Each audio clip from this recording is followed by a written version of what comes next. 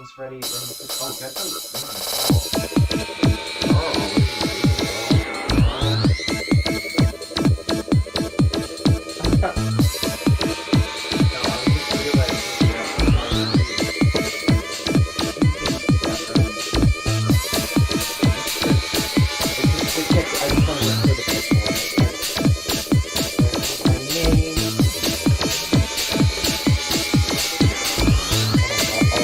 So that I can be embarrassed by it? Yeah.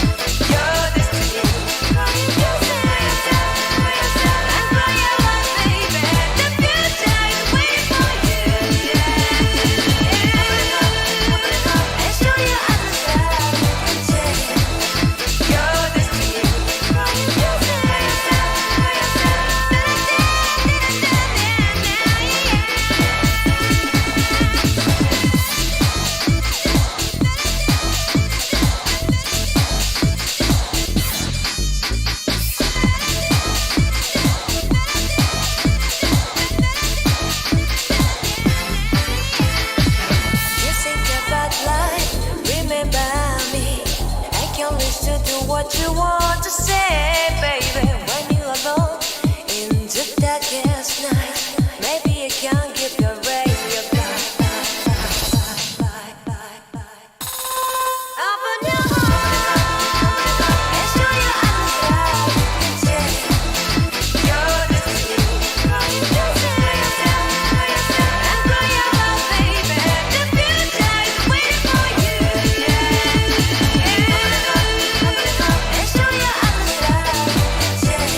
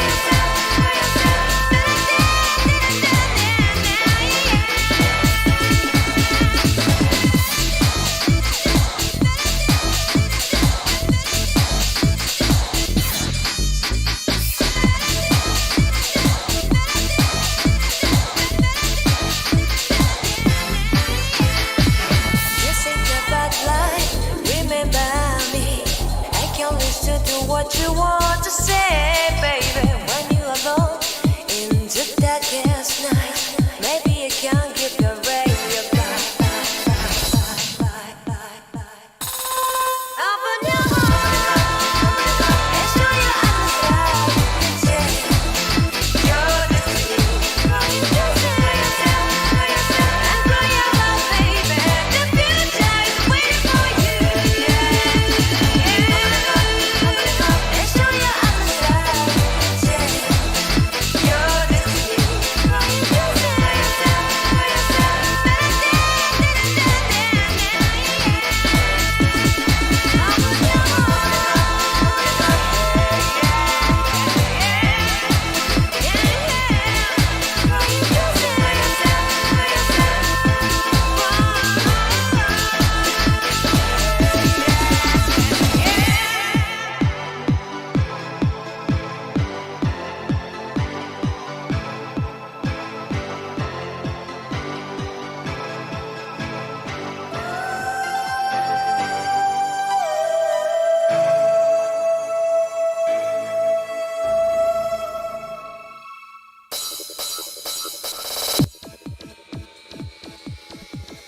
Hi everybody.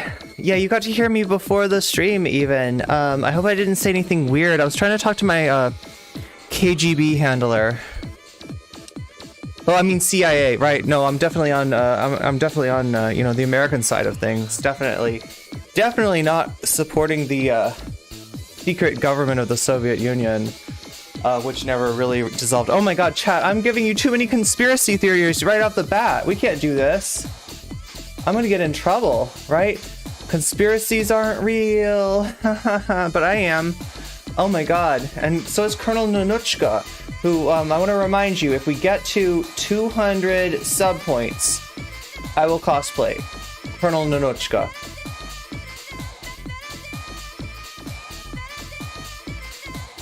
Update the now and next, that seems like a good idea. That seems like generally a good idea. What the hell is that noise? I hear like a beep, strange beeping.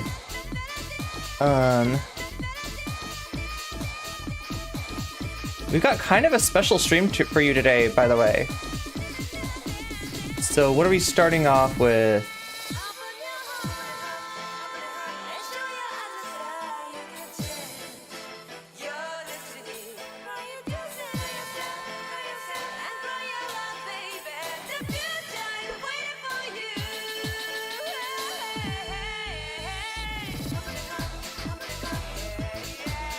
British bathroom? I don't have enough room. Okay,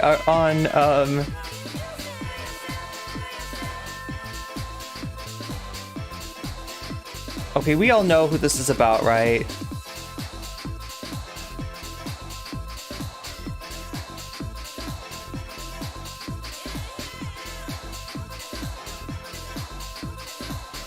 Oh my god, almost have room. Almost have room.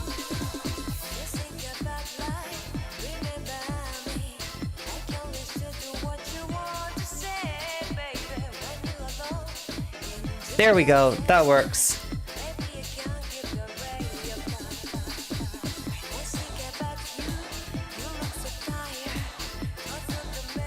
Oh my gosh. What is even going on here?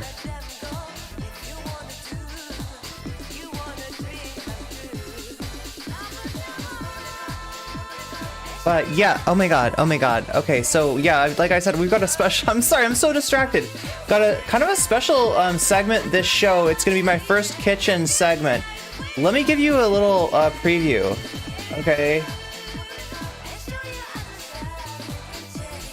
Look at that. That's Waluigi in the kitchen with my HelloFresh bag, which I'll be cooking this for you, right? I'll be showing you how quick and easy a HelloFresh meal can be to prepare. And you're gonna see my cooking style, which is a little different. Like, I am so lazy when it comes to cooking. My CIA handler is gonna be mad if I start disabling mics in the house. Yeah, so we got Jesse Gender talking about this Sophie from Mars incident, right? So what happened, okay? There's a 22-year-old Tory MP from the UK. Wait, we don't have enough light, do we? Fix that.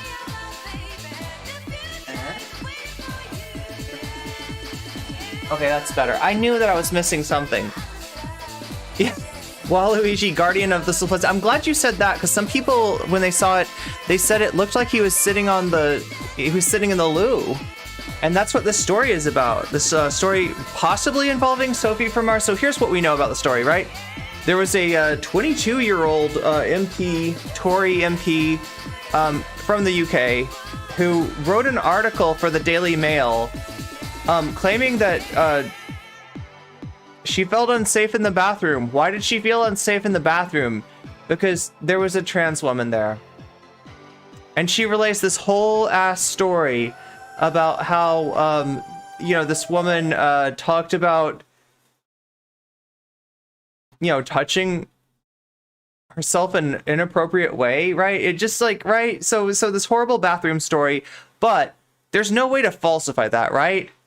Any British TERF can make up that story and tell that story, and there's no way to prove them wrong. We've dealt with this before, right? People have accused me of things that are like unfalsifiable, and there's like no way to prove them wrong. Oh wait, but I proved them wrong. I've done that twice now, right? At least twice. 2 times this has happened with me, with accusations, right? So there's no way to prove this British TERF wrong, like it says she said, and the other she we can't get in contact with, right? Unless that other she happens to be Sophie from Mars. And here's what happened, right? That article got written.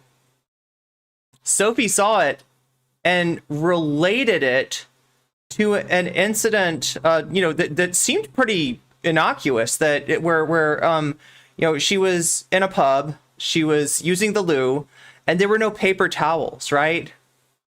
So there's just too much about these two stories that match up. The story by the TERF says that this woman said, there's no paper towels, better dry them on my... I can't say it because it's too early in the stream, right? But you can imagine, right? Something that really wouldn't do a good job of drying your hands off, right? And that was the TERF's claim. Now, Sophie says that she was in the bathroom. She had a very shockingly similar experience. The difference is she said she was going to dry her hands off on her jeans. So in other words, in this TERF's imagination, like a trans woman not having paper towels and drying her hands off on her jeans, which is a totally normal thing to do, right? Became some kind of weird, thing that it wasn't, right? Took on a nature that it never should have. Tories are horrific human beings, with wild imaginations, right? So we're going to take a look at Jessie Gender's coverage of this story, because she covered it. We're also going to take a look at, and Novara also covered it. I think Novara might have talked to Sophie, so we'll see what Sophie has to say about it. I don't know if we're going to read the TERF article. It's kind of like, it's not paywalled, but it wants me to enable ads, and I don't want to enable Daily Mail ads, right? It's in the Daily Mail, of course, right? If you're British, that probably means something to you. If you're an American, understand that the Daily Mail is one of many transphobic British rags, right? And when I say rags, that's all it's good for is cleaning up around the house, cleaning up around the kitchen, like you might want to do after cooking a delicious HelloFresh meal, which I'll show you in just a bit. So yeah, we're gonna do, oh my god, FD Signifier and Soul Bunny. That's old news. Wait, no, that's not old news. We do need to cover that too. That will be covered today. I'm glad it said that, because I would have forgotten otherwise. Okay, so the next story is what? Vaush versus Vaushite. That's right. Vaush is going after his community again, right? This is what I keep telling people. Like, as bad as Vaush's community can be, there are people in that community whose stomachs are starting to get turned by Vaush's just bad take after bad take. And I don't know, why would you stay in a community like that after seeing Vaush just absolutely, lean reactionary so many times? I don't know, parasociality, I guess, right? Jessie Gender did a good job covering it. All right, so that's what we're going to start off with that. But first, let's watch a little glow.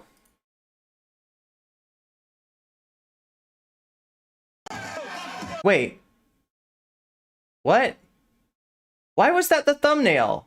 Why was Nanuchka? This is Tina Ferrari, and you know, this is a title match here. Wow, we started just as Tina Ferrari's, like, you know, getting pile driven or something. But yeah, for some reason, Colonel Nanuchka was in the like. Oh wait, here we go. Let's take a look. So this is like after the match. Excellent audio that they had in the 80s. That farmer's daughter is not too bright. I know. She was driving here. She saw a sign, said Las Vegas left. She went home. Get it? Because Las Vegas left. Anyway, this is the kind of awesome, like, humor that you can expect from the gorgeous ladies of wrestling. Okay, anyway. So yeah, let's get to what we're getting to today, which is Jessie Gender. That's the one part of Colonel Nanuchka that I don't think I could do a good job of cosplaying, is like, I don't drink, really. Yeah, there we go. Here it is. Okay, so let's I want you to see the thumbnail. Okay, this is the 22, and like, Vamps, maybe you can shed some light on this. Okay, in the United States, like, now my understanding of a member of parliament, right, is that there's two houses. There's the House of Commons, and then there's the House of Lords. Okay, House of Lords, you got to be some bigwig. You got to be related to somebody. You know, you gotta be, I don't know, like, you're grandfathered into the House of Lords, right?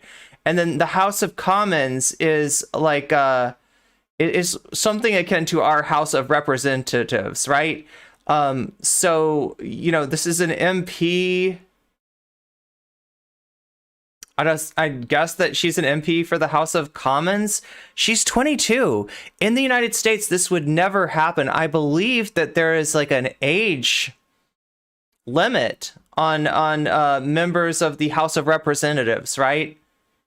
And I don't think a 22-year-old would even be able to run, let alone achieve office. In general, you know, U.S. politicians, they start their careers, at least in terms of the you know, federal government, at like in their 30s, right? So this is wild to me to see a 22-year-old member of parliament. Not that I'm judging or anything like that, right? But it's just different, right? 25 for the House. Yeah, you got to be 25 years old to even run for the House. So this woman is 22 years old and got elected to the. I mean, I'm guessing this is Commons. British media is infinitely more unhinged than American media.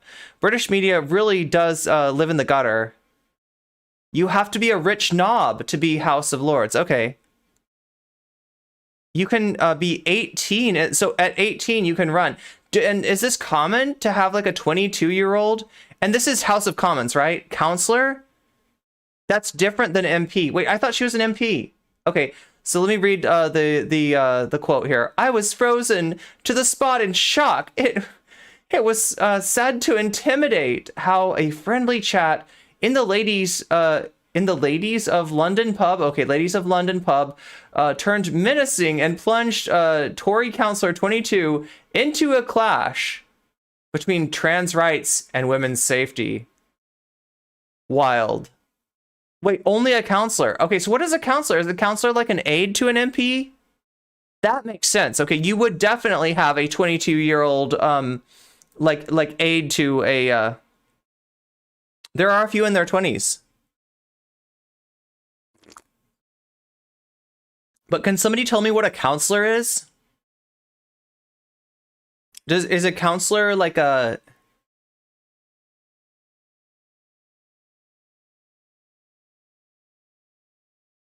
Is a counselor like an aide? Because I thought this was an MP. Oh my gosh, I hope I didn't say MP in my on my Twitter thread. Speaking of Twitter threads, don't spill that tea. It's actually coffee. It's actually void coffee, if you must ask. No, I'm just trying to understand this. What is a counselor?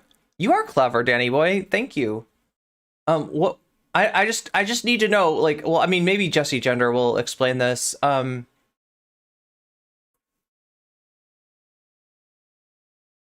elected local officials, but not actually MPs. So she's doing something in the local government, but this isn't, okay, this isn't like a federal kind of gig that she's got then. Oh, there's the letter, okay.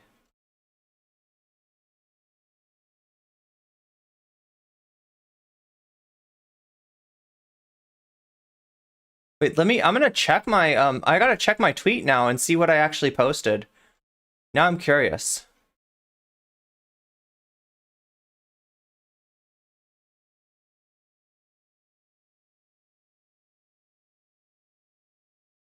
I need to know if I messed up on this. Not that there's anything I can do about it, but here we go. Let's copy this link. Oh no, I said MP, didn't I? It's a counselor. It's a counselor. Okay, so there's the Twitter thread. If you want to just go mosey on over there, if you have Twitter, and like that, retweet that, comment on that, do anything that you can to help it gain traction, that would be massively helpful to me, because I have a feeling there's gonna be some people that that want to watch this stream with me today, and they don't even know that they want to. So yeah, if you could do that, and let me open this on. I'm going to open this in, what's up, YouTube chat? I haven't been reading you because I can't see you. Let me fix that. First, I'm going to put the thread that I'm talking about. There it is. That's my Twitter thread. Go and take a look at that. And if you want to make fun of me for messing up on that and calling a counselor an MP, apparently I don't know anything about British politics, and I thought I did. So there's that. And then let me just copy you right into my OBS, like so, and like so. Apply. There we go. And then I'm just gonna turn this into live chat to make sure I can see all of your lovely comments. Hi, Dr. Butler. Hi, Woody Red. Hi, Dragon Princess. Good to see you. I'm glad that people are loving those weasel emotes as much as I am. So yeah, what are we talking about today? We're talking about Sophie from Mars's weird experience in a bathroom in a pub, which apparently was not that weird until afterwards, right? It was just a normal like little interaction of like you know, go to dry your hands off, there's no towels, and then so you dry them off on your jeans and you say, ah, no towels, I must dry these hands off on my jeans, right? Now what's weird about this is that after Sophie you know went to bed and woke up the next morning, there's this report of a Tory MP having an encounter with a dangerous and menacing trans woman, like who was trying to intimidate her, apparently by drying her hands off with something other than her jeans, something that might be in the proximity of her jeans, but something that really would not do a good job of drying your hands off. And Sophie thought back to the night before and said, is that who I was in the bathroom with, right? And there's just too many coincidences. We don't know for... What's up, Big Daddy you?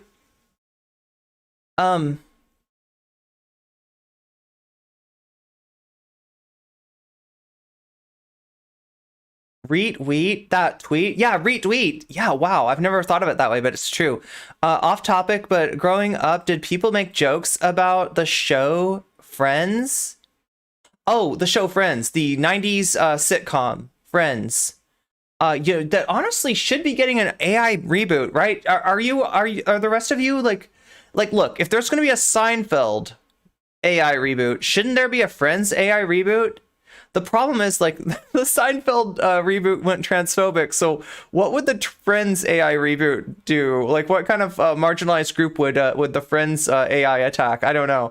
What is up with these, like, bigoted AIs, too, right? I think I put MP, so yeah, feel free to go to that thread. It's in the, I have pinned it on both chats. Go to that thread and feel free to make fun of me for being ridiculous and not knowing the difference between a counselor and an MP. That's why I thought it was weird, because I thought we were talking about an MP, and you know, that's something you definitely would not see in the US. But yeah, counselor, I'm not sure exactly what that is, but Maybe it makes, I see Jesse Gender is on your screen. Top-notch YouTuber. Yeah, and friend of the VOD. Jesse, you know, comes into the stream from time to time. I guess, you could say that she's a fan, right? I don't know. I'm a fan of hers for sure. But she is gracious enough to grace us with her presence from time to time. Friends was homophobic. So, Friends was homophobic? Tell me more. How come my void coffee isn't as void as normal? Like, normally this is... Oh, I know why. I know why. This is a sign that my lighting is not as good as I thought it was. Come on, lighting. Come on, lighting. Be better. Do better. Oh, well, it just... You can see the void. The Seinfeld AI wasn't transphobic. It sounded like it was making fun of lazy transphobic comedians. You know, I mean, you could see it that way, because, like, here's the deal. Like, I mean, it's not funny in the same way that a human would be intentionally funny, but yeah, like it wrote a scenario where a comedian did, I guess you could say, some lazy transphobic humor. And that comedian was, wait, it's not, what's it actually called? What's the comedian? It's not Jerry Seinfeld. They named the comedian something else, right, on the show. Does anybody know? Did anybody watch this? It was called Nothing Forever, right? It was a channel on Twitch until it got banned. And the story about how it got banned is kind of funny, right? It wasn't intended to be transphobic. It's AI generated. They kind of just like let it go. But the problem was one of the modules, one of the pieces of software, I guess, or the server that they were using to make this happen, like, was unable to be used, and they switched to another one, and that was when they ended up with this, you know, like this transphobic joke, which Dr. Butler is pointing out could be interpreted as, like, you know, more of a meta commentary, more like making fun of lazy transphobic humor rather than, you know, but it's hard to really ascribe intent to the AI one way or the other. Regardless, it got banned from Twitch for sounding like transphobia. Sari Leinfeld, no, Sari Ginefield. Tell the light to learn to grow a better fixture. Yeah, if only it could be no, like, they had names that were just like, they were really close to the characters' names on the show, but they weren't quite the same. Anyway, I've been teasing this. I've been edging you a little too long. Let's get to the actual content of today and take a look at this Jesse Gender video. Full taps and temperamental hand. Oh my gosh. Hello, interwebs. I hope you're all doing well. I'm just hanging out here today wearing my favorite Star Trek Lower Decks t-shirt because... Let me know, is this loud enough for you? Let me know if I need to turn her up. Got Deep Space Nine and the little handsome lady Cerritos just floating on by. But unfortunately, I feel like we might need a little bit of a volume boost here. Star Trek Lower Decks, but instead I want to take this chance to discuss an article that recently went viral over in the United Kingdom, written by a 22-year-old Tory councilwoman, surrounding an incident, her words, that happened to her involving a trans woman that she encountered in a bathroom in a pub. I know, Jesse Gender wants to talk about transphobia again. Oh, what a shock. Whoa, what's changed, Jesse? Oh, you're really switching up your topics. But the reason that I actually wanted to talk about this viral article is because, having read over it, it showcased to me a kind of perfect case that we can use to discuss how gender critical, aka TERF folks, discuss and think about transgender bodies and how they think about transgender people inherently and frame transgender people as villains and predators within the media. Oh, and also, after I'd already decided to make a video about this story took an interesting little quirk in the fact that it actually possibly indirectly and possibly directly involves a transgender creator here on YouTube who I, you know, fall in similar circles with. So we'll talk about that. Thank you, Dr. Butler. You checked it for me. It's Larry Feinberg. That was the AI Seinfeld's name, right? And then all the other characters were like, you know, similar names, but just like off by a tick, right? Yeah, anyway, it was a lot of fun. There's some good moments to that. I know that the creators of the show did not intend to be transphobic, so no, you know, shade on them or anything like that. They just got in a bad situation and AI kind of went the wrong way. But yeah, the first thing that I noticed about this, right, is that an article went viral on the danger of trans women in the bathroom with like no proof, with nothing more than the words of a conservative politician, right? The idea being that anyone could make up this encounter or a similar encounter in the UK, anyone of note, like anyone who's like as famous as a counselor, a Tory counselor, right, could make up something like this and could go viral. And it wouldn't matter if they completely made it up. Ronald Reagan was famous for telling stories that were just perfectly illustrated whatever point that he wanted to make, whether it was like demonizing, recipients of welfare, or whether it was like, like the people that were encouraged by his campaign or whatever. Ronald Reagan would, I met a woman in such and such a state, and none of these people could you ever track down. So there was never any verification. So, these stories worked really well, got Ronald Reagan elected, right? But there was never any proof for them. And just like this, there's no proof for this. Now, Jesse's also pointing out that it illustrates something about the way that trans people's bodies are viewed by transphobes and TERFs, right? And that being that, like, you can't just like dry your pants off, or you dry your hands off on your jeans. You have to be doing something like, they sexualize us, right? That's what that is, right? They turn everything we do into being something menacing or something sexual or something weird in order to demonize us and portray us as monsters and get the public to hate our guts. So, at the end. Now, before we get to the article, to just lay down the context a little bit, and I won't go too deep into it because if you are more interested in it, you can follow my other work that I've done on transgender people in media and this channel and other channels that I have. But for those of you who don't know or aren't from the UK, the Tory party is the Conservative Party in the United Kingdom. Twitch desktop is broken? What's going on, Threadsless? That has been one of the leading political parties and groups that has been pushing anti-transgender narratives and legislations.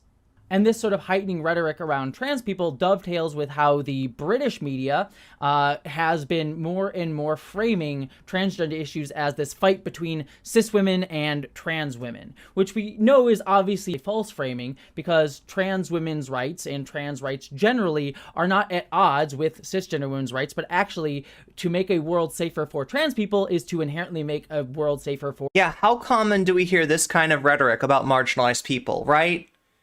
We get it portrayed to us as a zero-sum game. Doing right by any marginalized group means screwing over the group with privilege, right? And that's a way to get people to be against it. It's like we're not just like helping so we're not just like making something fair. You're getting something taken away from you. Like feminism is taking something away from men. Anti-racism is taking something away from white people, right? And it's always framed like this in order to get people to not just do what is obviously go along with whatever is the right thing to do, to make it look like, oh no, it's not just the right thing to do. It is, benefiting some group that you don't quite understand, that you don't quite get, at the expense of people like you. That's how it's often portrayed. For women as well, because our fights are often interlinked in very similar ways, if not exactly the same ways. Okay, so on Friends, there's an episode where Ross is very against having a male nanny for his kid because he thinks the nanny is gay. Whoa. Because trans women also experience sexism as well. But this is how the British media has been framing it in order to create a culture or narrative, and the people that have often been used and often been centered in this false framing have been gender-critical TERF people, at which this article sort of falls directly within that narrative, which brings us to the article at hand. So the article, and by the way, can I just say, I know I don't have an ad blocker, and I should definitely get an ad blocker, but the Daily Mail's website is just so damn cluttered. George, I was being transphobic and the crowd didn't like it. What's the deal with human dignity? Like, even their headlines are just hard to read. But anyways, this brings... So yeah, I saw this article too. I was bringing it up in my research, and they asked me to enable ads. And I was like, I don't want ads for the Daily Mail. The article. I don't trust the Daily Mail. I don't like the Daily Mail. In hindsight, Friends kind of sucks. That Ruby Sampson, who was I've never really watched it. I mean, obviously I've seen episodes because like my friends, like, you know, right, we're always watching it on Netflix and like Chromecasting it to the TV, but like my roommates and stuff. But I never really sat down and watched. Like I'm not like I know most of the characters. Phoebe is the one that's like smelly cat, and she's my favorite. And then Rachel. Oh my God.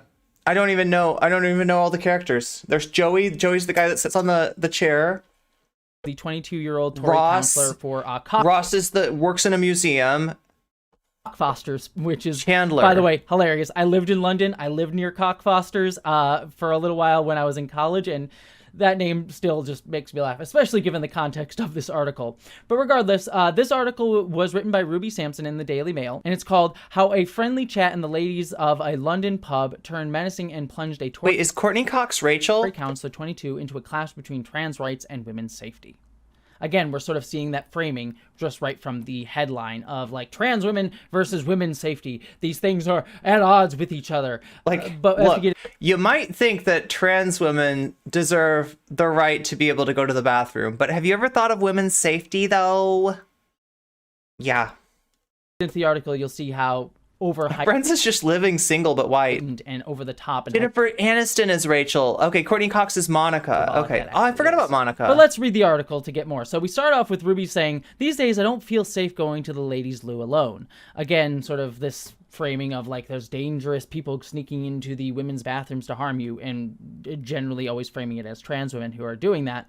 And she says, "That's a statement I never thought I'd make. It sounds crazy, doesn't it? I'm neither shy nor fearful, but after my experience at a Westminster pub earlier this month..." Okay, now I don't want to I don't want to always have to talk about like everything in relation to Debate Bros, but since they're causing so many problems and I'm seeing a parallel here, I want to bring up this point, okay?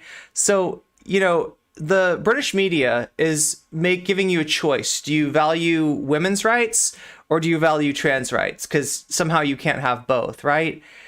With the Debate Bros, it's a little different, right? Because they will, nominally support trans rights in most cases, right? If it's, an issue with DeSantis, if it's an issue with Trump, they're on the side of trans people. But you don't see them. In fact, I've noticed this recently, right? You never really see them endorsing feminism. You never see them talking about feminist issues. If they ever do talk about a feminist, it's usually a trans exclusionary radical feminist that gives you almost the feeling that it's like trans rights or feminism, but we're on the side of trans rights. So whereas the British press will be like, trans rights or feminism, and we're on the side of feminism, the Debate Bros are always like, trans rights or feminism, and we're on the side of trans rights. These things aren't mutually exclusive, right?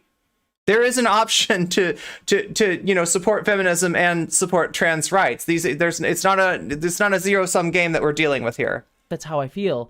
Frequented predominantly by civil servants, the Marquis of Granbury is near where I work, but it could just as easily have been any pub in the country. So again, framing this as like, it could be anywhere. Friends has a nice vibe if you can ignore how poorly it aged. It could happen to you. It was a Wednesday night, and I was attending an event upstairs. Before heading home after a pleasant evening, I went to the ladies' loo, which had 2 cubicles. I emerged from mine at the same time as the woman next door, who, at about 6 feet tall, towered over me.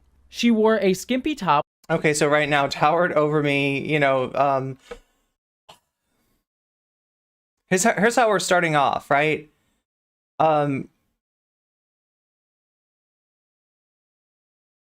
Almost like using physical characteristics to put this person in a different space, to make sure that we're not seeing this as a woman using the bathroom, but as a trans. We're juxtaposing women and trans women with physical characteristics, right? Now, there's cis women that are 6 foot or over, right? One of the famous Glow wrestlers actually was well over 6 feet, right? So it's kind of a weird thing to do, but it works for the TERF mind. If you're coming to this with a transphobic preconception, like, this reinforces the demonization of trans women, right?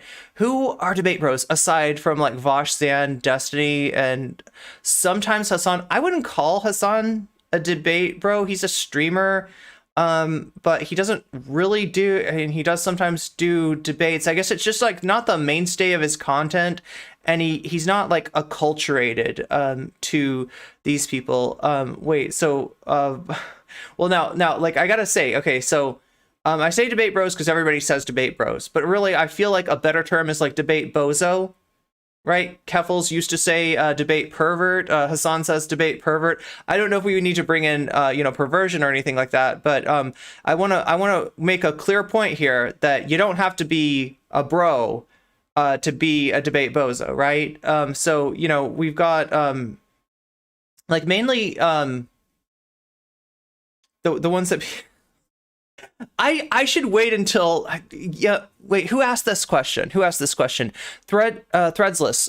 Ask me again when we get to the Vaush versus Vaushite segment, because I people are going to be really bugged by the fact that I'm like, you know what I mean? I'm talking about a different thing during like, the time that I'm supposed to be talking about this content. And I have ADHD, so I'll totally go there with you. But like, I need to guard against that, right? I need to make sure that I'm not confusing people or making the stream harder for people to watch. Fun fact, I'm gonna lurk again. Champion volleyball player Carrie Welsh is 6'3". Yeah, it's not unheard of at all. Back in the day, he debated Destiny, where that was the Weasley Little Liar thing. Yeah. No, it's not your fault. I mean, like, look, I was about to go there with you. I just have to. But I do want to get back to that. That's a really good question that you asked. Just please remind me again when we're talking about the Vaush thing. Which made her shoulders seem bigger, and she spoke with a strikingly deep voice. A trans woman. So let's stop here and talk about this, because this right already is how often gender critical, aka TERF people, and many anti-transgender people discuss transgender bodies. So it's almost like as if there's this idea of like, some of you think that trans women are women, but are they? They're tall, they speak with a low voice, and you know what I mean? Like all these things, all these like, things that they're trying to notice, to distinguish, to tell you, that to deny, trans women being women.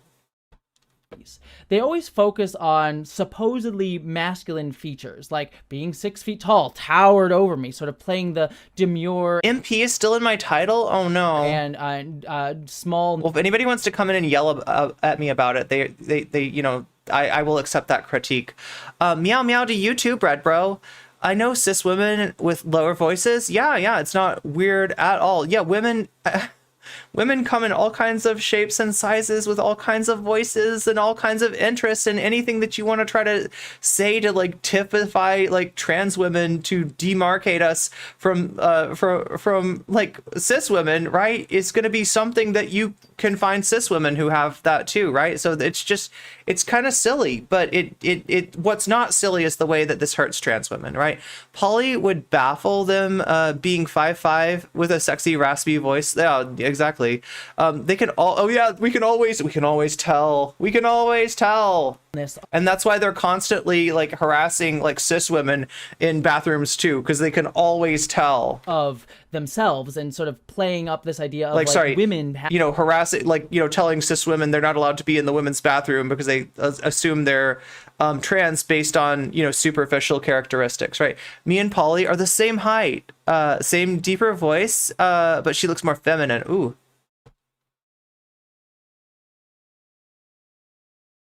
Having to be small, demure, and meek, which again sort of reinforces this idea of like the woman that needs to be protected from the dangers of predators. So there's already this yeah, good point. That's the other purpose of the physical description and the contrast like that this person's drawing. Forcing implicit in this of this traditionalist idea of the small meek woman that needs to be protected. But on top of that, she also says like skimpy top. So there's sort of like this like inherent judgmental nature. And also like her shoulders seemed bigger and slut shaming. That's a wonderful feminist activity. Yes, slut shaming. I don't see what the big deal is. I've spooned with women who have deep voices. Fundamentally, I don't have any trouble. With a strikingly deep voice, as if there's some sort of like monstrous juxtaposition in her own body. And she says then that this was a trans woman. But based on these features, we don't know that at all. She's making that that assumption. There are many cisgender women who are 6 feet tall, who have, bigger shoulders than this Tory counselor. And this wouldn't be the first time that like a transphobe had done something like this. I'm 6'1" here. I And might speak with a strikingly deep voice. But the assumption is made that because I don't think you talk like this Mufasa. person did not fit into the sort of idea of a sort of small, meek, very high-speaking, Remember, Azera, chat has heard your voice. small-shouldered woman, that she had to have been trans in some way. Again, reinforcing this idea of a woman having to be a certain way, often small and needing protection. She goes on to say, the lavatory was cramped and I had to stand directly behind her while waiting to use the wash basin. So again, sort of like, oh, the dangerous, small, confined space that I was stuck within. I can't deny I was a bit shocked, yet there was a sense of novelty. What would she be like? This is an interesting framing as well, because she's sort of saying she's shocked. She's shocked that she was in a space with a trans woman? But she doesn't seem to be afraid here, but there's just sort of like this, oh, she clocks a trans woman, again, who she thinks is a trans woman, as abnormal, as strange, and worthy of, some sort of... A sense of novelty? Jesus Christ, we don't feel like, in a fishbowl enough already. Novelty, instead of just accepting that a trans woman can exist in a space near you.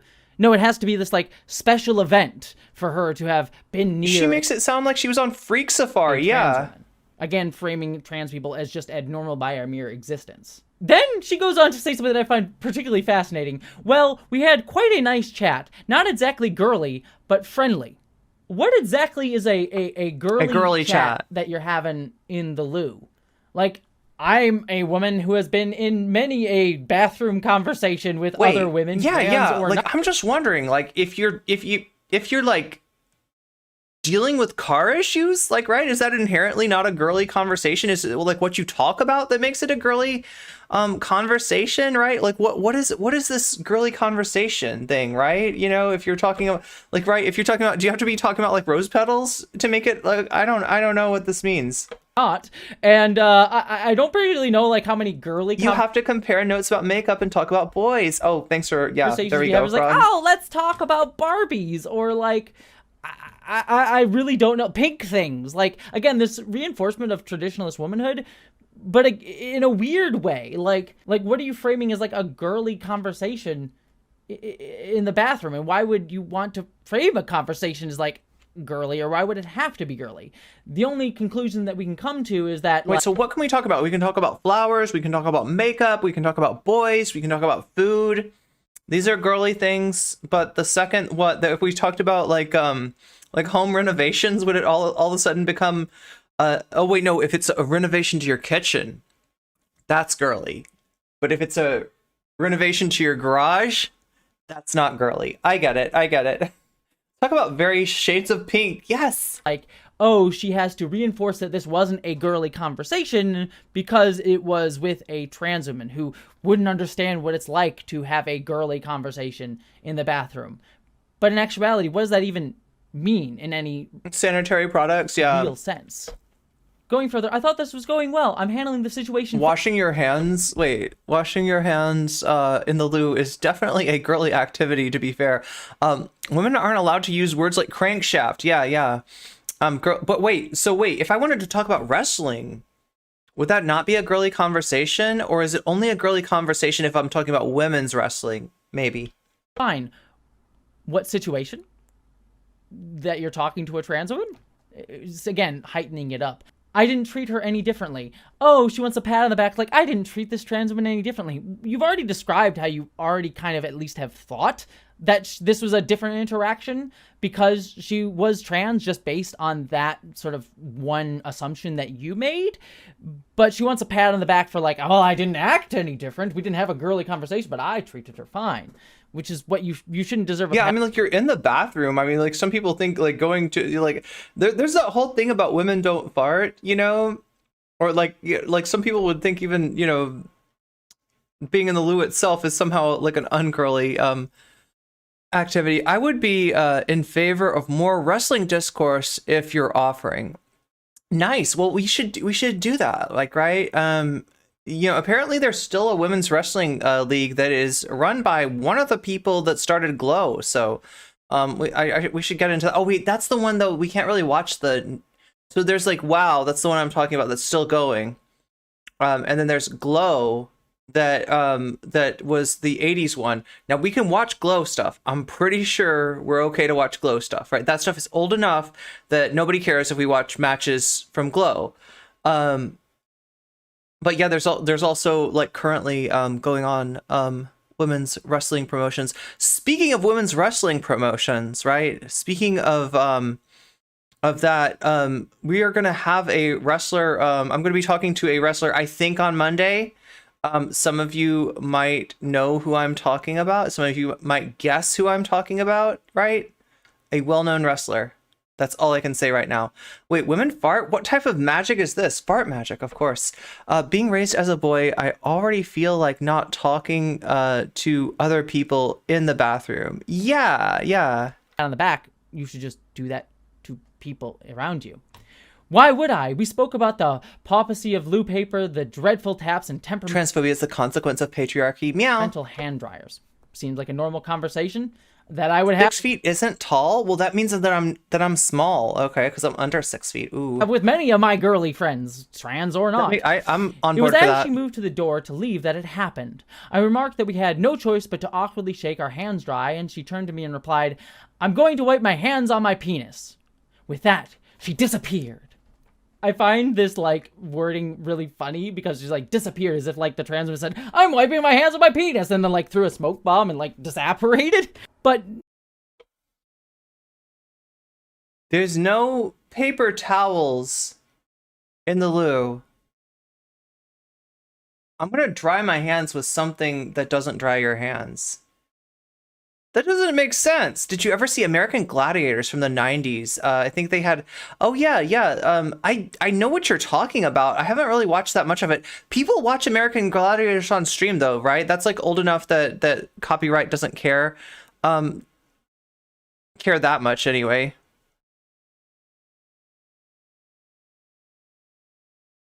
This is clearly made up. Well, here's the funny thing, okay? It's not entirely made up. Like there's you're gonna find out about this in a second, right? This encounter happened. However, the weird stuff about it, like, you know, I dried my hands on that part didn't happen, right? So yeah, it's a story that you know, that the base of the story is real, but it gets embellished. And I think that this MP assumed that she'd never get called on it, right? That if the trans person that she was sharing the restroom with were to see her article, that this woman would be too embarrassed to want to say, "Hey, that was me, and that's not what I said," and you know what I mean? I think that she thought she was going to get away with just, you know, fudging the facts.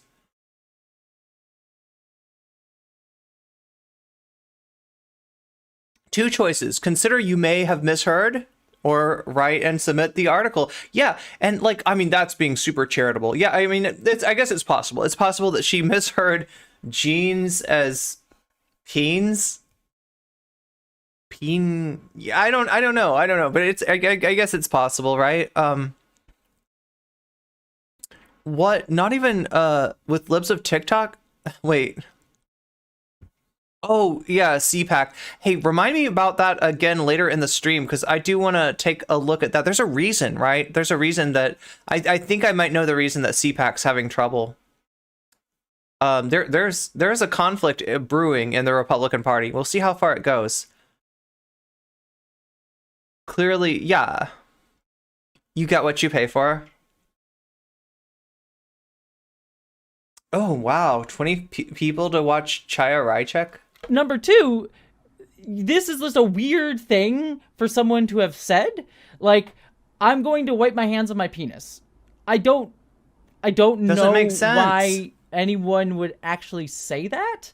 And, you know, if we're taking her... Jeans and peens aren't the same. This is just making up lies about Sophie. I think so. I think that's the most likely, yeah. What this person said, Yeah. Like, in other words, I don't think she misheard. I think she was lying, right? But if I was in the UK, I couldn't say that, right? Because the British laws on like defamation are so strict. I'd have to put that in a different way. But since I'm in the US, I can say that I have a pretty high confidence that she made this part up. That would be weird. Now, we have reason to believe that this is not actually what this person may have said, and we'll talk about that a little bit later. But even in this context, even if we take her at her word, yeah, it's a weird thing to say. And a very strange thing to say, but, you know, not the end of the world. You know, it's just like, oh, that was weird. But Ruby doesn't take this sentence as, like, just a weird thing was said. No, she takes it and then goes kind of wild with extrapolating what it might mean. Because he says, I'm always saying, I'm going to wipe my hands on my peen. And by peen, I mean, of course, paper towels, right? Unlike with leftists, don't the right thrive on infighting? Yeah, I mean, you'll hear from debate bros that the right never infight. We heard Xander Hall compare the right wing to brick solid constipated poopies, and that the left was more like diarrhea. But I don't think that's true. I think Xander Hall does not know. Surprise, surprise! Xander Hall doesn't know what he's talking about. That that counselor is 100% a weasel. Wait, I don't. Did she talk about what Sophie said yet? Hey, Jinx. Wait, let me roll that back real quick. Did I miss? Was weird. But Ruby doesn't take this sentence as, like, just a weird thing was said. No, she takes it and then goes kind of wild with extrapolating what it might mean. Because he says, until this, our conversation had been quite positive and pleasant. Now, I was frozen to the spot in shock. There is no doubt in my mind that this was a threat of sorts. Why would you assert the fact that you had a penis in a female single-sex space? I felt like I had been flashed as the penis image was put in my mind by her announcement. It was meant to intimidate. So, right here, she's making a lot of leaps. She's assuming that it was a threat of sorts, instead of just a weird thing that someone said, and kind of also, like, making it sound assaulty? Like, oh, I felt like I had been flashed as the penis image was put in my mind by her announcement. This trans woman, she lulled me into a false sense of security. Right? She took advantage of my openness to the novel situation that I found myself in. And at the right strategic moment, she implanted the image into my mind, basically assaulting my brain. I don't know. What the heck? So she's making this connection that she claimed that Sophie randomly talked. Yeah. That's what she's claiming. Now, like, right. So we haven't gotten to the Sophie part yet, but everybody in chat basically knows that, like, Sophie responded to this. Sophie was in a similar. Sophie was in a situation that matches up to this, right? The only difference is that Sophie, you know, finding no paper towels, said, "I will dry my hands on my jeans," right? Pretty hard to mistake the word jeans for anything else, but I guess it's possible. But still, like, I mean, this is not something that you should be writing an article about, you know, defaming trans people like this, right? This is not this even if you misheard it, this is not an appropriate response. Left infights way more than the right, not none.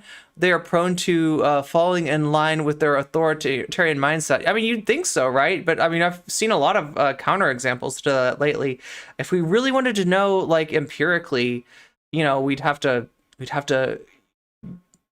contrive some sort of study. I will dry my hand with my peens, all 12 of them. Yes. Someone mentioning a penis is akin to, like, her having been literally sexually harassed in that space. And that is a big jump in sort of the rhetoric being used here. Again, even if we are to take her at her word and saying that this actually did happen, it is just a weird thing to say, but it is by no means a... Do women not wipe their hands on their pants? I mean, like, if you got nothing else, yeah, like, you know, you're not proud of it. You know, you'd always rather have something else to, like, dry your hands off with, but I mean, in a pinch, like, what else are you gonna do? Threat or akin to a sexual assault or harassment of flashing, but that's where she takes it to. I'm not saying it wouldn't be weird or offensive or a bad thing to have someone to have said for her. I'm not like trying to downplay if that's what was said, that it was that.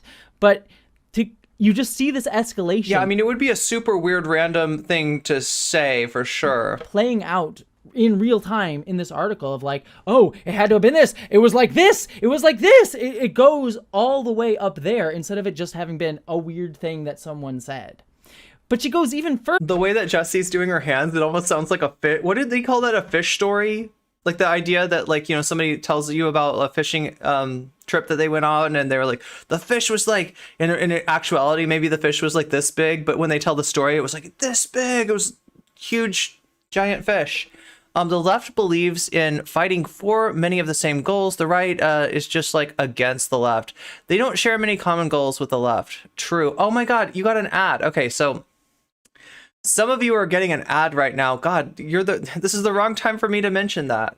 But obviously, ad over. Wow, that was a quick one. Okay, so listen, the ads are bad. Okay, the ads happen twice every hour now, and that is to get you out of the ads that start when you click on the stream. So you shouldn't be getting any of those ads. If you do click on the stream and get an ad right off, let me know, because that's not supposed to be happening, right? But you do get ads twice an hour now. So there's ways to get out of that though, right? The first and easiest way is if you have Amazon Prime, you are golden. You are golden. All you got to do is link your Amazon Prime up to your Twitch and you get a free sub, and you can use it on me and never see another ad on my stream again. The other ways that you can take care of this is by paying $5 a month. It's just $5. It's just $5 to get out of ads yourself, or just hang out in chat, be cool, and make, you know, good comments. And the people, somebody will see you making a good comment, and then when they give a gift sub, they'll choose you. You'll be like Pikachu. They'll be like, I choose you, and you'll get a gift sub. You know, even if you don't have the money. So I don't expect, you know, if you do not have the money, feel free to stay here. Nobody's, you know, there's no issue with that. You will get ads though until somebody, you know, out of the kindness of their heart, you know, gives you a gift sub. But yeah, just keep on making good comments, and that will happen, right? So grateful that you got a gift sub. Isn't it great? It feels so good to get a gift sub. Like, it's also that somebody cares, right? That feels good too. So yeah, those are the 3 ways to get out of those on the Twitch end. YouTube people, if anybody wants to tell me what is your ad experience like? What are the ads like for you? Do they take you out of the stream? Do they does it put you right back in? Do you end up missing anything? I don't actually know how the ads work on YouTube. I do know that some of you are seeing ads though on YouTube, and I'd be curious to know about that. Like, if it also, does the membership get you out of ads? There's also a Hogwarts Legacy thing. Oh no. The last 3 months. Are you talking about as far as ads? I have ad block, so no ads on YouTube. That's always nice. Further, the close proximity made it much scarier still. What if she had turned violent? It would be 10 minutes before my friends realized I was missing. So her next step is to assume, like, what if this person turned violent, tried to attack and assault her? Again, playing upon this idea that a trans woman is inherently a predator who is out to attack and harm. Yeah, if you're thinking about, if you got somebody else's genitals on your mind, that sounds like a you problem. Exactly. But again, I cannot reiterate this enough. All that happened, and quite literally, this is what she said is all that happened, was someone said a weird thing. But like, her escalation in 3 sentences go from someone said a weird thing to what if I had been violently sexually assaulted by this person? And I mean, honestly, when somebody says a weird thing, one of the first things that goes through my mind is like, did I hear them correctly? Right? If somebody says, I'm going to dry my hands off on a thing that does not dry your hands off, I might start to think that maybe I misheard what they said. Is there anything that sounds similar that would make more sense? Like jeans, maybe? It's such a leap. I know, right? Pre-order the anti-Semitic transphobe wizard game or else for 3 months. That sounds that's terrible. I feel so bad. This is happening to Sophie. Yeah, that does kind of suck. I mean, at least she's able to get her story told, right? Because like I said, if this was just some random, trans person, I don't think it would be getting this much attention. And how often does this kind of thing happen, right? How often, do they take liberties with a story like this to make trans women seem monstrous? No one deserves this kind of slander.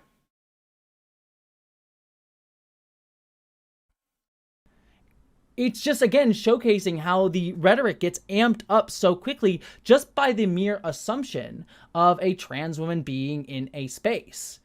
And then from there, for the rest of the article, which I won't read, you can sort of see it on screen here, she goes into, like, again, more of the talking points around anti-transgender rhetoric, like we need to protect single-sex spaces, you know, we need to worry about self-ID, you know, gender dysphoria means that kids under 18 are changing their genders and all that jazz. Again, sort of like hitting all the anti-trans talking points and sort of vilification in just a few sentences. Like, the issue of self-ID is different. Women are in danger because there's an open dialogue about the erosion of women's spaces.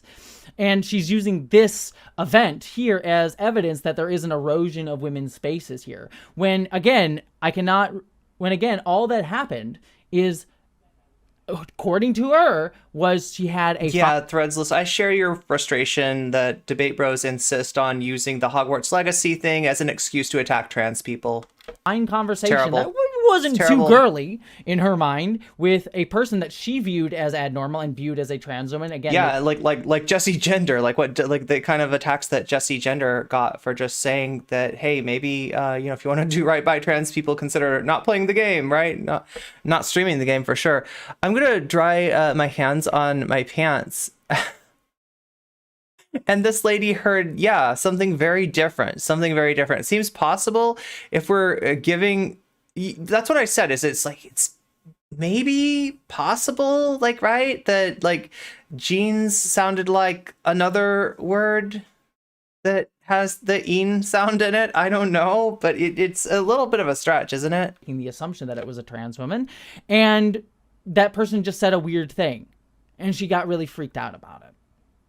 And that's somehow evidence of the erosion of women's spaces, when in actuality, both of you just used the bathroom. Tories don't get the benefit of the doubt, yeah. Had a slightly awkward and strange interaction. And then she takes all of that fear-mongering that she's now done in her own head, puts it in an article on the Daily Mail, and then makes it about pushing anti-transgender legislation.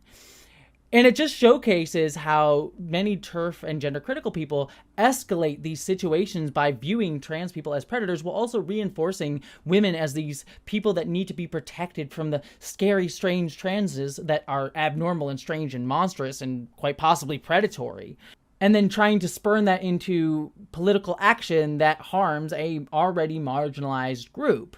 Well, also, it's important to note, assuming that this was a trans person just based on certain features that she deemed to be masculine, when in actuality there are many women, trans, cis, or whatever, who have these features just as part of their bodies. And again, it's sort of this reinforcement of a sort of stereotypical view of women needing to be small, meek, feminine, demure, needing to be like small and girly in some way, shape, or form, that reinforces this sort of patriarchal version of what women can be. That's not a judgment on women who are small, who speak with a higher pitched voice or anything like that, but there is this just implicit assumption within a lot of gender critical rhetoric that that is the way a woman should be, has to be, and anything that falls outside of that is sort of making someone inherently transgender or more masculine in some way, shape, or form. When in actuality, women, trans or cis, can be many different things, because there's no one way that a woman has to be, either in terms of what we wear, what we talk about, our behavior, or our physical bodies. And on top of all of that, she also frames a woman not being these sort of more traditionalist views of womanhood as monstrous, inherently sexual, and predatory and menacing, just by the mere presence of someone having those features around a more traditionalist presenting woman.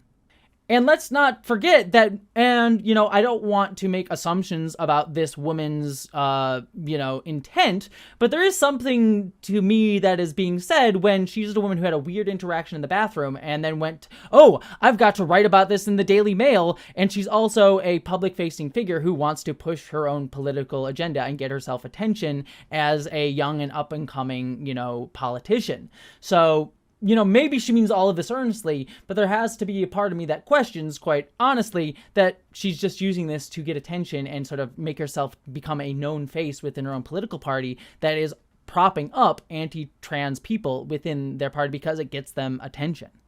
So framing herself as the victim of a supposed trans woman attack makes her feel like she's going to raise her profile within this government.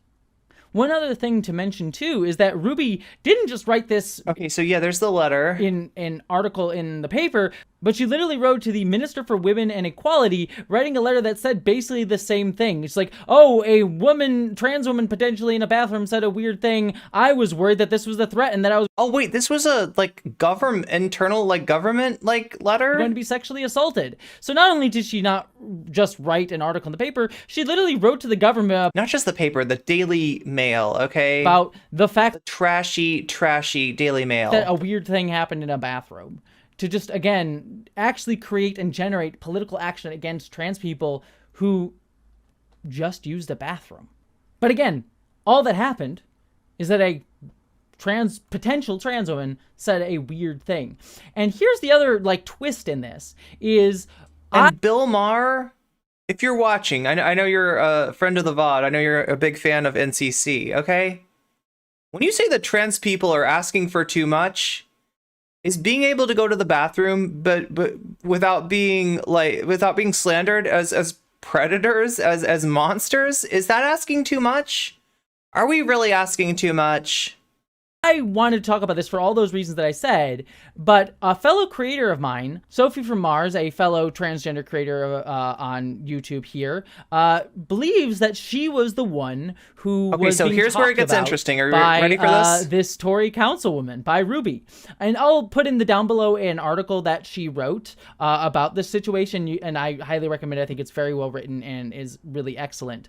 But the one point that I want to point out here is that, number one, she was in that pub after a vigil for Brianna Gay, who is a trans woman, transgender teenager who was horrifically murdered in the United Kingdom. And so, she was there trying to, recover from having been out. Right. Look, I thought we were over, the bathroom thing. Right? I thought this was it feels like discourse from years ago. But no, we're still fighting for, just the bare minimum of dignity of being able to go to the bathroom in peace. To mourn the death of a trans woman. So now having to go and deal with this nonsense and her being seen as the penis woman in the bathroom by a Tory counselor not only distracts from the mourning and sort of work that she was doing and pain that she was going through as a trans woman, to now make it being about how we're being attacked by this Tory councilwoman, and it's just a constant showcasing of how trans people constantly have to be dealing with the next thing instead of focusing on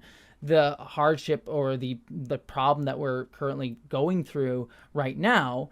But not only that, the thing that Sophie from Mars is saying that she said was not, oh, I'll wipe my hands on my penis, but, oh, I'll just wipe my hands on my jeans. Which, honestly... makes a lot more sense. It's all hearsay. We don't know for sure Sophie from Mars is the person that was... Look, I mean, do we need to run a study on this? See, which gets your hands drier? Rubbing them on jeans or rubbing them on...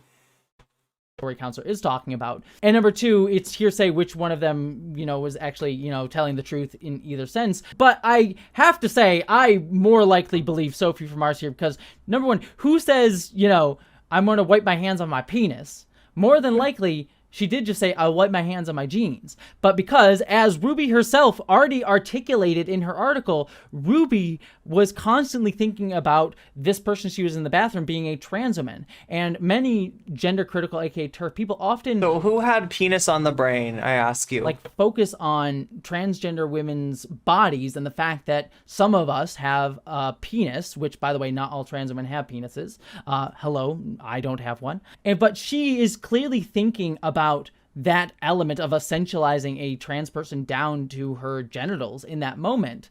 And so when Sophie from Mars potentially said, I'm going to wipe my hands on my jeans, which is a normal thing to say in that situation. She must have been thinking, oh, penis, jeans is where the penis is. Oh my God. And that's where she thinks that this happened, or she just extrapolated out to write her article. Look, I feel a little bit like, I don't know, harassed by this fucking, like, right, this idea of just like this trans woman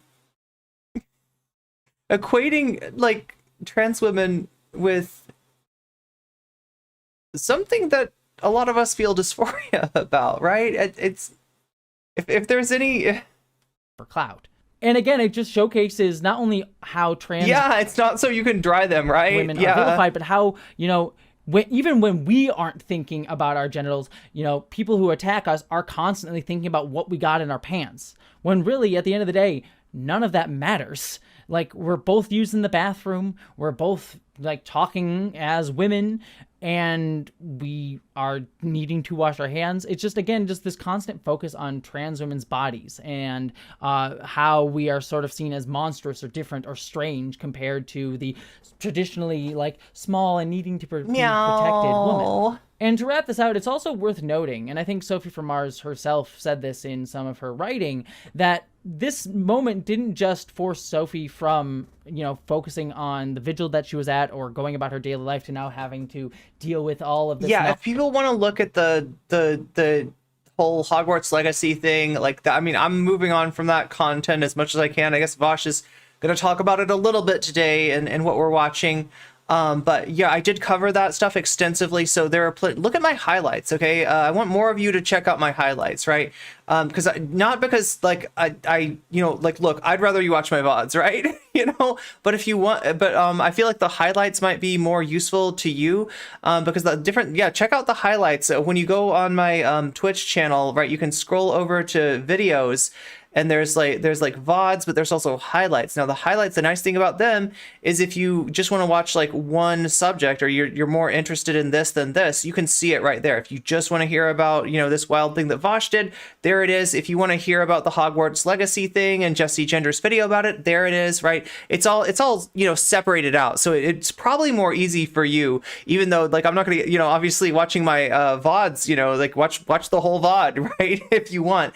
But I just want people to know about the highlights, know that they're there, know that after most streams, I go through and I cut out all the segments into highlights, mostly so I can edit them more easily. But they're also there for you if you want to check those out too. So make sure that you know that that's there and that's an option. And if you don't have time to watch a whole VOD, you've got lots of highlights there that are much shorter. Nonsense going on online, That's but on, also is sexual that's on harassment Twitch. of Sophie. Because, and apology to Sophie, quite literally, we're talking about the fact that she has a penis in public discourse. Like, that's the discussion going on right now. And that's really gross and sucks. And in many ways is a large-scale sexual harassment and dehumanization of a trans woman going on in the press. So, Ruby wants to talk about how she felt sexually harassed and assaulted. That's what I was trying to get at. Yeah. If anybody's talking about, like, something inappropriate and sexualizing other people, it's this Tory counselor. The fact that she was just in the bathroom with a trans woman, but the person who's actually being basically harassed right now, just by the mere fact of the conversation, is the trans woman that she's talking about. She did that to the trans woman. And I'm also betting you that Sophie is probably receiving a lot of harassment for having been the target of a gender-critical woman in an article that went viral in the United Kingdom, which is a hotbed for transphobia right now. So I'm sure it's not just that discussion, but more direct harassment and threats that Sophie is getting. That's my supposition, but based on my own experience and knowledge of how these things go down, I wouldn't be too shocked. So I just found all of that fascinating because I think in just a short article, Ruby just showcased exactly how gender critical, aka TERF people, extrapolate out so much to try to vilify and paint transgender women as sexual predators. When, in her own words, all that happened at worst was she was in a bathroom with a potential trans woman who then said a weird thing. That's literally the worst that happened. And more than likely what happened was she was in the bathroom with a trans woman who said, "I'm going to wipe my hands on my jeans." In both cases, they don't warrant saying, "Oh my God, I was worried about being sexually assaulted in the bathroom." But that's where they take it to because of the way they have so vilified trans women in their minds and in the rhetoric that they are pushing within the United Kingdom to vilify and harm a marginalized group. Anyways, thank you all so much for watching this, and I hope you all live long and prosper. Oh, ooh, my hand's a little wet. Sorry, I gotta go wipe my hands off on my penis. God. Oh my god, no. Oh. Sorry, that was the dumbest way to end this video. Love y'all. Okay. Wow. Let's go ahead and see if I can spell this right. Novara Media, Sophie from Mars. Let's from Marx? Oh. Close. Okay, so yeah, let's see what Sophie has to say about this on Novara Media, which is usually a pretty good resource. I mean, like, not, you know, nobody's perfect, but like compared to the Daily Mail, you know, this is a pretty good a British media resource to check out. Into the spot in shock. It was. Think of the Daily Mail. Does the phrase reliable news? That is way too loud. Let me take off the volume boost that I put on Jesse Gender, because obviously Novara Media does not have any problem maximizing their audio. Source spring to mind? I didn't think so. If anything. But now they've outdone themselves. The story begins with this headline. I was frozen to the spot in shock. It was said to intimidate. How a friendly chat in the ladies of a London pub turned menacing and plunged a Tory councillor, 22, into the clash between trans rights and women's safety. The article is written by this woman. Ruby Sampson is a Tory councillor for the ward of Cockfosters in London. She was at an event at the Marquis of Granby pub in Westminster last Wednesday when she needed to use the toilet. Here's what Sampson says happened next.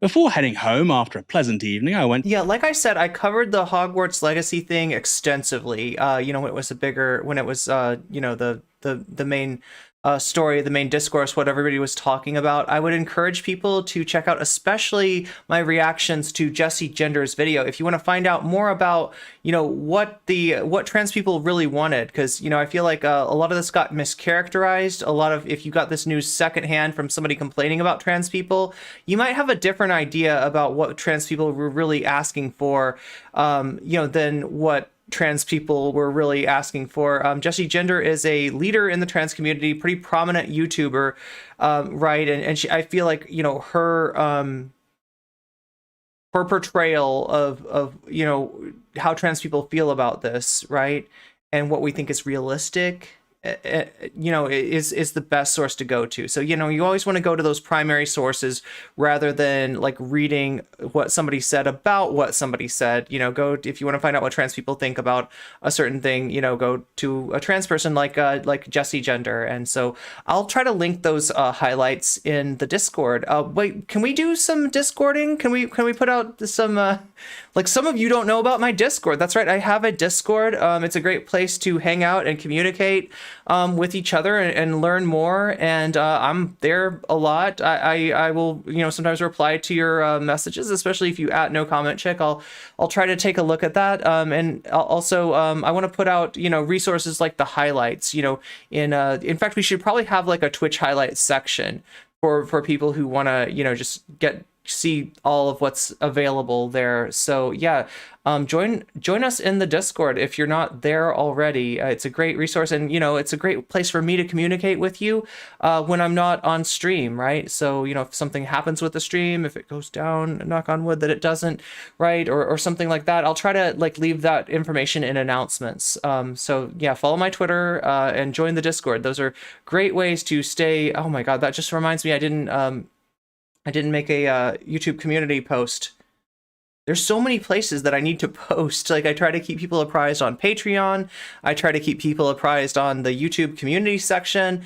I try to post on Twitter, but sometimes I just get busy. And you know, the most reliable place to find information about what's going on is by joining the Discord. So yeah, definitely. The ladies' loo, which has 2 cubicles.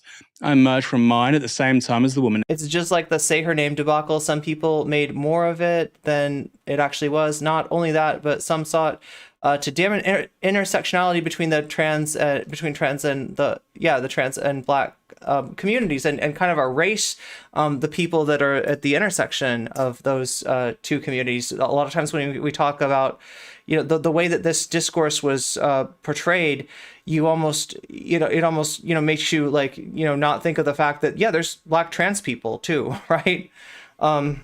Next door, who had about 6 foot tall, towered over me. She wore a skimpy top, which made her shoulders seem I big. love how I say that. Like, it's, oh, did you know? Like, yeah, I mean, we should know, right? It's not that, like... Bigger, and she spoke with a strikingly deep voice. A trans woman.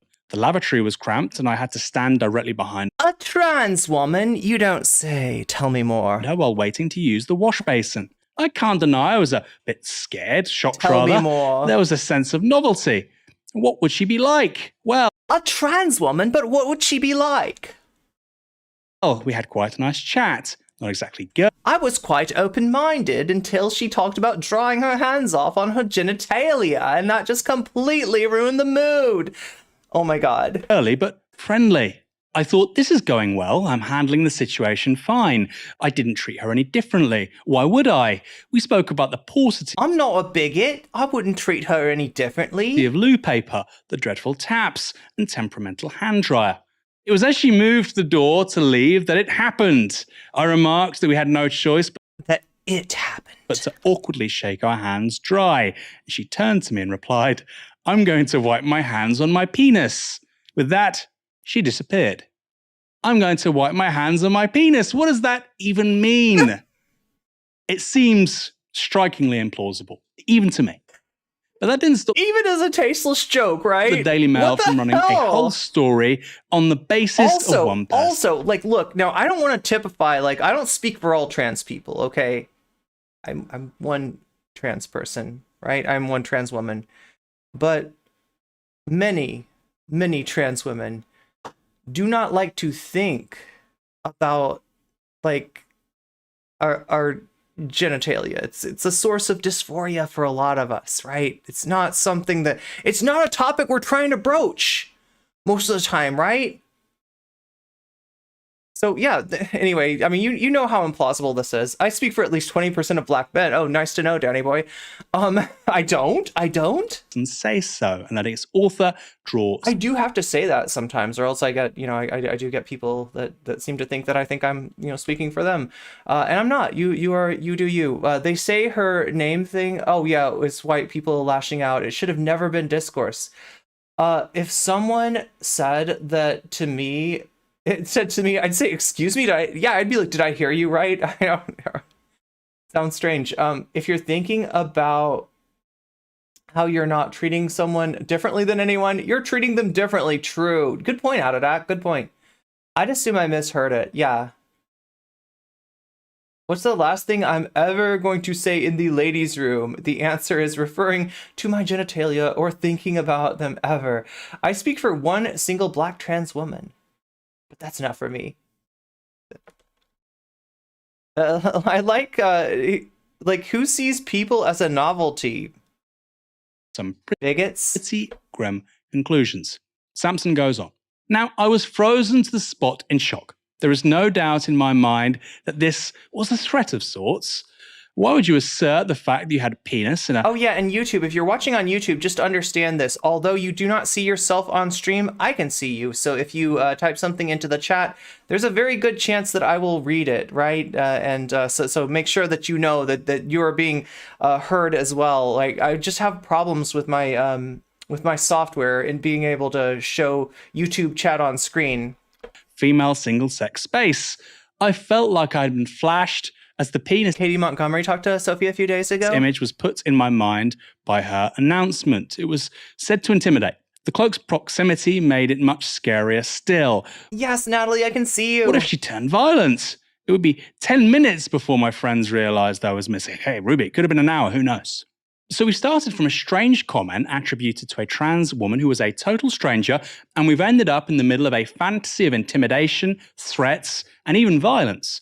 Now, these are pretty strong associations to make, and they're published in a national That is wild, right? For her to go from that to like thinking that she's gonna be kidnapped? Like, what the hell? newspaper without any sources or witnesses to back the accounts up. You'd think this is basic journalism. Apparently not. And none of us would be any the wiser about any of this were it not for this woman. This is a Twitter user called SophieFromMars. She's also an established Noted Twitter user. streamer Sophie from and Mars. video essayist with over 100,000 subscribers on YouTube. She posted her own account of what happened on social media. I went to the Brianna J. vigil outside the Department for Education the other day, Wednesday, and then we, about 8 friends, went to a pub that we haven't been to before in the Westminster area. Super Tory, weird anti-Semitic conversation going on between some dudes outside. I always assume that innocuous statements mean I'm going to be kidnapped. At one point, I went to the bathroom upstairs, and the ladies' room was absolutely tiny and just generally a bit shit. The stall I went in had let me switch no loo here roll. so we can So read when I this. stepped out, I had to say to the cis woman who was coming out of the other stall that I needed to go in there for that. Because I'd had to talk to her in order to explain that, we made kind of awkward small talk about the bathroom in general as we both washed our hands, and then she said something like, "We'll have to shake." And I paused for a sec to understand she meant to dry our hands. And then I said, Not to shake hands. I'll just wipe my hands on my jeans. Oh, I'll just wipe my hands on my jeans. That makes a lot more sense. So much sense, you suspect it's almost certainly true.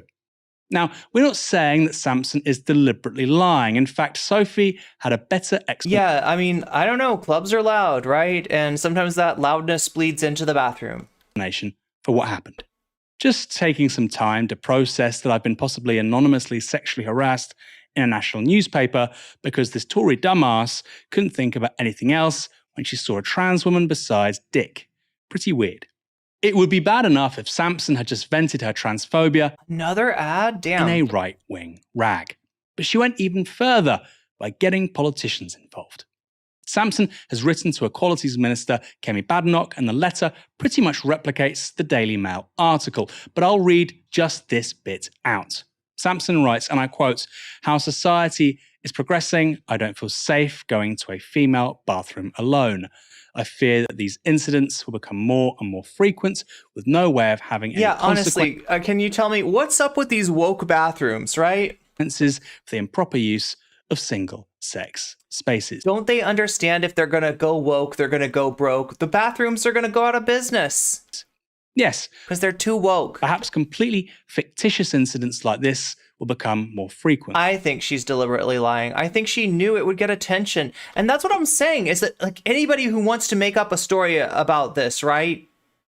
Like if you are as prominent as this counselor or more famous, you can do this at any time. Just make up any story and the Daily Mail is going to publish your garbage. And they're going to fearmonger about trans people, and they're not going to ask you for any sort of proof or anything else, right? Unless you are unfortunate enough to be in the bathroom, like actually with a a pretty prominent trans YouTuber, right? You're never going to get caught for making up this lie. That's the sad thing. We need sleepy bathrooms. What are those? But that won't be the fault of trans women. I think it tells you exactly what the How dare a bathroom work for what more than one androgen level? Oh my god.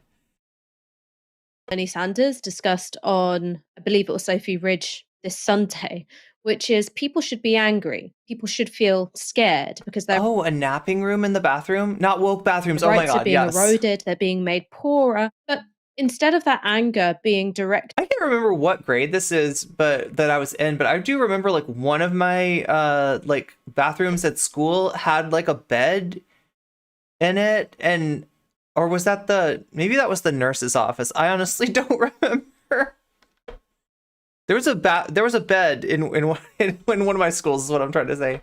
towards its true and honest source. It's being misdirected towards people who are just as vulnerable as you, if not in some instances more vulnerable. So migrants, asylum seekers, trans people, gay people, people of color.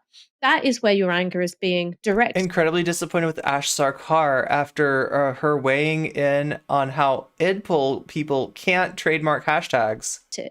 And in order to sustain a moral panic like that, particularly when very little risk is posed by transgender. Heard about bathrooms with couches in them, but I've never seen them. Well, yeah, wasn't it? Okay, like what my grandparents, when they would describe the bathroom, they would call it the restroom.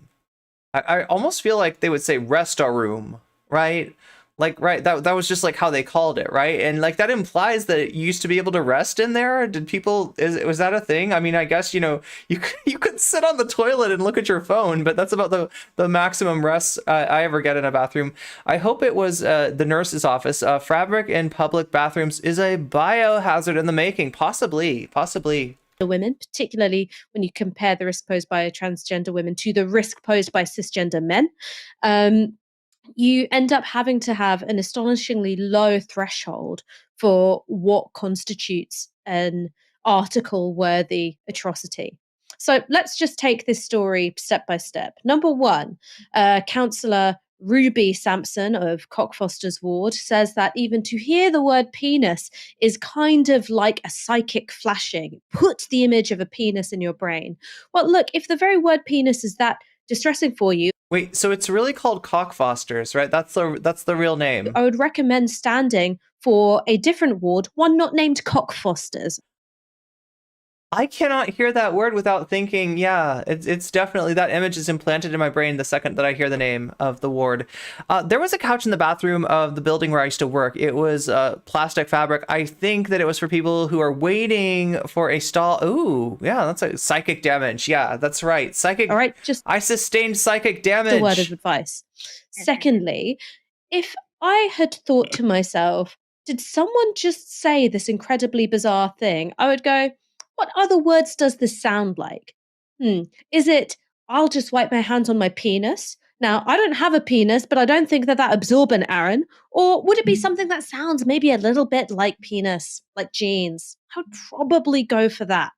And if I was a journalist choosing... Like, this sounds like something you'd have to teach in AI, right? You know, like the way that like AIs can like for instance on YouTube, right? When I put up a video and you see there's a closed caption for it, that is most often not a closed caption that I myself have gone through and said, I said this, and I said this, and I said this, right? That's usually a caption that's made by YouTube. Some kind of AI program listens to the sound from my stream and it says, these are the words that she uses. Now, sometimes it gets them wrong, but part of that AI teaching is to give them context. So if there's a word that sounds like this, if it's in this context, it's more likely going to translate it as this. And if it's in this context, it's going to, right? You know, this is not something that you should have to tell a human being, in other words, right? Whether or not to report on this story, to publish this story. Hey, what's up, Pavel? British people need to police their own language. To edit this story, I would go, okay, is there any... Is there any corroboration of this? I mean, this sounds like a really, really bizarre thing to happen. Yeah. So I feel incredibly sorry for Sophie from Mars. I know that she wasn't named in the article, but I think that it's pretty atrocious that I don't know what kind of like bar this is, but if it's the kind of like club that I go to, it's, you know, conversations in a club, even in the bathroom, are like this. Da da da da da da da. And like, what? Da da da da da da da. You know what I mean? You have to kind of yell at people, like, and half of the time they don't, like, I can't hear you, I can't understand, I don't know what you're saying, right? It's hard to communicate. I don't know if it's like, if, you know, I don't know how banging the music was, but like, you know, there are definitely places I've been to where I can't clearly, you know, hear something, and I'm not gonna like I'm not gonna submit a newspaper article based on something that I you know barely heard in a really loud club. I just don't understand this. She's had to, you know.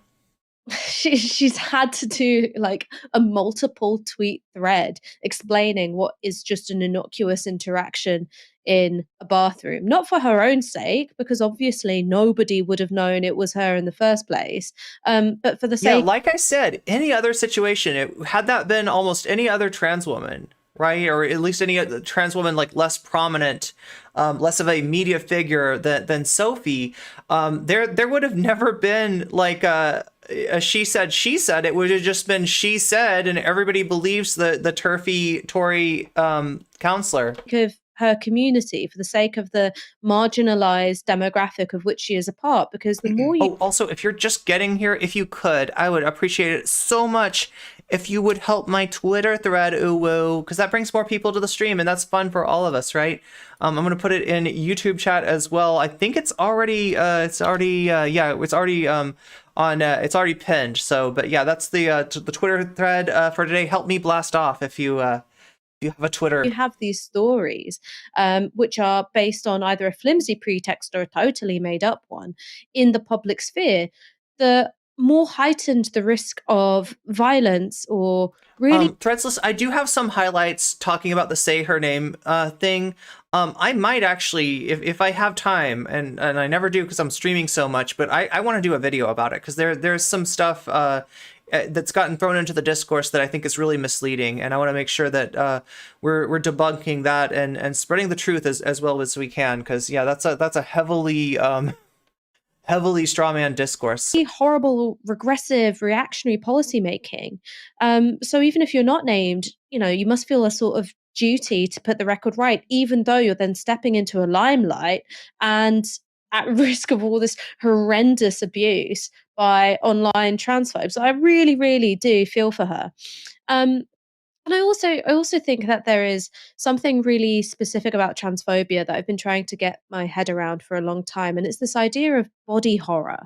So because the body of the transgender person, and in particular the transgender woman, is constructed into such a figure of disgust and horror and repulsion. Jessie did research on it, but she didn't release that video to the public because of the harassment. I think it genuinely scrambles people's brains a bit, and it means that you can't just have a normal encounter with somebody of the kind that you would have pretty much every single day, like, oh yeah, there's no loo roll in there, without going, oh my God, what is under your clothes? And that's not something that I think very often about anybody. I don't think it about cisgender women. I don't think about transgender women. I don't think about cisgender men, of course, unless they are very good looking. But this emphasis on body horror, like it's so profoundly antisocial, and it makes women. It mischaracterizes us, and it kind of smears us like we're these, prurient busybodies who, are constantly thinking about what's in somebody's trousers when we're not. I mean, but do you see how that works from a conservative, like a Tory MP, for instance, right? She's playing right into the essentialized stereotype that right-wingers have about women, right? So all those patriarchy guys out there, all those manosphere guys out there, they're picking up what she's putting down. It's almost a tailor-made message to activate those patriarchy people, those red pill people, those manosphere people, those anti-feminist people. And it's a weird thing because in Britain, a lot of times transphobia comes wrapped in a feminist package. But when we look into who TERFs are and what their actual political alignment is, we have to question the F. We really have to question, are TERFs really feminists?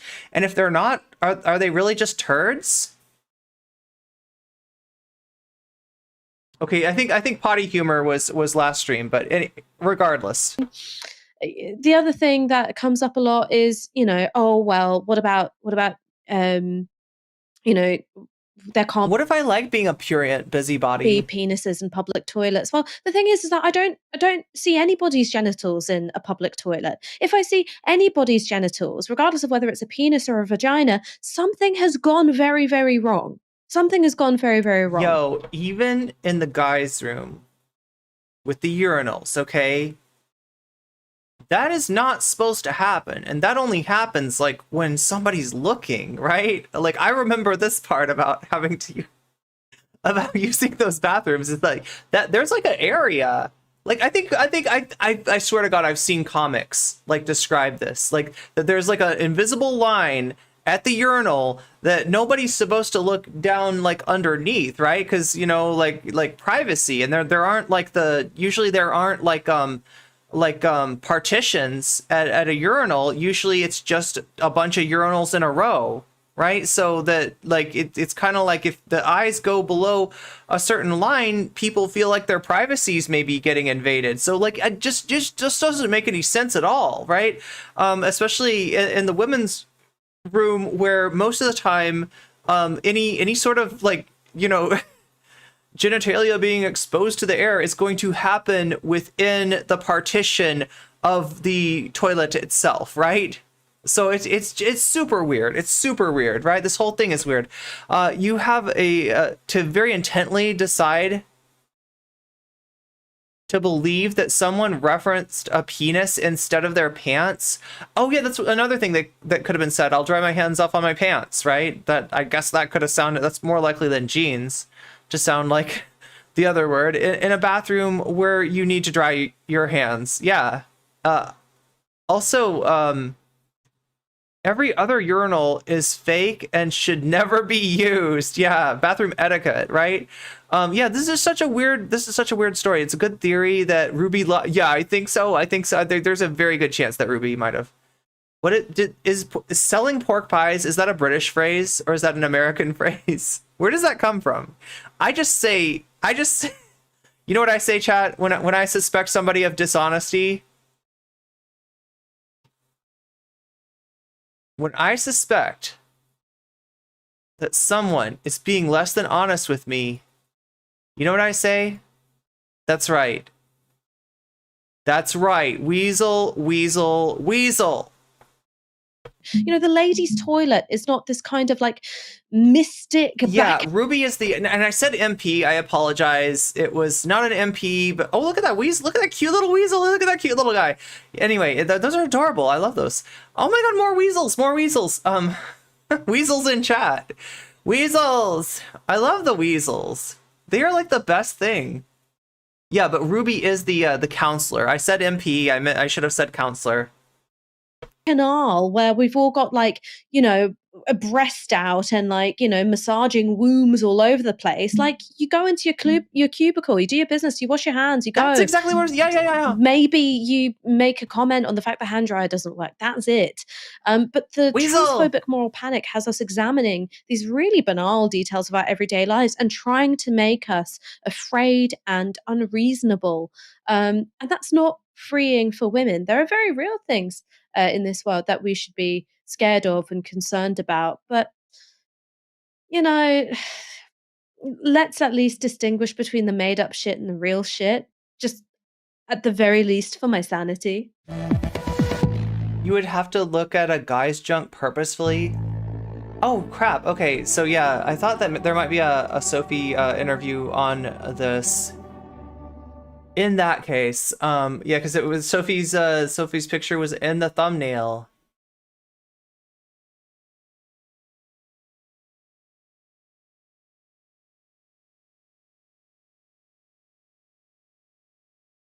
Okay, so chat, we're gonna go over here, but not because I want to like care about like what Rose Malay. We need Sophie from Mars, right? We're not gonna talk about Rose Malay if we can help it. I think she did tweet out something that somebody wanted me to. Sophie from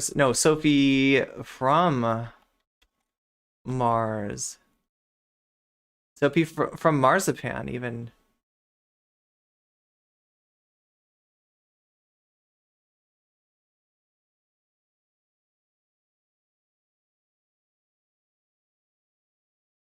What the hell? Yeah, view the profile. What the hell? This profile may include sensitive material. Are you sure about that? I think it just includes the tweet that I'm trying to look at, right? Oh my God. Wait, is this why?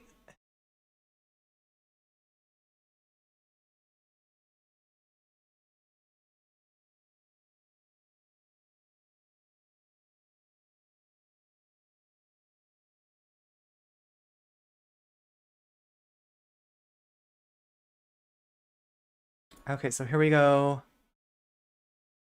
There we go. This is the article that was mentioned, I believe, by Jessie Gender. And I probably could have gotten this from the... Let's take a look here. So the article is titled, funny enough, I think I might be the penis woman. A response to an absurd Tory counselor's rant.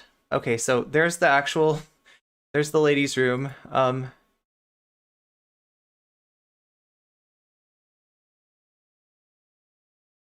Can we see that decently well? Let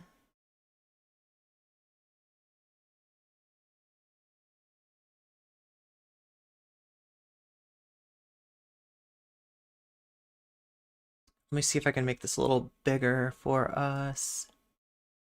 For your viewing pleasure.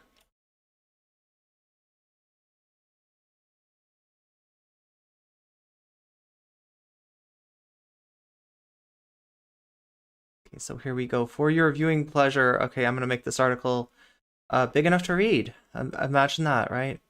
So here we go. We are getting ready. We're in the mode of small Irene, big article. Okay, so following a piece by a Tory councillor in the Daily Mail who alleges that a trans woman attempted to intimidate her in the bathroom, we may have tracked down the so-called penis woman.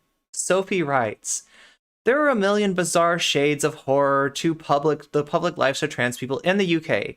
When you come out as a woman, it's actually pretty important that someone makes it clear to you that since society at large is going to see you as a man choosing to become a woman, you're going to be the lowest of the low in the public eye, and shame isn't going to be a luxury you can afford anymore. This is why my public policy for the last year or so as a kinky trans dyke is best summarized. I suck D puff poppers. Okay, so that's like some things that I can't say without getting demonetized. Already on the borderline of that. Nothing you can do. So in other words, nothing you can do will make me ashamed of who I am. That's the key right there, right? Still, they try. Let's talk about the intersections of disgusting, craven bigotry in the British press. The Daily Mail, a newspaper that literally supported Hitler. No way. Yeah, I guess it did. Oh, wait. Literally, though? Literally? Yeah, literally. Like, if you go back in history, this is confirmed. Oh my god. Gotta shrink it down a little bit more. I just want you to be able to see this whole beautiful article. There we go. That's the... Okay, something like this, and then, yeah, there we go. Oh, much better, much better. Okay. Okay, so we were yeah, speaking of demonetization, published an article, so this is a Daily Mail that supported the Mustache Man. Yes, the mustache. That's how I can say without getting demonetized. The Mustache Man. They were supporters of the Mustache Man back in the day. Published an article on the 25th of February headlined, "How a friendly chat in the ladies of a London pub turned menacing and plunged a Tory councillor 22 into a clash between trans rights and women's safety." Again, the implication being that that's a zero-sum game right there. There is no clash between trans rights and women's safety, and the manufactured outrage in the British press pretending that there is ignores firstly that women, cis and trans, are capable of doing awful things, and secondly, what is evident to a toddler. A society where queer and trans people are safer is definitionally a society where women are safer too. In the article, Ruby Sampson, 22-year-old Tory councillor from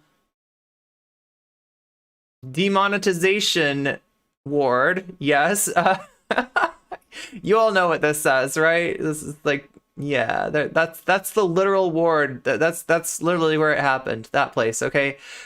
Claims that she was using the upstairs bathroom of the Marquis of Granby pub, interesting name, in Westminster, when she encountered a trans woman. For the first time in her life, her self-congratulatory writing is anything to go off of. Yeah, the way she, talked about the novelty of the situation. After talking about the paucity of loo paper, the dreadful taps, and the temperamental hand dryer, the trans woman, who according to Ruby was 6 feet tall and towered over her, and wore a skimpy top, which made her shoulders seem even bigger, said on her way out that she would, quote unquote, wipe her hands on her bleep. As soon as the article was published, dozens or even hundreds of people in social media were pointing out what an unbelievable and incredible thing to say, "I'll wipe out my hands on my bleep" is. No. Not like amazing or extraordinary, unbelievable and incredible, as in, who would seriously believe that an actual human person would say, "I'll wipe my hands on my bleep"? So here's the tweet. The premise of the story is that a trans woman said, "I'm going to wipe my hands on my bleep," after they reached out for paper towels and had an awkward moment. Stories people tell themselves to justify bigotry are sometimes just hilarious. Besides the article in the Daily Mail, Sampson also wrote to notorious government transphobe Kearney Badenoch with an account that speculated on the possibility of this phantasm of grotesque transgenderism escalating the situation into sexual... Oh my god. You're just gonna get me demonetized, aren't we? Besides the comment in the article talking about how closely she had to look at this woman's body, she now decided to use her public platform to imagine a scenario in which this anonymous trans woman was demonetized. Oh my god, okay. Since we're talking about the shades of horror of trans existence in the UK about timing, February in the UK is supposed to be LGBTQ plus History Month. The alleged bathroom incident happened on the 15th of February, mere days after the hateful unaliving of Brianna Jai in Colchester. And on February 15th, over 1,000 trans people held an angry, desperate, tearful vigil for 16-year-old Brianna outside the Department of Education. So there's the visual. Was this like the night of? Yeah, 15th of February. So okay, so here's the thing that's baking my noodle. I was at that vigil. After that vigil, and in order to avoid traveling home alone for fear of far-right attacks, that's smart. Yeah, I've been to. This happens at protests, right? You're a marginalized person at a protest, right? That may be also attended or shadowed by hate groups. You know, there's some danger, and keeping yourself in a public place is one way to mitigate that danger. So totally makes sense, right? Something that has happened in Westminster in recent years to queer people, in other words, attacks, right? We adjourned to a local pub. I didn't take note of it at the time, but I now realized it was the Marquis of Granby. I'm about 6 feet tall, and on the day, under a jacket I felt was appropriate and modest for a vigil, I was wearing a backless halter neck top. When we got to the pub, I took the jacket off, and I do remember quite clearly going upstairs to the women's bathroom, where I chatted briefly with a cis woman in order to make the awkwardness of the tiny, cramped bathroom space a little easier on both of us. On my way out, she was talking about the hand dryer not working and said that we'd have to shake our hands to dry, to which I replied, "I'll just wipe my hands on my jeans." On my jeans. Yeah, famously absorbent. Yeah, that's right. Jeans much more absorbent than genitalia, just in general, right? If we're measuring, right? Absorbency. There's more detail. There are more details than that Sampson wrote in her article that make me pretty sure, although I can't be totally certain, that the trans woman she encountered was me. And I think I might be the penis woman. What a distinction. What a I can't say for sure that I recognize her picture in the Daily Mail, but since a friend pointed out to me this morning that we were where she said this happened, more and more evidence has clicked into place that makes it seem more likely that I am in fact the penis woman. What I'm struggling with, even as I write about maybe being the woman, is the Darvo attacks that transphobic British press use to manufacture hatred towards trans women. Everything about our lived experiences, our daily life, the media environment discussing us, and our demographics statistically would make it obviously more practically obvious to practically anyone that being a trans woman is about as marginalized as you can get out of the possible gender demographics. But by painting us as dangerous predators, the press would have everyone believe that we are a threat to cis women.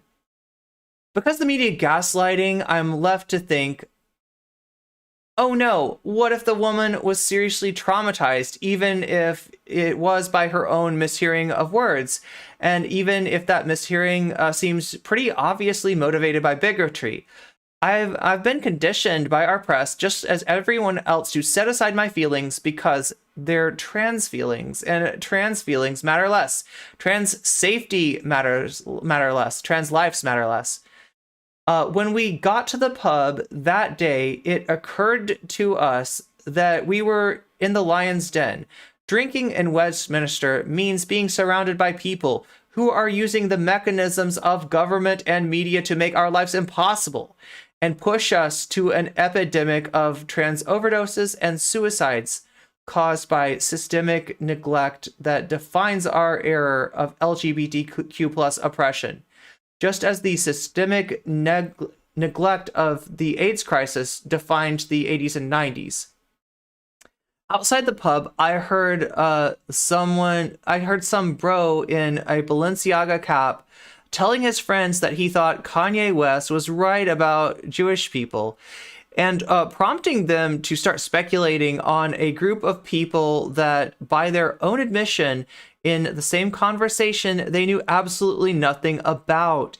Each of them turned and said, "I've never actually met one. It strikes me how similar this bigotry, born out of the total insular ignorance that they were displaying towards Jewish people, was to the bigotry of Ruby Sampson. First writing about how proud she was to be treated, how proud she was that she treated the woman like an actual human being, and then quickly falling into believing every stereotype and nasty caricature that she'd been fed by our hateful press. I think I might be that woman, but I'm not totally certain. All I know is that I was at the vigil for a murdered child that has been completely ignored by those responsible, who would be all happier if we didn't exist. I went to unwind with my friends in the epicenter of British Tory bigotry. We all are told to think that the pubs were where the worst anti-minority attitudes will be on display are in working class neighborhoods, because this reactionary lie, the bigoted attitudes come from working class and not the bourgeoisie. It's meant to make us afraid. Yeah, and it's meant to keep us apart. That's a wedge. That's a wedge, and I gotta start talking about this because I'm seeing more and more. A wedge is an issue that tries to separate, like, you know, trans women and cis women, or trans people and black people, or black people and indigenous people. Like, you can see a lot of examples of these issues, right? Of you know, right wingers trying to use wedges, right? So just like, you know, the way a wedge works, right?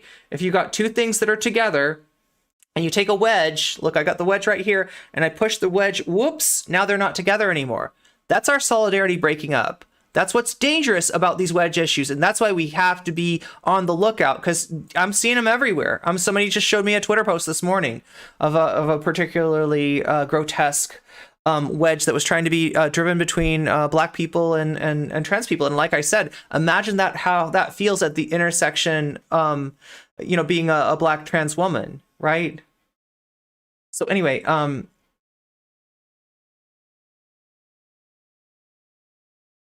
never heard anyone in a pub in a working class neighborhood challenge me on using the women's bathroom, look afraid at my presence there, or even really particularly act awkward around me.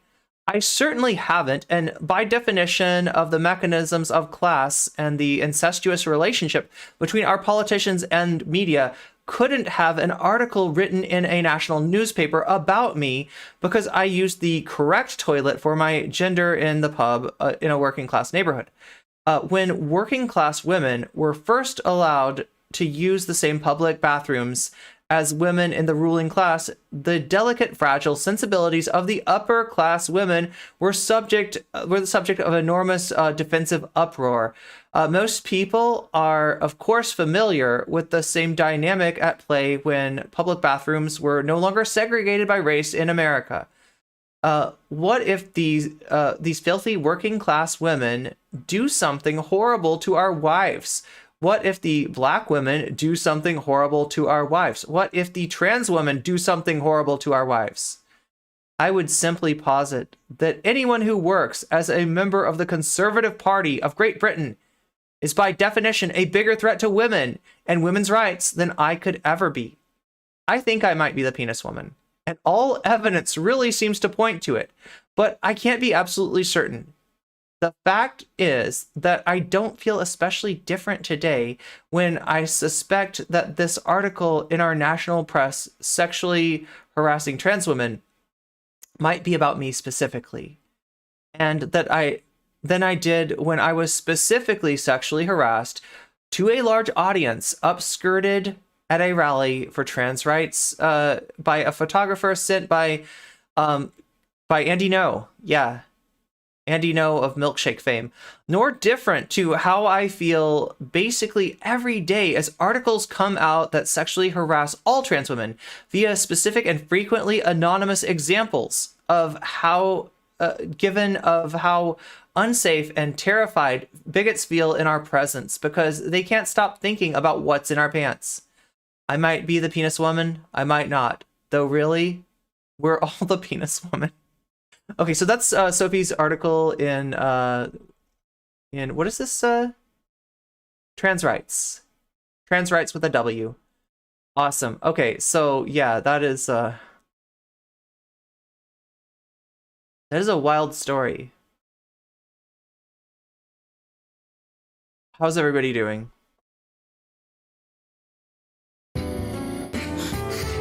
We are all the penis woman.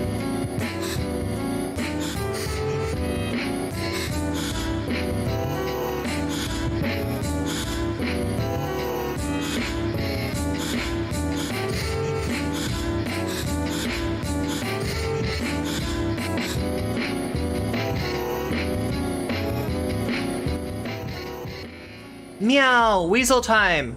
Weasel time. Okay, so here's what I'm thinking.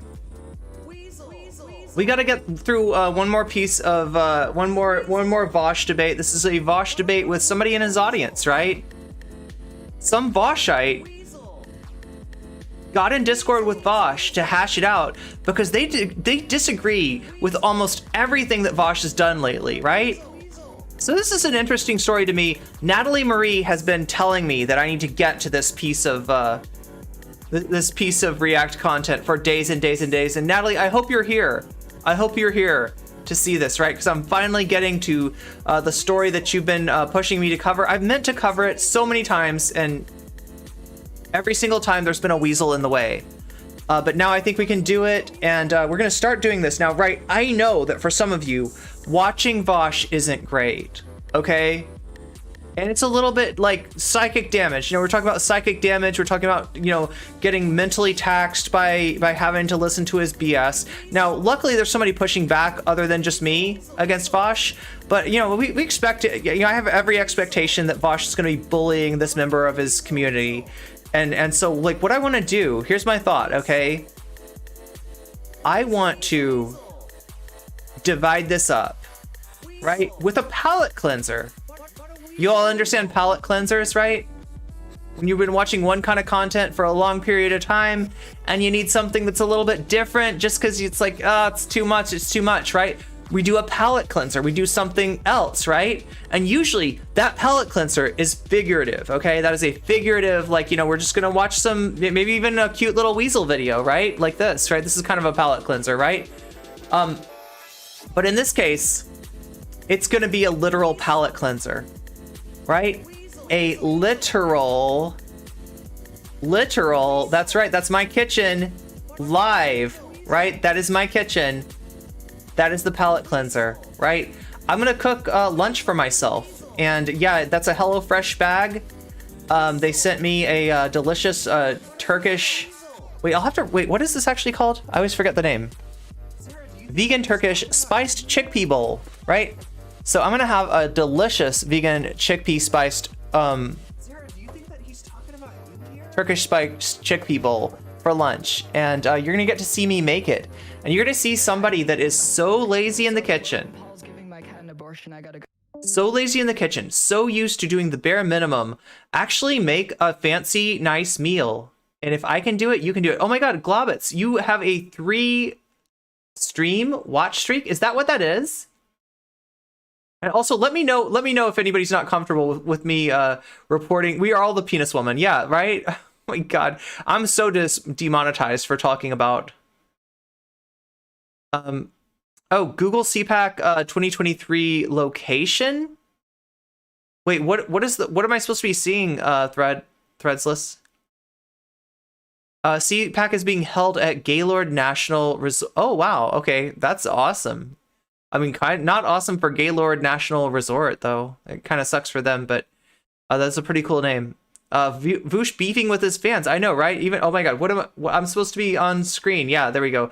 We had my kitchen on screen a little too long, but yeah, that's my actual kitchen live now. We've now got like 2 cameras hooked up. One of them trained on me, the other one trained on my kitchen, and you're gonna get to see can NCC handle a fancy dish, right? Because this is a little bit fancier than I'm used to. Like normally when I cook, I just put like rice, veggies, beans into an instant rice cooker, and I just turn it on, right? Because that, and you know, the veggies come out mushy, and you know, it's not fancy, it's not delicious, it's not flavorful, it's just food. Okay, that's normally how I cook. So if I can cook this meal, that means that you can cook this meal too. And this one is HelloFresh has a bunch of different options, right? I'm seeing for this one, prep time is 15 minutes, cook time is 40 minutes, right?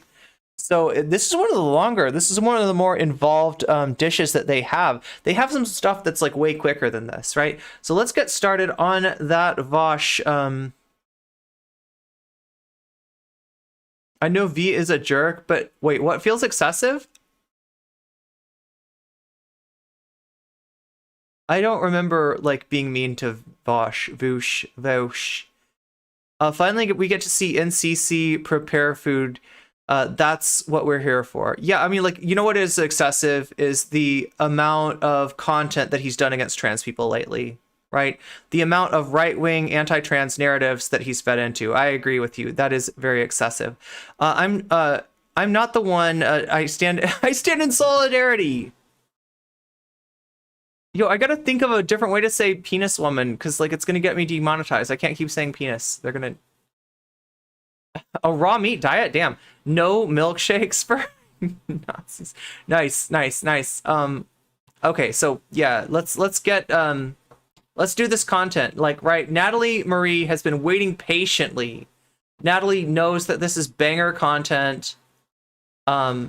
And has been waiting patiently for me to cover it, and I'm finally gonna do that. I've been promising this to Natalie for days and days and days, and oh no. Sorry, I'm seeing, like, there's cursed content in here too, but I gotta scroll back a little ways. That's debating.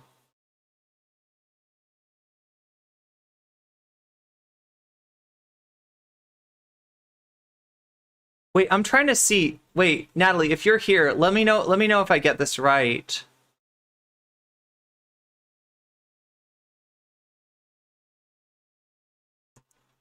Like, it looks like you linked a VOD.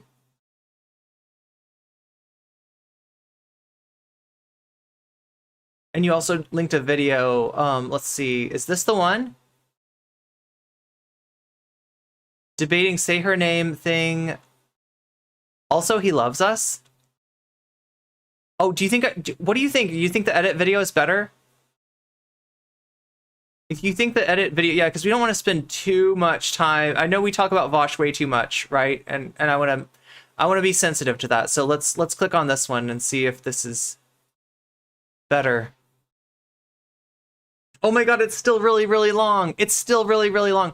Yo, Okay, no, we're definitely watching this one because that other one is like I don't know how many minutes, many minutes.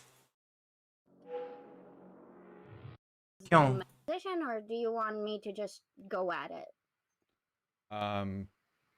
Yeah, well, my position is that it's really, really dumb to ask people to, like, pivot on a hashtag they're using right after a tragedy because it happens to share a name with an existing hashtag that hasn't been used for a while, and when there's the same basic cause anyway. I think that's, like, really dumb and unrealistic. Okay. I see. So there are a few things that I want to get out of the way first, just to make sure that we don't get stuck on things that don't matter, I guess. I wanted to ask, I see a lot of Wait, genus women, yeah. people when I discuss this, and they go, this is just a hashtag, why does... The same basic cause. Wait, so, I mean, like, you know, if you're talking about, like... The only way I can resolve that... No, I can't just resolve that. Like, I feel like, say her name is a hashtag specifically meant to talk about violence against Black women, right? And you know, there's a lot of straw mans in this too. There's a lot of conflation. There's a lot of, like, you know, digging up what looks like historical precedent, but is actually presenting the story kind of out of time and using that, like, that you know, out of time nature in order to make the source of the hashtag, like, look different than it is. The real reason that this goes on, specifically state violence. Yeah. So that's what I'm saying. Like, Brianna was not Black or killed by the police, right? And, like, look, Brianna's, you know, obviously Brianna's name needs to get said. And what happened to Brianna needs to be talked about, needs to get noticed, right? That was being achieved with the hashtag of Brianna's name. Brianna's name was trending, okay? What doesn't get noticed, what isn't being picked up, what is being ignored and swept under the rug are all the Black women that are the victims of state violence. Can you fix now and then? Yeah, we can definitely do that. Because we don't want to run into like a you know, time order error here. That would be silly in the context of what I'm covering. Okay, so Vaush, God, I just realized that we're gonna go from this possibly sickening debate to food, you know. But that's my problem, not your problem, chat. And also, my understanding right now, like, correct me if I'm wrong, Natalie, this debate is not just on Say Her Name. That is one of the things that they discuss. That is one of the things that gets talked about. But I believe that this caller has, and this is a Vaushite, right? This is a Vaush fan. This is somebody that's been in the Vaush community. This is not an NCC plant. This is not a woke scold. This is a Vaush fan, right? That's in here having this debate with Vaush. But I'm to understand that they have more problems with some of the things that Vaush has said lately than just the Say Her Name discourse, right?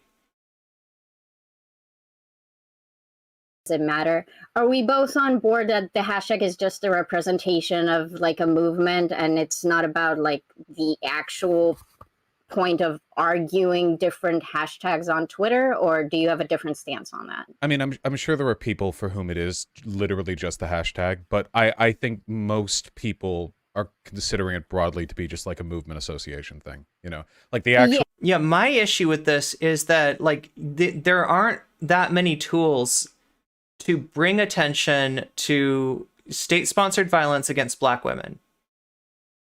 And this is one of those tools, right?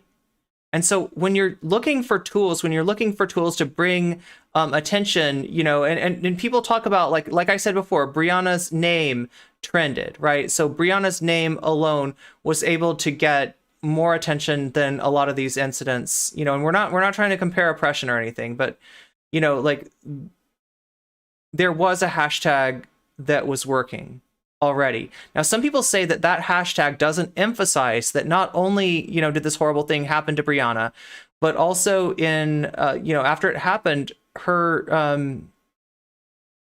she was misgendered and dead named in the British press. Okay. So, these people wanted to include the word her in the hashtag, and that was their justification for that's why we need to use say her name. No, you don't. There were other hashtags with the word her in it specific to this incident, right? So, I get that there's a lot of moving parts in this story that people want attention brought to. I still don't think that you need to use what it was essentially one of the only tools that people had for bringing attention to state-sponsored violence against Black women. I still don't think that you need to use that tool, especially when, this happens all the time and their names are not spoken and their names are not remembered, right? So I don't think that this has to be this big blow up. I don't want, look, I don't want this to be the story. The story is about the tragedy that happened to Brianna, okay? This doesn't need to be the story, but I feel like the people that forced this to be the story, that forced this to be the discourse, were the ones that were just completely intransigent, right? Somebody says, hey, this hashtag is serving a vital purpose. A vital underserved purpose. Could you please not use it? Here are a plethora of other hashtags you could use. And when your response is, fuck you, that's turning this into the story. That's making the story this discourse. That's making the story a debate. And it doesn't need to be. There doesn't need to be a debate involving this. There are examples, right, of there was a trans organization which tweeted out, we apologize for using, say her name as a chant. We weren't aware of it, but, it's already serving a purpose. And so as such, we're acknowledging that, that we don't want to do that. That's all that needs to be said. That's simple. And it doesn't need to catch the, it doesn't need to get the attention. It doesn't need to take attention away from the tragedy that's happened. But what did take attention away from that tragedy was the intransigence of some people and the insistence on some people of using a hashtag which is needed for another purpose, and being hostile to the people pointing out to them that that's what they were doing, right? This is messed up. This should have never happened. And look at the beneficiaries of this, right? Look at how much hay Vaush made out of this incident. Look at the wedge that he is driving between trans people and Black people, right? And this is messed up. This is not how. This is why Vaush is so bad for the discourse. This is why Vaush is so harmful to the left. This is why Vaush is antithetical to solidarity, right? He cannot but be fragile when called out on things like this, right? And, it sucks that we end up here. It really sucks that we end up here.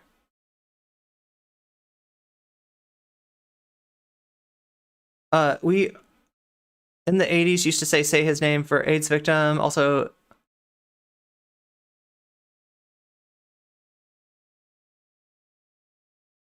There's some things also that have been claimed about the history of this phrase that are untrue. And I'm not sure who's gotten, how far that's gotten. I know that Vaush and his network have been spreading that stuff, right?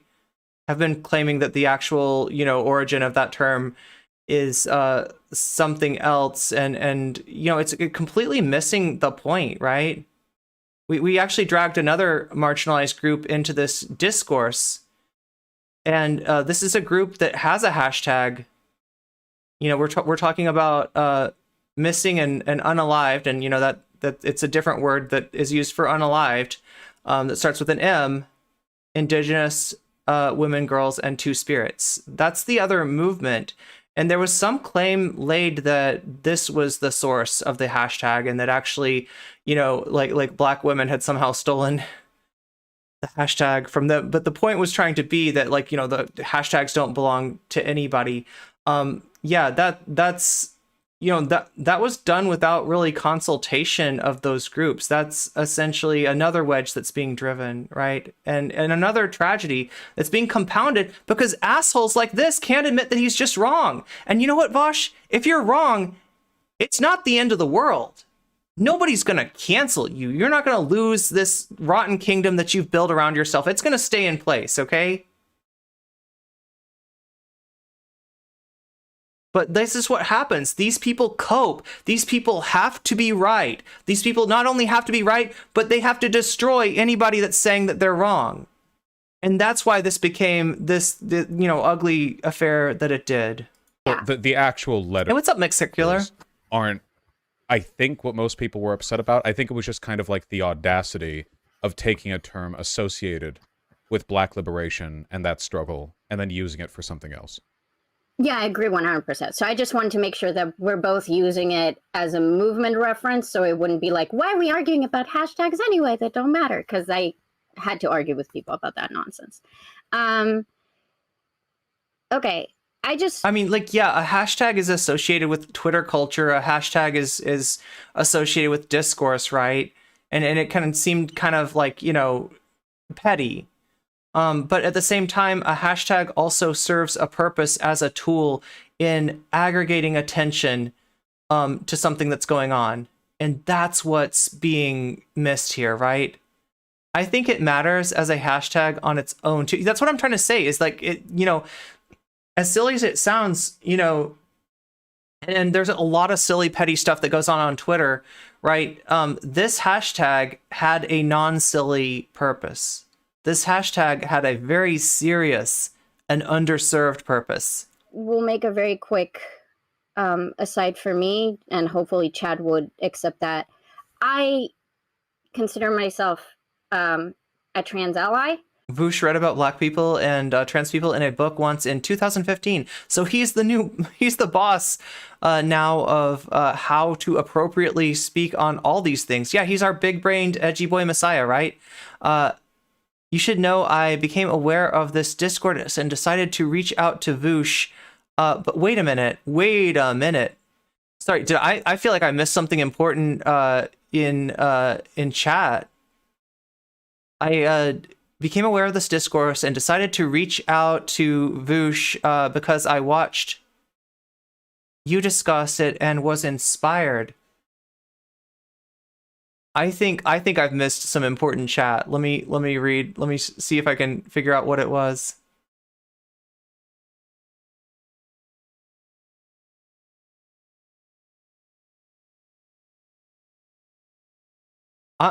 Hey, look at that. Go follow Katie.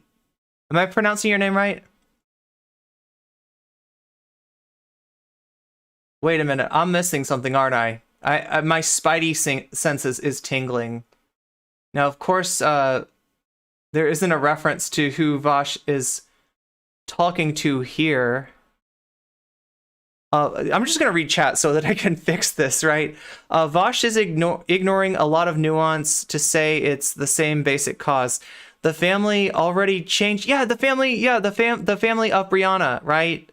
Changed the tag, so it's nasty, and he's trying to drag this out. He's getting clout out of this. He's chasing clout for somebody that is no longer with us. That is messed up. He's not doing this for the victims. It's not even nuance being ignored. It's major and obvious distinction that's being ignored. Correct. This goes into Professor Flowers and Cat Black contrapoints and gets brought up later in the debate. Wow, we're banging people's dads in chat. Okay, who knew? I updated, wait, did I not? Oh, the next thing is what I need to update. Okay. Next. Wait, but I still think I'm missing something here. I think I'm missing something, and I need to catch up with that in the kitchen with NCC. There we go. That's what we'll call it. Okay.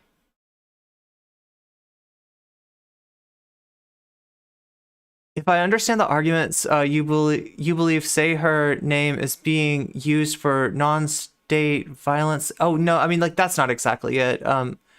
Threadsless, but yeah, I mean, this is like there's a lot of discourse out there. So no, the story is has to be about Vaush. All stories have to be about Vaush. We believe that in the slogan, that the slogan is used for unrelated causes, then its cultural significance and the momentum it has behind it will be blunted because if something means a lot of things, then it doesn't really mean anything. And like I said, it's like one tool that's specific, right?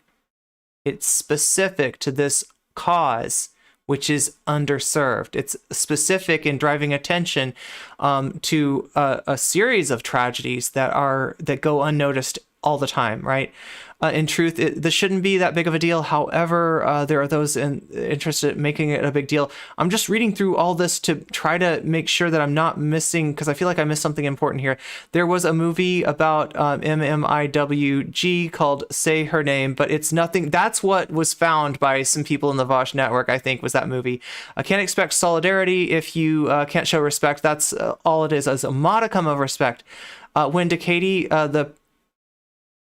the person Vaush is debating. Yes, that's what I thought it was. I just want to make sure. Okay. Is bringing up that is debate. So Vaush is debating Decady. Am I pronouncing your name right? I had over 150 followers join, and they were all super supportive. It was wonderful. I got a lot of positive feedback. I also read chat though. So, you read chat during the debate. That makes, yeah. So this is, wait, am I getting this right, Decady? That this is you speaking to Vaush, right?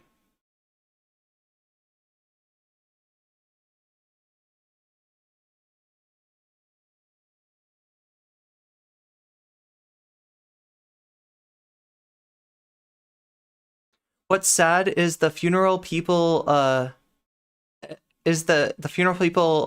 apologized.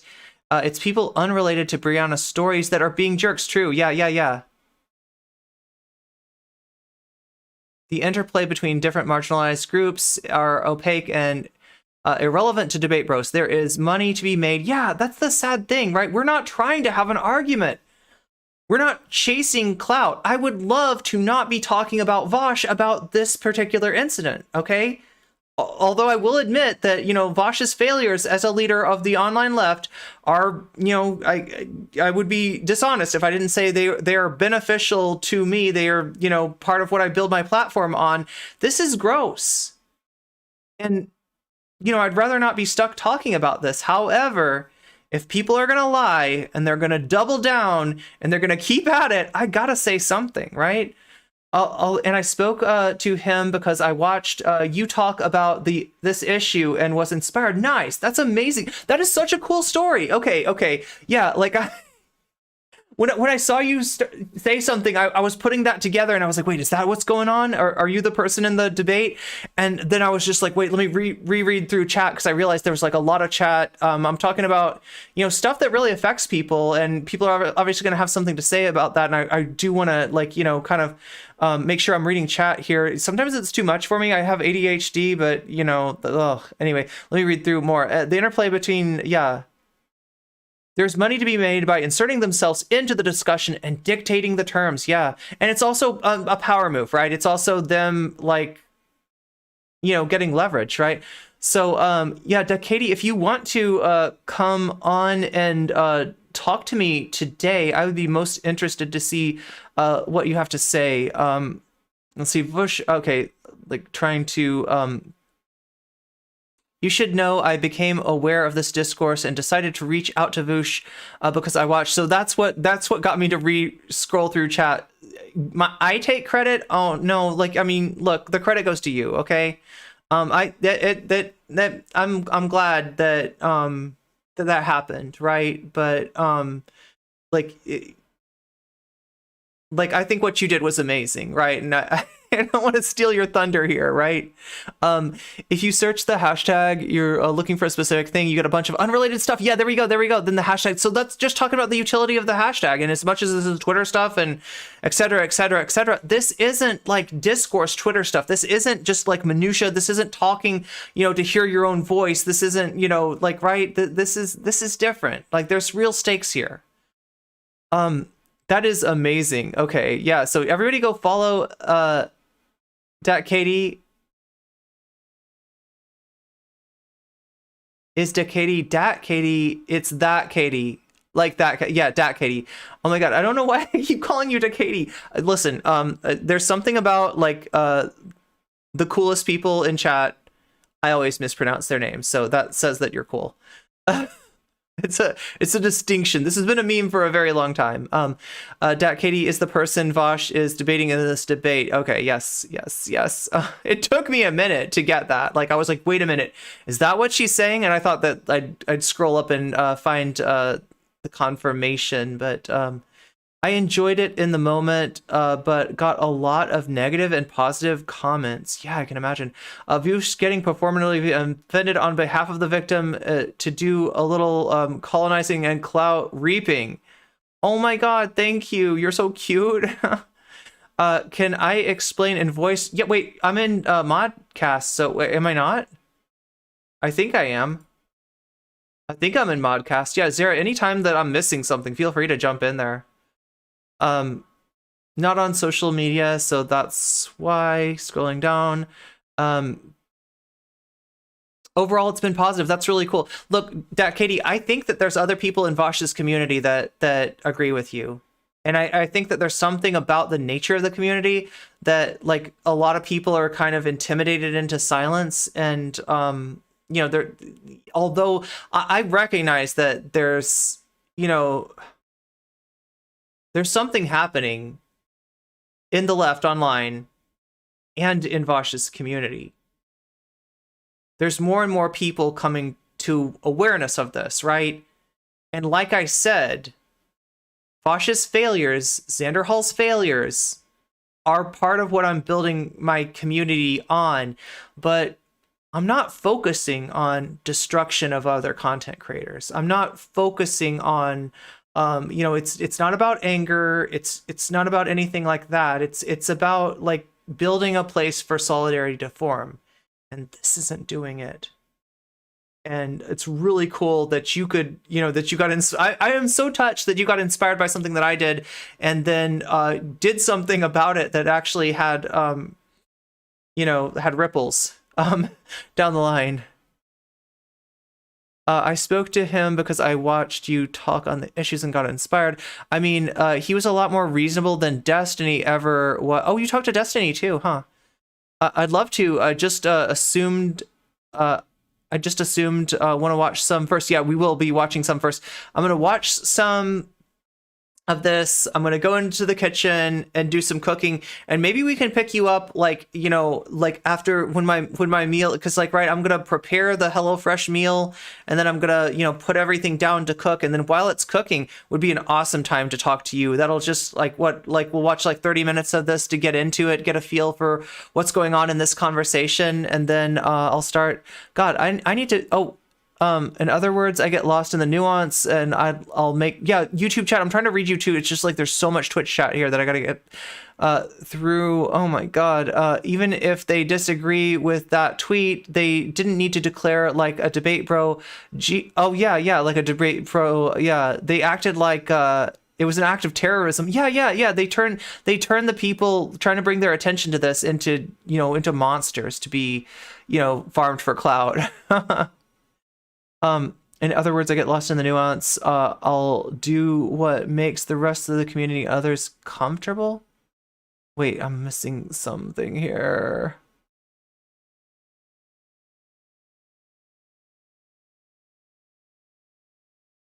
Very happy we managed to build a good faith interaction.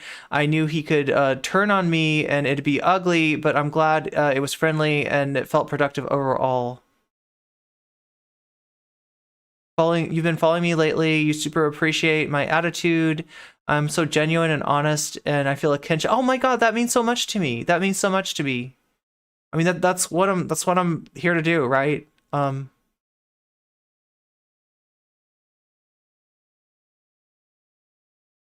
Another streamer friend, Polly People of ours, was also supposed to cover this yesterday, but she got sucked into true crime. I heard about that. Yeah, true crime, it just, you know, sucks you right in, right?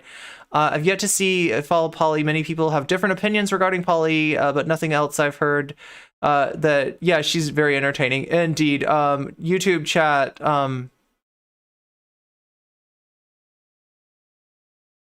Let me I had to make Twitch chat bigger so I could get the weasel emotes out. So it's making it harder for me to read YouTube chat. I will gladly give up the hashtag. It is necessary. That the way it's framed, though, it takes away from Black trans women. As far as the origins, I can only say what I experienced. I experienced the AIDS crisis. So Christy was saying that Say His Name was used in the 80s for AIDS victims. Also, Say Her Name. I pass as white. In other words, I get lost in the nuance and I'll do what makes the rest of the community and others comfortable. Okay. Too tired yesterday to... Yeah. Yeah, Polly did cover that stuff yesterday. I'm also going to make a YouTube series about the... Oh, that's awesome. About the Professor Flower situation. So wait, Dat Katie, let me get this correct, right? You talked to Vaush. You disagreed with him and didn't back off and didn't give up ground and like he didn't, try to turn you into the monster of the week. Like, because honestly, I'm more concerned here about the discourse, about the space that we're creating, about the potential for solidarity, than I am about any sort of, this creator good, this creator bad thing. Like, right, if Vaush could be better, as many issues as I have with Vaush and as many disagreements as I probably still have with Vaush, that would make me happy. On this issue is so important that I can't there is a longer, strategic vision that I have in mind of trying to foster that kind of community on the left and trying to build that solidarity. And yeah, part of it involves pushing out creators that are getting in the way of that. But if Vaush could just step out of the way, that's 90% of what I'm concerned with. Maybe we should watch the debate. Maybe we should watch the debate. Yeah, true. I'm sorry. I'm just kind of amazed here. Yeah, let me turn on the debate. And I will also get myself a cup of water while we're listening to it. And even though I disagree with Vaush's position on this, it is not like an anti-trans sentiment that I'm trying to convey. And if anyone feels that way, then I am apologizing, and that is not my intent at all. So it was just important for me to say that. Oh, good intentions have never stopped chatters from getting angry, so we'll see how they react. Yeah, I'm being constantly informed that my intentions don't matter in this space anyway, so. So, what are your intentions then?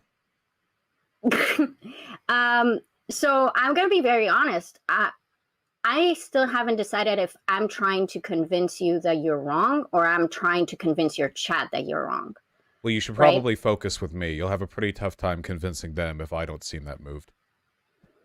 Okay, but the issue with that would be that you don't have any material interest on conceding a point, even if I were, by a godly mistake, correct, Well, if you approach things from that angle, then you have to understand there's not much of a material interest in my chat to side against me, unless you manage to really get me on a point, convincing enough that I would look a fool if I didn't concede it. Yeah. That was pretty much what I was trying to decide how I want to try to play it, basically. But my intention is obviously, you've been criticizing a lot of leftist infighting, and I see you as one of the two major figures that wield the most amount of influence here. And personally, I've been following your content for 3 years now. You're the reason why I got into Discord and online politics generally. Oh, nice. Yeah, I really enjoy your humor, which is why I started following you to begin with. So not the current humor, the old humor, the edgy humor, not this the I'm so cool humor. That's less my vibe. Oh, don't worry. I made plenty of that humor back then, too. It was just a lot less funny, so I think people read it not as a joke, but rather as an actual indication of, like, narcissistic personality disorder. So in that respect, I'd Okay. say that on average, the humor has probably improved quite a bit. Okay, then maybe I just like declined in IQ points and I'm not as funny anymore or something. I don't know. That's fair. Yeah, I lost my train of thought. It doesn't matter. So those are generally my intentions. I guess, I remembered what I wanted to say. Yeah, I just think that I have some critiques about like this specific issue regarding your conduct around it and your talking about it. And I also believe that it leads to like a greater point with some of your content. But I'm fine discussing the specifics first about this. And if we have time, then we can go into the other stuff. Sure, hit me up. Okay, so I guess the first thing that I really like to address is that both in the video that I sent you on the email and now you said that the slogan is rhetorically appropriate. So you basically are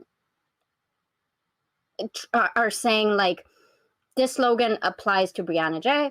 So there's no reason to like gatekeep it except for like Black people being upset that it's like what they see as appropriation. Is that a fair rephrasing of what you said?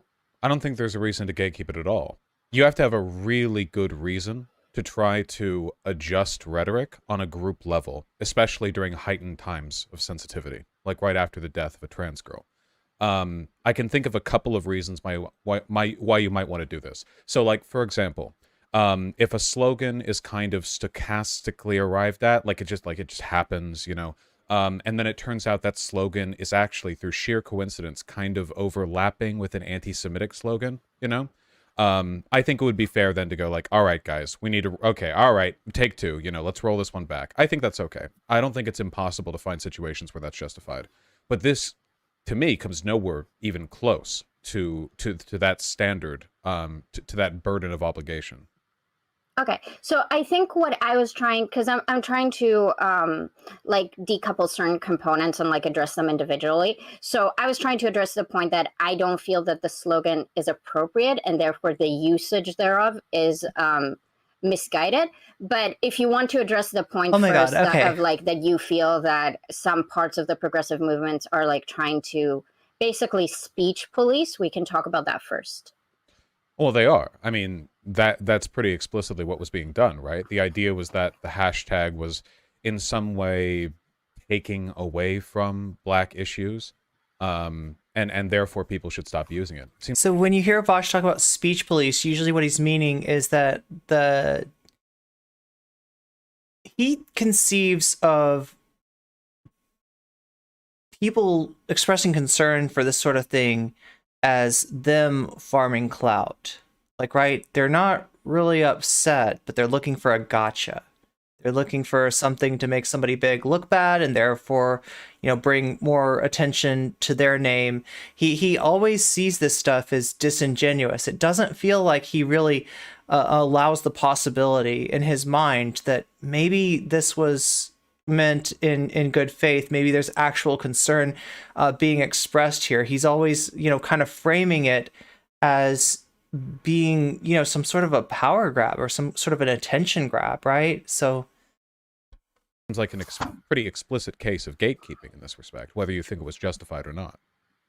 Okay, so I was told I shouldn't fight on gatekeeping. So I'll just say, yes, it's a type of gatekeeping, but I think it wasn't done in a way that I'd necessarily be on board with calling it speech policing. Now, real gatekeeping, you know, what we're usually talking about there is like the idea, like, you know, like a lot of times like academic, like, right, you know, if you express an opinion on a certain matter and somebody that maybe sees themselves as being more experienced, more knowledgeable in that field, you know, comes along and says like, you don't really have the standing to be to for your opinion on this to hold any sort of weight, right? That's gatekeeping, right?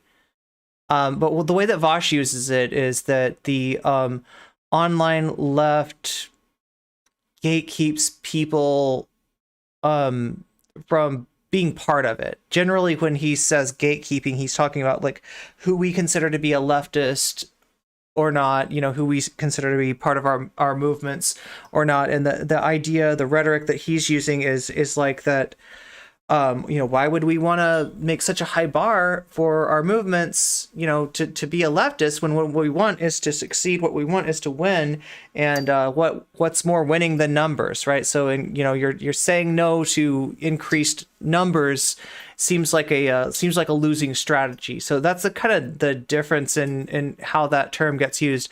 I found that many people online that say that people should be less sensitive are also the people who think if you tell them on Twitter that they are wrong, they say that you're speech policing him. Yeah, I mean, that's definitely the framework that Vaush is looking at. And, you know, if you're like, you know, he said, you know, you were talking about like, I'm trying to decide if I want to, if I'm trying to convince you or if I'm trying to convince your audience. And that's obviously like, is he open to listening? Is he open to changing his mind?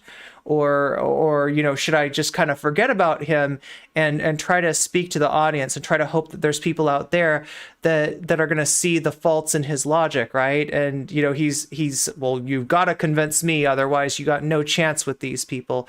I'm not sure he's right about that, but that's his take on it. He called it a psyop. Yeah, he did. He called it a psyop. They point to a 4chan. I think this is the one that they found a 4chan thread and suggested that, you know, people that were concerned about this were actually, you know, right wingers LARPing as leftists. You know, that there was some kind of op from un poquito, solamente un poquito.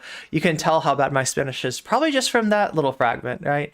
Everybody's been called a psyop lately, when in actuality, now, like, look, I'm not going to be so bad faith as to call Vaush a psyop, right?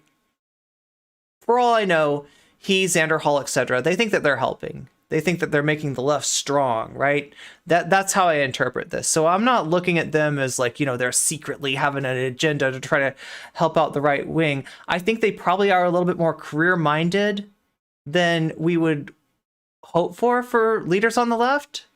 But I do think that they're, you know, like I said, they think that they're helping, right?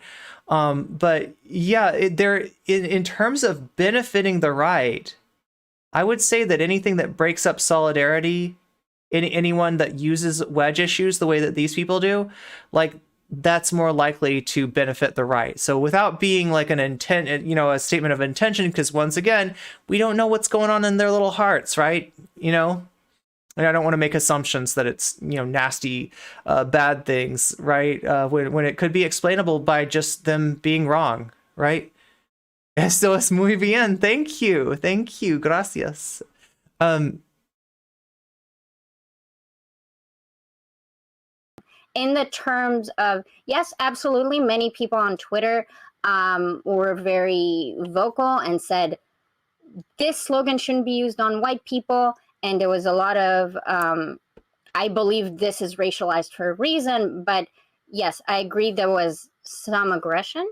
But I also think that the general plight, especially considering like Jesse Gender's like tweet, wasn't necessarily as hostile as you present it or as you perceive it.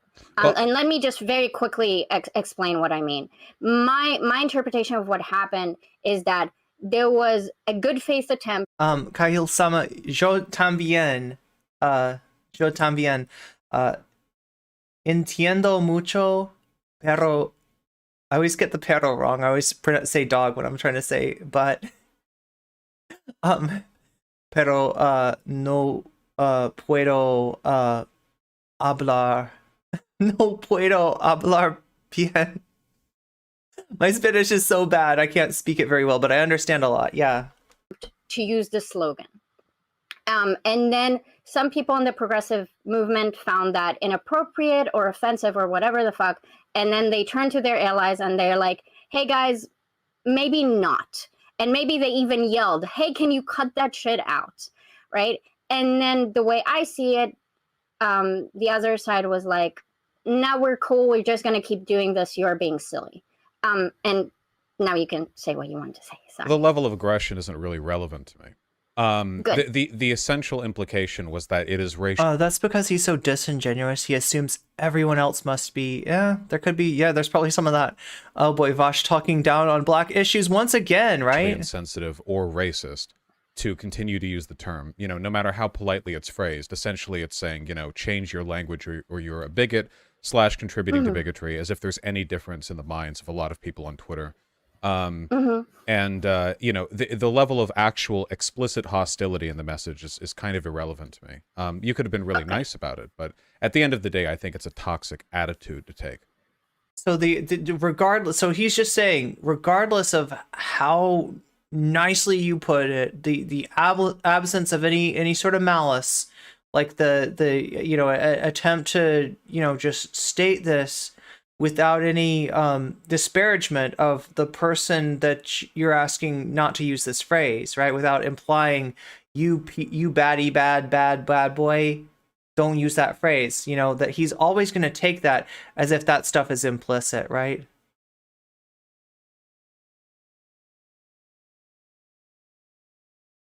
You don't know my content very well. This is an interesting day to be coming on. It should be a fun day. I'm gonna do a little cooking next. So, you know, after we get done, we're gonna do a little Vaush segment. Okay, we're gonna, you know, we're gonna watch enough of this video to know what's going on. Then I'm gonna go in the kitchen and get my lunch cooking. Then we're gonna talk to Dat Katie, who is the other debater in this debate. Dat Katie is the one talking to Vaush on this issue, who I didn't even know.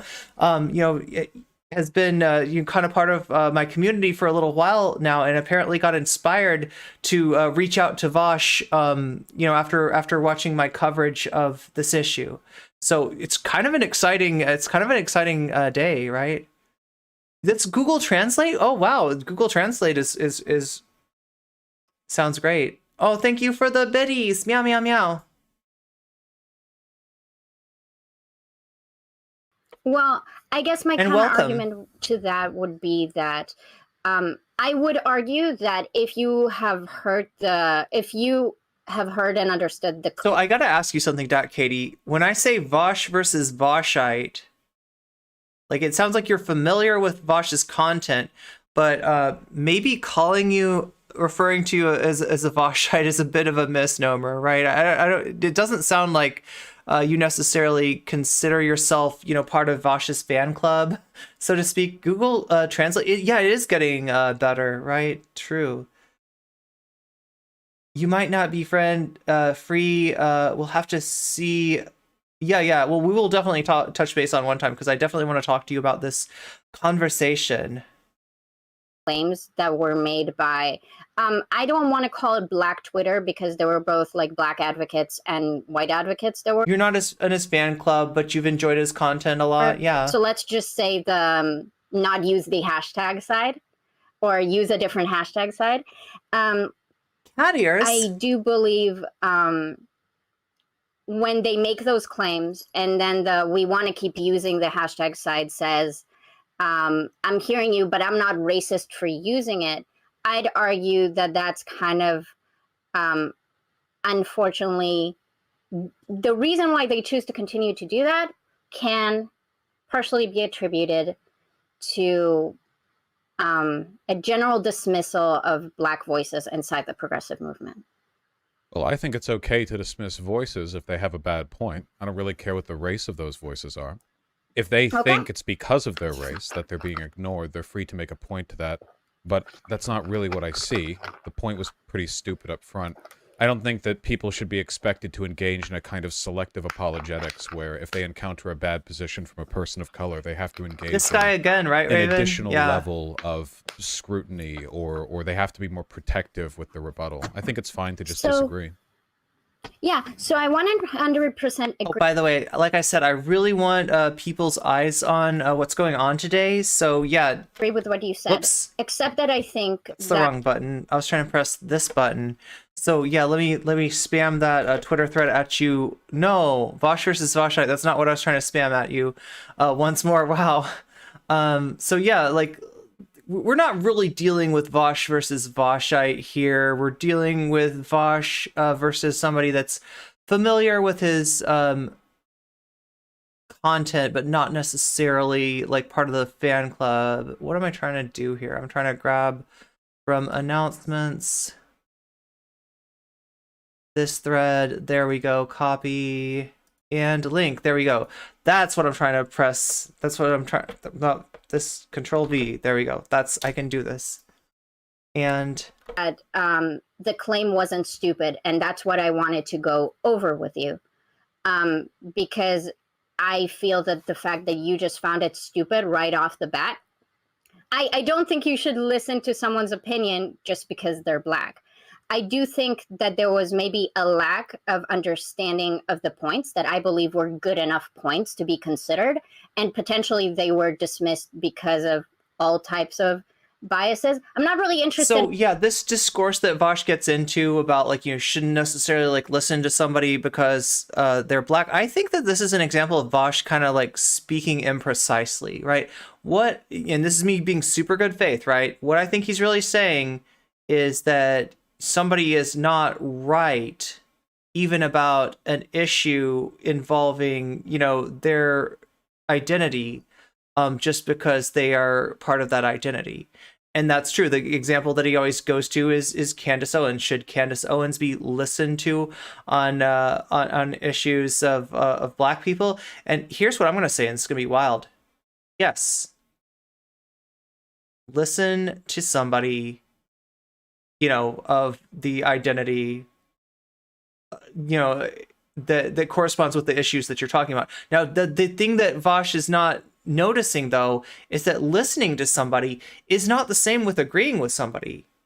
Listen to Candace Owens, and when she says, like, actually, like, reverse racism is a much bigger deal, realize that she's wrong. Right? And realize that pick-me-ism is a thing in almost every marginalized group, if not every marginalized group. So, yeah, that's what I think he's missing on this. It's because they think that listen. Yeah, exactly, Dat Katie. They think that listen means agree. They think that we're lying when we ask for listening. Yeah. Vote for Herschel Walker. Oh, yeah, vote for Herschel Walker or you're racist. Or vote for Hillary Clinton or you're sexist, right?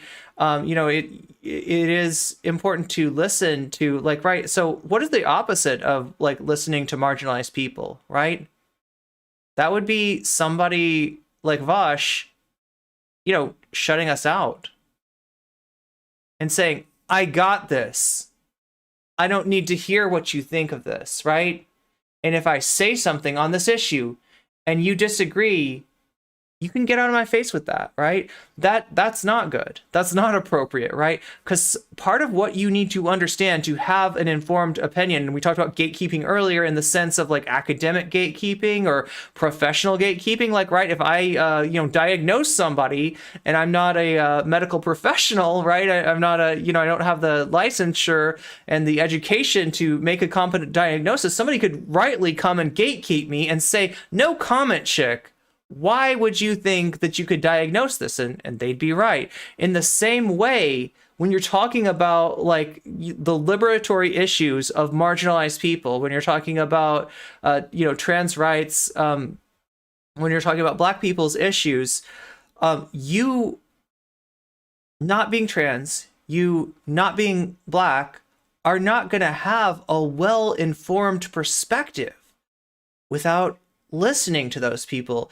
And no, you're not going to agree with all of us because you can't, because yeah, like there's the Candace Owens, there's the Blair Whites out there that are, you know, some of what, you know, marginalized people say is going to be contradictory, but I don't have a lot of faith in Vaush's ability or anybody else's ability for that matter to have a perspective that's really worth listening to if they refuse to listen to the people, you know, whose identities we're actually talking about, right? That's all that's being said. And I mean, like, you know, does Vaush disagree about that? I don't know. We never get to hear. He never gets confronted with that, and maybe that happens in this debate. So yeah, let me not talk so much and try to try to get into this. Candace has more knowledge on the Black experience than Vaush ever could. Yeah, true. And listening to somebody doesn't mean agreeing with them. I know listen doesn't mean agree, but hypothetically listens to marginalized people, considers their arguments, and continues to disagree. Are they able to express that? Yeah, I mean, as long as they really are like listening, right? And also like listen. Also, like, let's say that it's not Vaush that we're dealing with, right? Let's say that it's somebody right wing and they listen to Candace Owens' viewpoint and they say, I do think that's right. I agree with Candace Owens. That is my viewpoint too, right? Have you really listened to Black people, or are you cherry picking the Black voices that correspond with your preconceived notions, right? And that's what I see Vaush doing a lot. I don't think that Vaush doesn't listen to like any, Black people on Black issues. I don't think that Vaush doesn't listen to any trans people on trans issues. However, I think that he gatekeeps who he decides to listen to or not listen to according to how much their viewpoint backs up his preconceived viewpoint, his preconceived notion, right? And that's a problem. That's different than listening to people. That is cherry picking. That's entirely different. Y'all don't understand how many times I've shared my experiences or perspective as a queer Black trans woman, and had a chorus of angry white people tell me that there's no reason to listen to me just because I'm Black, trans, or queer. They all mention Candace Owens in unison. Yeah, it's become a thought-terminating cliche. They don't have to listen to what Zara's saying because they have that, pre-programmed response, right? He has facts and knowledge, and facts beep, boop, bop. Unless it's about their own movements for liberation. Yeah, true.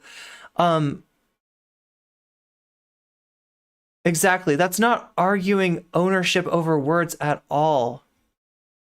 What's up, Tiffany? What's up, Ubafly? Like, look back to how he talked to Professor Flowers. He knows that, God, it's like trying to keep YouTube and Twitch chat open so I can read them both. He knows that he can speak over Black women because his audience and the internet do not put us first for our issues. Yeah, there we go. There's an important distinction. I think any person who isn't hyper plugged into online discourse would probably react with "what the fuck" seeing that. However, wait, am I missing more? Oh yeah, this is a multiple. You're NCC. You're being too nice here because he is not saying that at all. He's saying that he always does. Black people, especially women's voices, do not matter. I mean that's the effect. I think you're right there. I think that's that's the effect of what like that is like what he's justifying, right? Just what Mijumaru fan said. Vaush is constantly jacketing white people who advocate for Black liberation as bad faith. This is epic gaslighting. I can't.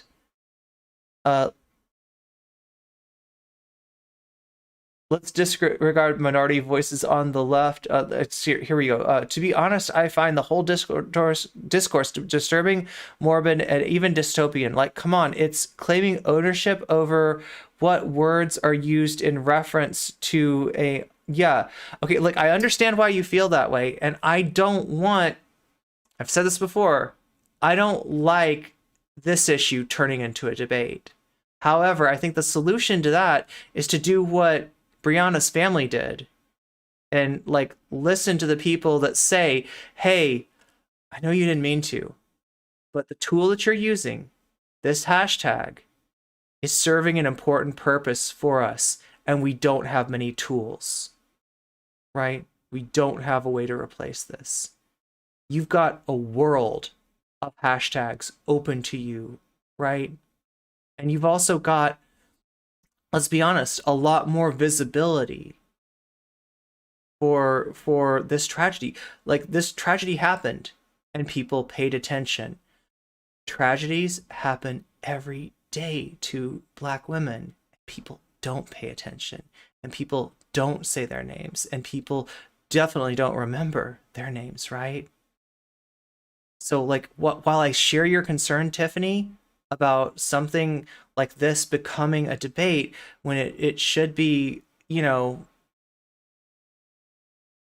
it's a tragedy and not a, you know, not it shouldn't be discourse, right? It shouldn't be a debate. I think the solution to that is for people like Vaush and people that reacted to being asked not to use a tool that's already serving a purpose that's vastly underserved, to say, okay, you're right, there are other tools available and I'm going to use those. Because yeah, this is a tragedy. This is not time to argue. This is not time to fight. This is not time to, you know, chase the discourse or the cloud or anything else. And that is ghoulish. But I think I place the blame for that ghoulishness in a different place than you're placing it, Tiffany. But yeah, I mean, like, I totally understand how you feel. If he thinks stupid takes should be dismissed, Vaush should shut the fuck up forever. He practices his own advice. Vaush is so anti-black. Sometimes I wonder if he listens exclusively to Candace Owens about black issues.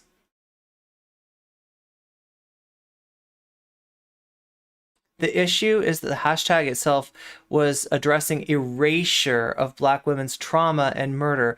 Like, you couldn't pick a more problematic slogan to appropriate, right? And I don't think that the way that people were made aware of this appropriation, like, I think it was anything but hostile, because I think the people making them aware were largely, you know, sensitive to the nature of this tragedy and not chasing discourse, right? If your dead relative wasn't killed in cold blood and forgotten about in the media, yes, okay, that's, sorry, I'm reading people's chatting with each other, and I know sometimes that's like out of context when I read that, so I usually try to skip it and just let you talk to each other and chat. Black people in general do not get the same grace in death and living as other people too, and that hashtag is for people who have suffered, for people who have suffered to that funeral.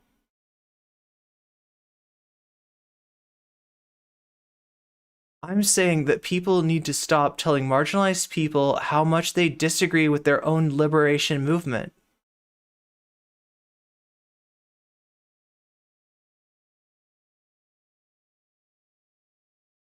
I agree with Vaush here, says Dr. Butler. Basically, what he's saying is if black conservatives as well... yo, Dr. Butler, I gotta disagree with the first thing you said to me, okay?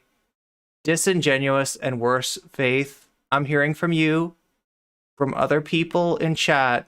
I'm hearing that I'm being too nice to him. Now, I am intentionally softening my rhetoric because I grasp the tragedy of this situation, both in the sense of what happened to Brianna and in the sense of what happens to black women all the time. People whose names do not, you know, make it onto my trending feed. All right, or people whose names do not get said and definitely are not remembered, right? And in light of that, I'm trying to be as non-inflammatory as I possibly can. So, and I get that there's a lot of emotions around this. I'm gonna just assume that, you know, you're feeling some of that, and you know, try to, you know, temper my reaction to that in kind, if that makes sense, okay? But yeah, I'm definitely not going. This is not the time for me to, you know, try to go hard at the people that I'm disagreeing with, including Vaush, right? Because of the gravity of the situation. So please understand.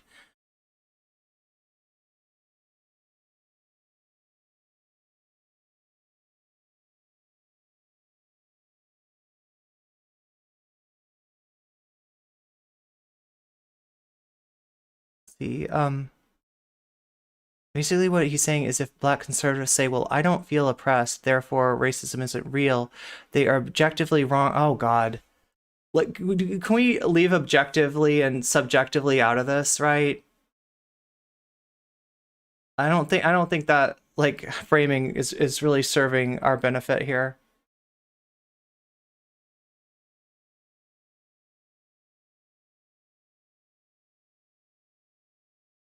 Yeah, but if you don't even know if a viewpoint's wrong or right if you don't listen to it, right? So when you frame it as like listening to black people or not listening to black people and working it out all out in your logical mind, right?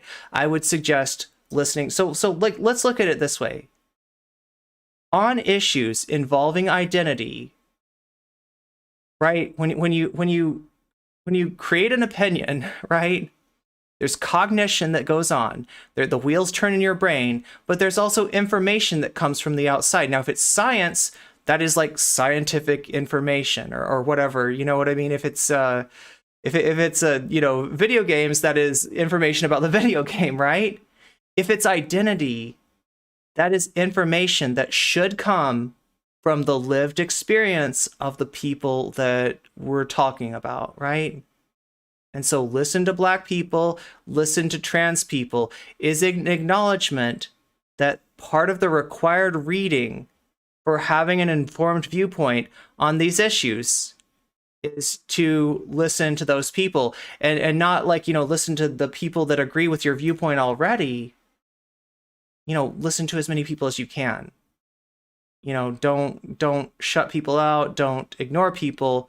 Like, understand that if you're not black, your opinion is going to be garbage when it just comes from the wheels turning inside your head. So that's what I'm trying to say, Dr. Butler.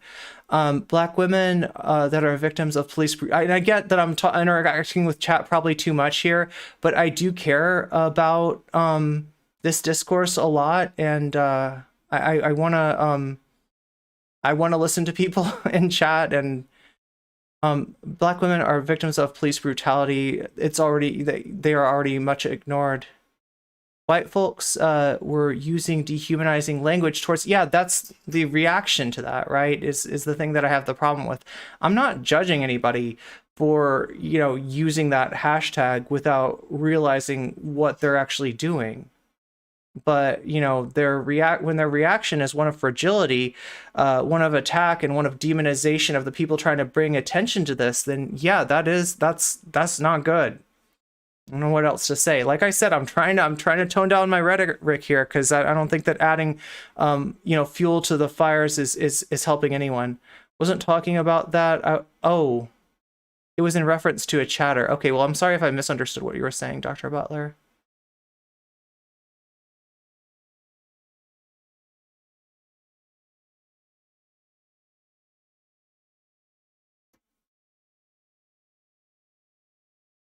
Yeah, and I'm trying to, I understand that, Dr. Butler. I'm clearly listening to them.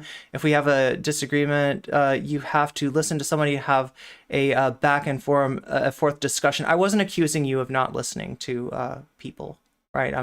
I thought you were, defending the idea of not listening, as Vaush is saying, based on the fact that, yeah, like, trans people can have bad opinions on trans issues, black people can have bad opinions on black issues. That those are indeed possible, but it doesn't mean that listening isn't important. In my lived experience of a black guy, pro-black arguments do not have to come from a black person. Yeah, true, but like, you understand that, like, my opinions on your issues aren't gonna be great if they're rendered in a situation where I'm not listening to your lived experience, like you were saying. So asking you to listen to minorities is the easiest ask ever. True. Oh, okay, God, like, objective and subjective, right? Because we don't know what we're talking about when we say these things, right? Now, there's like a concept out there of like objective. What that means is to reality, right? Not to me, Not to you, not to the person standing on the street corner, right? To reality. This is the truth, right? And so in doing that, when I say to reality, like that's almost like a godlike perspective, right? When you talk about the omniscient narrator in literature, you know the phrase omniscience, right? So omniscience is something that's attributed to gods, aware of all things. That's what objective is. That's why I don't think it's a particularly useful term in human discourse, right? Because we don't have access to a godlike figure to tell us this is what's really happening, okay? So that's why I think it's less useful so what gets, let me tell you, like, though we do talk about objectivity and what gets sort of put in place of the actual objective, since we don't have access to a godlike figure, is the perspective of the person with the most power. In other words, the person that's sitting at the crossroads of privilege, right? And when we're talking about the issues of marginalized people, the person sitting at the crossroads of privilege, that's not a good place to be getting your viewpoint from, right? And in general, like, right, we need to make sure that we're not using objective as a stand-in to the person in the most fortunate situation, to the person with the most power, to the person with the least oppression. See how much damage that does when we do that? That's the problem with objective. When it gets invoked, it's unconsciously invoking a very privileged perspective. So yeah, that's how the objective becomes politicized.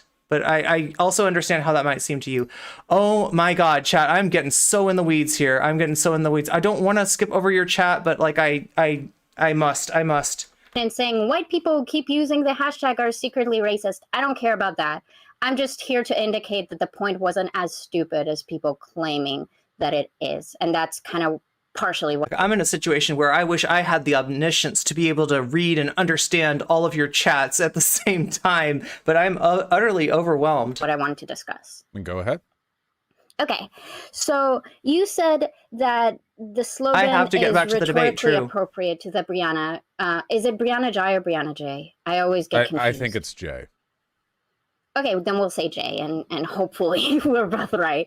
Because it would be really embarrassing to say the wrong name when the hashtag is say your name properly, right? Okay, so you said that the slogan is rhetorically appropriate, and you've said that in the video and both in this conversation. And my basically main argument is that the slogan really does not apply to Brianna J. And I found it interesting that you've even very strongly Wait, is this in the game? Oh, this is in Vaush's game. I thought he was like watching something else. That if people think it's not relevant is because they don't see her as a woman. So it's like a transphobic sentiment. I'm not going to be too aggressive on that, but I just found that to be a bit like silly, I guess. I'm sorry if that sounds weird. Well, I believe I made that claim with regards to Jessie Gender. My issue there was that Jessie Gender's claim was that the say her name hashtag wasn't really relevant to Brianna J's situation, which seems silly to me because it was, born of Brianna J's misgendering. The whole say her name thing is on one level, it's like, okay, well, media pay attention to this death. And on another level here, it's a reference to the dead naming. Of course, I think it was the Daily Wire that went on board and did for once some investigative journalism, and they uncovered Brianna's dead name by like accessing dental records or something. Like they called around and found some old. So, given those circumstances, it seems like the say her name hashtag is, if nothing else, pretty snappy. I mean, even if it was a poor fit, I still don't think you should just randomly change hashtags for no reason. But it seemed like a pretty decent fit here, really. Okay, so I guess before I'll address why I think it's irrelevant, I think there's an issue that wasn't properly addressed. So Brianna J was in the UK. So if we're saying that people in the UK weren't really aware of like the context of the Say Her Name movement in the United States, and that and sorry, I got a message and threw me off. Don't message me. I'm talking to Vaush. Yeah. So I think in the context of like, if we just look at the UK, I don't necessarily disagree that the hashtag fits considering what happened with like Brianna's dead naming, for example. But I think since Twitter and the internet generally are very American centric, once Americans got into this discussion, and now we're having mostly people who are American discussing whether this is legitimate or not, this is outside the purview of like well-intending people who weren't aware of the context use the hashtag. Because now when I've informed people of this context and they choose to refuse to be like, Hi, Amanda. Welcome to the stream. you know, you even pointed out that, is it called a... So for anybody just joining us, this is Dat Katie of chat, right? You've probably interacted with Dat Katie before. Actually talking to Vaush about the Say Her Name discourse. It's going to branch into some other subjects too. But the interesting thing here is that apparently Dat Katie was inspired by some of my coverage of this issue early on, and you know, had this interaction with Vaush, which is you know, kind of like amazing, like, right? Because usually what we see when somebody disagrees with Vaush on stream is an attempt by him and his community to demonize the person and to harass the person. I mean, this has happened time and time again. May I just point to the Professor Flowers debate, you know, the fallout from that. So hopefully, you know, we could, I'm trying to purposely kind of tone down my rhetoric on this, because this is an issue that I don't think ever should have become part of the discourse. In my mind, the appropriate response to somebody saying, hey, could you not use this hashtag that is one of the only tools bringing attention to, you know, tragedies that befall like Black women, like all the fucking time in terms of state-sponsored violence, right? Is okay. There's other hashtags we could use. And that's what Brianna's family, that was their response. I think that, you know, that's a perfect example of you know, where this discourse should have ended, right? In other words, it never should have been discourse. It never should have been debate. It is, we're in this spot, it's being, you know, strawmanned and misunderstood and doubled down on, etc., etc., etc. at this point. And yeah, Vaush is one of the biggest culprit, but it's kind of cool that somebody from, you know, that was made aware of this discourse from my stream, actually, you know, went and reached out to Vaush and had this conversation. And so far it's, you know, it's going pretty well. Vigil. For Brianna, and then they apologized for chanting Say Her Name because they said they were brought awareness to the context of the thing, so they used something else. Yeah, right? that seemed awfully sad. No, it's not.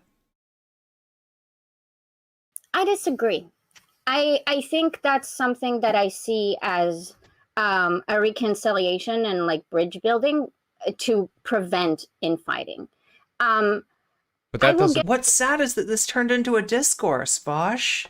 Get to the point of it never should have been one. Like mourning and stuff. But basically what I'm saying is that once we're inserting this as an American context, and this is obviously American centric. Wait, when I look back on the YouTube chat, oh my god, I am trying to keep up with chat.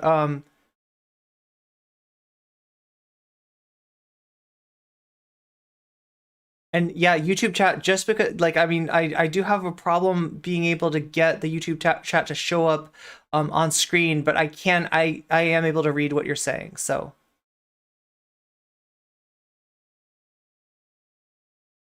I'm in for such a wild ride, oh my gosh.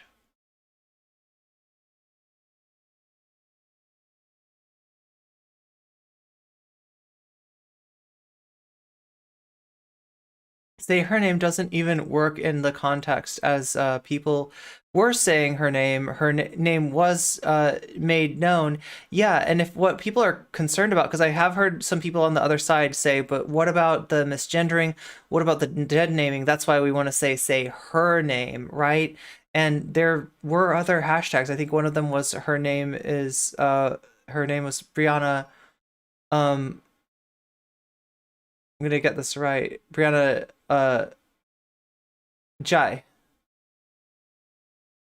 I don't think arguing. Oh yeah, the objectivity. Yeah, we can talk about that more. I've been talking about objectivity and subjectivity and kind of like the politicization of the objective. I have to get back to the debate. Yes, I do. I'm just trying to catch up with what's going on in YouTube chat.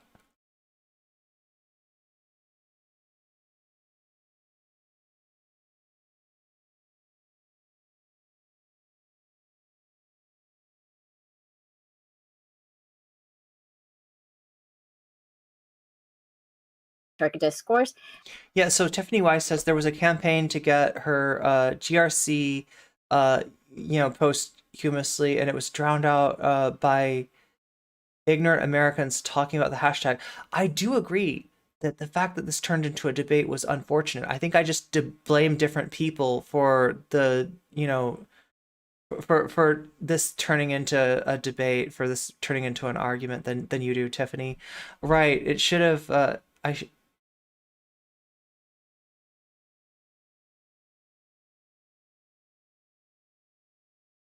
Anyone could get on the list. I think you just have to have half a brain and some talk. Oh, you mean, are you talking about like for, oh my God, I'm so missing out. I'm trying to read, like somebody in YouTube chat alluded to, okay, I hate that whenever there's something defending a marginalized group, it always has to be misconstrued because people can't handle their privilege or specifically whiteness called into question. Yeah. Oh, Ubafly mentioned a hashtag. There we go. Her name is Brianna. Yeah. That's the one I was talking. That's the one I was thinking about. Yeah, that was a perfectly good hashtag.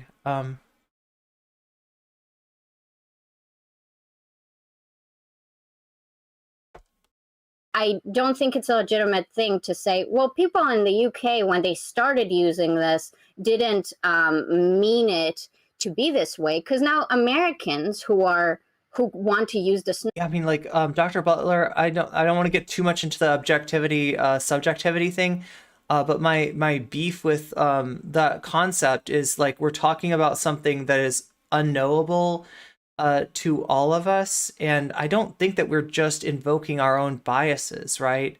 I think that we're invoking almost like a societal bias, and that societal bias is to who's at the top of the hierarchy. In other words, to the people that are at the crossroads of privilege, and especially on an issue of marginalized people who are at the other side, the other end of that stick, right?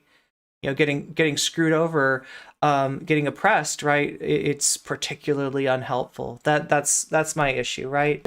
Slogan are using it too, even though they are completely aware of the context now. So it's not just a good faith mistake anymore. I want to be clear. I don't think decisions like that prevent infighting. Acquiescing to outrageous demands from woke scolds increases. There we go. So it's a woke scold. Vaush's idea is that one giving in, one saying, okay, we'll use a different hashtag, like Ubafly just said, her name is Brianna. We'll use that hashtag. That Vaush says these are woke scolds. They're not good faith operators. They're not just like wanting to try to maintain the potency of this hashtag for doing the job that it's doing. They're trying to get power over us, right? And we can't let them have it. If we give them an inch, they'll take a mile, right? And what he doesn't realize is that at every single turn, the they that he's talking about is a marginalized identity, right? So you're systematically denying the perspective of marginalized people based on your bias that maybe from certain experiences that you've had, maybe from something a lot uglier, right? that what's been being sought out here isn't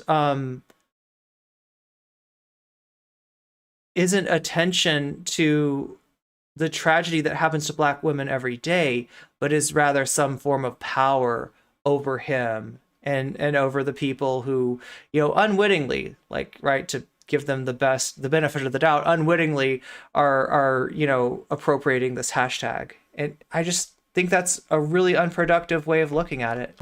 Leeway you give them. Oh my God, Mossburbs, thank you. The more harm they can do in the future, because you've given them that kind of social are working power. hella hard. And for two, I don't really care if people So use hard. it. There's no mistake involved here. There's nothing wrong with using the hashtag after all. There's no cost benefit analysis here. I think it's quite harmful too at a vigil. Need to make that text bigger. After everyone's gone home, you know, it's a very solemn moment. And then people are like, okay, well, let's reflect on what's happened. And the discourse is then like, it was racially insensitive to use that term to mourn a dead teenager. It's like, again, you need to have a really goddamn good reason to engage in this kind of behavior, to prompt this kind of fake introspection. God damn, Vaush. Like, do you not think that the fact that so much violence is happening to Black people, so much violence is happening to Black women, and that the majority of people are constantly unaware of it, right? We even heard somebody say that, like, you know, this was the first, you know, incidence of a trans woman, you know, being unalived, like, this year, and it wasn't. And all the examples, all of the there were, like, I think 3 or 4 other names of trans people this happened to. They were all non-white.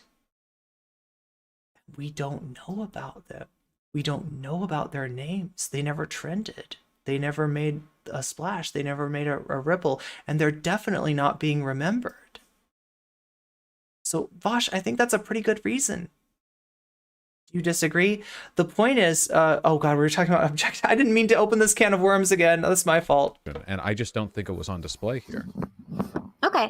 Well, again, you said woke scolds like posing outrageous demands, and I want to address that because while I do believe that there are some woke scoldy elements to this, I don't think they're worth being dismissed when there is some validity to those claims. Then so what I harm don't is believe there? they're outrageous. Okay, so again, I've tried addressing this multiple times, but we keep going on slightly different directions, which are all very important to this discussion. So I'm not complaining about that.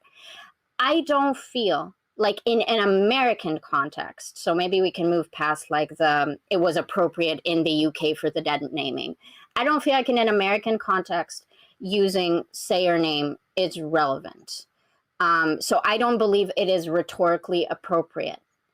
Even if it was irrelevant, I still wouldn't think there was any harm in using it. I don't think it's irrelevant, mind you. But even if it was, and we had a whole discussion on its relevance, I don't think using an irrelevant hashtag is in itself harmful. You say her name, a person died, it was a her, so say her name, you know? The terms that we arrive at, you know, they don't have to be like masterfully crafted allegories with 17 references to the specific case. I just wish he'd acknowledge the fact that, like, the other hers whose names that we aren't saying is the, you know, he's asking what is the harm.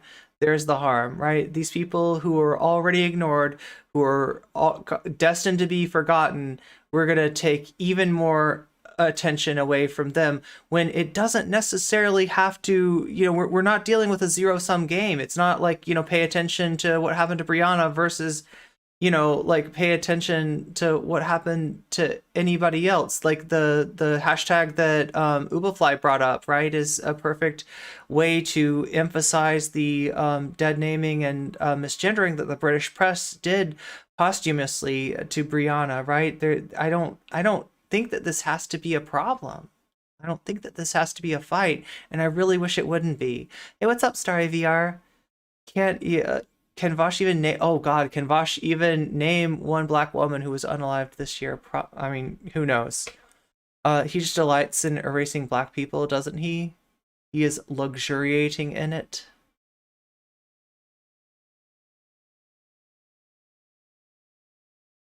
Yeah, no, it's chat. If you want to talk about objectivity, subjectivity, that's fine. It's an interesting subject, and like I said, I think it's politicized, right? I think that objectivity gets politicized without us realizing it, and that's why I'm trying to bring, attention to that. I just like I'm so like. Here's the thing: I have horrible ADHD, and I don't want it to result in a substandard stream for all of you. Okay, so I'm trying to guard my own tendency to get sidetracked and stunlocked. At hand. The term people use is the term people are going to use. Okay, so do you feel like instead, when people say Black Lives Matter, would it be okay if people then said all lives matter, but they actually mean Black Lives Matter? I don't really see what the comparison is between what I said and what you said here. Okay. The All Lives Matter movement was a direct rebuttal of the Black Lives Matter premise. Implicitly, the suggestion that Black Lives Matter... Okay, I just moved YouTube chat in hope that I'll be able to read it more, right? I had it in the wrong place, and it was causing Twitch chat and YouTube chat to be very small on my screen, but now they're both big. Less than white lives right now in American society today. The All Lives Matter was a deliberate misinterpretation of that framing. The implication being that saying Black Lives Matter means only Black Lives Matter, when of course that was never the intended message to begin with. It's a bad faith engagement. I agree. The point that I'm trying to make is, I'll explain why I think the slogan is not rhetorically appropriate, and then you'll get where I'm coming from. So, Say Our Name in America specifically addresses the erasure, and by erasure we mean the fact that Black women who are being brutalized by police are not even being reported on in the news. So they're being erased. They're not even reported on. There's no awareness to that. So there are two elements to this, basically. Three elements. Black woman and brutalized by police. Brianna is a woman, absolutely, white, and wasn't brutalized by police. So it feels like this slogan doesn't really apply in an American context. Only if you presuppose the pre-existing context. I don't really care what its pre-existing context was. Say her name, it's a her. I mean, if it was a guy who was killed, I guess it would be kind of grammatically incorrect. Apart from that, whatever people settle on is fine with me. I wouldn't care if they settled on, something completely out of hat. I do think there are reasons to use the Say Her Name term. Like, I think there's some specific parallel there. But it doesn't really matter to me that much. I think you need a really good reason to try to cajole people off of an existing hashtag or slogan. Like a really, really good one. Can I try to make sure I understand your point and then inquire something about it? Yes. So you say that the original context doesn't matter. So the fact that the original Say Her Name movement stands for X, Y, and Z is irrelevant as long as I can use Say Her Name in a way that expresses my point, right? So context does not matter, basically. Is that fair? Unless the context is somehow harmful. Like, again, if it was an anti-Semitic slogan, then obviously using it now for Brianna J would be, I see. Right. So that's why it's not equivalent to the All Lives Matter, because you do think that's harmful, so it does not track the same way. Well, okay, I see. If for some reason, like, All Lives Matter had been settled upon rather than Black Lives Matter as the pro-equality slogan, I don't think I would have had any inherent issue. So it sounds like Vaush is recognizing like the problematicity of All Lives Matter come from the fact that it's used as a response to Black Lives Matter, and it's offered like as a correction. That the implication being that saying Black Lives Matter is somehow saying only Black Lives Matter. So he's like recognizing, I guess, that the context is created by the original slogan, right? That being Black Lives Matter, and that when all lives matter is said, it's not being said in just the, like, yeah, all lives are important, which is kind of, you know, a truism, but it's said to imply that Black Lives Matter is, you know, an attempt to prioritize Black lives over other lives, or, you know, or even just over white lives, when in actuality it's a response to the fact that Black lives are treated by the you know, law enforcement, which has a monopoly on violence, as if they don't matter. With that, right? Like, you can imagine pretty easily, you know, a bunch of people chanting down the street, all lives matter, and it's like a anti-racist protest. It's, you know, the terms are interchangeable and largely meaningless, but there is inertia to them. Okay, so I guess the issue that I take, and Wait, does he mean inertia or momentum? I think part of the harm is basically that, and I get that you don't care about context, but I think the terms are not interchangeable or meaningless. Vaush doesn't even really care about this, yet he does care, and took a side and used his entire platform and clout network to push his opinion. Yeah, and to push out those people trying to bring attention to this, because Vaush is being so obtuse, because Vaush doesn't care about Black women. Okay, and I'm reading this subjectivity, objectivity stuff, but I can't read it out loud because I'm already doing a bad job of paying attention to the content and the chatters. Despite the awful content out here, I'm glad that we're here. Oh, that's really sweet, Ubafly. And to everyone else in this community, I'm very grateful. Oh, that's really sweet, Jinx.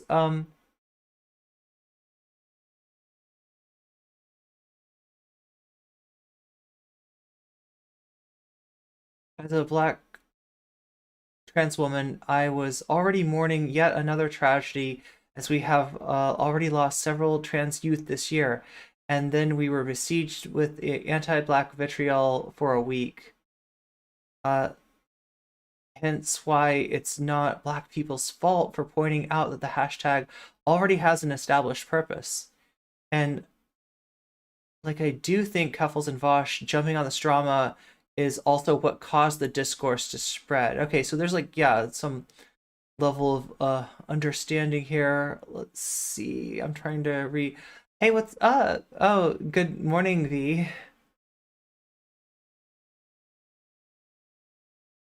Vaushbag doesn't care because Vaushbag hates Black women. Disrespecting my Black queens. I won't have it.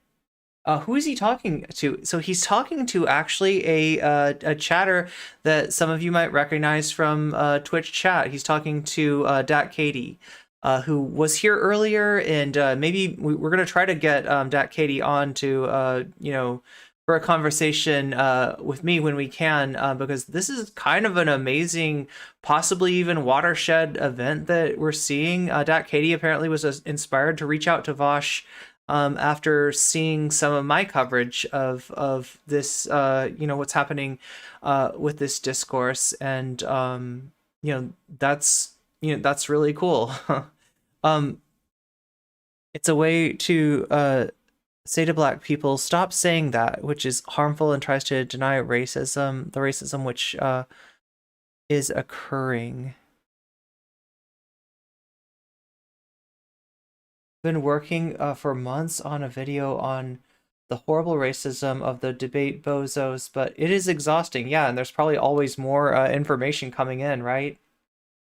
the context here is exactly the plight of this side of the Oh, you've got a video about this in the works? progressive, Nice. like the side that I'm here to Nice, express. Phoenix. So you say context doesn't matter, but the context is that there is an erasure of African American women being brutalized by police. And then if we make it if we open it up to everyone, and by open it up, again, I'm not putting anyone in jail for using the hashtag. I'm more upset at fellow allies who have heard me make this argument and say, I don't give a fuck. As you said, like, who cares? You know, I think you should care. And the reason why I think you should care is because if the context discusses a specific issue that the African American community faces, and then we potentially dilute it by saying, well, it's actually an issue that all communities have, then now we're no longer addressing the African American issue. Now it's a general issue. And I know that you made the claim that, like, this is not intersectional.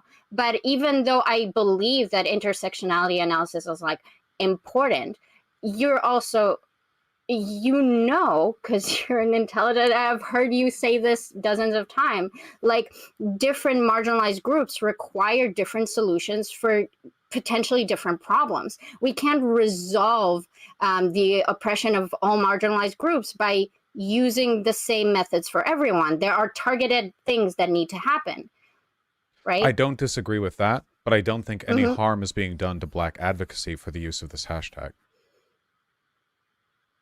Going to take a little bit longer because you want to talk about systemic violence against the disabled. I don't think there's any competition. What's up, Gothic Asriel? For resources or for attention here. The idea that there is competition between different marginalized groups, I think, has historically been a reaction. Yeah, and I want to underline something that Dat Katie just said, right? That this, you know, isn't like the characterization of a lot of these debates lately, the straw manning that I talk about, has been like in response to, you know, people who are approaching the situation in a non-confrontational manner and then have their perspectives recast as if they were an attempt to cancel. I think this is what's so destructive about left-wingers like Vaush adopting the framework of cancel culture and then incorporating it into everything. It then becomes a one-size-fits-all excuse to be wrong, to be intransigent about it, and to double, triple, quadruple down, right? You can literally take anything that anybody has an issue with that you do and, like, accuse them of cancel culture. And if this becomes a thought-terminating cliche, then there's, like, nowhere to go forward from that, right? And this has been an issue with the Hogwarts Legacy discussion, and this is an issue with the Say Her Name discussion, right? This is that, like I said, never should have become discourse to begin with. Vaush, yeah, thanks for reminding us, Nina. Vaush has read all theory. That's true. That's true.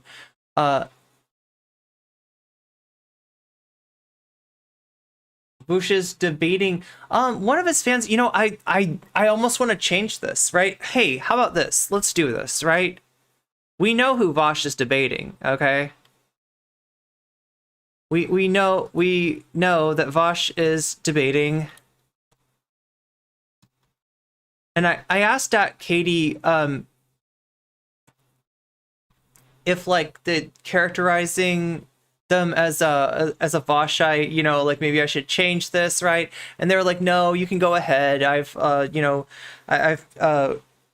Vaush's content for 3 years, but I don't get the feeling when I say a Vaushite, generally what I'm saying is, like, somebody that is like a fan in the sense that they are a supporter, right? And while you know, obviously, like, there might be some like, I don't know, I feel like it's unfair to characterize Dat Katie as a Vaushite, so I'm going to change the title to reflect that, if that's okay. Belief. It's like the Dave Chappelle argument, the idea that all the, you know, like, trans people are canceling him for being black or whatever. No, they're not. That's not happening.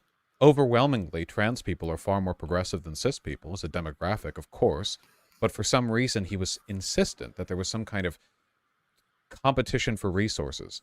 I think it's a psyop, or something often believed by people with misguided principles. I don't actually think it's a real issue. Vaushites to me is like stands who were chain blocking all black people, or being like, what racism did he do? I need more evidence. Yeah. The trans advocacy and black advocacy hashtags, whether they overlap, intersect, or don't at all, I don't think they're fighting with each other. So I don't think there's any harm in those terms being used in that way. Okay. So I understand that. First of all, I'm reading chat. So that's the always original a mistake. I agree, but like the original hashtag was say their name, and now the Native American community often uses wow, I'm going to butcher this, but something with stolen sisters. I'm really sorry. I was told this by a Native American advocate, and I don't remember the specific thing. Okay, so yeah, that's does anybody know that hashtag? The Stolen Sisters hashtag? There's that, and then there's also one that I've seen a lot is, and when I look up, this issue, I see MMIW or MMIWG or MMIWG2S, right? And that is essentially missing and unalived, and I'm, using the word that's like less demonetizable there. It's a word that starts with an M in the hashtag, so it's MM, right? IW, Indigenous women, girls, and two spirits, right? That's what I've been seeing. Yeah, there we go. MMIW or MMIWG, MMI2S, right? I think it's been changed from sisters in some places because a lot of the victims aren't women. Like marginalized, oh yeah, I see what you're saying. Yeah, marginalized genders are often erased. Yeah. That's hence the reason for the MMIWG2S. But I don't have an issue with it being used for Native Americans first. If they had so the hashtag, yeah, that Dat Katie's referring to is, I think, no more stolen sisters. Hashtag no more stolen sisters. An issue with that, then I would potentially make similar arguments for that. I think what I'm saying is that when you're expressing like a level of dismissal to... But the sad thing about this, right, is that the idea of say her name originating from the movement to stop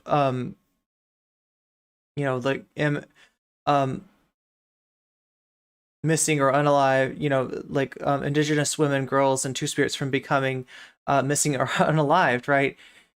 Is that it doesn't feel like that was brought up out of any sort of concern for Indigenous people. It feels like that was brought up as a deflection, right? In other words, they interpret people asking them to use a different hashtag as a call out, and they want to do a call out to call out the call out and therefore deflect, right? So that's my big problem with that. It's like that's an issue that needs to have more attention brought. That issue needs more attention as well, right?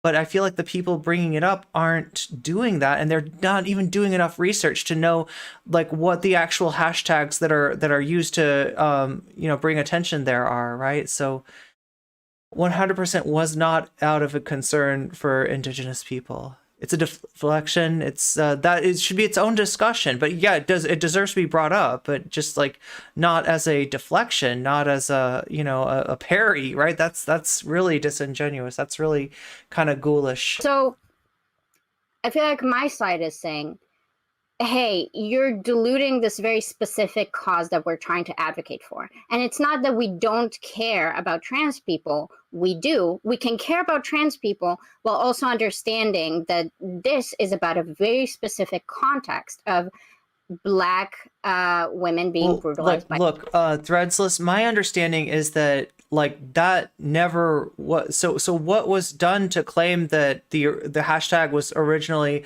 about MMIWG2S was somebody found a documentary or a movie that used that phrase, right? Used say her name, and then they like somehow concluded to that was like, you know, the origin, when in actuality you're just talking about like a title of a movie, and the movie happened before hashtags were a thing. So that's my understanding, right? That the people digging up this information to deflect didn't care about the people that they're invoking here, right? As like, you know, to say that like it's been broadened before, therefore why can't it be broadened again? Well, you got to ask the people that are using the hashtag at the time, like, do you want this broadened? And there's a specific reason why not to do that, because this is a hashtag that is already finding itself insufficient, already unable to do the work that it needs to do to bring attention to the, you know, Black women that are victims of state-sponsored violence, right? And so yeah, when you want to broaden a hashtag, you gotta ask, you know, the people using it, rather than just assume that, like, you know, okay, well, this is, you know, this seems to fit, right? This seems to fit, right? It just... Police.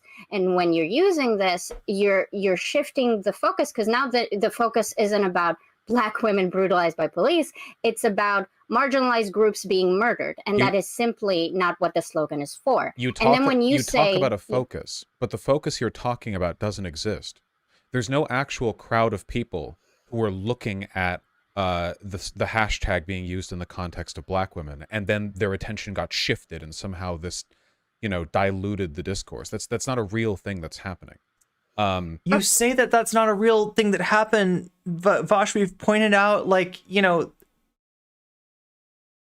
we pointed out like issues, you know, like instance of, like, you know,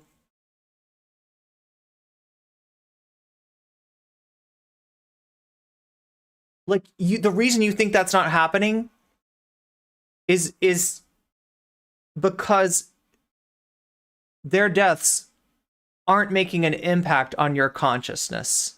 Their deaths are not coming to your attention, right? What you've just said, which is that you don't see who's getting the attention taken away from them, should illustrate the fact that, yeah, you don't see them because the attention's being taken away from them, because they're being erased. Like, you're unwittingly illustrating the counterpoint to your argument, right? Right here. Okay, by diluted the discourse, I mean that we're now using say her name for Brianna, and Brianna's name is being said a lot, and we're all talking about it.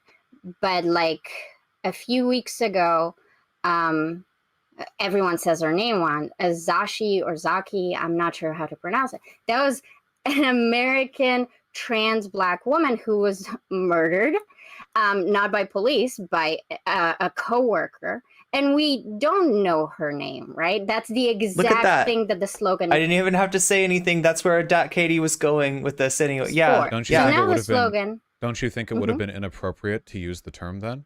She wasn't killed by police. Wouldn't you be diluting its original meaning to talk about murders broadly when say her name was used rather as an attack on the racist institution of the police? I would argue that to claim that say her name doesn't have to do with the racial issue that Black Americans face is misguided. Sure it does, but it also has to do with the police, a factor absent in the killing of the person you just described. It seems to me like both of us want to dilute the term, but you arbitrarily believe your dilution is acceptable, whereas my dilution... What is the game that he's... Yeah, what a weasel, right? What is the game that he's playing? I don't even know. Like, chat keeps on freezing up for me, but I was trying to say, right, because no one is looking at Black women, and they should be. That's why he thinks that. Yeah, exactly. Is somehow unacceptable. Well, maybe even if that's true, I find that to be a very interesting statement. I feel like Katie is eating his lunch. I feel like this is kind of a gotcha, and I don't know if I should participate in that or not. It's but not if a we gotcha. Want to do... It's you would need to explain why your deviation is justified, but not mine. So I think it's okay to say her name in basically any context that isn't reactionary. And if reactionaries say it, I can't really stop them, can I? So the question is expanding like the hashtag outside of state-sponsored violence, acceptable, right? And he's saying, well, if you're willing to expand it outside of state violence, then why not expand it outside of just being about why not expand it to white people, right? And here I think that Dat Katie was bringing up the issue of trans women who had been the victim of violence, who weren't white, whose names that he wasn't whose tragedies he wasn't aware of, whose tragedies, like I said, sadly do not make a splash in the public perception, right?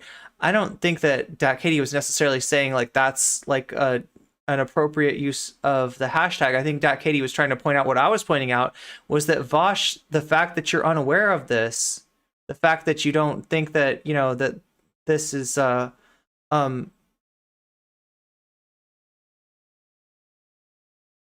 she is showing him to be a weasel. Yeah, I think it does seem like a fair point that she's showing him to be a weasel. Good point.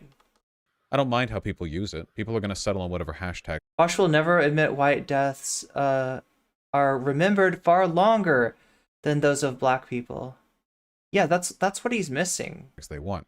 You're interested in the purity of the term, not something I go. It's not about purity, Vaush. It's not about purity.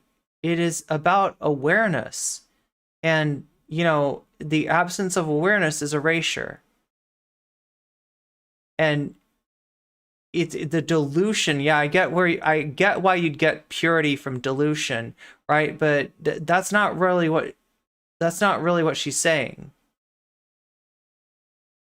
She's saying like dilution in the sense that this is an already underserved cause. There is already erasure. There is already a lack of awareness. And so when you're looking for some place to go, when you're looking for something to use to bring further awareness, like people say, to the fact that Brianna's been, misgendered and dead named posthumously, you've got so many other options. And insisting on the option that you reached for out of ignorance is a completely acceptable option, and anybody saying different is a woke scold and is being disingenuous, etc. Like that's gross, right? There are the hashtag that Ubafly brought up. The smugness is suffocating. Ian is obsessed with purity. Well, yeah, he's got all these thought-terminating cliches: woke scold, purity culture, right? Like all these like prefabricated deflections to anything anybody tries to bring up. And he doesn't get that, there is the possibility that you are not being canceled, but rather you're being tapped on the shoulder by somebody saying like, hey, you're making a mistake here and you're doing harm. I doubt Vaush can tell me the names of black women who have been unalived until he can. All his chat can. He doesn't have a leg to stand on. But if you are, fine. But you would then have to explain how your impure decision to include the woman you just referred to is acceptable when previously... Well, I mean, my understanding is that the reason that woman's name is being brought up is as an example of the lack of awareness of, like the tragedies that happen to black women in general, not necessarily that's an example of state-sponsored violence, right? It has been about preserving original Would you intention. like me to? Go for it. Okay, so I believe that if we broke down the 3 categories for, say her name, although I feel like I should probably, if I wanted to be more optically effective, I should probably fight the framing that I'm looking for the purity of the term, but I'll go with this. If there are 3 elements to... So, I mean, all the stuff that you're hearing, it's partially why Dat Katie's an effective messenger in this case is that she's referencing, you know, there's like almost like a culture that's developed in, you know, in Vaush's community as far as optical effectiveness, like all these buzzwords, right, that are kind of just like weird to us, like they're the way that the discourse goes on in this community. And yeah, you know, it's kind of you know, Vaush's culture by way of Destiny, right? This is you know, debate bro culture, right? And you know, Katie has said that she wasn't sure if she wanted to reach out, if she's trying to change like Vaush's mind here, because you know, that might be a lost cause. He is not necessarily a good faith actor, or if she's going to be more effective, like targeting you know, Vaush's audience, which right, which also speaks this language, right? And so that's kind of why these things are getting invoked, right? The use of say her name, black. Yeah, they split a while ago, but like understanding that Vaush's initial, you know, initial coming into prominence was out of like as being a chatter in Destiny's community that talked to Destiny on Discord and sort of built his community out of there. So some of the traditions, some of the language that gets used, you know, is coming from Destiny's community, is coming from the way that people talk, because coming from, you know, what we talk about, like, I mean, you could even call it like seminal debate bro culture, right? That Destiny is like the ground zero for the tragedy that is debate bros, and that Vaush is apple that doesn't fall that far from the tree. Granted, some of it is probably, you know, was developed by Vaush's community, you know, from the input from the original input from anyway, I'm getting way too in the weeds here. And police, and we rank them. They're like the threadless. I think I appreciate you wanting to make a distinction between Vaush and Destiny, and granted, I don't recognize them as being. I'm not trying to say they're the same thing, right? But also understand that Vaush and this debate culture, in a large part, stems from Destiny. So you could almost think of it as like, you know, those etymology charts that show like, you know, they show like, you know, French, Spanish, Portuguese stemming from Latin, right? Destiny's the Latin. Okay, that doesn't mean that French is Latin. That doesn't mean that Spanish is Latin. That doesn't mean that Italian is Latin. But that does mean that all of these languages have elements, have a derivation from that Latin. So that's what I'm trying to describe, if that makes sense. I assume that, and like I said, I'm getting way too into the weeds. Important component. Way too into the weeds. Pretty important component. And yes, police. But if I had to rank them, I would rank them in that order. So you think the police element is less important than her having been a woman? Well, I think that say her name was used in African American communities, also for just Black women who were murdered generally, although it's mostly used for police brutality. It was overwhelmingly used for police brutality. I mean, the loudest use of the term was with the death of my goodness, I'm blanking right now. She was shot. She was in the hallway. She'd risen from her sleep. The police fired openly into her apartment building. Breonna Taylor, yes, of course. My mind blanked. Listen, I'm not going to go too hard on him, and I'm not trying to, you know, cast aspersions for him forgetting Breonna Taylor's name. But there's an example. There's an example, right? And I don't think it's just because of the recentness of you know,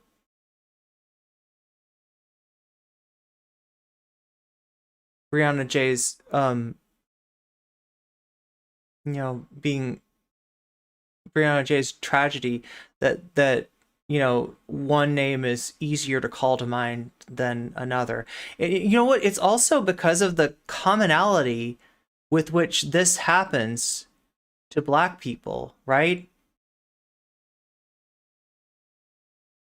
So that's what you're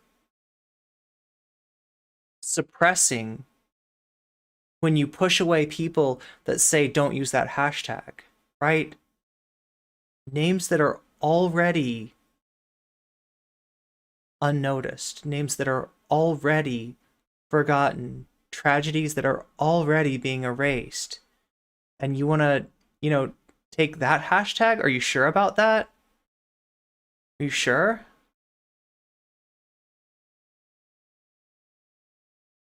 It's a good reason not to steal the hashtag, Vaush.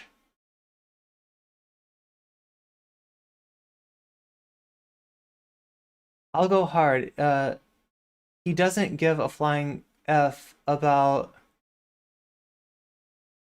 murdered black people. Yeah, say her name if you remember it. Like he's unwittingly, like, right? And I'm not trying to say this to, like, let me just be real clear. Vaush is not the only white person who has trouble calling to mind the names of black people who have been unalived by police violence. Okay? But there's your example. That you need to pay attention to this, in other words, right? You need to recognize, Vaush, that this is the reason to find another hashtag, okay? Was used most prominently for her. But this was all part of an anti-police protest. After all, Black Lives Matter was about fundamentally police behavior. So it seems to me then that you could actually say that say her name and any associated, terminology is really more about police behavior. And you could say it if, say, an autistic white woman was shot to death for no reason by a police officer, right? I mean, if we're focusing on what matters most, it seems like the police element here is pretty critical. Oh, well, I would say that's wrong because say her name has been often used before the BLM protests and before Breonna Taylor for other Black women as well. And as your chat pointed out, since Native Americans have been using this for since at least 10 years to argue that this is somehow new to like BLM or like the recent uptick in interest to African-American issues and violence. I don't think that the police brutality is the strongest element, although I'd argue all three are pretty important, but say her name have been used, not predominantly, but partially just for Black women who were murdered and were not properly reported on. Do you not think you're erasing the indigenous people a little bit? Because what they were talking about with those protests... So the chat's saying this, but what the chat's not noticing, right, is that there has been discussion between these two communities, right? This is the problem. The Vaush community isn't talking to Black people about this. The Vaush community isn't talking to indigenous people about this, but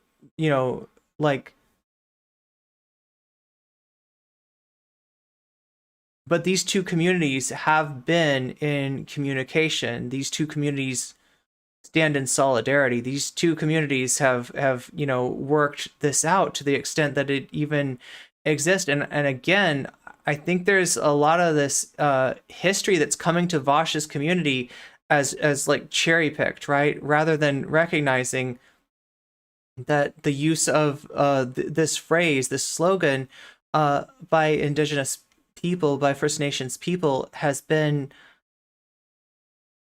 comes from a time before hashtags existed. This was like I said, this was the name of a film, and it does feel like they're just looking for something to deflect with rather than actually talking to the people involved, right? It's a Google search for them. It's not real. That's the problem, right? And it's not just, and again, it's not just a problem with Vaush. It's a problem with society. It's a problem with a lot of people, right? But yeah, for him to double down on it, that's where the problem is. They're using us like footballs in a race to prove that they're, yeah, that's the problem. They're more concerned about being right than they are in giving a fuck. Literally, right-wing people reheating the that Not Your Shield 4chan op style wedge driving fuckery. This isn't news to me at all, says Phoenix. It wasn't the police. It was about the abduction of indigenous women from their reservations. Yes. Whoa, why am I getting pings right now? This is very bad. Sorry about that.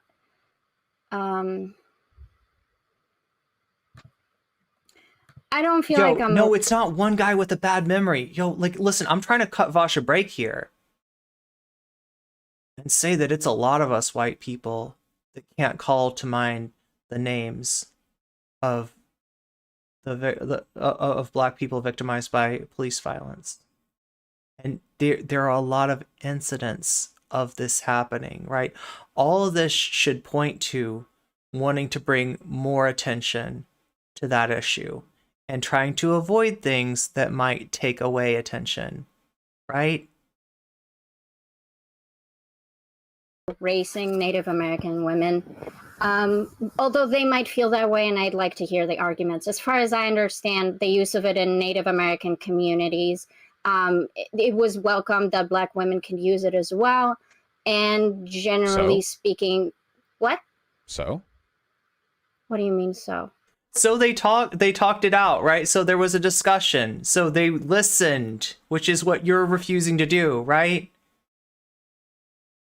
And again, I feel like look, this is why I need to make a video about this, right? I've been talking to some people, and basically there's a lot that's getting lost in the Googling, you know, of these terms and cherry picking in order to deflect, right? And I'd like to, you know, if we want to talk about it, let's talk about it, right? Because I think there's some issues here that do not get enough attention and that need to be brought to light. But I don't think that the Vaush network has interest in bringing these things to light. I think that what they're trying to do is just find a deflection, find a point they want to win the argument. And God damn it, this is not the time to be debate broing this shit, right? I'm a Vaushite and a Black woman. I have no problem with people using say her name for any female of kind who has been murdered or missing 60 years old. And I don't care if somebody wants to take my, oh my God, no, I'm not trying to take anybody's card here, right? And I recognize that, you know, the Black people are not a monolith, right? But I also recognize that there's some issues that are not being brought to attention, and that I think that hashtag serves a purpose for. And you know, just like I don't speak for all trans people, right? None of us speak for all of our identity. But yeah, thanks for you know, coming in. We're actually this is Vaush talking to a member of his own community that disagrees with him, not just on the say her name discourse, but also on Professor Flowers, on the Hogwarts legacy issue, and a few other. And you know, so far it seems like a pretty good conversation here. Well, it doesn't really change the argument of dilution, doesn't it?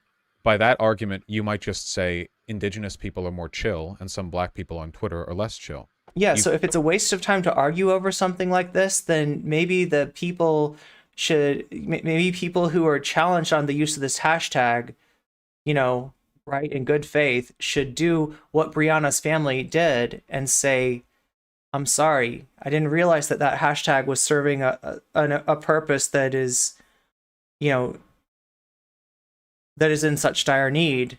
And I'm going to take one of the many hashtags that I can use for the same purpose without co-opting one that's already, you know, it's already being put to use in such a important to bring awareness to something that Vaush just illustrated is like goes unrecognized, the tragedies of Black women, in this case, being the victims of state-sponsored violence, right? Could be arbitrarily selecting some voices to listen to and some not to.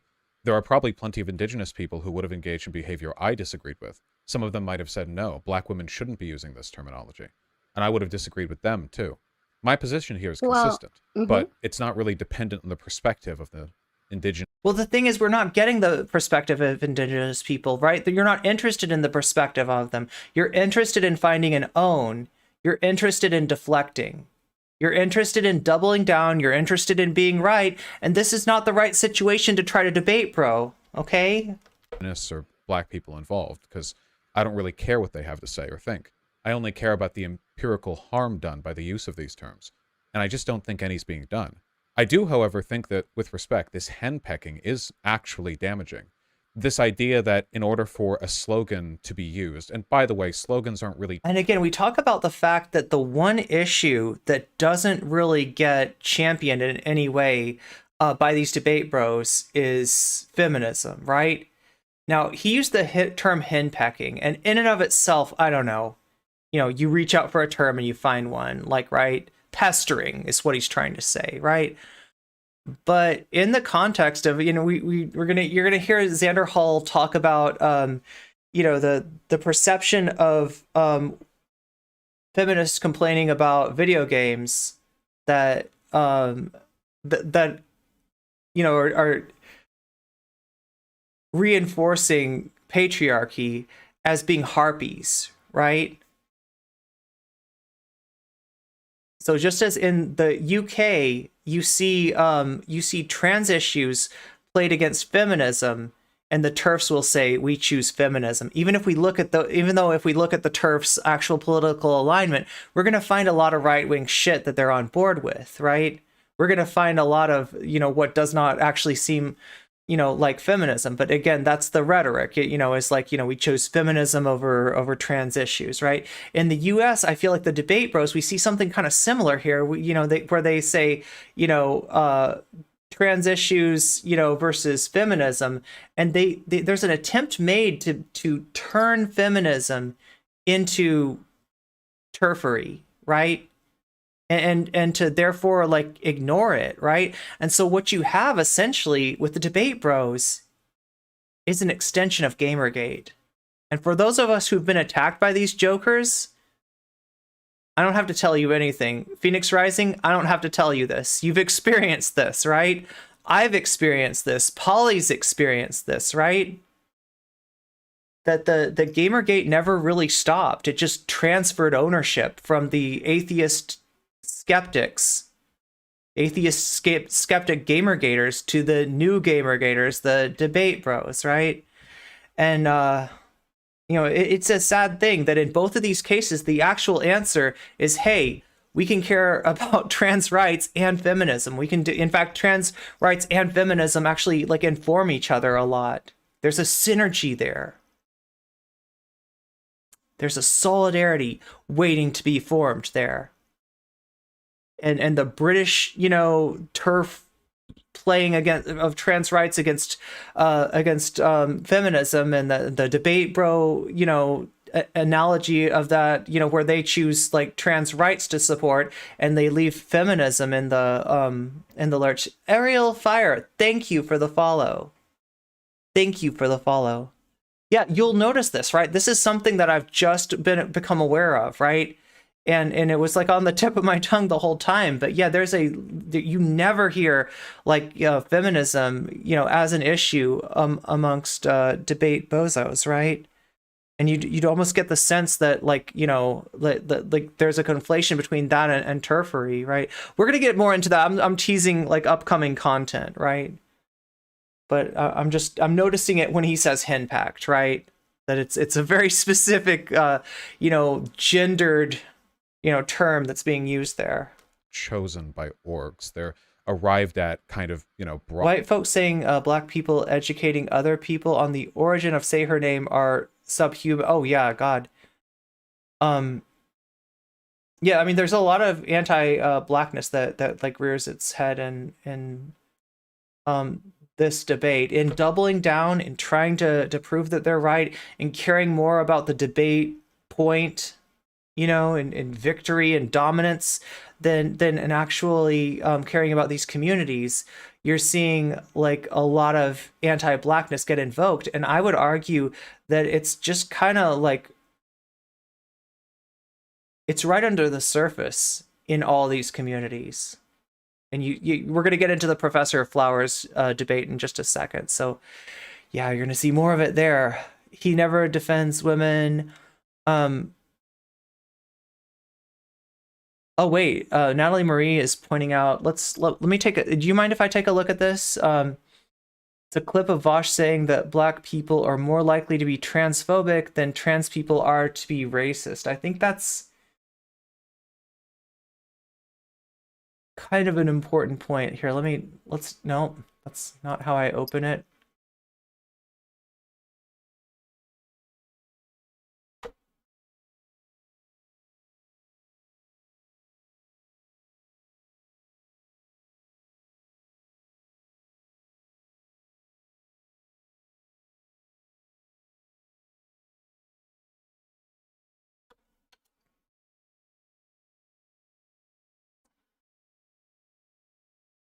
Okay, let's take a look at this. Oh no, is it? Please don't tell me it's deleted. There we go. Is this okay to look at on stream? Yeah, okay. Just want to make sure. Okay, so this is a response to, oh gosh, this is like,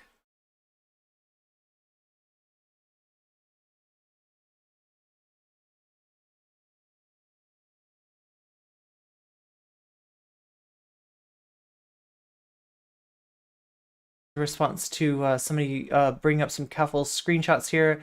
She learned from her parasocial streamer daddy. Here he is from last night pitting both communities against each other. Yeah, this is a wedge, right? Listen, like right-wingers will purposefully drive wedges between communities, all right? If I'm going to be, extend the benefit of the doubt, I'm going to say that maybe Vaush isn't purposefully doing this, right? Maybe he doesn't realize what he's doing, but every time you do this, every time you reach for a clapback and what you get is a wedge that drives communities apart, you are doing the work of the right wing for them, wittingly or otherwise, wittingly or unwittingly, right? Here he is from last night pitting both communities against each other, claiming that black people are more likely to be transphobic than trans people are to be racist. Interesting idea, Vaush. Let's example of somebody doing it in bad faith from outside, but oftentimes what you'll see is black people who don't really care for trans people and trans people who don't really care for black people, though I'll admit the former group is way larger than the latter, because being black doesn't necessarily make you any more progressive on trans issues, but being trans does often mean that you're more likely to be broadly progressive on race issues or whatever else. That's just a demographic fact that has a lot. That's just a demographic fact? Or is that your implicit bias showing? A lot to do with social groups that people were raised in. It's complicated, but it is nonetheless. Oh my god, is that like a weird, like, underhanded attack on black culture there? What the fuck? Some weasels in chat. We got some weasels. Less fact. And those groups acting in bad faith, yeah, exactly, source, will sow infighting when in reality, they just don't really care for the other group.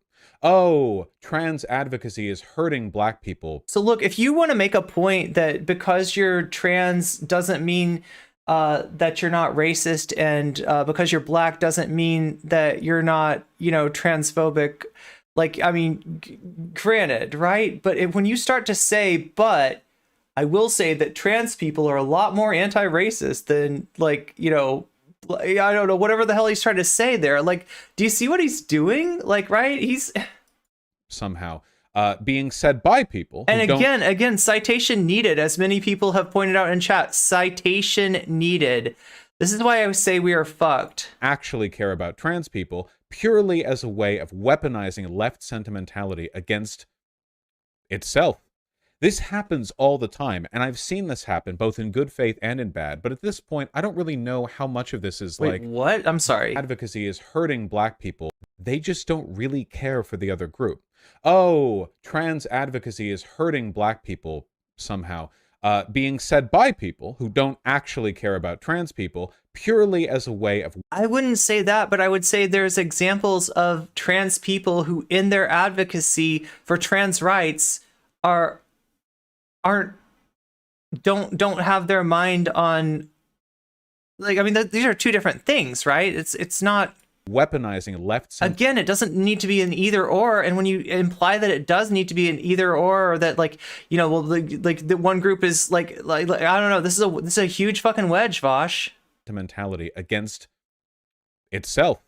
This happens all the time, and I've seen this happen both in This is kind of like the black folks are more likely to fall for anti-Semitic rhetoric take that we heard from Twitch politics. Yeah, exactly. good faith and in bad. But at this point, I don't really know That's just a fact, in my opinion. Oh my God, Nina, I didn't even catch that. You're right. how much of this is like deliberate and how much of this is a mistake, because this is like straightforwardly really terrible. So I'm going to break down these 3 tweets, and I might seem like I'm being a little bit hyper specific here, but the thing that frustrates me is that Jesse Gender one time made a video critical of me, and I thought that Vaush, we're gonna have to watch that video now, okay? That's a video from a year ago, okay? That would be something I would never think of. But like, look, you're doing this is the Barbara Streisand effect at work, okay? video was okay. I didn't think it was that bad. I'll take a look, Tempest. I disagreed with a lot of it, but I was under the impression that she was a bit more reasonable than some of the people who disagree with me otherwise. And nonetheless, well, now she's blocked me, so, you know, whatever. But nonetheless, we're now... Yeah, I don't know. Like, your fans, you know, harass the fuck out of her, make it impossible for her to, you know, interact with Twitter. Yeah, I think that maybe blocking you is a pretty good... in a position where this is legitimately one of the stupidest, I don't know, demonstrations of anti-intersectional thought that I've seen in a long time. No, it's oh my God, it's like the opposite of that, right? You were one of the best examples of anti-intersectional thought. You seem to be allergic to intersectionality.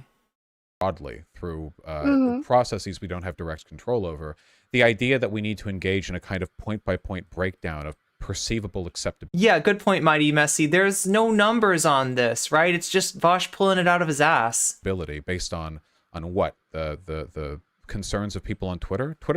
They get mad at everything. You know, like you could spend all night trying to come up with something that wouldn't offend anybody. And like I said, chat, like this is hard to watch, okay? This hurts to watch. Zera's, you know, saying this is why I feel like there's no hope. I don't agree with that. I think there is hope. I think there's more and more people, you know, like that Katie, you know, like was inspired to go in and have this discussion based on you know, based on something that I put that out there as far as content. I think there is like a glimmer of hope. It's faint. And I get that people, you know, this is hard to process, this is hard to deal with, and this is really dispiriting. And, you know, as a result, like, I don't want to be making food, like, in the middle of this, given, like, that, like, a lot of this stuff just, like, turns my stomach. A lot of this stuff scares me. A lot of this stuff freaks me out. You know, like I've got a lot of emotions around this, too, and I know a lot of people in chat do as well. And that's why I'm trying to tone down my rhetoric, because you know sure as fuck Vaush isn't going to do that, right? And like, this is an important discussion. This should have never become discourse. This should have never become a subject of debate. But, you know, we're here now, and we got to do something, because the truth is actively being buried as we speak. And that's what these debate bozos seem to be best at, right? Is throwing dirt on the truth. So yeah, I'm gonna continue with my plans and actually, you know, do my kitchen segment, you know, right in the middle of this. I don't know if I'm going to be able to eat is the problem, right? You'd still fail. Somebody out there will have some true. We definitely cannot just like sit here for 2 hours plus and just like, you know, get hit with psychic damage the whole time. Because yeah, this is. I'm gonna speed this up ever so slightly. Let me know if it's too fast. My point, however, is that he's the one making claims that need to be provided with evidence. With respect, the reason why we're doing this breakdown is because you had an automatic reaction of immediately dismissing these concerns. So I'm trying to make an argument that these concerns are more valid than you make them up to me, because some people have criticized you, and I think rightly so, that when you say something is objectively true, threadsless, yes. When you like I said, objectivity gets weaponized a lot, but if he's using it in the colloquial sense, then he needs to point to something like evidence, something pretty irrefutable, you know, instead of just saying this is objectively true, because to his audience, this is a thought-terminating cliche. This is a thought. Oh my God! Thank you, Shakespeare. Thank you for the raid. Welcome to the chat. How are you doing? Oh my god, I need to set it up so that you get the I don't know why you didn't get the ora spicy girl that you didn't get the JoJo clip, but Here, you should listen to black people. You think people are telling you when black people say something. how was your stream? Shakespeare says hello. I say hello back to Shakespeare and the Raiders. Welcome, Raiders. Welcome, Raiders. I don't know, Shakespeare, if you need to take care of some needs, go ahead and do that, but do come back into chat and let me know, you know, what your stream was about, and, you know, I want to hear about it. It's correct. That is what they're telling me. Okay, well, I'm not going to argue about what other people tell you, I guess. No, I just there's don't. no reason to say it otherwise. I'm a public figure. I've listened to the voices of tens or even hundreds of thousands of people. Many people in my community are black. You're gonna go make dinner? Yeah. Let me know about your stream when you come back, okay? The argument that I just promise me that disagree with somebody because I haven't listened to black voices is objectively wrong every time. I've always listened to black voices, but there are always black voices I haven't listened to. Some agree and disagree with me. The implication always seems to be. Yeah, and my problems is that you seem to be preferencing voices that agree with you or voices that you can disagree with and exploit for clout. That had I listened to the right black voices, I would be proven wrong. They also say listen. Then I think that's misguided. What does it mean to listen as well? Because my frustration with this, I just want to voice this. You listen to a black. What it means is that like there's part of the information to have a meaningful like opinion on issues of black liberation is understanding as best you can, which is always going to be imperfect, the lived experience of black people. So in other words, if this was a subject matter, like an academic subject matter, part of the required reading is listening to the lived experience of black people. Same thing for trans issues, same thing for any other identity. When you try to work out what's right and wrong in your head in absence of this, right? Or when you cherry pick the voices that you know confirm your pre-existing, you know, perception, you're just not offering as valuable of a viewpoint as you think, and the only perceived value is coming from your clout, and that's nasty. That is nasty that somebody can take their clout megaphone and shout their ill-informed perspective over perspectives that do have the information, that have done the required reading. That's the issue, Vaush. That is the issue. We've learned about the flaws with the Scythian Buddha hypothesis and got to chat with them about science education. Nice. It was a great stream. Always learn so much from them. Yeah, Shakespeare is great. If you are not already following Shakespeare, correct that error. Voice, fine. What if you disagree after? They don't really have a follow-through for that, right? People who say listen to black voices do not then say, and if you disagree with them, then that's fine. The implication I have a is... follow-through. You can listen to me now. And go for it. Because I'm not those people. Yeah, I think that, again, as I said, I don't have an issue if people listen to that part of the progressive movement who says, hey, maybe this hashtag is inappropriate to use. And then you say, well, I hear your point, but I don't think there's utility to it. But I'd argue that as a very prominent public figure who like runs this discourse, runs a big part of this discourse, to say this point is stupid and black people are being overly sensitive is probably not the best progressive take I've ever heard. To be clear, it's not about like coddling black feelings. It's about, again, your counter argument to me is simply that you're taking it. And even that like phrase coddling like black, you know, feelings, which is kind of I don't know if that's something that Vaush directly said, but it's kind of a synthesis of like, you know, what he's accusing, you know, Jesse Gender of doing, right? Do you not see how that's infantilizing? Totalitarian perspective. Hey, what's up, City of Doors? You're not seeing the harm. And I'm saying to be clear, really quick, I haven't said that black people are whiny. Usually the loudest voices when stuff like this happens are white allies interjecting themselves. There are whiny black and white people and all kinds of people. I don't think this has anything to do with black people being whinier.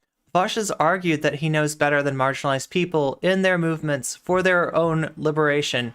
I just think this discourse is being read by whiny people. Argued and doubled down. Okay. I apologize. I looked at a lot of Twitter and prep for this, and I found, because I've heard your claim, quote unquote feelings. Part of the problem is that Vaush has no black friends. Well, I mean, he has never cared about a black human, as an individual or viewed us as anything other than a demographic or a competitor streamer. Yeah, or like an impediment, like a, you know, roadblock along his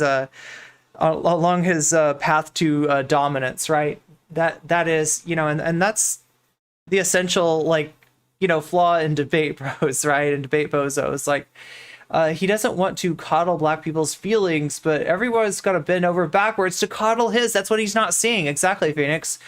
Today we learned from Ian that black people's issues are all they're all feels. We can't be feels over reals, right? It's such a right-wing you know, way to look at it, right? So intersectional and not white supremacist. Like, honestly, a lot of Vaush's, like, a lot of the mistakes he makes come from the fact that he's obviously listened to and internalized a lot of right-wing discourse and never really seen past it, right? He's still on the Ben Shapiro feels over real shit. Oh my God, Clock Blockers, thank you for the 150 bits. I grew up in a Hispanic and black school neighborhood and experienced a lot of homophobia and transphobia because they are fundamentalist Christians, especially older people. Are going to be more bigoted than trans people are. Wait, more bigoted? Oh God. I mean, like, just like I don't know if I don't know if that's a useful claim, because there's just no way to substantiate or measure these. Like, I mean, I don't disagree that, like, you know, homophobia and transphobia are pervasive in a lot of communities, but I feel like there's a little bit more to the picture than you know, you're letting on to right there, right? Zara says that's not accurate. Wait.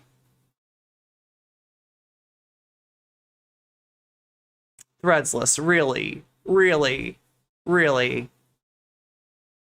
That, like, white people are just taking up this cause and this isn't even about black voices, which I found interesting considering you don't care where it comes from.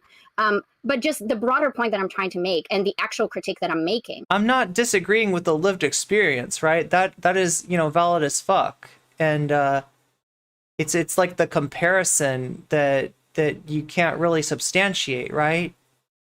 And like, I don't know how valid, you know, how valuable that kind of comparison is in the first. Do you not see this as a wedge? When what we need is solidarity, right? Like, you could make similar claims, like, in, like, you know, about, like, any marginalized group, you know, having being home to a lot of bigotry against another marginalized group. But then when you start to compare them and say that, like, but this is, like, you know, this group's doing a lot worse, like, you know, like, then throwing shade on that group, like, I mean, what does that actually achieve, right? I don't know. Relays more to the conduct of the side that, like, if you're I get that for you, this is an unreasonable demand. And this entire discourse is being hijacked by woke scolds who have unreasonable claims. So, like, engaging... It's only a wedge if we allow it to divide us. I would maintain that comparison is where we allow it to divide us, okay? With it is just giving them power or whatever. And I get that perspective, but I also think that you care about progressive values. Like, and you listen, while we're listening to marginalized people, as a trans woman, I have to say that I have experienced a lot of racism in my own community and a lot of anti-blackness.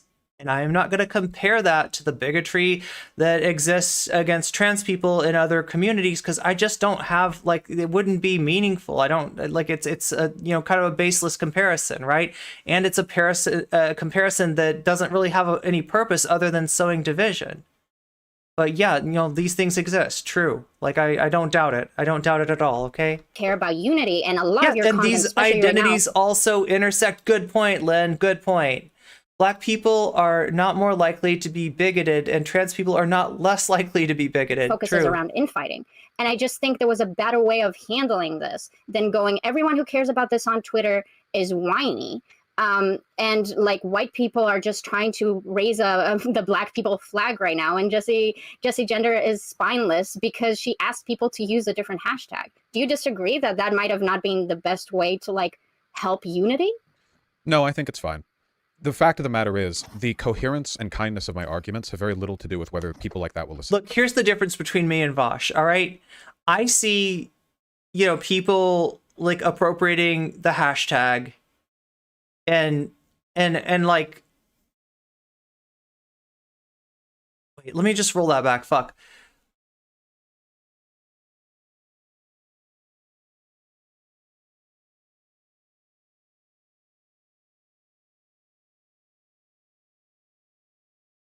Is around infighting. And I just think there was a better way of handling this than going, everyone who cares about this on Twitter is whiny. And like white people. So I see people like, you know, appropriating the hashtag, and my immediate conclusion isn't like, these are bad people. Like, let's identify these people. Let's put a little, you know, Scarlet A on their like, you know, Twitter names or whatever. And let's like, you know, like, right. I'm not coming at them. Like, I get that people can do things like this without recognizing it, right? So like, you know, I don't automatically out the gate have a problem with people doing this because I know that like some people just don't know. But when he sees people trying to let them know, what is his reaction? People are just trying to raise the black people flag right now. And Jessie Gender is spineless because she asked people to use a different hashtag. Do you disagree that that might have not been the best way to like help unity? No, I think it's fine. The fact of the matter is, his reaction is that attacking Jessie Gender is fine, right? Like, my impulse is that attacking anyone in this situation is the wrong thing to do. And, you know, information is not everywhere at all times. So the best thing we can do is kind of share, you know, the information that we have that others might be lacking. But I don't like everything about Jessie Gender's post was a, you know, attempt to raise awareness rather than an attempt to attack people or disparage people, right? Now, Vaush reads an automatic attack into that and therefore justifies, you know, attacking Jessie Gender back, you know, but it's just not there. And like, right. It's this never should have become about, it's never should have become what it became. is the coherence and Hey, what's up, Fabio? kindness of my arguments have very little to do with whether people like that will listen to me. I've been very So for anyone just joining us, Vaush is talking to Dat Katie. Dat Katie is a chatter in this community, as well as apparently somebody that's watched a lot of Vaush, is familiar with the, you know, sort of the terminology used in Vaush's community, and is actually giving Vaush probably one of the toughest debates that he has experienced in a long time. You know, the kind of amazing thing is that apparently Dat Katie was inspired by you know, listening to me cover the Say Her Name discourse to reach out to Vaush and to try to, you know, she at the very beginning, she expresses like kind of a desire to change Vaush's mind, but an uncertainty if that's even like a useful thing, if there's any point. And, you know, just her trying to make a decision between focusing on Vaush and trying to change his mind, or just trying to reach out into his community and change people's minds. And, you know, like we've said, there are people in that community that are not on board with some of the toxic shit that he's done lately, right? Whether it be Hogwarts Legacy, whether it be this Say Her Name issue, or whether it be anything reaching back as far as like you know, the Cat Black and the Professor Flower stuff from last year, right? So, you know, it's maybe worthwhile while you're not gonna. I think that Vaush is probably a lost cause on this. I wish that it weren't so. It would be great if he was open to changing his mind on this subject, but yeah, there is a utility, I think, in you know, making bridges with that community, because more and more I'm seeing, you know, cracks in that edifice. There are a lot of parasocial Andes over there. There are a lot of people that just like cannot bring it themselves to disagree with Vaush. but more and more you're seeing people break from that and even break from his community. And so, I'm kind of inspired that Dat Katie was inspired by me and, and went over and had this debate with Vaush. And like I said, this is giving Vaush more trouble than I think I've seen from any debate that I've watched of his in a long time. Very unsuccessful in my 4 years of doing this, of getting those types of people to listen to reason based on the, I don't know, kindness of my argument. Because their counter-argument is always, well, the real kind person would just agree with me anyway. In fact, it's usually kind of like a condescending attitude towards the idea of caring about being right in some of these communities, like, oh, do your argument, sure, but like, isn't it so tiring, all these white men having to argue whether or not this or that is true or right or reasonable? Which obviously is just... Look, I mean, clock blockers, your opinion is valid, okay? I'm sorry, you don't need me to tell you that. You know that, right? I guess what I want to say is, like, I'm not disputing the validity of your opinion and your lived experience, and I don't doubt what you say. But yeah, it's just that, like, it's kind of like what you do with that's important, right? And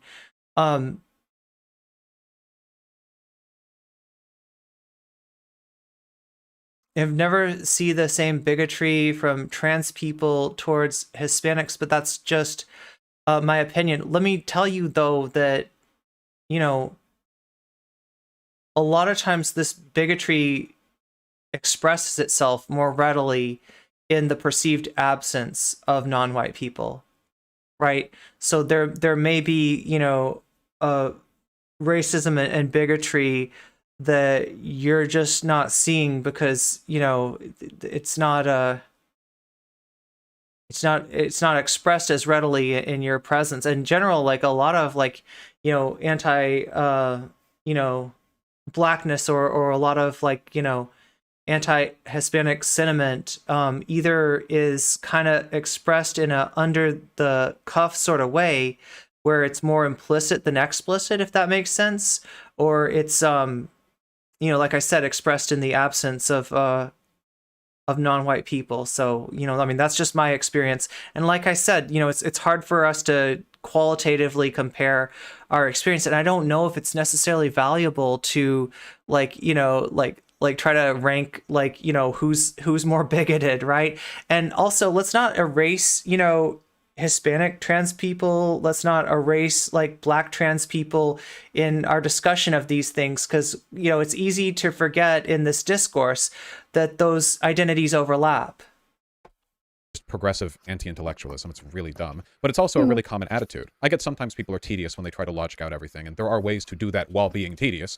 But in my experience, I don't think Black people are more transphobic than other communities. I don't know any trans people at all, but people making claims about who is right and wrong.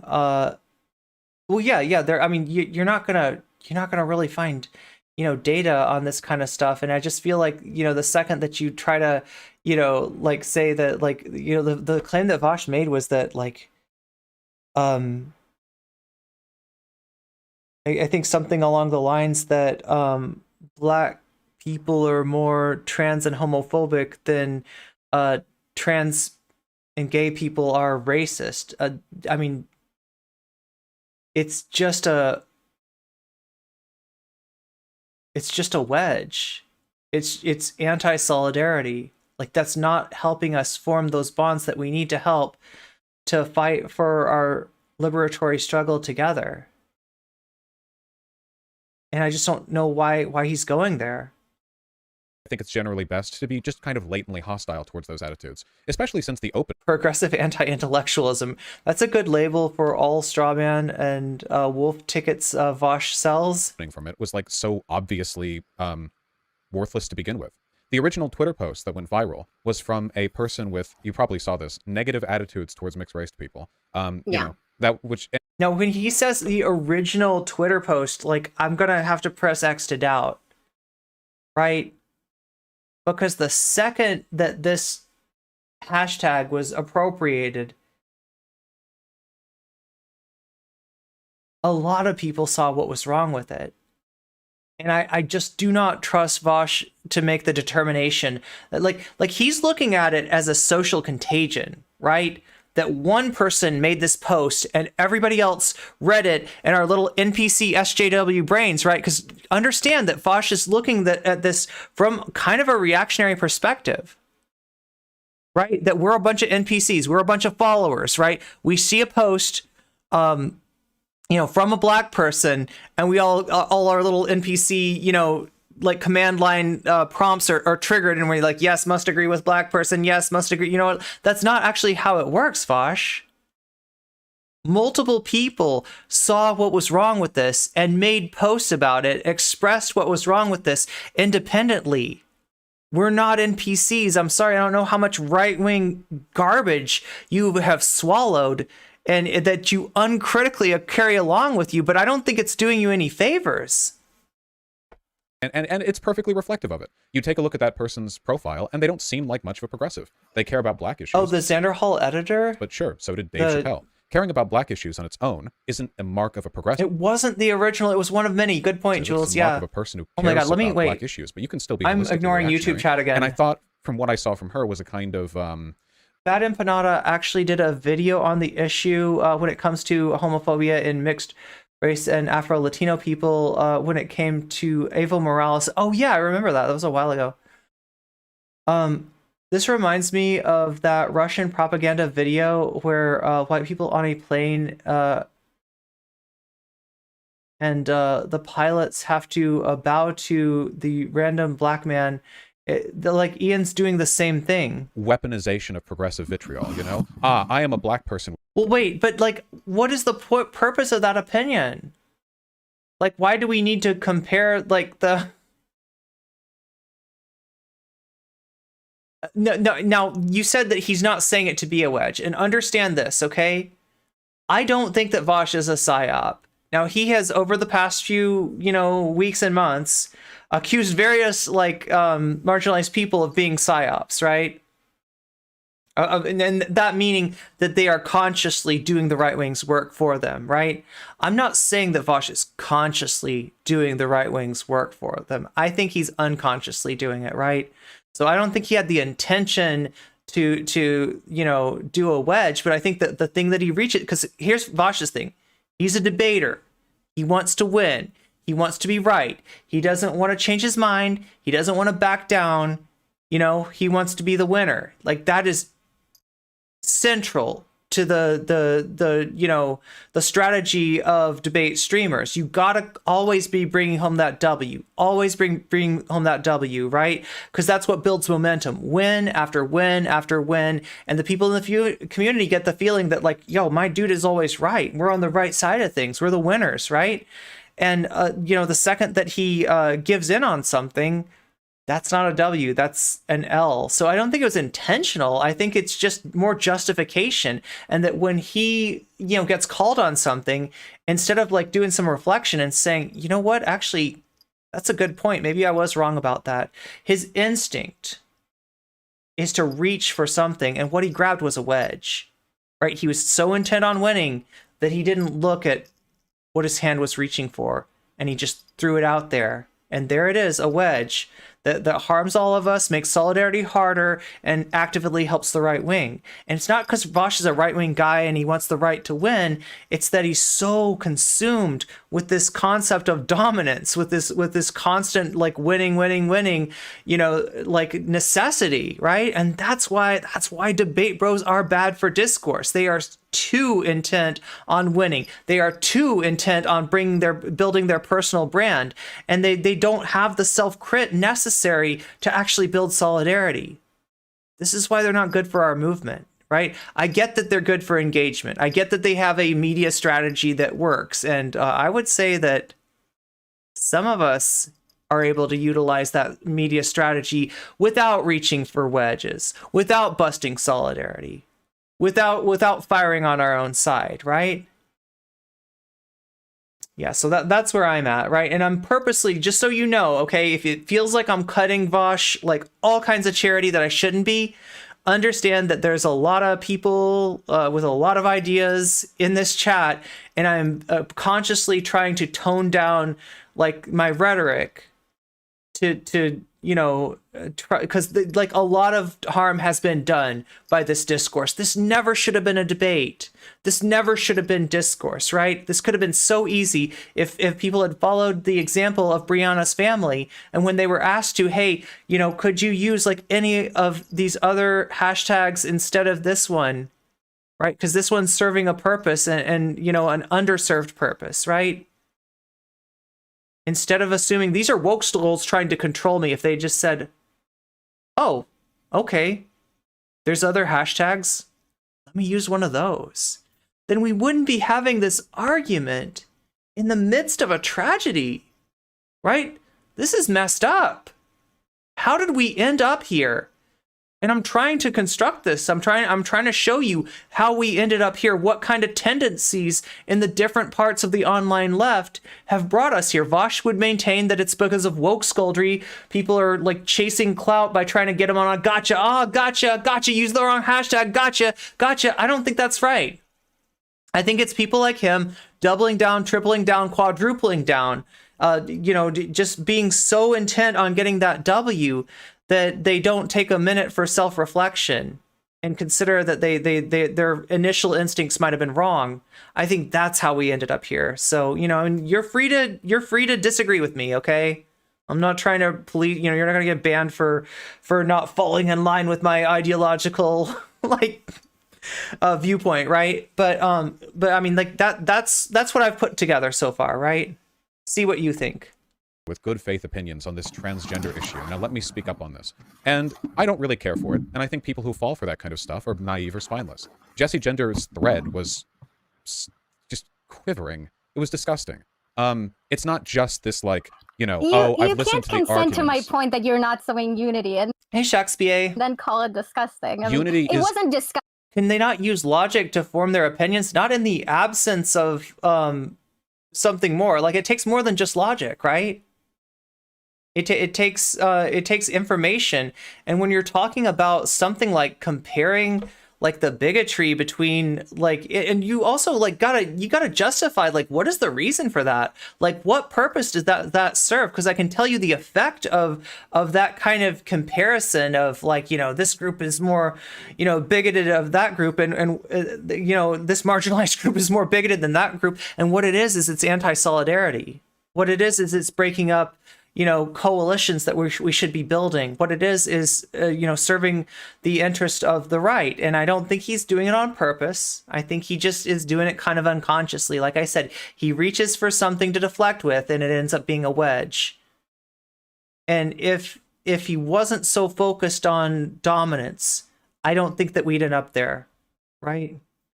So he's come to the left with a lot of right-wing frameworks telling us that, hey, I'm on the left, but y'all are a bunch of losers, okay?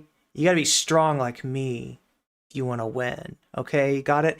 And what it really is just a lot of unexamined right-wing frameworks that he's unwilling to look at, and that nobody in his community's really kind of forced him to deal with. Now here we got Dat Katie, NCC chatter, also I guess Vaush knows enough about the Vaush community to be able to communicate in the same language that Vaush and his community uses, right?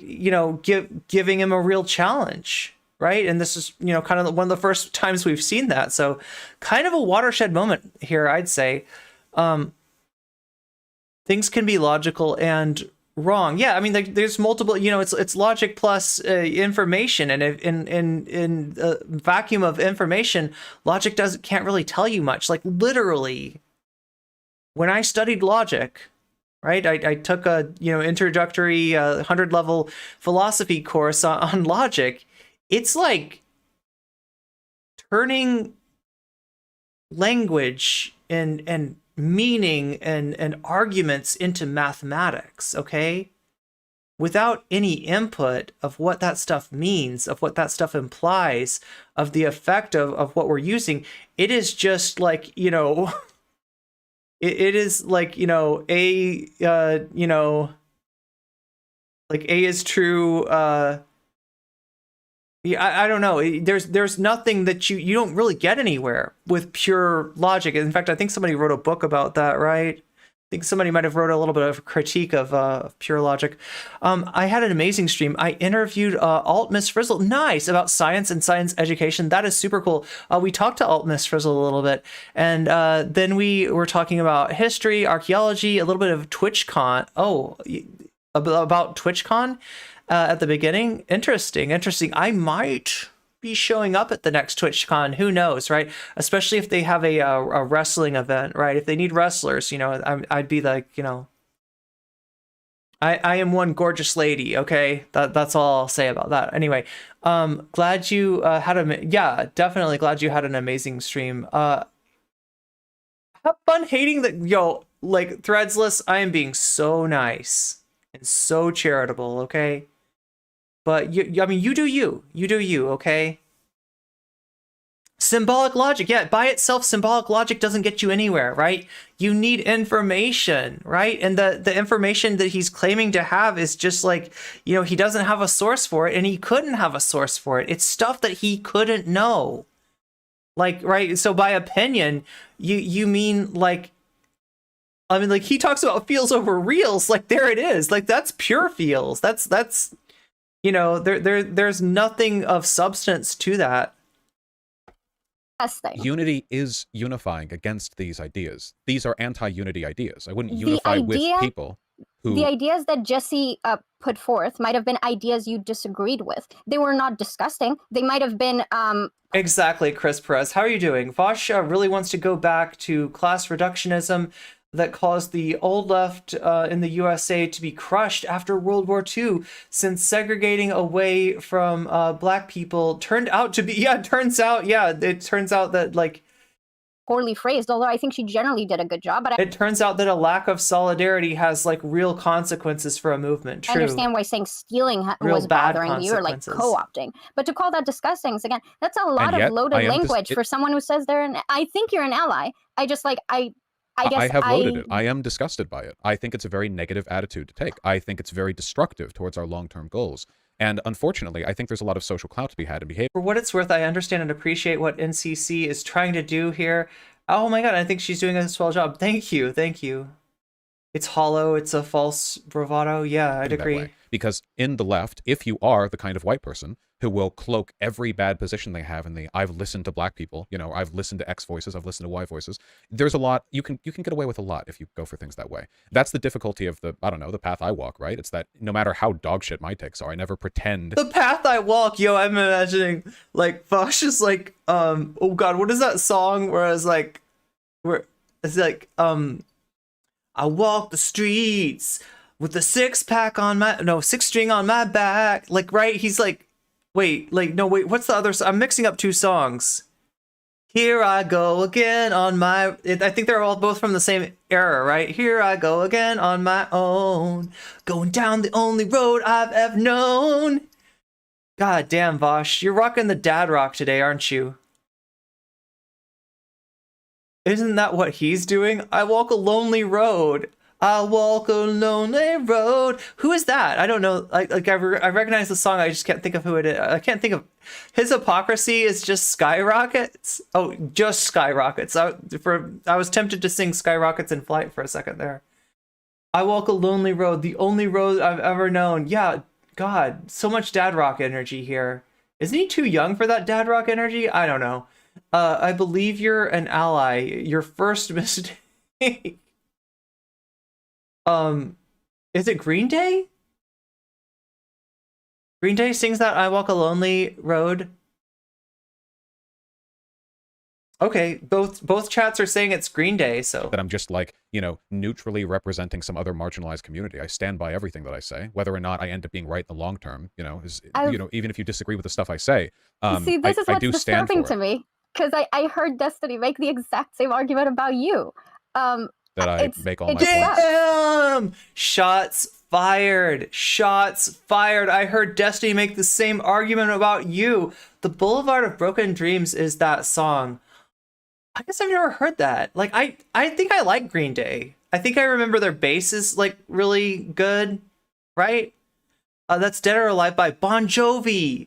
And here I go again by Whitesnake. Oh my god. Wait, Whitesnake was in JoJo Part 6. Yeah, that's Poochie's stand. Wasn't it Woke Scolds that just handed the W on the Harry Potter game?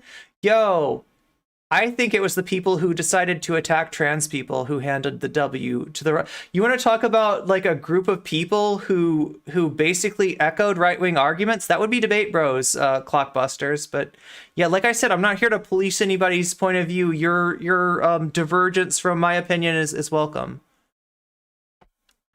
That I'm authentic? Yeah, that doesn't sound like him, but that was the point I was making. Yes. He and you are the only authentic ones, and all the other people are. I'm a wait. Do you think I'm a woke scold though? I gotta know this, Clockbusters. Like, when you say woke scold, do you mean like somebody like me, or is a woke scold like a different animal entirely? Right? Because I don't think I'm like holier than thou. Like, I'm an angel, okay, but I'm a fallen angel. And I understand this, okay? And I've got to collect 100 heaven coins in order to get back into heaven, and I don't even know if that'll work, right? And like, you know, like for all practical purposes, I am a clout succubus, right? So I'm definitely not trying to be holier than anybody, but I just want to know what you think a woke scold is, and if I fit that like definition. Or like, I was blocked by Vaush when the drama hit. Oh, the Cat Black thing. God, he got really upset at the Cat Black thing. Too many songs about roads. Yeah, how many roads must a man walk down? I'm an SMT angel. Yeah, I don't know, Chad. I haven't even you know, solidified my alignment yet as far as SMT goes. How was that handing them the win? No matter what trans people do, the right is all. Yeah, exactly. And so like, I feel like if you want to talk about handing the right the win, it was the people who like threw trans people under the bus, aka these dudes, right?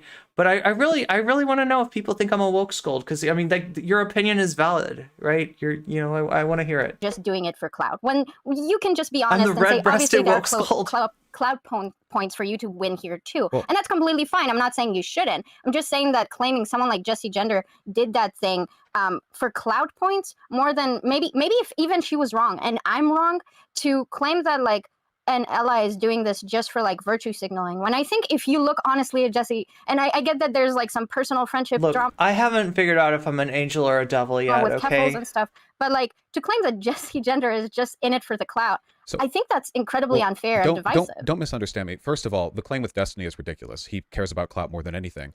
Of course you're a woke scold. Woke scolds are leftists. With a psychotic demon god in his mind that drives him to do everything lefties tell him not to do. But secondly, with regards to Jessie Gender, I'm not saying that she's some kind of like malevolent, like arbiter of dishonesty who's doing all of this as part of some kind of calculation to maximize that. No, this is just really common in left spaces. People on the left, especially white people, woke scolds is my middle name, are socially incentivized to kowtow and bow down to what is perceived to be the progressive position. Now, yo, this is the problem. My dude is arguing that white people are cucked. But don't worry, there's no reactionary underlying, you know, right? There's no underlying reactionary perspective at work here, all right? That's just a coincidence that he said that. Wow. Yo, yeah, this is the problem with the left, is that like, you know, like people are listening to black people too much, and you know, like, right? Yo, it's really hard to be white, let me tell you. It's such a every day I walk a lonely road. The progressive position in many cases is often just reframed as listen the to black way he voices, said white. Well, mind you, wait, I think he's like isn't he trying to make fun of something there? Not. This is not the same as whiteys on the left have to cow down to black and brown people, because it's not. Oftentimes, I think that the voices of black and brown people I'm a cat are girl. Weaponized. Like white people will say, "Oh, you know, I'm just repping black or brown voices," but in reality, they're just saying what they want to say, and they're just kind of couching it behind that. This happens pretty often, you know. I can't tell you how many arguments I've seen. Wait, let me get this right, Vaush. Are we cucked? Are we bowing down? Or are we just saying what we want to say? Are you saying that Are you saying that I'm racist against white people? Are you saying I might have some like implicit bias against white people? Is that what's going on? to, where it's like, well, I'm just listening to X or Y voices. Wait, is it a and then, King of the Hill route? Is that how Hank Hill pronounces it? like, a person from my community will show up, and they'll be black, brown, Jewish, a woman, trans, and they'll argue my position, and suddenly, it's anathema to them. It doesn't matter that they're... Wait, but isn't that you just choosing, like, just doing what you were criticizing others for, is finding a marginalized person that echoes the thing that you already believe? See, Vaush, that can go both ways, right? And that's why it's not good rhetoric, and that's why it's not good logic, right? And the only reason you're getting away with it is because nobody's calling you out on it, right? Damn lefties kowtowing to progressive idea. I know, right? What the fuck? Vaush bravely standing up and telling the groveling white people that they lead while everyone else follows. Leftists are kowtowing to progressive opinions. Totally lefty, Ian. Yeah. There we go. Black, Okay. brown, Jewish, whatever voice. Now they're just wrong because they're wrong. So suddenly we only care about raw empirics when we're arguing against another person of color or whatever else. Oh my God. I'd like to ask you something just to pick your brain about it. And I'd also like to say something slightly combative. So which one do you want to do first? Go with the combative. Okay. Also, let me think about how exactly I want. Dat Katie, I gotta acknowledge something, okay? You got some staying power here. Sometimes the way that Vaush wins, and this isn't just Vaush, I've seen this, like, Irrelevant tried to do this to me. Like, a lot of these debate bros take this technique. They get in over their heads. They bring somebody in and they cannot walk them down the logic trees that they usually do to get their win conditions, because that's how they think of these things, right? They've got a win condition in mind, and they just have to ask you the right questions to walk you down the logic tree where you basically have to admit that they're right. That's right. And so it's not even debate. It's like, I don't know. I don't even know what the fuck that is, but I find it pretty useless, right? But yeah, so when they can't do that, what they'll do is they'll keep you on, they will loop, you'll smash their arguments to pieces, and then they'll bring the arguments back up as if you haven't already refuted them, right? And they're trying to wear you down, right? I would almost compare it to, if you've ever read the book Born to Run, they're talking about a concept called persistence hunt. This is how the author theorizes that the first humans to hunt meat animals were able to do so is literally running these animals until they no longer that humans aren't particularly fast, but humans have a lot of endurance, right? And if they persistently chase the animal, eventually the animal just fall over, right? But I feel like that's what debate bros try to do when they can't run you down their logic trees, is they'll try to persistence hunt you, because a lot of us, if you are a normal person, right, or like a video essayist, right, debate is not normally what you do. You don't have the stamina. You are not used to having an argument for this. This shit goes on for 2 hours and 45 minutes, right? So I gotta give Dat Katie some credit here in saying that it seems like, it almost looks like, I mean, we haven't got to the end of the debate, but just being able to hang in there for that long is kind of amazing. To phrase it, because we kind of moved past that with the Jesse stuff. Yeah, I think, again, to reiterate, my critique is more about conduct. So I feel that you have a tendency, maybe because you think there are bigger fish to fry, and I'm not necessarily saying that that's wrong. My critique of you is that you tend to look past or look more in a not excusable way, but you do put lesser harm on. Oh, thank God. The last 20 to 30 minutes is Vaush going over old Professor Flower clips and stuff. So yeah, maybe we don't need to go through all of that. Implicit. How are you doing, chat? How are you doing? Do we need, let me know. Do you think we need a break yet? Like, right? Because I'm trying to at least go for an hour before our first break. Because believe me, I'm hungry and I need to make a delicious HelloFresh meal over there in the kitchen. Look at that. Waluigi looks pretty lonely sitting on that coffee maker, right? Oh, that's the kitchen live. That is my kitchen right now. I've got everything ready. You can see my delicious bag of HelloFresh all ready to be cooked. And you can tell probably that I'm hungry here. But I feel like I got to get through at least like an hour of this or something, or else I'm just a wimp. Am I a wimp, chat? Yeah, they don't have the patience for this kind of stuff. Our relevant is cringe. Yeah. I mean, no argument there. No argument for me. I think Vaush just pronounces things funny all the time because he's trying to sound like the archetypal smart guy. His accent does not exist. It's bizarre how he pronounces words like aesthetic. Oh yeah, true. Most people need to call out Vaush. More people need to call out Vaush. The only person I've seen call him out is Destiny, who is even worse than Vaush. Bad Empanada calls him out. What's up, Dr. Butler? Have the teaser trailer on stream? I don't know. Not. I'm just like, I'm overwhelmed with everything. Like, right, I'm trying to keep up with everybody, right? And if I have missed, some of your chat that you've read, and I apologize, right? But I'm dealing as best as I can. I want your voice to be heard.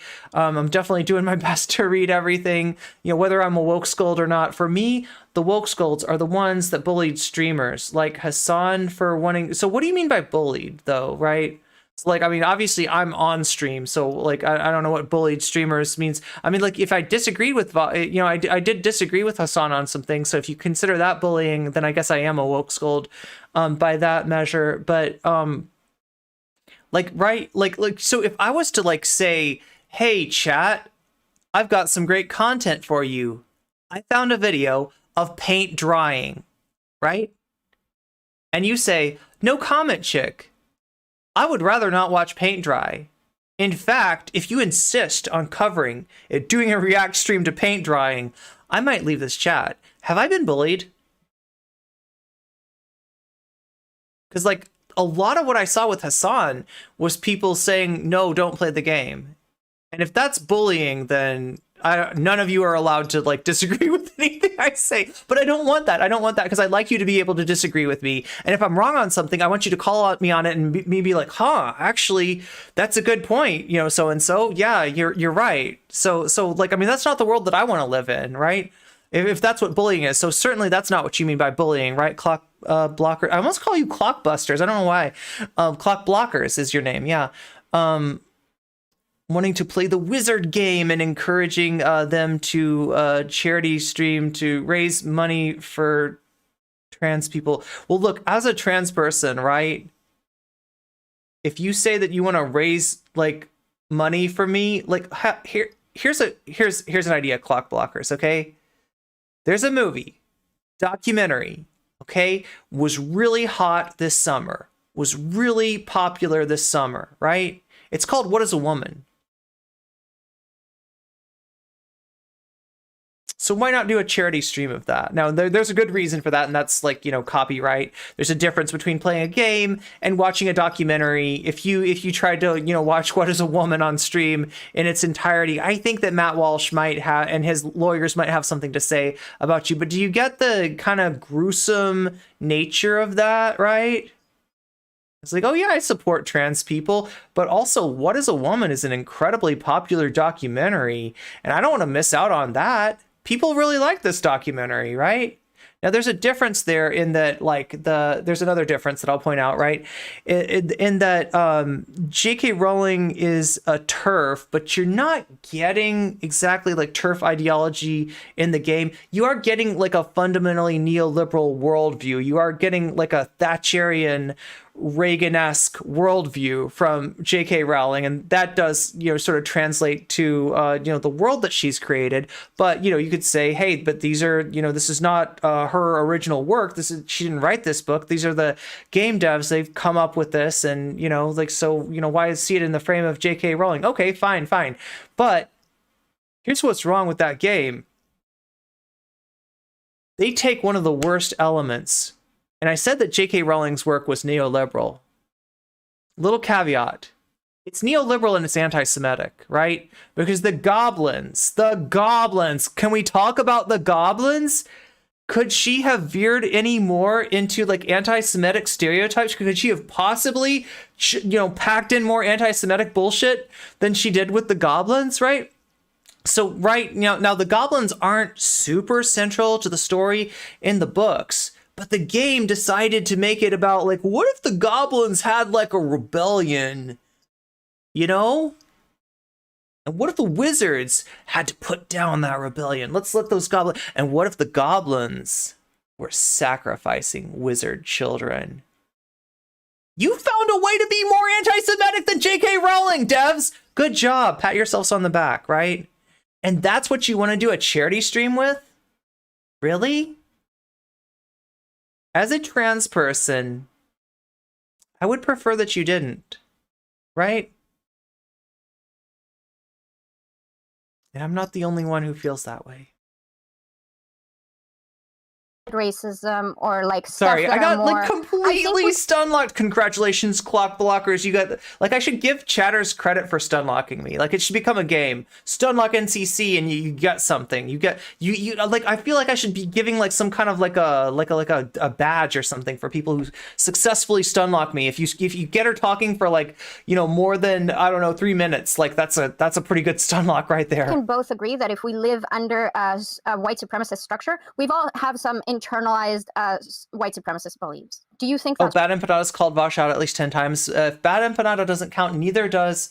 Oh my god, people defend Irish laddie Ian regardless of how they feel about Bad Empanada. Oh, because he called out everyone? I mean, sometimes he's right. Sometimes he's right. Sometimes Bad Empanada is ridiculous and wrong, right? And doesn't know how to stay in his lane, but sometimes he's right. It's wrong? I think we're all affected by it. I think you can do a lot of work Good. to undo that, but for sure, I think I it's agree. something that at the very least influences us. So at the core level, I believe that my critique of you is that as an ally and as someone that I do see as a fellow progressive, I should be able to ask you to do more. I love the shade. I love the shade. Yes, fellow progressive. Fellow progressive. Notice that we didn't say leftist. Right? I love it. I love it. Or work on that when I feel like that work is not being properly done. Like, I don't think if I tell another progressive, hey, this is a weird take, maybe check your privilege, they can still say, no, you're wrong. But I would like them to first like assess that. And I'm not saying that you have to then, I'm not saying that you have to then go, oh, well, you're right. Texas, I wouldn't call him a progressive either. I was being white supremacist all along. Like, you can agree with things. I just think that the level of like aggro and like dismissal is indicative of the exact issue that I'm talking about. Well, doesn't that Do you seem understand kind of where like... I'm getting at? I do, but it's I kind agree, of I a agree. self-fulfilling prophecy then. Because I can just say, oh, I've done the work, I've checked my privilege, I've assessed my positions, and I still disagree. And then you would say, ah, well, okay, but the way in which you disagree still indicates... Wait, but the wizard game was going to be obviously going to be popular, just like Matt Walsh's video is going to be popular, right? It's not a hard sell to a transphobic culture to sell like transphobia, and apparently it's not a hard sell to an to sell anti-Semitic games to an anti-Semitic culture, right? People want to think that it's just Kanye. It's just Kanye. We don't really have a problem with anti-Semitism before, but obviously that's wrong. Look at how many people just blithely, enjoy J.K. Rowling's content and don't notice the freaking Star of David on the floor of the Goblin Bank, right? Like, this is to me that you haven't done those. That's kind of easy mode, isn't it? Things. So like we're back at square one. It's ultimately... But we wouldn't be in square one if you had... When you react in a way that is dismissive, I can argue that you potentially have not done all the work, because I'd say if you're a leftist, progressive... I mean, if we want to take... Anyway, I'm not going to take there's more extreme, like, analogies and hypotheticals and thought experiments I could do with the whole, let's, like, play the anti-Semitic TERF game as a way to raise funds for trans people, sort of thing. A big platform, but I won't. YouTube person, and your reaction to the critique is, so what if say her name is about a white girl now? That's not a very good reply to the arguments levied against you. Well, and that's a choice that you make. It's a great reply if no arguments have yet been levied, because that is But the that's not important true. question. Well, hold on. I haven't run from anything that you've said. I've addressed the positions that you've had. You may disagree with my conclusions, and that's your right. But I do take issue with the implication that the reason we disagree is because I haven't even bothered to engage with them. I have. I engage with lots of disagreements. I have to. It's kind of my job.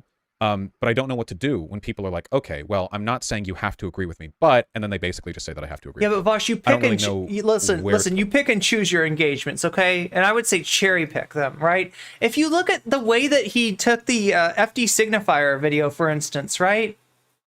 rather than engaging with FD Signifier's longer point, and I get it, it's a long video. It's a very long video, right? So I don't expect you to watch the whole thing, right? But this motherfucker literally like just scanned through to find his face in the video, right? Like, oh, there's me, right? And this is emblematic of every single like, you know, piece of oppositional content that he engaged in. Now, I would maintain that FD Signifier's video, far from being like oppositional content or a hit piece or a call out, like if anything, it was an olive branch, okay?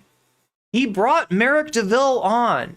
He defended Merrick DeVille now in ways that, you know, I actually have a little bit of a problem with, right? But like, I say that to not to criticize FD Signifier, but to drive home the point that like Vaush is unable to engage even with like, you know, a very soft spoken, you know, critique that is like 90% olive branch towards him. This is essentially FD Signifier saying, I don't want to engage with the drama anymore, right? I am willing to see, you know, the faults of both sides, right? And he takes this, he watches, you know, he scans through to his own like face over and over again, and he says, aha, we beat the, I mean, like, I know he's kind of joking about it, right? But like, I mean, there's something that's like not joking about, like, we beat the video. We conquered the video. I have deflected all of the possible criticism against me, right?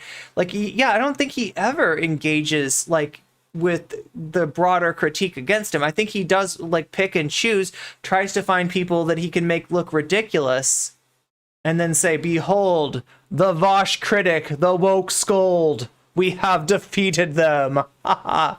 I don't know. It's silly, and I think that Dat Katie actually has a better point here than Vaush is giving her credit for. Right? I am lost on who a lot of these streamers are. I'm sorry, Ariel Fire. I mean, that's probably a good thing. That probably speaks to your character. As it probably says that you're a better person than I am, not knowing who these people are. Right? Much less terminally online than myself. So yeah, I mean, like the person, I mean, I guess we're like, this is Vaush who's on. If you don't know who Vaush is, you're awesome. I just gotta say, I envy you. You're a better person than I am. Yeah.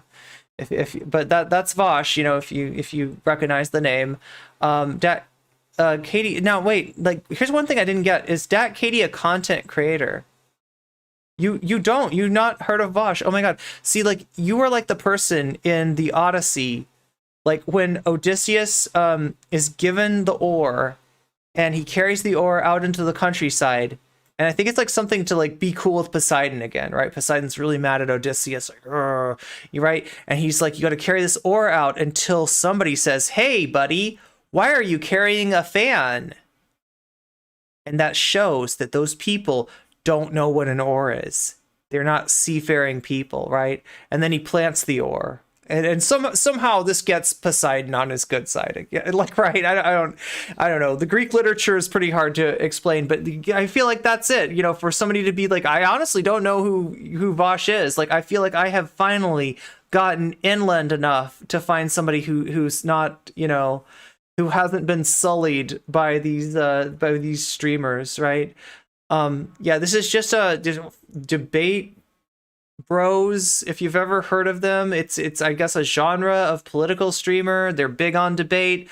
They always got to get that W. They're sometimes a little over concerned on being right at the expense of really reflecting on the issues that they're talking about, and that's what we're going over right now. Like, you know, the kind of their entrance into the discourse that came up in the wake of Brianna J, you know, the tragedy that happened to Brianna J, and you know, the way that the hashtag say her name was kind of co-opted there. But I'm a former Vaush fan. Okay, so we got some former Vaush. Katie was streaming this debate on her end. Nice. Wait, well, I did follow. So I did, yeah, so somebody gave Dat Katie the shout out, and I followed. Can we get another shout out for Dat Katie? Because I feel like we're getting a lot of content a lot of content from Dat Katie, and I want to make sure that we are also promoting Dat Katie's stream. J.K. Rowling wants trans people unalived. Why would she take credit of streamers using her game? Wait, I'm not worried about her taking credit. But I mean, you are, when you're talking about buying her game, you are putting money in her pocket. Like, I don't know what you've heard, but that's what's going on. To go from there. I mean, what could I do to convince you that I've Hell done yeah. the work? I've given a thought. I've checked my privilege, and Oh my god, you came to me through TikTok? Is that true? TikTok debates. Wait, oh my god. I got to do more of those, I guess. yet I disagree. I still believe Well- that no proper argument has been given to the point that it is harmless to use say her name Okay. for Brianna J. I do need to, and chat, if you see any like clips, like, right, you know, or if you're going over my VODs, you can't do this with highlights, okay, but you can do this with VODs, right? And you want to make clips that's immensely helpful to me, because it's a super easy road for me to go from your clip of me saying something that means something to you, you know, that connected with you, to turning that into a TikTok a video. And I've had some pretty decent success on TikTok on trans talk, as we call it. I first came across Vaush in a meme which compared Vaush saying he cared about trans people to his trans rant. Thought the dude was done, but was recommended a video of him during the BLM protests. Yo, the weirdest thing that Vaush said during the BLM protests, right? So apparently, you know, he's a fan of nuggies. He likes chicken nuggets, and he went out and got himself some chicken nuggets, and he had to stream that night, right? So he's on a time budget, right? He's got to get home. He's got to start a stream. So he comes back, trying to go home, and lo and behold, there's a protest. There's a march, and it's in his way, and there's a detour because of this. So he has to do his go around the protest or whatever, and it takes him longer to get home, and I guess maybe he's late to stream or something like that. He got on stream and he started complaining about the protest. He literally, like, the fact that they got in the way of his nuggies made him complain about Black Lives Matter. I mean, this is the guy that we're dealing with, right? TikTok introduced me to somebody here on Twitch, and I was oh, nice, okay. Oh, Nominal Naomi. Okay, interesting. Just follow Katie. Yeah, everybody follow Katie. I'm massively impressed, massively, and it really feels good. Like that I inspired somebody to do something like this. That's what I was trying to do the other night, right?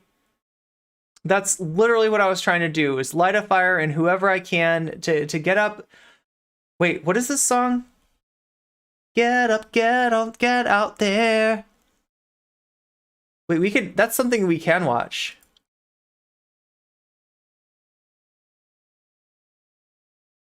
Get up, get. Oh my god, I can't.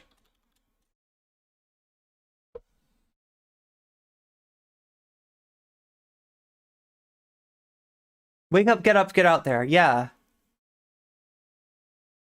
That's what I'm talking about, chat.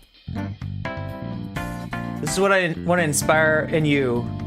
To do your own Phantom Thieving, okay? Start your own Phantom Thieves club, right? After school, wholesome after school activity. Taking down scumbags. Letting those petty tyrants know what the fuck is up.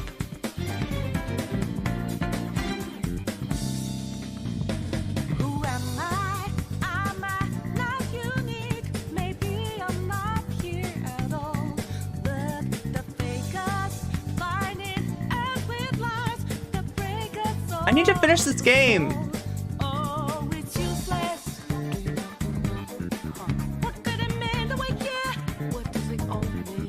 Can we make a difference?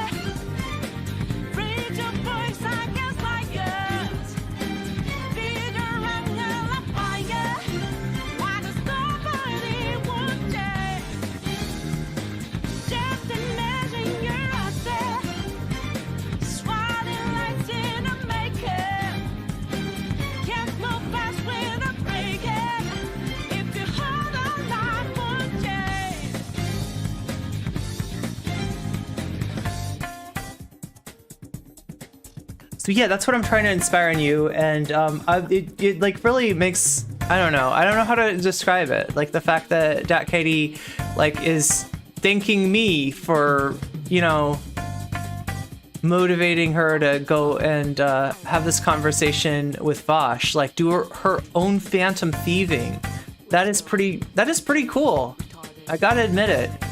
So to try to build this bridge, I feel the fact that you continue. So again, I'm not saying that you have to agree with me, but when you say no valid argument was made, and this is just about woke skulls having unreasonable demands, I don't feel like you even understand my argument, you know? Because I do think that ignoring the fact that in an American context, Say Her Name is absolutely a racialized movement that is addressing a racial disparity issue, to then claim that this should now be, there's no issue at all with it being brought into just like non-racialized issue, and for you to call that nonsensical or invalid, it just seems like exactly what I'm talking about. Yeah, because that's still not an argument. I need to be told that it's It is an argument. Well, but you just disagree that it's valuable. No, it's not an argument. You're saying that it is being used in a context which isn't about black people. Fine. So what then is the harm?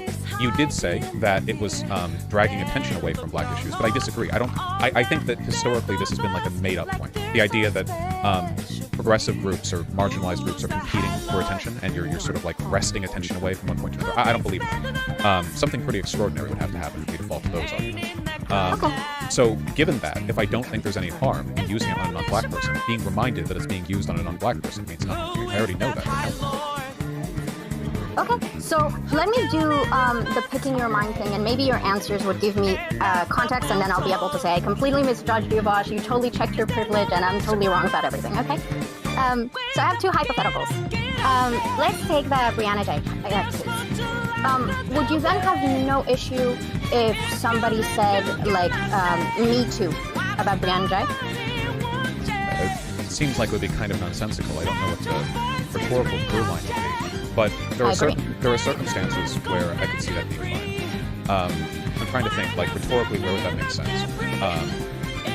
If it would fit in, then I would be fine with it. Because Me Too on its own doesn't sound like it means much in that context, but then you could think, like, okay, well, maybe by Me Too, it's like I, too, as a trans person, have been subjected to violence. Like, you know, the whole discourse is like, okay, Brianna was being bullied by her peers, is attacked, and was murdered by, you know, young people, and it's like, okay, well, I, too, as a trans woman, face violence. Me Too, Me Too. And if that happens, you know, I wouldn't, like, encourage people to stop using it in that way.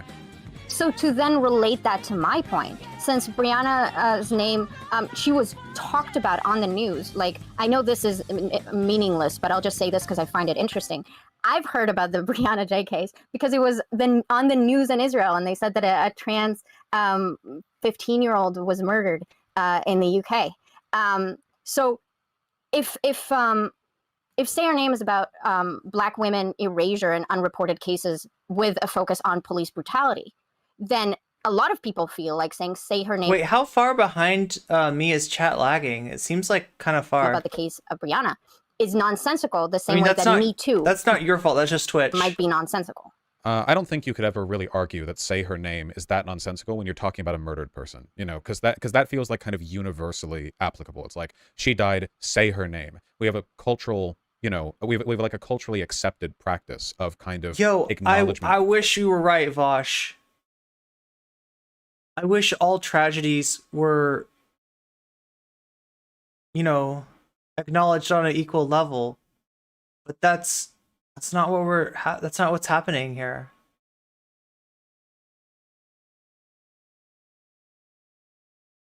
Of the victim that I think you could apply in basically all cases, leaving aside the whole, like, her having been dead named in the press thing, which obviously adds like a little bit more weight to the perceived validity of the hashtag.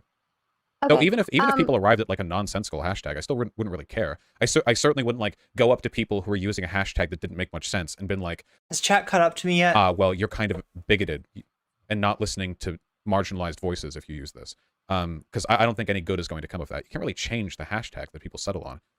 It's just sort of like a general organic. Literally can. You literally can by sharing information that those people might be missing, right? Movement to settle on a term. but again, I'm not here to discuss about the changing of the hashtag. Like, okay, well, I mean, like, it's pretty good. It's pretty good. You're only like 3 seconds or so behind me. And like I said, that's just Twitch. I'm specifically discussing your reaction to that request, right? Oh my God. I'm sorry. I hope the weather's okay, Fabio. That sounds scary. Like, it's like 7 seconds. seconds. I don't have Twitter. It's like, I'm not going to sit here and say I care about hashtags. Well, then I'll just to be clear, if somebody's criticism of a hashtag was this is incoherent, I would mind it a lot less than somebody saying it's racially insensitive to do this. Because saying a hashtag is incoherent it's doesn't not really fucking insensitive. It's not about hurting people's feelings. God damn it, Vaush. There is actually like a material, like a material cost to like stealing that. Like it affects real world stuff, right? If we want to have solidarity,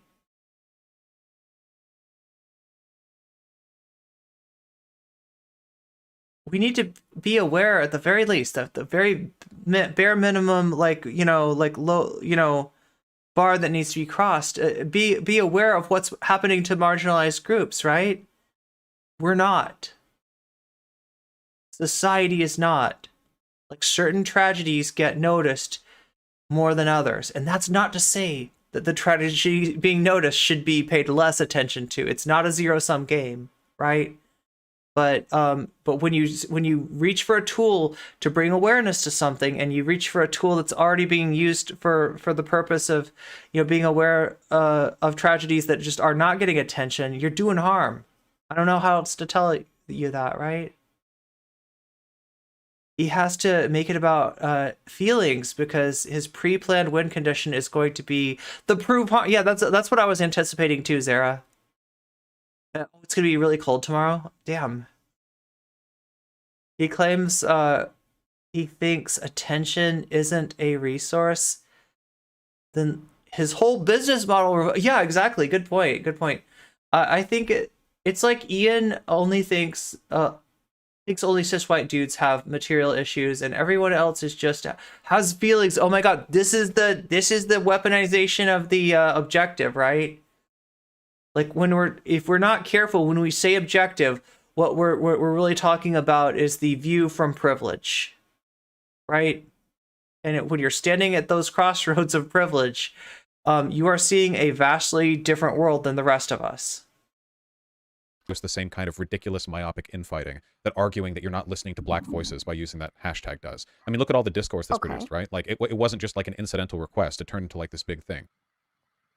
Okay, but then, like, and I'm sorry, this might feel bad faith, but I genuinely feel like this is a good point I have to make. Like, if people would have said it's incoherent, you would just make the argument that you're currently making, that, like, it's inappropriate to come when people are just trying to mourn for this young trans girl being murdered, and, like, saying, and are still arguing about the thing. Like, I still think it would have been... Meow, meow, meow. Boost the thread and juice the thread if you haven't already. Let's blast that off. Pretty stupid and pointless, but I don't think... Let's bring more attention to this stream. Would have been harmful in the same way. I think it's harmful to do this, like, to identity racialize politics. something that was always racialized? Not to racialize it, but to indicate that people using the existing hashtag that had already been settled on were doing so in a way that was harmful to black people. Already been settled on, for fuck's sake. It's not settled on. It's that there wasn't like a lot of thought put into what hashtag was chosen. There wasn't awareness on a lot of people. Hey, let me be super good faith and say that a lot of people that were using this hashtag, that were appropriating the hashtag, did not realize what they were doing, did not know that this hashtag had another purpose, and were not thinking about the fact, what, wrong Twitter thread? Oh my God, good point. Good. We'll give Natalie Marie's thread some love too, even though that's probably like the good. Yeah, thank you for catching that, Zara. I was not. I'm so ADD all over the place. Meow, that's the hashtag, that's the thread I meant. That's the thread I was trying to, like, boost. Meow, meow. But thank you for being on top of that. Oh my God, you already got to it. Okay. Oh my God, I am so silly, okay? Like, that tells me that we're almost at, like, when we get to 1 hour, because I get that this is about, yeah, we're almost at 1 hour, okay? And there's about 2 hours of content here, right? So when we get halfway done, that's when I am going to be hanging out in space. Like, look at this, look at NCC. No, that's what I was trying to go there, right? I kind of missed, chat. I was trying to do a dimensional jump, and I accidentally. Wait, what do they call it in Everything, Everywhere, All at Once? What is the name for the jump that they do? The where they switch dimensions. Anybody remember that? Anybody seen that recently? I am 5 minutes from 6 hours into stream. What the? Really? That I is think this like harmful. all the content we're gonna get agree through that today? is inaccurate, but I think once they No. were explained why it is offensive, and then they say, But it's I not don't NCC is neglecting Waluigi. care, I do think that's harmful. But it's Oh my not god, I offensive. totally messed this up. Okay. So, I'm not trying to dodge your point. Do you want me to respond to that, or can I do my second Oh my hypothetical? god. You can do I'm your sorry, second I just- hypothetical. Okay, I'm just not sure how to... Chat, I was gonna make lunch. It is now dinner time for me. For some of you, it might be even later. I don't want to repeat myself too much, right? Okay, my second hypothetical was, how would you feel about Black people trying to advocate for reparations by using the hashtag land back? I think it'd be kind of funny. I don't think I would necessarily mind it. I mean, the worst you could really say is that it would end up being maybe confusing in the long run, but I don't think it would be like harmful. So here are two arguments that you could make, and one I think I wouldn't be that mad at, and one that I would be mad at. If somebody said, "Wow, using land back here is like completely incoherent," you know, like because we already have like a settled movement on this term, you know, we could settle for another one, maybe one that makes a little bit more sense. That's not funny, and it wouldn't be or okay to ties a do. little bit more historical weight to it. I think I'd be okay with that argument. You know, it's like, okay, will that change anything? Probably not. But I think I wouldn't mind people saying it. But if somebody was to say, I mean, like, okay, I mean, like, I get, like, you know, I feel like there's another point that's being lost here, and that is that it is. Have I done bio breaks? Well, see, that's what I'm talking about, V. That's what that's what we're getting to is like right, like that's where the food is gonna come from. It's gonna come from me making it, right? And I gotta get through like how many. Oh my god, what I really wonder is like how much longer am I taking than the actual content to get through the content? Vaush isn't cool with land pack or reparations. Toasted some English muffins and put peanut butter on them. You're not torching poor Waluigi like a big meanie. Okay, I'll get to it. I promise, chat. When we get to 1 hour, I will press pause on this. I will go into the kitchen and I will show you how easy and quick and delicious it can be to prepare a delicious HelloFresh meal. And you're going to see NCC in the kitchen, so. it is bigoted against indigenous people to use the term land back to describe that. That I would take the same degree of vitriol against, I think.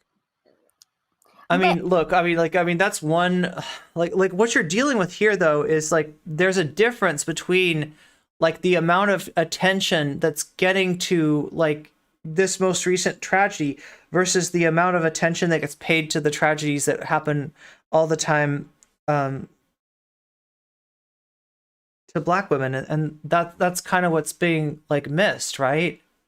And like he's unwittingly like illustrated that point himself by, you know, having so much trouble remembering names of Black women unalived by state-sponsored violence, right? This is Okay, but if you're going to say that, then how can you counter my point that the way that you choose to address this issue is unhelpful to leftist infighting? And you're saying, I don't have to speak nicely, I'm just making good points. Well, I don't have to speak nicely to anyone, of course. I mean, no one has to do anything. Can we not do that? That's not really... Well, it is definitionally tone policing, right? But if we're to talk about like the effect I feel like Vaush has met his match here. of the tone, which I think is a fine thing to bring up. A succulent NCC meal, that is a democracy manifest. But thank you for, oh my god, V, like, thank you for like worrying about me. Yeah. I think that the kind of person who would levy the accusation that say her name about Brianna J is like racially insensitive are the kinds of accusation, my ass. It's like, why does it have to be an accusation? Why are you making it about you? Why are you making it about you? Right? It's not an accu-fucking-zation. It's a tap on your shoulder with a, hey, look, I know that you are using this tool like to try to bring awareness to a tragedy, But here are other tools that you can do that with. Please don't use the one that's going to take awareness out of tragedies that are already, being erased and forgotten and glossed over, that nobody recognized, that don't make a splash, that don't make an impact, that don't make a ripple, right? This is like, oh my God, he's missing the point so hard. People that we should be mean to. I think that it's both rhetorically effective and useful to be a little bit more militant against those people, because they are like the most damaging thing in our movement. A timed reminder as part of longer streams. By far. By I a never huge mean for margin, them I to be think, when it long comes to, streams, though. Unifying and getting Like, stuff chat, done. I honestly meant to be done by now. I don't know. Okay. I thought I could get the done small with this distinction I was content. make is that obviously claiming that from the beginning that it is like racially insensitive. Wait, it feels like he's going through a Destiny phase. Are you talking about Destiny the streamer or Destiny the game? Is this like, I don't even know what game this is. Like, I don't even know what Vaush is playing here. Is not good. I'd argue that if I have repeatedly like explained that Say Your Name is specifically like about advocating for a very specific issue that targets a very specific community within the Black community, and somebody says, yeah, that's not a legitimate argument for me for why I can't use this for a different thing. Sure, I wouldn't say that's racist. I just would say that that's not the best ally I'd want to have, but it's the ally I got, I guess. Well, a good argument would have to be made. I'm not really concerned with being the best ally.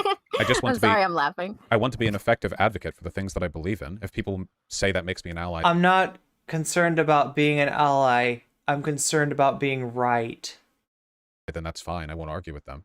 The streamer? But I don't. Oh, the I mean, streamer, I just yeah. don't really. I believe, because you said that, like, if somebody said that using land back for reparations is incoherent, you'd think that's a valid argument. And I've repeatedly in this discussion explained why using this hashtag for Brianna J is incoherent. But you keep saying I haven't made a good argument. So it doesn't make sense. I don't think it's incoherent in the same way.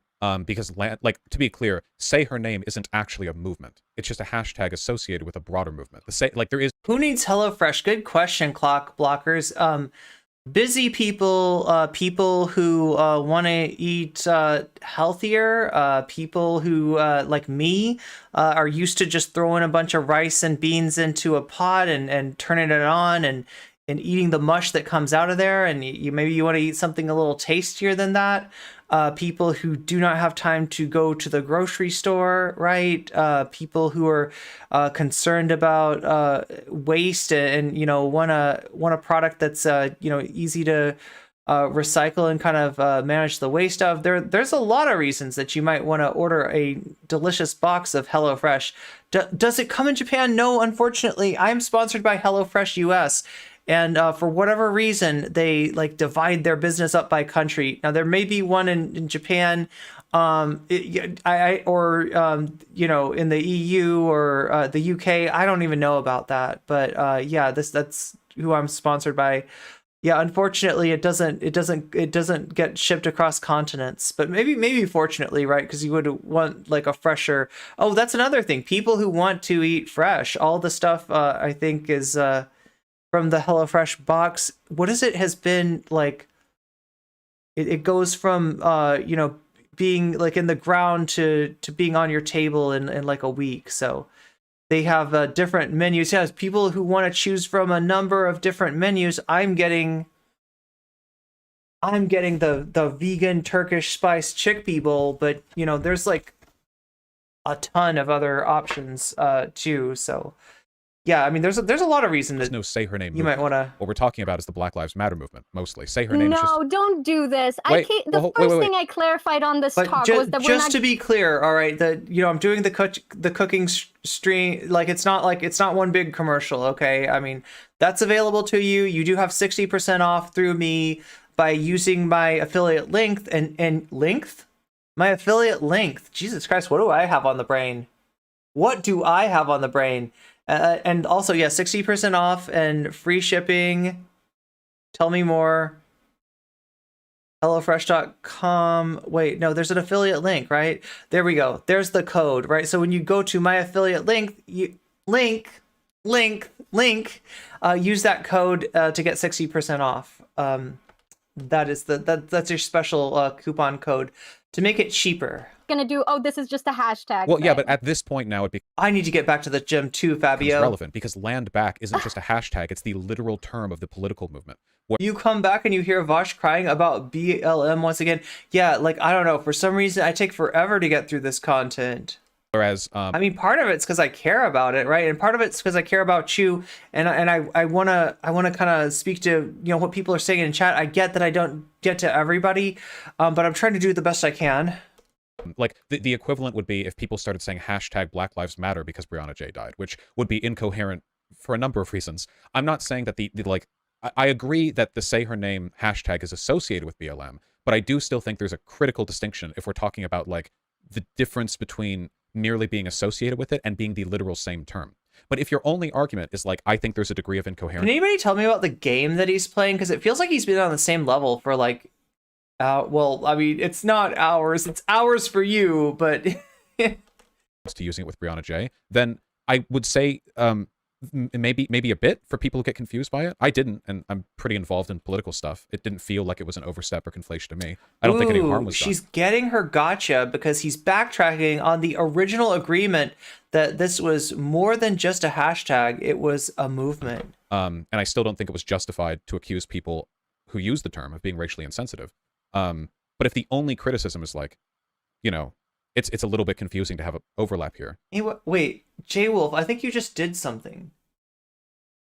You just did something, didn't you? I wouldn't have reacted the way that I did. I wouldn't have called anyone. Maybe I'm on a delay where I'll see that in a second. Either that or that's a period. I can't tell. Hysterical. No, it's not a little bit confusing. It's about... He was really upset about being late to Edie's and IVs, yeah. Well, now I can't even say taking a movement, because now you walked it back and said that it's not really a movement. Well, there we go, I don't there really we know how to go. engage with that now. There we go, it is a that period. It's just a not the say her period. name movement. That's not what it's called. Meow. Say Your Name is there to advocate for against the erasure of Black women. That's what it's been used for historically. I'm okay with it being used in a variety of contexts. Disambiguation, I understand, look, but the game is Returnal. Thank you, Clock Blockers. Okay, yeah, I've never seen this before. This is he said it's historically, but like it's not like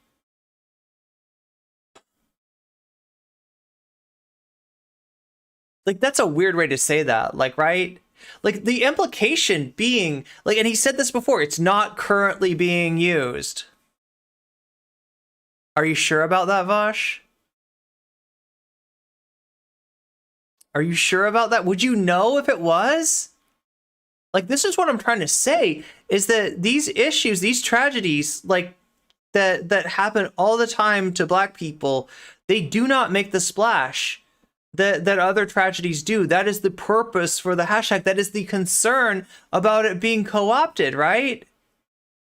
Say Her Name as a campaign by the African American Policy Forum and the Center for is a campaign by the African American Policy Forum and the Center for Intersectional and Social Policy Studies.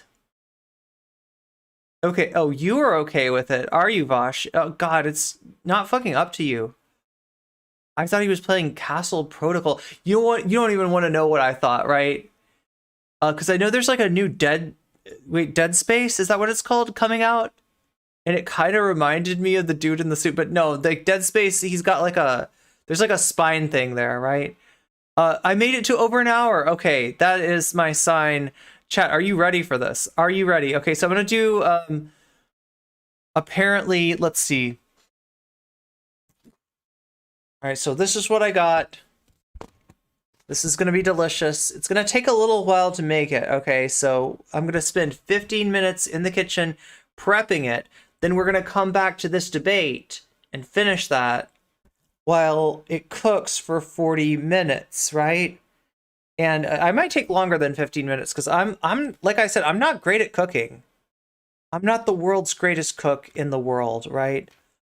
And look, if you like this, but you're like, but I would like a little chicken with it. Well, that's down here. I guess there's option to add chicken. I don't eat chicken, so I'm not gonna need any. But here, let's make this happen, chat. I've been teasing this for a long time. Okay, let us make it happen. All right, there's Waluigi. He's kind of lonely. And I'm gonna keep watching chat while I'm over there, right? That's my innovation. One of them. Okay, wait. The other thing that I can do is switch microphones. Okay, so we go here and we go into here and we change it to... Oh.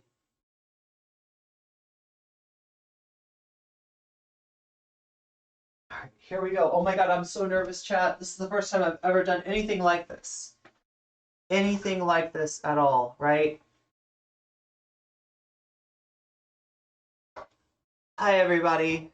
My name is Irene Geller, and I'm about to make some food. Wait, let me see if I can get this even better. Because like I said, I can read chat with this, but I can see like my own image. Oh god, I'll have to like...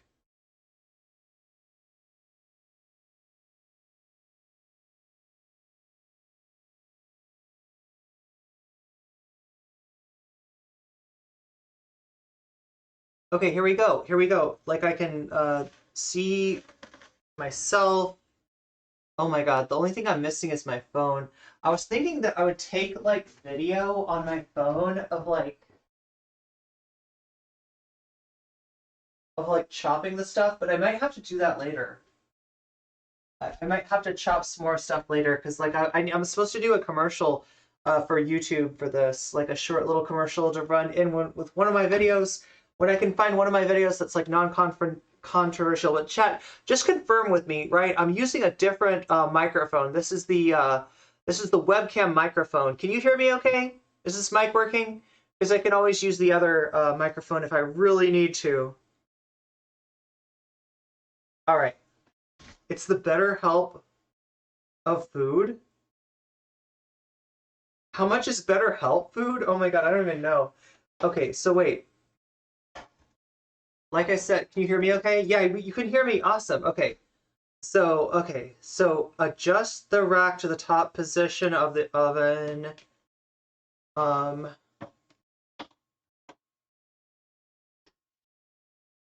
Yeah, it's already there. Okay. Oh, preheat the oven for 425. So you can tell that I don't usually do this. I press bake and I turn the volume up. Yes, the volume.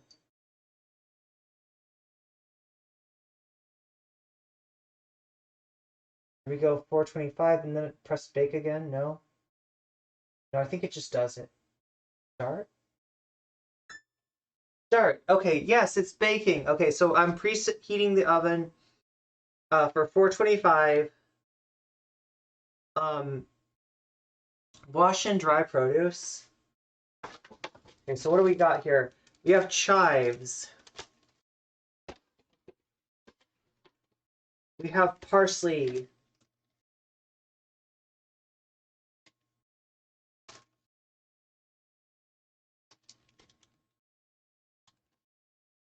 Okay, so let's cut these open.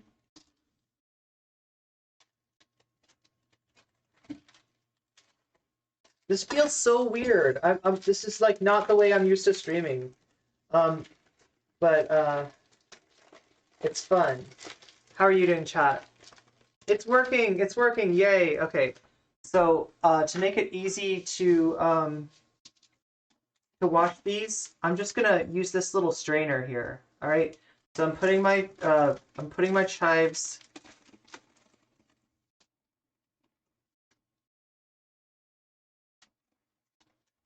into here. Putting my parsley in there with them. And like I said, this should be about 15 minutes to prepare. And then it might be slower for me because I take too long on everything. Like I said, ADHD. Right? There's parsley.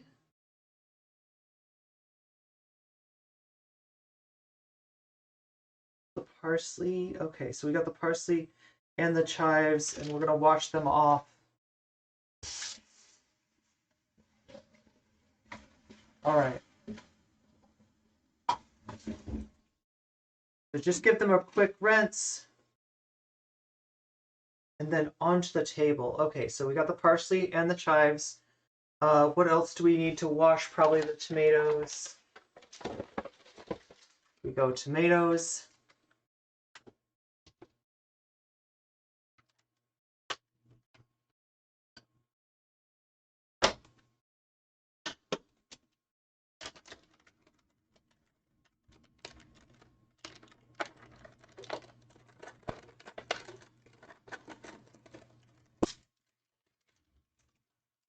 into the strainer.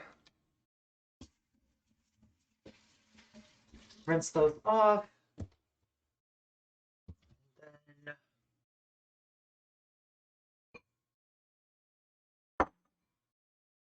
into the bowl. Okay, so tomatoes wash. What else? We got lemons. We got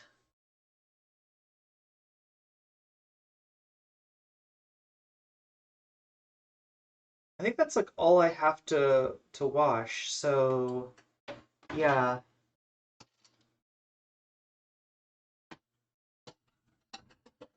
So I'm gonna do all this stuff like fancy, right? I've never, oh my god.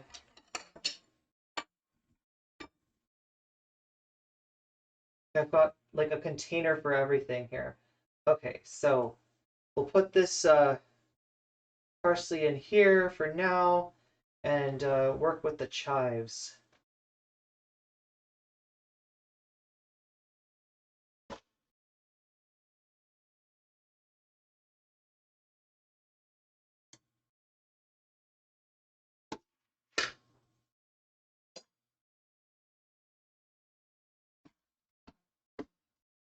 Chop, chop, chop. We're gonna dice these. Yeah, that's right, dicing. I'm trying to remember my knife skills, chat. Like this. I always used to do this, but I was told that was wrong to put your finger on top.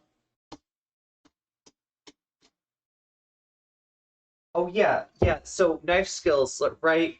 You gotta put your fingers like this, right? So that the blade of your knife is touching your knuckles right there, and they're tucked under. That way you won't cut yourself, right? If you have make like a little paw to hold the chives down. Oh my god, they smell so good. Okay.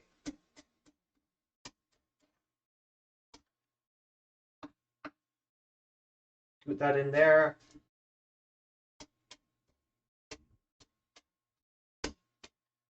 We're just making this like diced. We're making it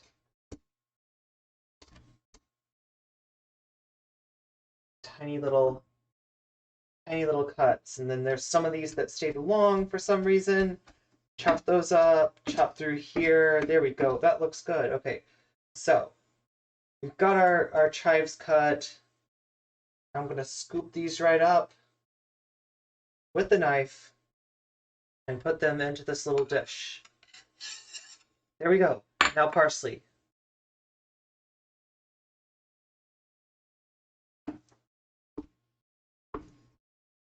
So yeah, I had so much content on the, well, not so much content. I think the content that I listed was this video, the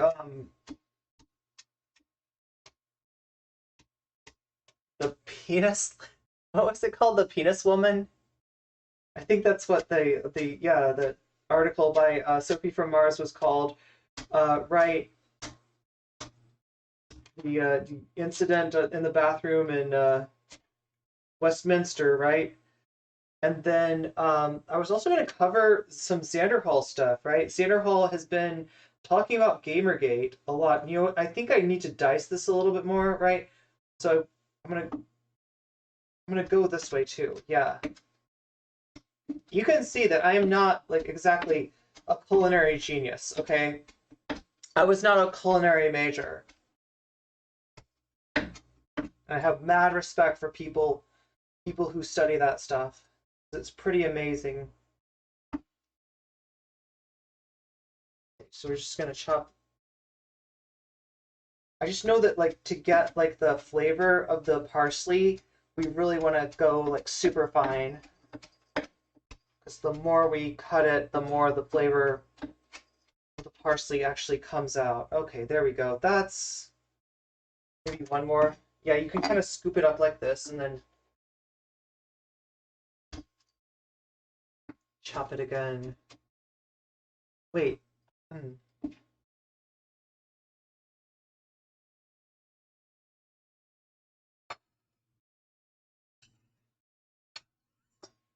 There we go. Okay, so get all this off of here. Okay, so there's the parsley and chives. All right, so our next move is to cut the onion. There we go.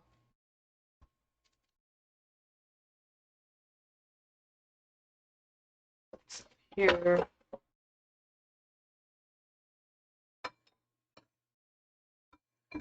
Oh my god, we're gonna have to cut the tomatoes too.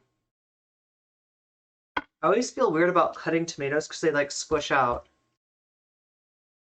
Yeah, we are going to be getting back to Vaush right after this, right?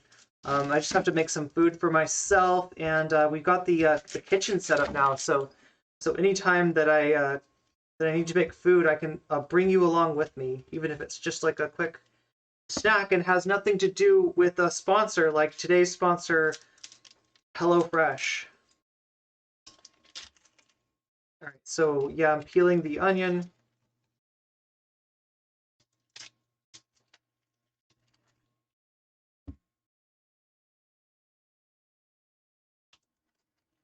I guess I can use this like bag right here for the odds and ends. Okay, so we got our onion. Oh, interesting. So with the onion, I'm used to dicing it, but for this one, we're going to do it a little differently. We just need to make like kind of slices. Because we're gonna end up like putting the onion into the oven and roasting it along with the chickpeas, the tomatoes, the garlic. That all gets like roasted in the oven. So yeah, here we go. We're just like cutting the onion in half down the middle and then making these little slices. And then, you know, when you get to the end here, oh my god, I don't know how much you can see of this. Wait.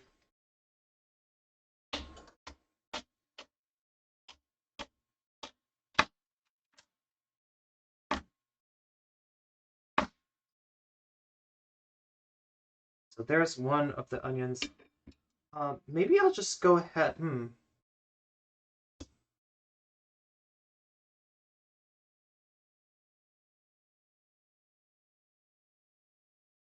Okay, so you're supposed to have like a drizzle of oil on this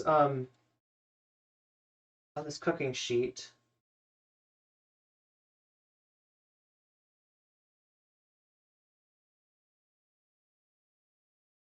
Drizzle this out, and then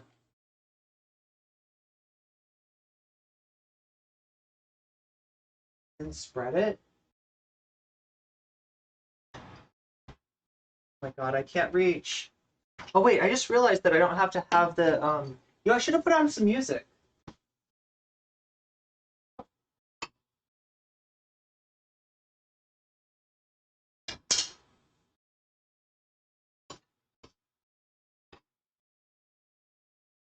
Okay, so I put I put oil onto the cooking sheet, and I'm gonna like just kind of spread it around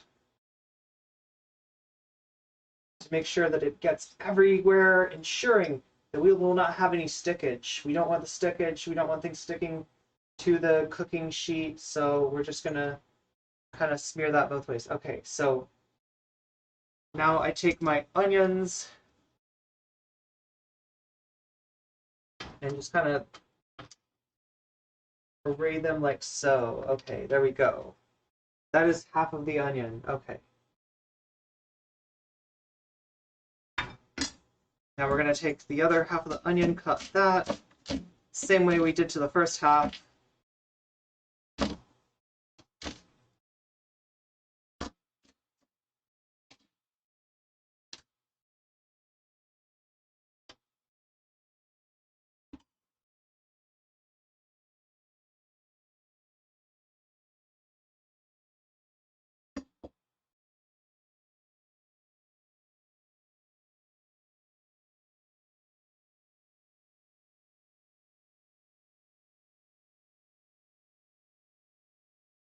There we go. Onions everywhere. Okay, so we got the onions done. Oh, I shouldn't have cut the onions, chat. This is one mistake that maybe you won't make. If you That's the oven being heated up enough, right? That's the onion being at 425, right? But like, so here's what I'm going to suggest to you.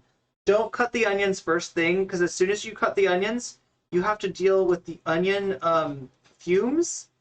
And I don't know how your eyes deal with onions, but my eyes are like crying.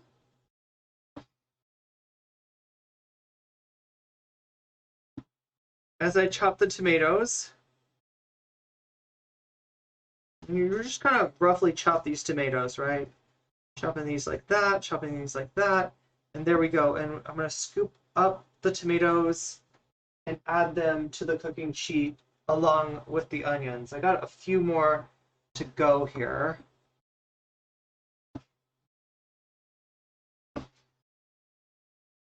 And like the tomatoes, you don't have like a sharp knife for these, right? Because otherwise like all the juice squishes out, which is not great.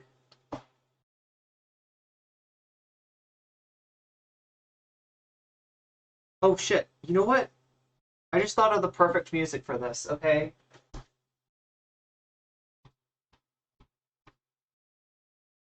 Let's add... Wait, do I have both mics going at once? Can't even tell. Anyway, we have like the perfect music.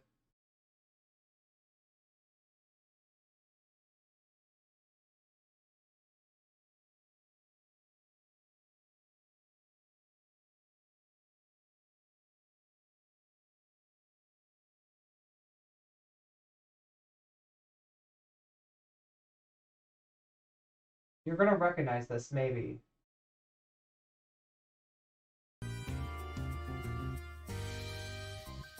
Huh? What do you think?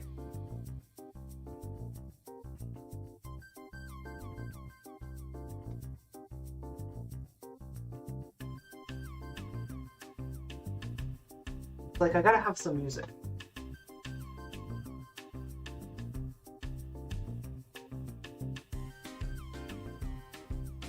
Yeah, we got onion fumes, right? They're going into my eyes right now.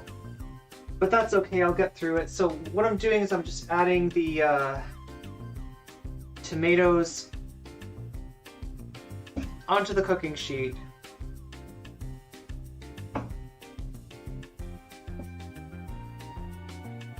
So yeah, does anybody recognize this? Yeah, this is the hold music for the KGB, I mean CIA.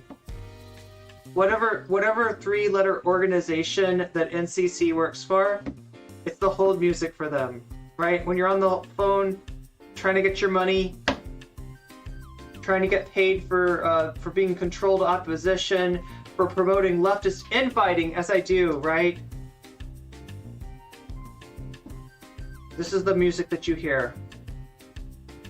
And I still don't think I'm gonna get paid.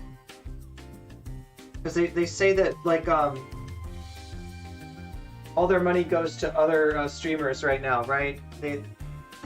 Apparently, I'm not the one causing the leftist infighting, so I gotta do better. Chop.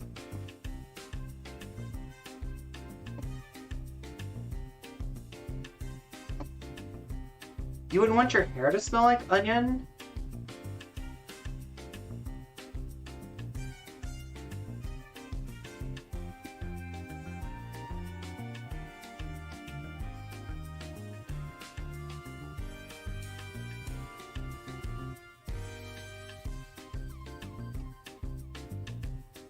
We got 2 more of these tomatoes to chop.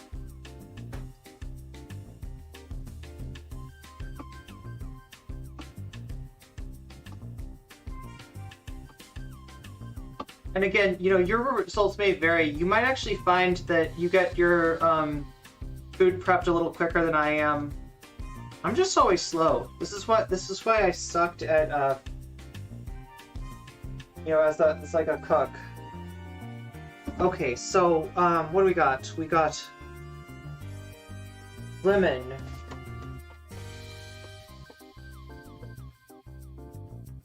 We're gonna zest a lemon. I think I know how to do that.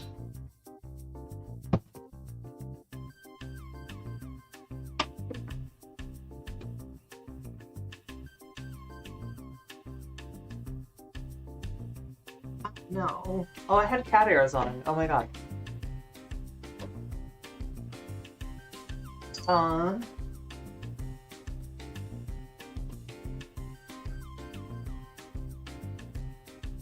Oh no, I know what this is.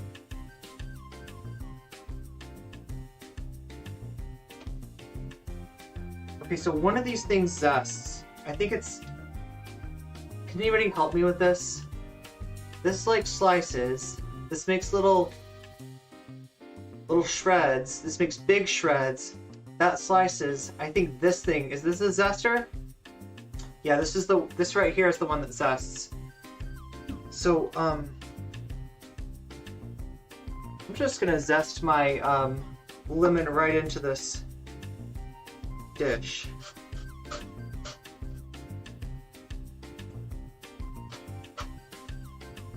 But yeah, zesting is like when you scrape all the peel off of a lemon or a lime or an orange, and it makes it smell really good. And you're just gonna use the dust from the peel in your dish. This is the right thing, right? This is like the zester.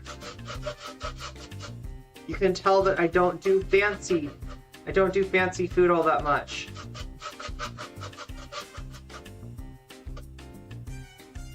I'm going to take great care here not to zest my hand, because I can see that would be like super easy to do.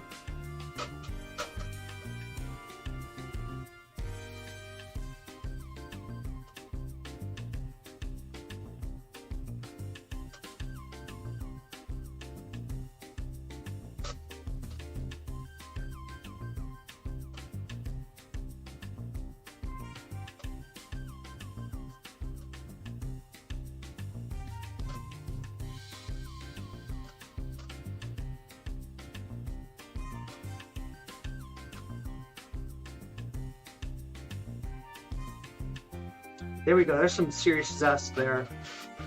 This is smelling very zesty.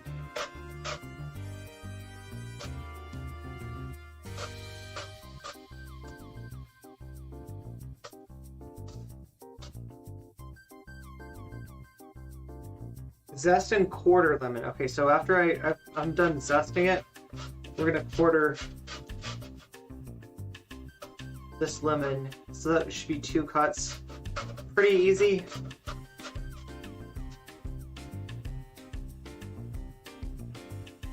You braided your finger before? Ouch. Okay, so I can see that there's like a lot of zest still in here that is having trouble coming off, so I'm gonna help it. I'm gonna help the zest. Oh, there we go. That's some serious zest.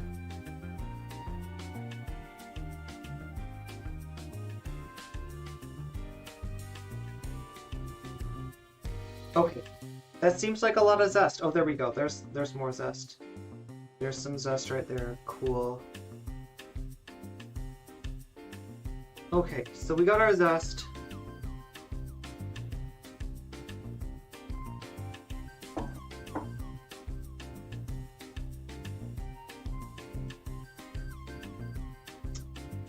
Our oh my god, lemon zest. Okay, cool. So we got our lemon is zested. The next step is to quarter it.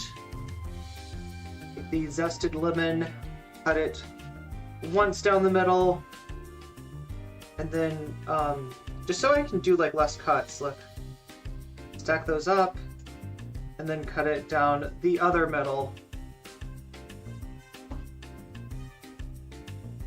There we go, giving us lemon quarters, which I'm gonna put right into there. Okay, so we got our lemon quarters. Oh, garlic.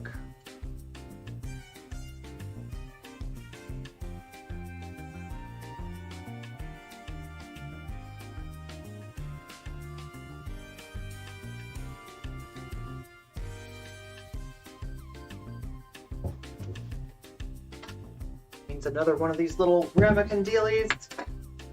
I'm doing it extra fancy just for you, chat. Right, like I said, I do not usually cook this fancy. We got our rice. We got our chickpeas. We got some Turkish spice mix right there. We got some raisins right there. We got, I don't even know what this is, but we'll find out. We have pistachios. We have pistachios. And there is at the very bottom of my HelloFresh bag is 1 clove of garlic. So just gotta cut that right there. And my secret with garlic, right, is to take the knife, put it on the garlic, and then just like lean on it, smash it, right? You smash the garlic first, and that makes removing the garlic skin so much easier. Look at that. It just comes right off. Right? Rather than having to like have you ever tried to rinse the garlic skin off? It's kind of a pain, okay? So yeah, there we've got our garlic. Make sure all the skin is off of there. And we're not done yet. We're gonna mince this garlic.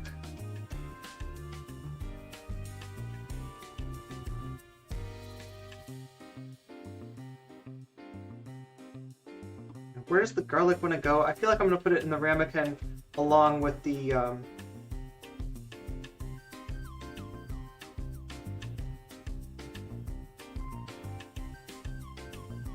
right next to the chives. So we've got our garlic and we've got our chives. And it's starting to smell really good in here already. We haven't even started with the cooking. Okay. Mints are great garlic. I feel like I'd grate my fingers off if I tried to grate garlic, right? That's not how I do it. Roughly chop the pistachios. Okay. So here's our pistachios.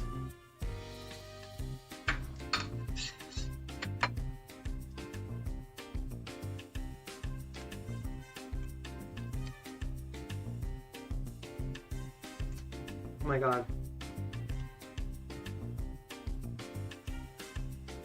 I have never chopped, but I gotta be honest with you, I've never chopped pistachios before.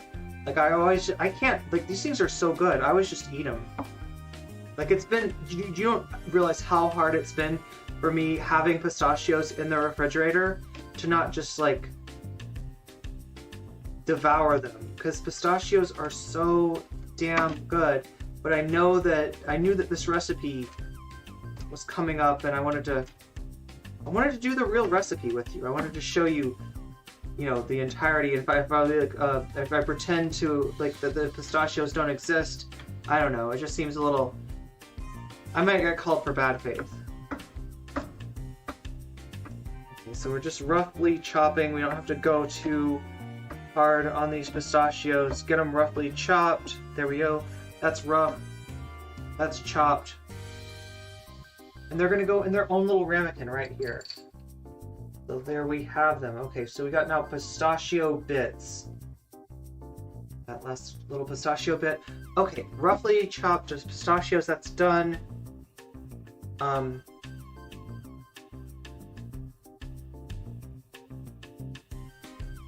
Okay, so 2 more things that we need to do. I showed you my strainer.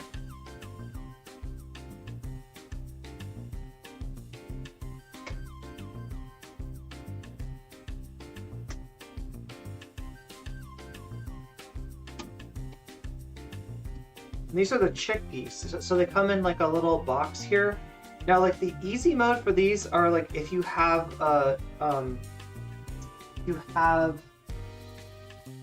scissors. I don't have scissors in here right now, so I'm gonna do the not so easy mode, and I'm gonna cut into this with a knife. This is a little bit dodgy. Just make sure you don't cut yourself if you find yourself having to do this. You probably have scissors though, right? I'm guessing that chat has like scissors at home, some kind of maybe even culinary scissors that you can just chop. You can use those instead of risking your fingies like I'm doing right now. This is not best practices, okay? But we're gonna get through this. Okay.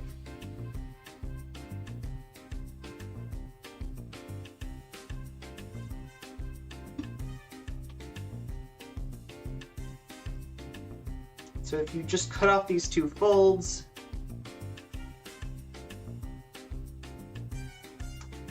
then you can easily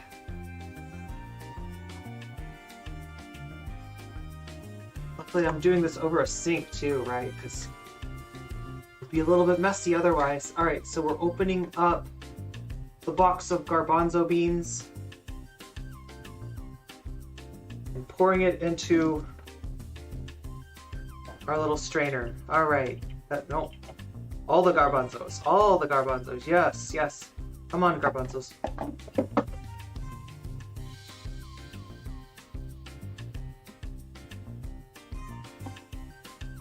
So now it's time to rinse the garbanzos. Just get that muck off of there, right? Because these have been sitting in... It's been sitting in their water for a little while. All right, a little more. There we go. Okay, so there's our garbanzos. Nice and clean. They go where the tomatoes and onions have gone. Just right under the sheet. Sprinkle them all over, get them all around. We're gonna roast these babies. All right, so I'm gonna put this to the side. One more little thing we gotta do here. These are my raisins. And we've got our lemons cut, but we haven't squeezed them yet. So we got golden raisins here. And again, I'm just gonna use the knife to open these raisins up. And then pour these out into a little ramekin. And what does this say? Combine raisins with the juice from 1 lemon wedge.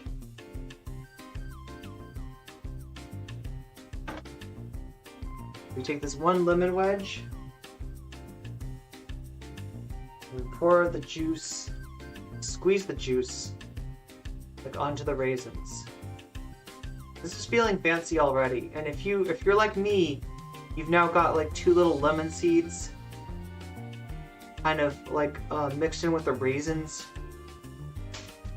I'm just gonna fish those out. I don't know, lemon seeds are good for you, so I don't know. But yeah, they're also like kind of... They're hard to eat if they're not blended, and we're not blending anything here. So it's just juice of the lemon and raisins. All right, so next thing is the cooking the rice.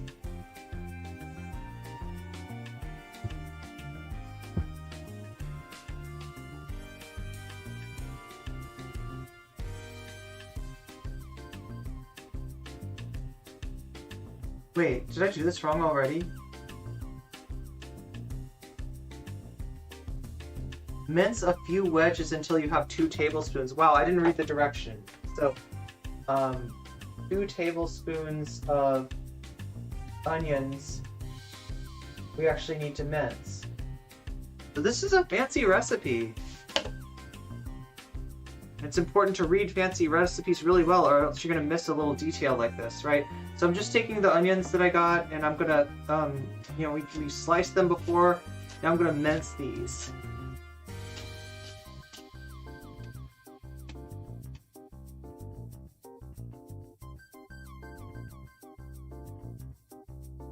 So,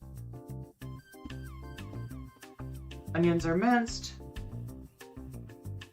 Then we're going to take our olive oil once again, and we're going to drizzle it into the rice cooker.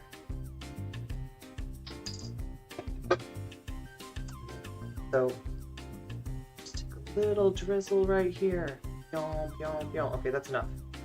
That's enough oil, and then shake it all around to get it spread out. Okay. Oh my god, it smells so good.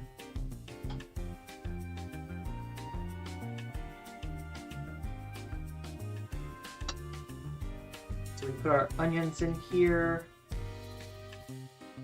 And a little trick that I have is like turning this rice cooker on. Like it's just the onions and the oil in there right now. Add the minced onions, the garlic. Here's our garlic going into the rice cooker.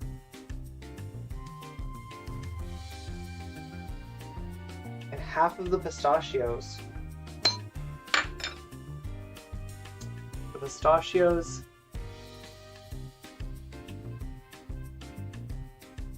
put half of them into the rice cooker along with the garlic and the onions. Okay.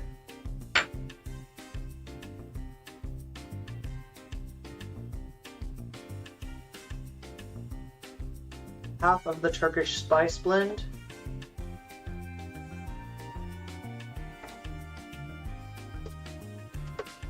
Here's our Turkish spice blend.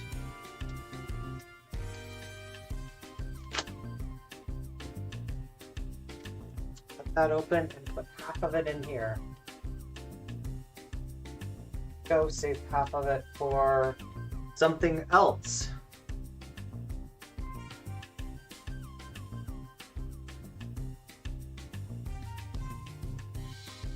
And a pinch of salt. Okay, is this salt or pepper? That's salt, okay. There we go, there's a pinch of salt. That's more than a pinch, actually. A pinch of salt.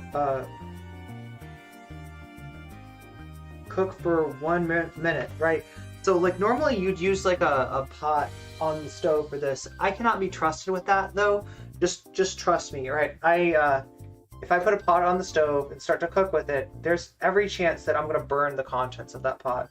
That's why I use a rice cooker. I'm not sponsored by rice cookers, but I endorse them nonetheless, right? And so I'm going to make this one little modification here to save me having to, you know, worry about burning my food. So yeah, we're just kind of like scooting around like all the stuff in here. And I've turned on the rice cooker and it's actually cooking my onions and the garlic. Okay.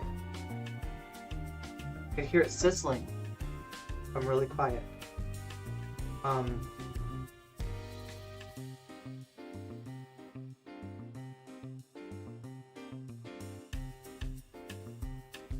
Okay, so as it's sizzling, I'm gonna take my rice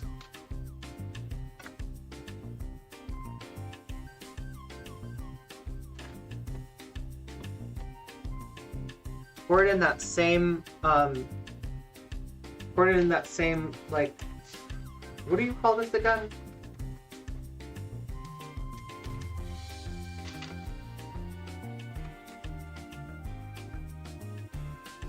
There's like a name for this thing, right? I think I said what it was earlier, but like, look, it's just like, you know, it's to rinse things off. It's to rinse things and drain things. And we're just gonna rinse and drain the rice.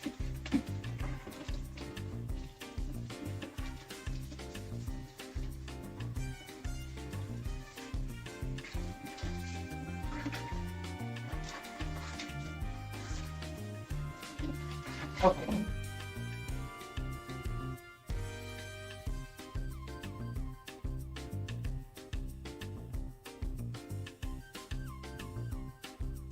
We're gonna need 1/2 of a cup of water.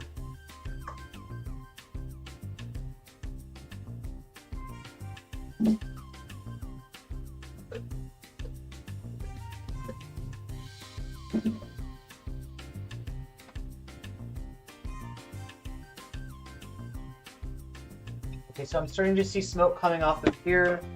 Oh my gosh. We're gonna stir in.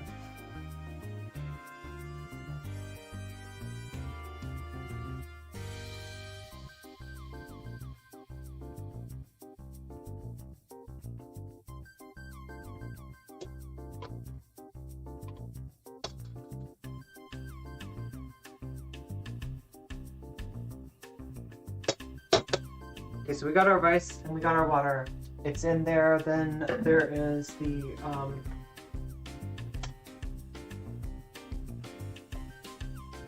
I was wondering what this was earlier. It just says veggie, but it's veggie stock.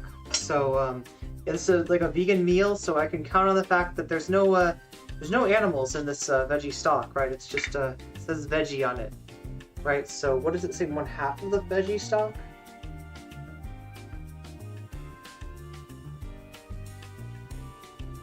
Stir, no, all of the veggie stock. Okay, so here we go. We got 1/2 of the Turkish spice mix, 1/2 of the pistachios, all of the garlic, all of the onions, like 2 tablespoons of the, oh my god, 2 tablespoons of the minced onions. I'm stirring in the stock.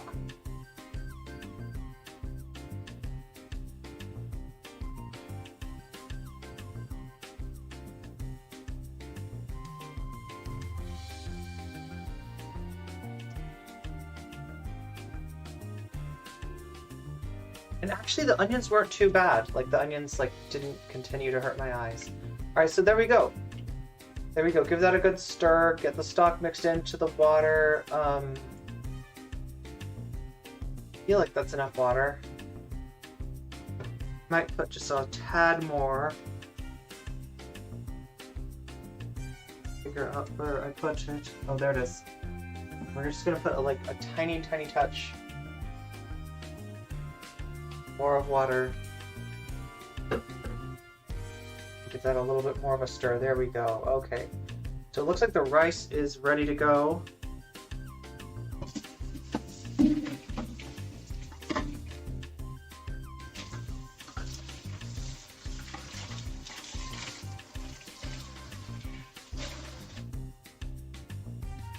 Putting the lid onto the rice cooker. Alright, the rice is good. Alright. So now we're on to step 3. Meanwhile, toss the onion wedges, tomato, and chickpeas onto the baking sheet. Okay, we've tossed that onion wedges, tomatoes, chickpeas onto the baking sheet. Large drizzle of olive oil, we've already done that. The remaining Turkish spice blend. Okay, so remember this stuff? Turkish spice blend? I'm going to spread these out a little bit more, and we're going to sprinkle the Turkish spice blend all over the place. Oh my god. I need this thing to be open though. I need this packet to be fully open. There we go. Okay, so sprinkle, sprinkle, sprinkle, sprinkle, sprinkle, sprinkle. Oh my god, all the sprinkles.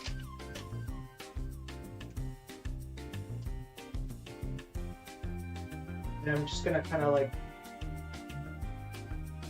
push this around a little bit just to get everything like mixed up in equal measure so everything's cooking with everything else and all the flavors are deliciously going together, and to make sure also that that Turkish spice blend does not end up all in one place, right? So we got onion slices, we got tomato slices, we got chickpeas. I'm going to try to kind of even this out, right? Even this out all over the baking sheet. Because we are about to put this... Some of these like onion slices kind of stuck together, and we can get them separated as well. Okay, perfect, perfect. This is so good. This is like so much fancier than what I usually eat, like, right? Like, I feel like I'm cooking like a real human being. And you can feel like you're cooking like a real human being too with HelloFresh.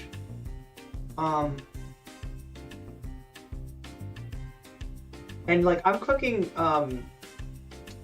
basically 2 servings is what I'm making. Yeah, so each meal is like 2 servings. This is like 850 calories. Roast on the top rack halfway through until veggies are lightly charred and chickpeas are crispy. 18 to 20 minutes. So here we go.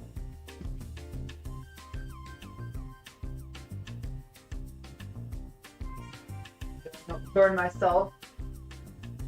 Top rack. 18 to 20 minutes. We'll just say like 19 minutes. Cook time. Not 1 hour. Wait.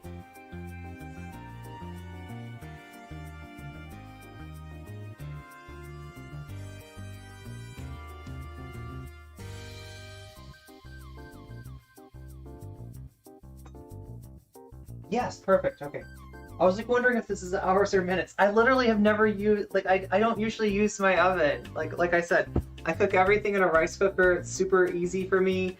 But that's not how humans cook. This is how humans cook. Humans use an oven, and I'm gonna use an oven too, just like a human being.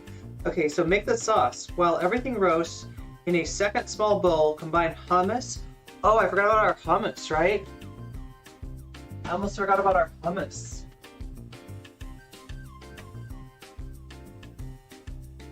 We have hummus. So I guess another little ramekin would be in order here. We're making a sauce. That's too shallow of a ramekin. What do I... Just use the bowl here. Okay. So what do we have? Combine hummus, half of the parsley and chives, 2 tablespoons of olive oil, juice from 1 lemon wedge, salt, and stir in water 1 tablespoon at a time. How much water is there?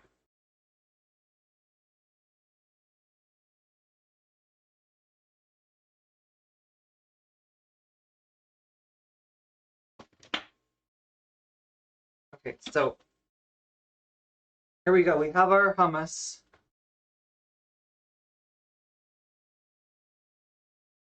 Plop that into the bowl. We got 1, and you can see the rice is cooking right here, steaming.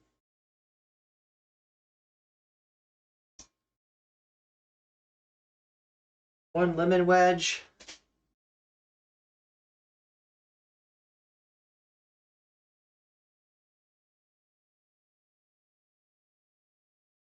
Half of the parsley, half of the chives.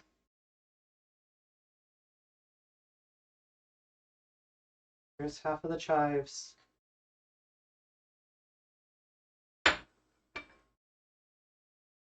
There's half of the parsley.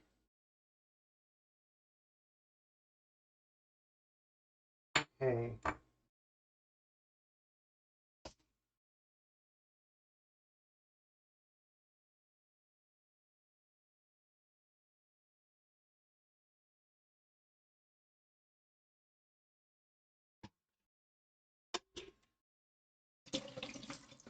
Now I'm supposed to put some water in here.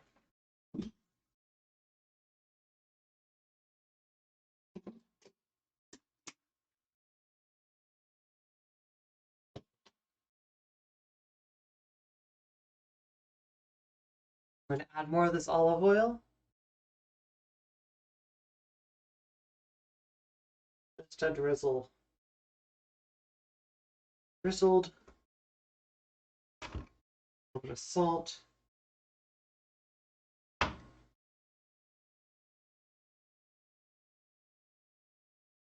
And so like this is hummus and we're turning it into like a thin sauce. We're going to want to drizzle this sauce over you know, the meal after we're done with it. After we combine everything together, right? And the rice is almost done.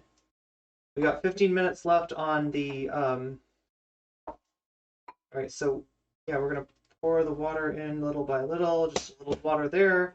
Then we stir this up in here because we're going to try to turn this hummus into like a drizzle sauce. We want it to be able to drizzle. There's a little bit more water.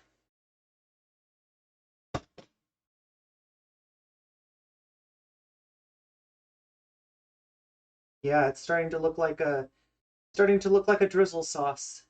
I think that's the technical term for it, right, chat? Drizzle sauce, is that the culinary term? We got a nice little drizzle sauce in here. Like a little bit more water and we will be drizzling away. Okay, there we go. That's enough water. That's going to be quite drizzly. The drizzle ratio, the drizzle coefficient here is quite drizzly. All right, yeah. Drizzle away, yes. Okay, so we got that, we got that, we got that. What else? Stir in water 1 teaspoon at a time. I don't know if I was doing that. Okay, so wow, we're like almost done here.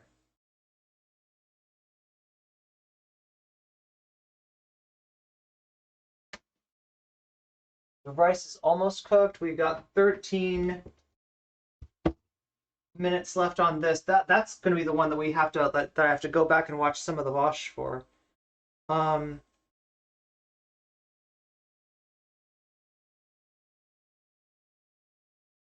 Stir in the raisins in their pickling liquid. The remaining parsley and chives. Okay.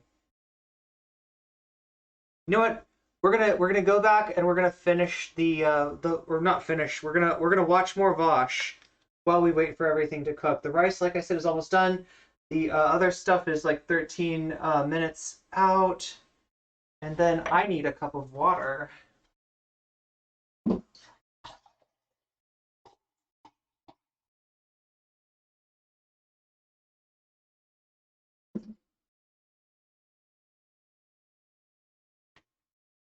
Water and an orange, and I'm good. Okay, cool.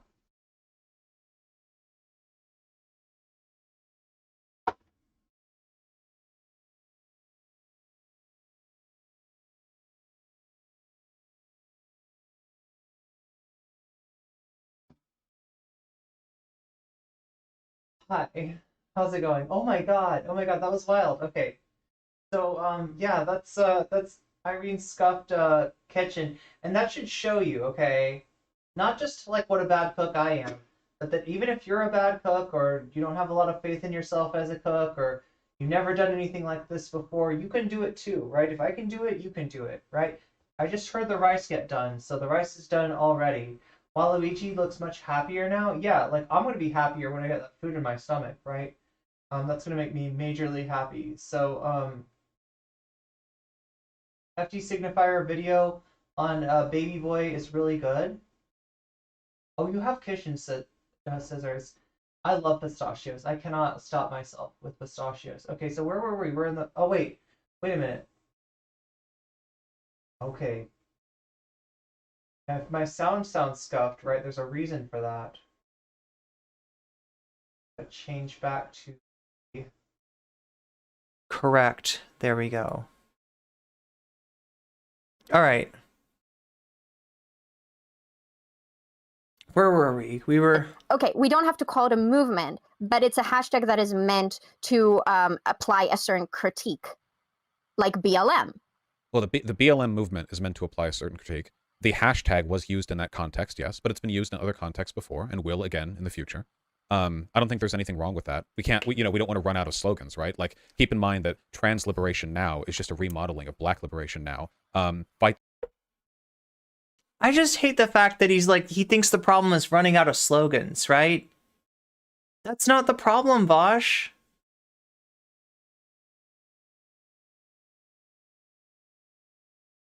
The power, or like the raised fist as a sign of solidarity, originated in the black Black liberation movement, but it's used ubiquitously for a bunch of progressive causes these days. There's always going to be a lot of overlap. What if Smash Mouth plays faintly in the distance? say her name to you? If it's not just a hashtag, but it's also like not a movement, how should the squishy seedy bits of the tomatoes? I just don't like the way that they squish out. The problem with small tomatoes is like with big tomatoes, I can kind of like run the knife down them and like make a nice cut without like, or like you use like a serrated knife, you know, right? But with small tomatoes, like I'm always like squish, squish. I don't know. It just feels weird. What did I call it? And what significance does it have if we're now saying that it's not like a movement advocating for certain things? Well, it's a hashtag that has a lot of like historical context with relation to a movement, for sure. It's obviously not a movement in and of itself. Nobody. Yo, like, and quit looking at the hashtag as a slogan, right? A hashtag is not a slogan. Is like, you know, HelloFresh, you know. You're right. Okay, I'm not supposed to mix my my brand with politics. A slogan is like an advertisement, right? A slogan is like you know, a catchy phrase that you associate with the movement, and because you like the phrase, now you're gonna like the movement too, or something like that, or the right. This is different. Like a hashtag is for directing attention in certain ways, and it gets traction by like the more people that. It's almost like it's like there's a ratio, okay? There's like the number of people like using the hashtag, and that's like the number on top, and then the number on bottom, the denominator, is like the things that the hashtag is used for, right? So if you have a lot of people using the hashtag, and that hashtag is for one thing, then that's like big number up here, divided by divided by 1. So that's your number. Is your number is the denominator is your number, right? But if we say, you know, we're going to have this hashtag stand for stand for Black women who are victims of state-sponsored violence, but we're also going to make it stand for, you know, trans women who are victims of you know, hate crimes, right? I mean, those are both good causes. Those both need attention to them. But now the hashtag that we have that was kind of meant to bring attention to, you know, tragedies that are not getting attention. Now it's divided by two. It's divided. You know what I mean? We're increasing the denominator. If that this would be the place for NCC to do an MS Paint stream, unironically, right here to show you that. But like, do you get the idea? Do you get the point? There's already people being erased. There's already people being forgotten. There's already people being unalived and just not getting any attention. And you're going to take that little bit of attention that's going to, you know, to Black women with the hashtag, and you're going to say, yeah, can we take half of this and move it over here? No, you can't take half of this and move it over there. No. You absolutely cannot do that, right? Like, this is not a problem that's been solved. This is a problem that is ongoing. It is awesome that, you know, that Brianna's, God, it's awesome. Like, no, I mean, like, there's a tragedy, right? But it's great that that at least it's getting noticed. At least it's being paid attention to. At least it's getting momentum, and that maybe the awareness of the tragedy might spur some change, right? That's good. But, you know, we can't, like, start taking other people's attention in order to increase, you know, increase an issue that's already, you know, garnering attention, if that makes sense. Anyway, I feel like I over-explained that. Just wait until, I definitely over-explained that. Wait until somebody's favorite actor gets overlooked at the Oscars. Grammys is music, yeah. I don't know the award thingies either. I don't really care. That way. And I like watch movies. I don't care about award shows. Making the argument that it's just a hashtag in the sense that it has like no pre-existing context. Slogan is like yeah, it's like a yeah. It obviously does. But I don't think that context is unchangeable, obviously, because the context of slogans changes all the time. No justice, no peace was a civil rights protest. That's been used in a bunch of different contexts. It's another silly logic trap that he got away with there. You know, honestly, a lot of stuff comes directly from Black liberation in this country, because that's always been the most active and militant body of progressive organization in the past century of American history. But if we don't use that, I mean... Wait, but you're making it sound like you think that these... I don't think it's getting the most attention. Right? And especially when we talk about, like, the tragedies befalling the Black community due to police violence, I don't think that's getting attention at all.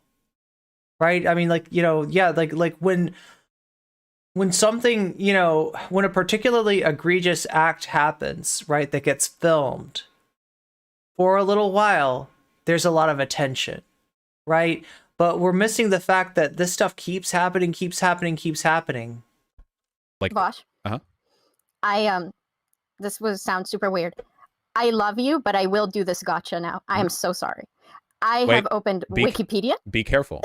It had better be a good one. It's a Wikipedia I'm gonna gotcha. try my best. I know that you're a fan of Wikipedia, and I opened Wikipedia, and Say Her Name is a social movement that seeks to raise awareness for Black women victims of police brutality and anti-Black violence in the United States. All right. Cool. Was it a good one? Just out of curiosity, is there a disambiguation link at the top of that? What's a disambiguation link? On Wikipedia, they'll put that at the top of articles where the term could refer to multiple things. The correct title of this article is Say Her... Do you want me to just send you the link? No, I can Google it. Just a moment. Okay.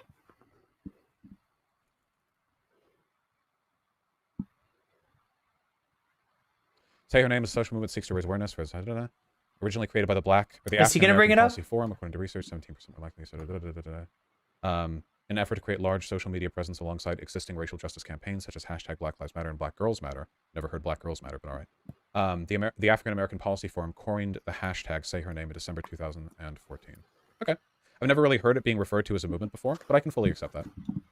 Good. So, okay, so we can move on from that because I think it matters. So if we're now conceding that Say Your Name is a hashtag, but it also represents a movement, then obviously using a hashtag that is meant to advocate for certain things that a movement is pushing for other causes, well, is not illegal or anything like that.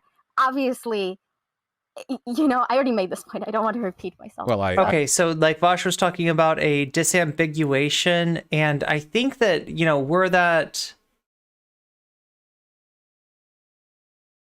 a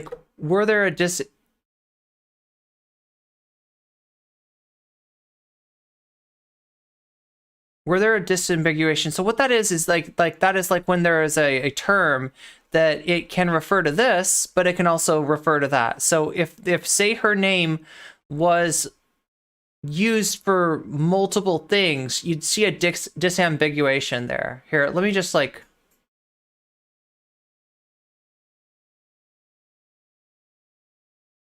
Let me just bring this up here. Okay. So he read the first paragraph here.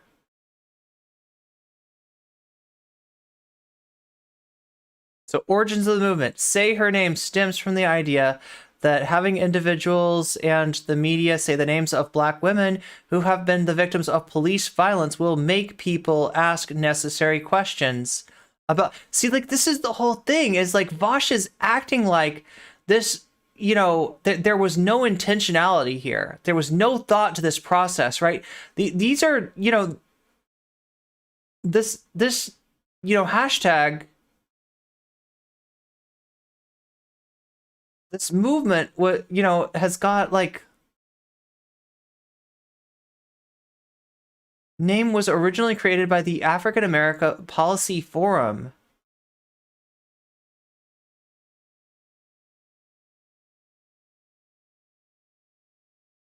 This wasn't just some like happenstance. This isn't some unintentional thing. Now I feel like his, you know, like the appropriation of this hashtag, the appropriation of this movement, like was done without intentionality. But it wasn't the movement itself was not created without intentionality, right? Okay, so ask necessary questions about the causes and circumstances of that violence. And the concept of saying the name is also a symbol or shorthand for learning and telling the stories of these women, again, both between individuals and in the media. Crenshaw, this is Kimberly Crenshaw, has said, if you say the name, you're prompted to learn the story. If you know the story, then you have a broader sense of all the ways that Black bodies are made vulnerable to police violence.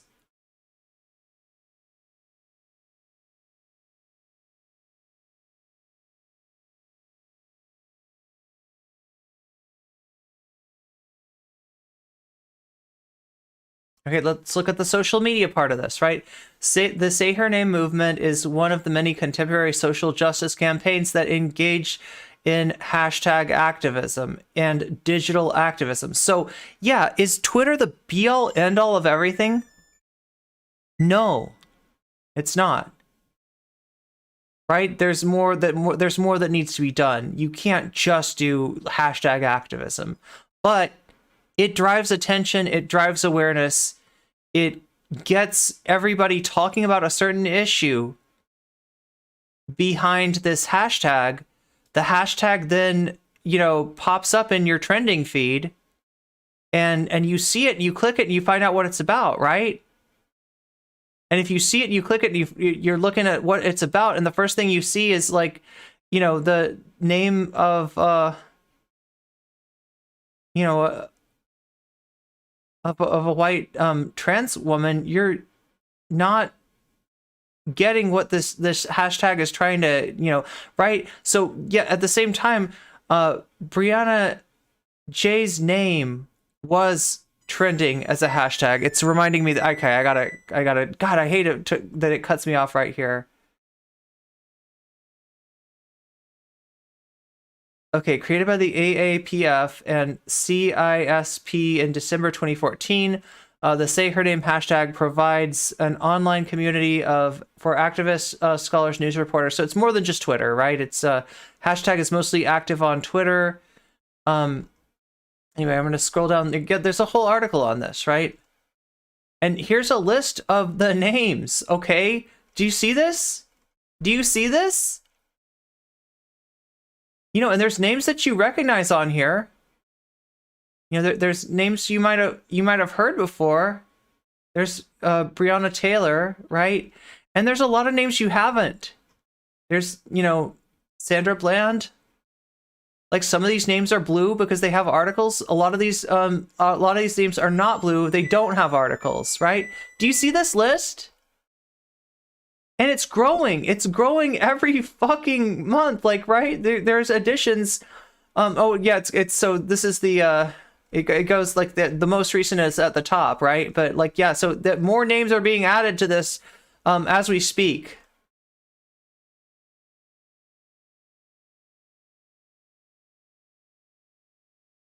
Okay, so then it mentions the hashtag being used in the Breonna J. tragedy. Okay, so yeah, we don't see, like, and you know what you're not seeing? You're not seeing what Vaush and his clout network claim as far as the hashtag started from, you know, right? And if we want to see that, look, okay, I know, Oven, I know, I gotta go over and, okay, look, let me type in MMIW. Here we go.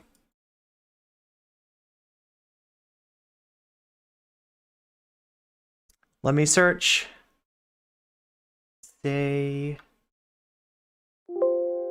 Okay, I don't find say her name with the letter, with the words separated. I don't find say her name with the words together, right? This is the issue that the Vaush Clout Network will claim, like, started say her name when I look at the, and this is just the wiki page, right? But when I, like, you know, nowhere, like, right, it's a long ass article. Nowhere in this article does it say that. Vaush is wrong. He's spreading misinformation, and he's doing it to deflect, okay? Now, this is an important issue, too, right? And just by the fact that they brought this up to deflect, I think this is a good time for people to start paying more attention to missing, murdered Indigenous women, girls, and Two-Spirits, right? This is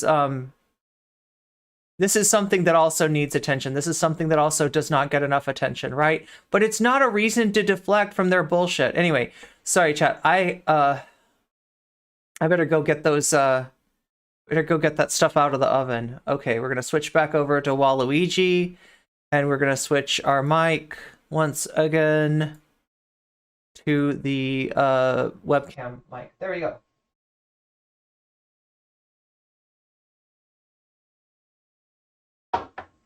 Food. Okay.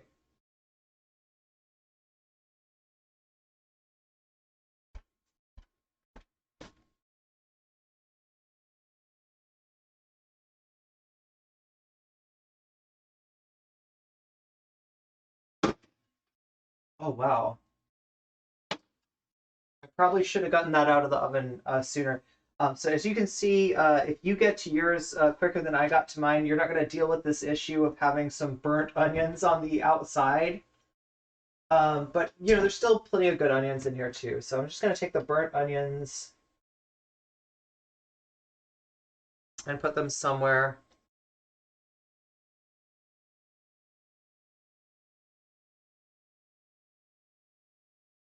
I mean, like, a little bit of roastiness is good. But yeah, we don't want, like, fully burned onions in our food, so I'm going to take those out.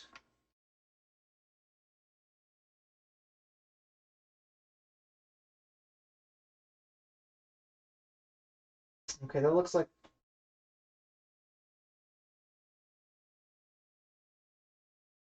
All right, so we're good. Only lost a few. Okay, so we took this out of the oven. Finish rice and tossed veggies. Fluff the rice with a fork.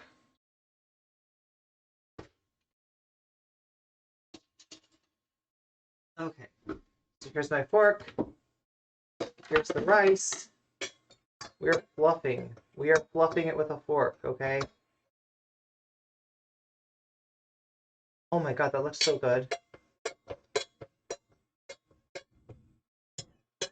And the idea is just to kind of get it fluffy, right? Mix some air into that rice. Kind of scrape it off anything that's on the bottom there. Scrape it off. Scrape it off. There we go. It's fluffed. Okay, the rice is fluffed. Stir in raisins and pickling liquid. Okay, so we're taking the raisins with it's really just like lemon juice is the pickling liquid. Stir that in. Stir in raisins with pickling liquid. The remaining parsley and chives. There's our chives.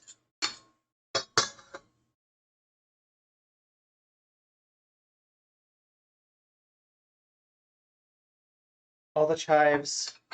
Oh wait, that was the parsley. I actually couldn't tell. Yeah, there's the parsley and there's the chives. Right, they're just, minced green vegetables. Okay, so we got that and we got that. Scrape that off in there.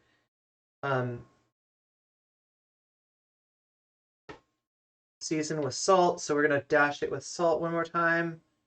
And pepper. Okay, pepper. We have pepper. Put a nice.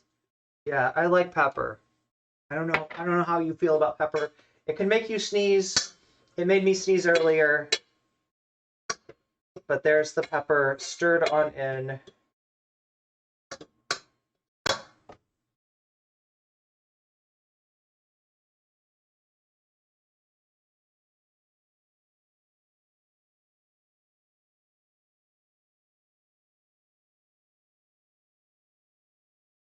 Oh, that's what we do with the remaining pistachios. Okay, so we still have some pistachios.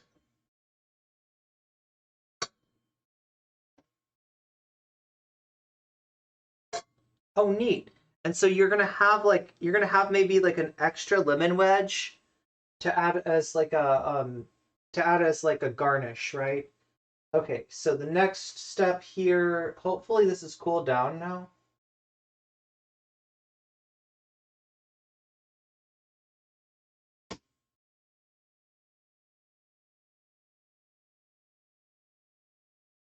I mean, yeah, it's cooled down. Okay, so I can grasp this with my hand without too much concern. So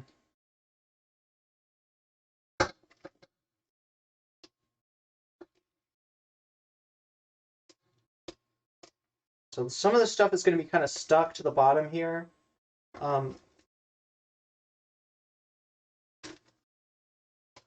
the rest of this,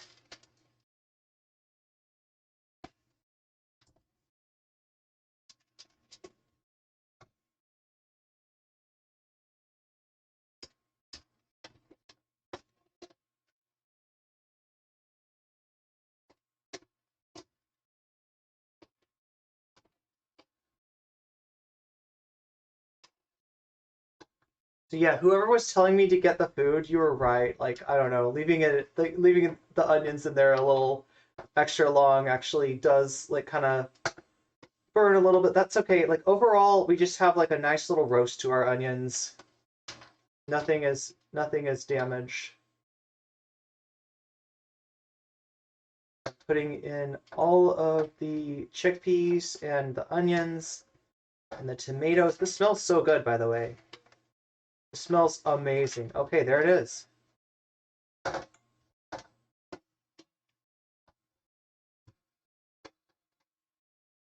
There it is. Okay. So we got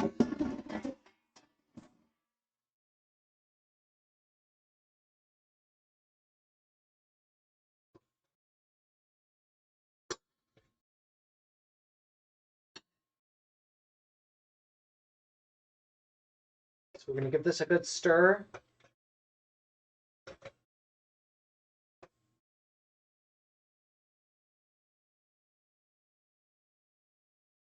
Just mixing the rice with everything else in here.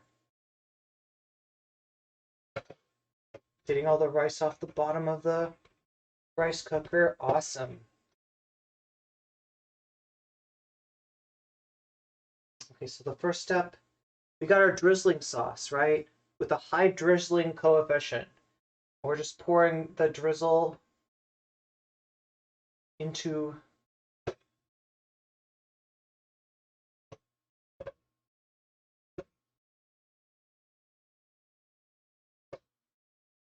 here, I'll show you what I'm doing, okay? So we're taking the drizzle sauce, we're getting it in there, drizzling it all around. Like a dressing.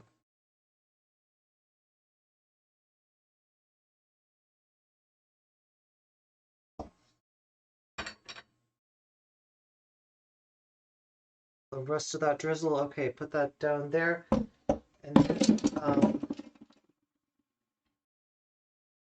then I'm going to sprinkle on my pistachios as a topping.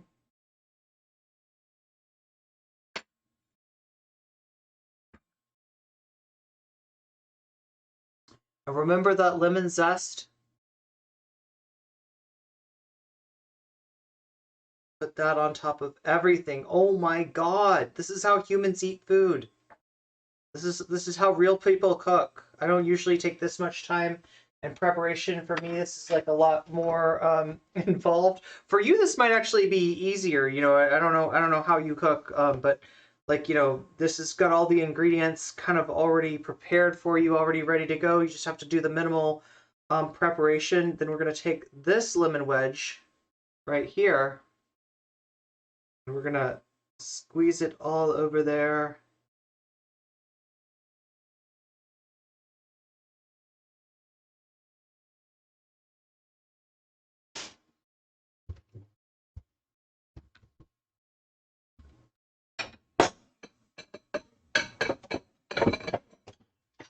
Now I'm gonna get my bowl, and this is the magic right here. Actually getting to eat.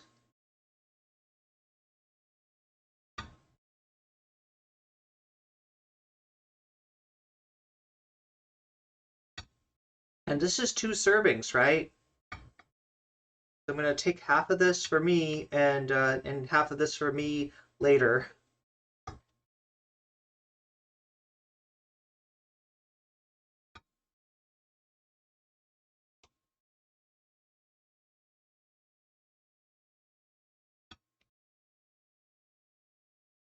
Mm-hmm. Fuck yes. Okay, I mean, sorry, no cuss words while we're advertising.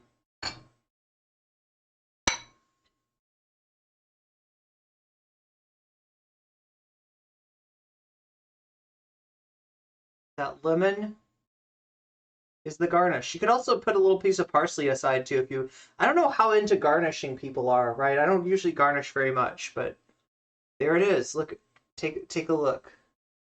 This is my bowl of HelloFresh. I got half of this left over. The nice thing about the rice cooker is that it keeps it warm for me.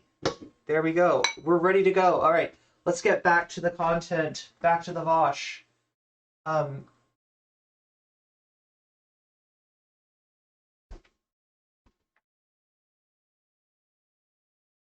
Okay, here we go. Awesome.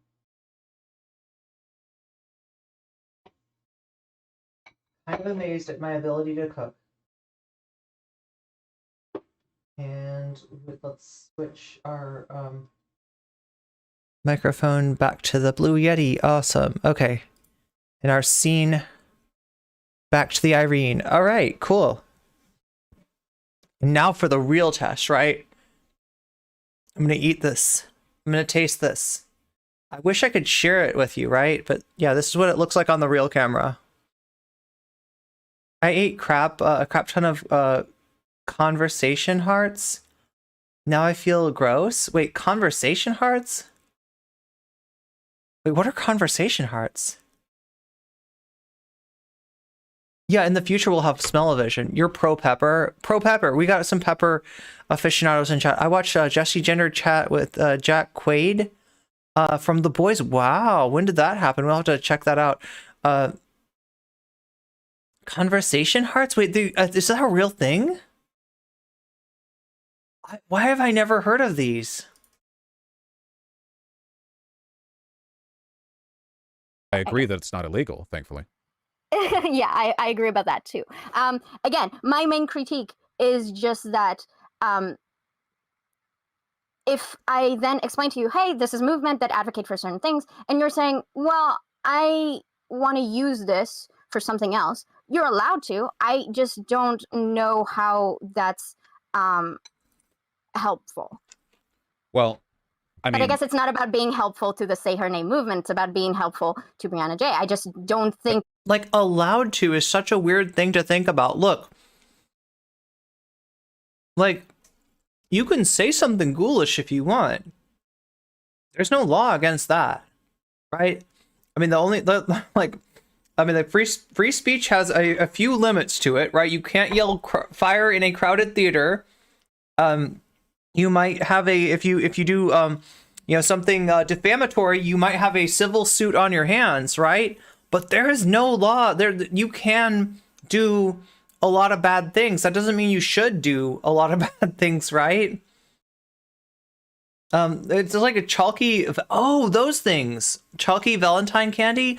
Oh, they're called conversation hearts? Okay, because they have like, it says like be mine. Or like, what else does it says? It says be mine. There's like other things that it says sometimes. True love. Yeah, there's another one. I didn't know those were called conversation hearts. I didn't know what to call those other than Valentine hearts or Valentine candy. And you've said it yourself. Those things don't conflict with each other. I don't think they do. They are pretty high. They are pretty sugary. And for what's sure. Yeah, I agree. Nobody like chooses this. It happens organically. So if the central criticism here is the idea. Look, that hashtag didn't happen organically. Do I have to read that again?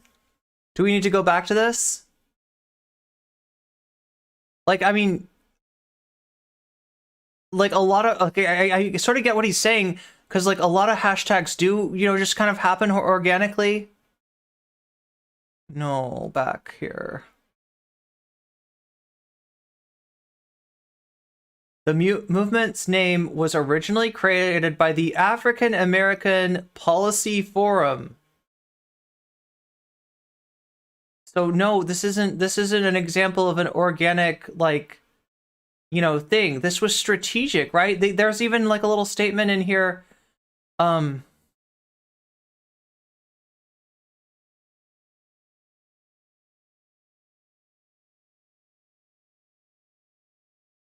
If you say the name, you're prompted to learn the story, and if you know the story, then you have a broader sense of all the ways that Black bodies are made vulnerable to police violence, right? Creation of the campaign, Say Her Name movement, is a response to the Black Lives Matter movement and the mainstream media's tendency to sideline the experiences of Black women in the context of police brutality and anti-Black violence. The campaign for this movement began December 2015, but he's saying this is historically, right? I mean, if you mean by like historically, if you mean 2015, right? That's by the African American Policy Forum and the Center for Intersectionality and Social Policy Studies. The reasoning behind the campaign is to bring awareness to the most often invisible names and stories of Black women and girls who've been victimized by racist police. Statistics have shown that Black women and girls as young as 7 and as old as 93 have been victims of police brutality in recent years. The killings of unarmed Black youth like Trayvon Martin and men like Michael Brown have captured much more attention and public outrage. So yeah, this was a very specific, intentional, directed campaign. According to Kimberly Crenshaw, one of the founders of AAPF, the Black women's continued exclusion from the stories of about police brutality, racism, anti-Black violence contribute to an erroneous notion that Black men are the chief victims of racism and state-sanctioned violence, which underplay issues such as... Yeah, right? So this is very, very, very, very intentional. It is not organic, Vaush. God. Like, you can't just, like, this is the, okay, so I'm not going to beat up on him too much because he doesn't know this, all right?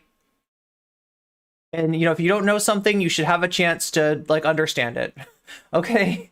But, like, seriously, this is, like,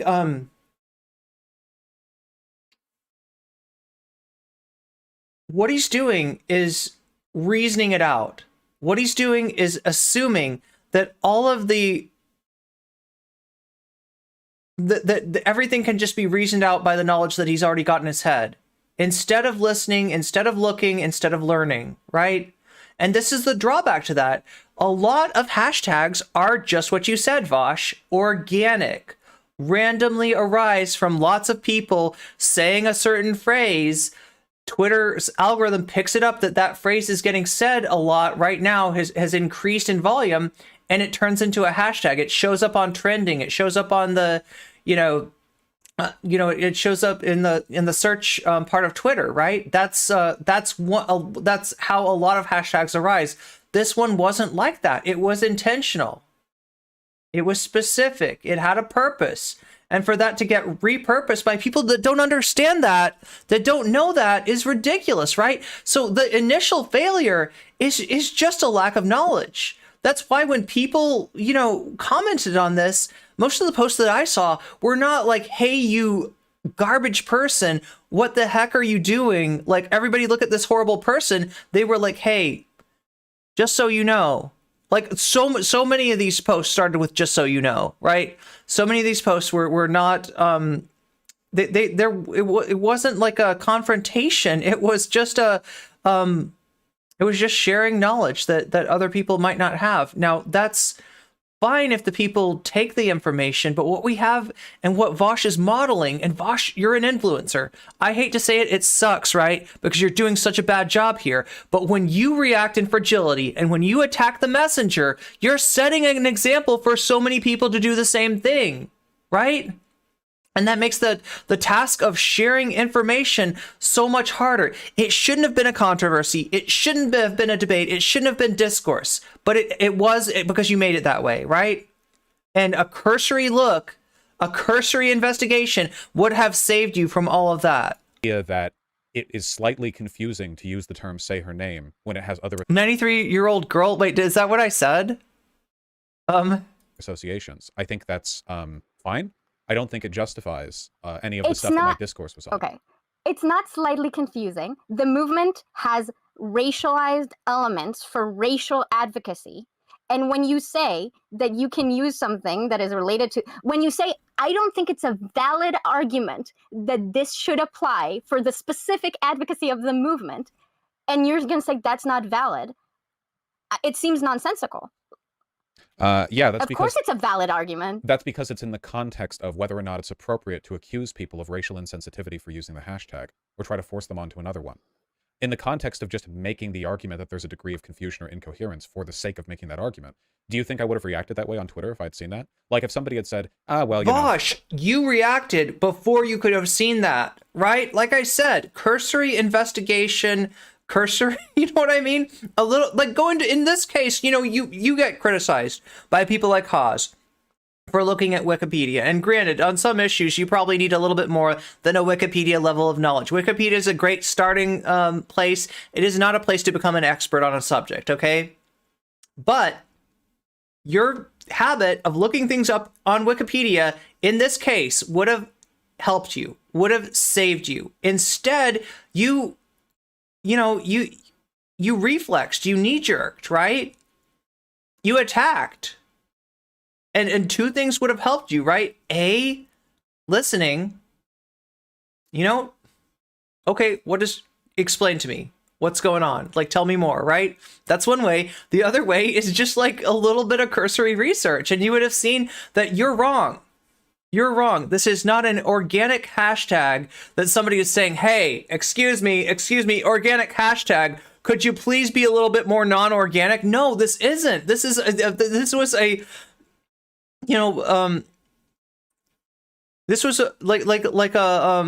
slogan, if you want to call it that, like, created by a policy institute, right?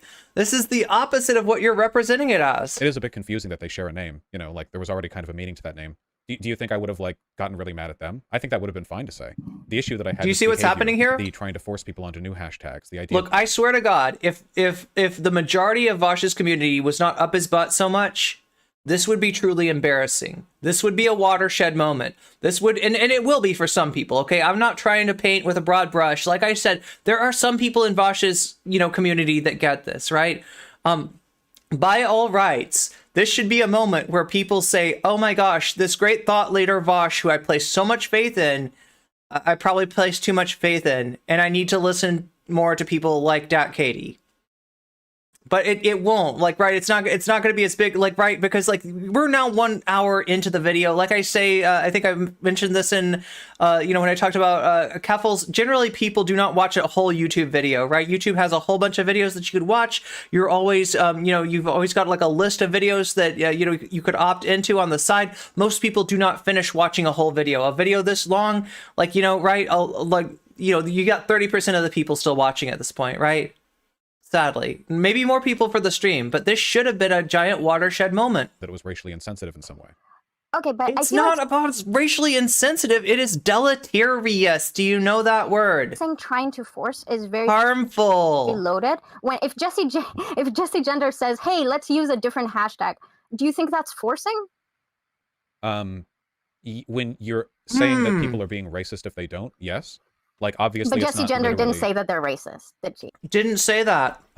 Jesse Gender said a lot of regrettable stuff in that tweet thread. Didn't say that. You want to go through it, but absolutely. Weasel, can we get some weasels in chat? The idea I'd love to go through it. The idea was, yes, it is. Yeah, you want to look at the thread again? Jesse Gender does not fucking attack people. That's just not what she does. So I can guarantee you that there was not a statement of like, if you use this hashtag, you are a like, right, that's not how Jesse Gender is. She never does that stuff. She doesn't call people pieces of garbage, right? She it's just, I can guarantee you're wrong on this, Vaush, without even looking at the thread, just knowing the creator. And you're not listening to black voices, etc., if you do this. Racially insensitive and racist are not the same things, and I know you know that because you argue for that all the time. I mean, if she said racially insensitive, that is her trying to, like, kind of like, tone down her rhetoric. I would say it's harmful, right? But, like, I mean, does it necessitate? Because I've pointed out that you're, look, if you step on my toes, okay, or somebody else's toes, right, that hurts. That's harmful. That's not good. All right. Now, if you step on them really hard, you might have broke my toes. That's harmful. But if you didn't mean to do it, and I tell you, please get off of my toes, you are harming me, please do not take that as me impugning your character. And you know what? If you're gonna break my toes through your callous disregard for my well-being, maybe you deserve to have your character a little bit impugned. That's not what Jesse Gender was doing. That's not what most of these people in these tweets were doing, right? That was not the first thing that was said in like almost any of these cases. Where the concentration was not on impugning anybody's character. The concentration was on mitigating, reducing, and ceasing the harm that was being done. Jesus Christ, Vaush. I know that doesn't mean they know that. I'm aware of Who that. Who is they? Because my critique is not conservatives are looking at us. I'm critiquing other progressive leftists.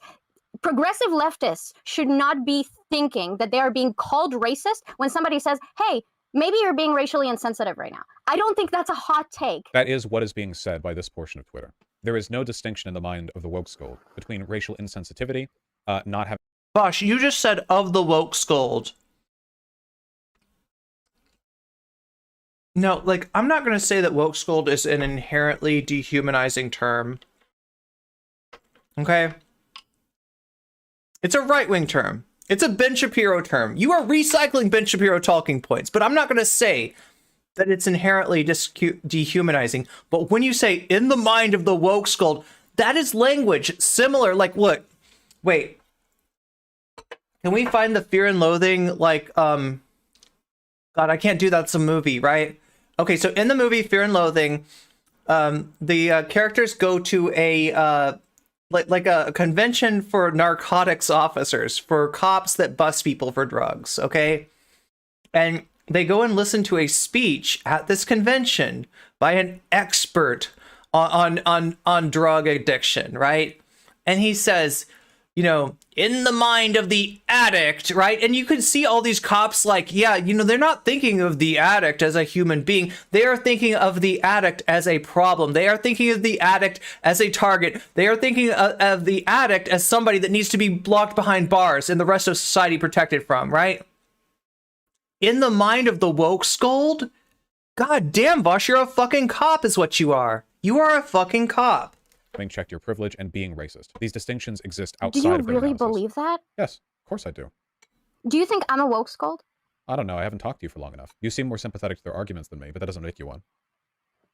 Okay, so do you think I see no distinction? So I see a distinction. You see a distinction. Your audience sees a distinction. But when you and your audience come and say, hey, you're calling people racist, why not use your power and leadership to say, obviously saying this is racially insensitive, even though I don't agree with it, doesn't mean that anyone is calling you racist. I mean, I saw the discourse with tons and tons of people saying it was racist to you. Look, I mean, like, I feel like I love you, Katie, but you're being too nice here, right?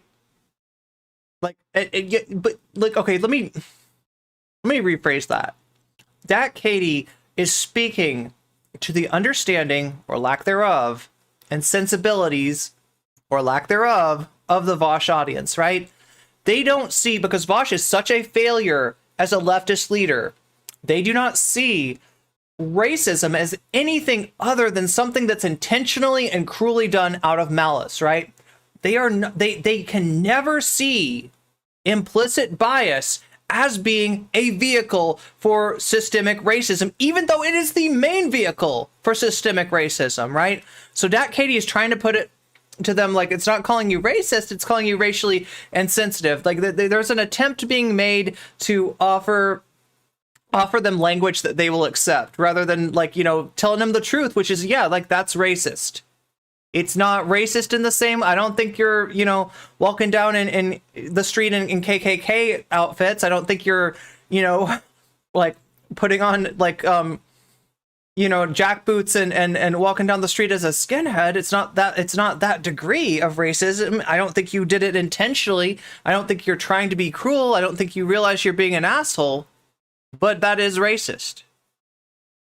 You are right now the vehicle of racism. If you've seen my Innuendo Studios reaction video, you have Agent Smith coming out of you. If that helps you understand, if that helps you realize that you can be the vehicle, the vessel, the conduit for racism without any intention of being so. I have had it happen to me on stream, okay?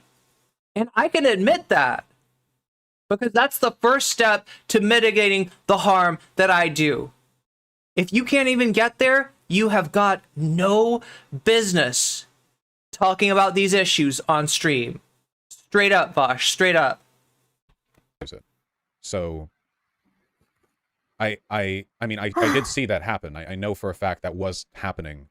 And that distinction between racial insensitivity and racism is often lost. Not even just a product of woke scolds and their biases, but I think just the nature of Twitter tends to boil down these arguments. It's kind of inevitable. I agree, but then in that case, don't you feel like, because I feel like the exact same. I feel like the woke scolds are in his walls. I can see like a liberal or even a conservative making the argument of like, when I'm just saying my opinion about trans people, you're calling me a transphobe.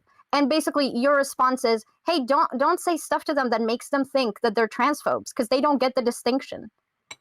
I feel like that's your argument. And you're arguing about like sparing people's feelings, right? And you're asking us to spare your feelings and those of your community. Like, right? And like what it takes is a little bit of nuance, a little bit of humility, and a little bit of understanding, a little less knee-jerk reaction, okay? A little bit less of attacking the messenger. I know you don't believe in that because I follow you. Unfortunately, I do think a lot of the worst stereotypes about lefties can be found in some groups in the left.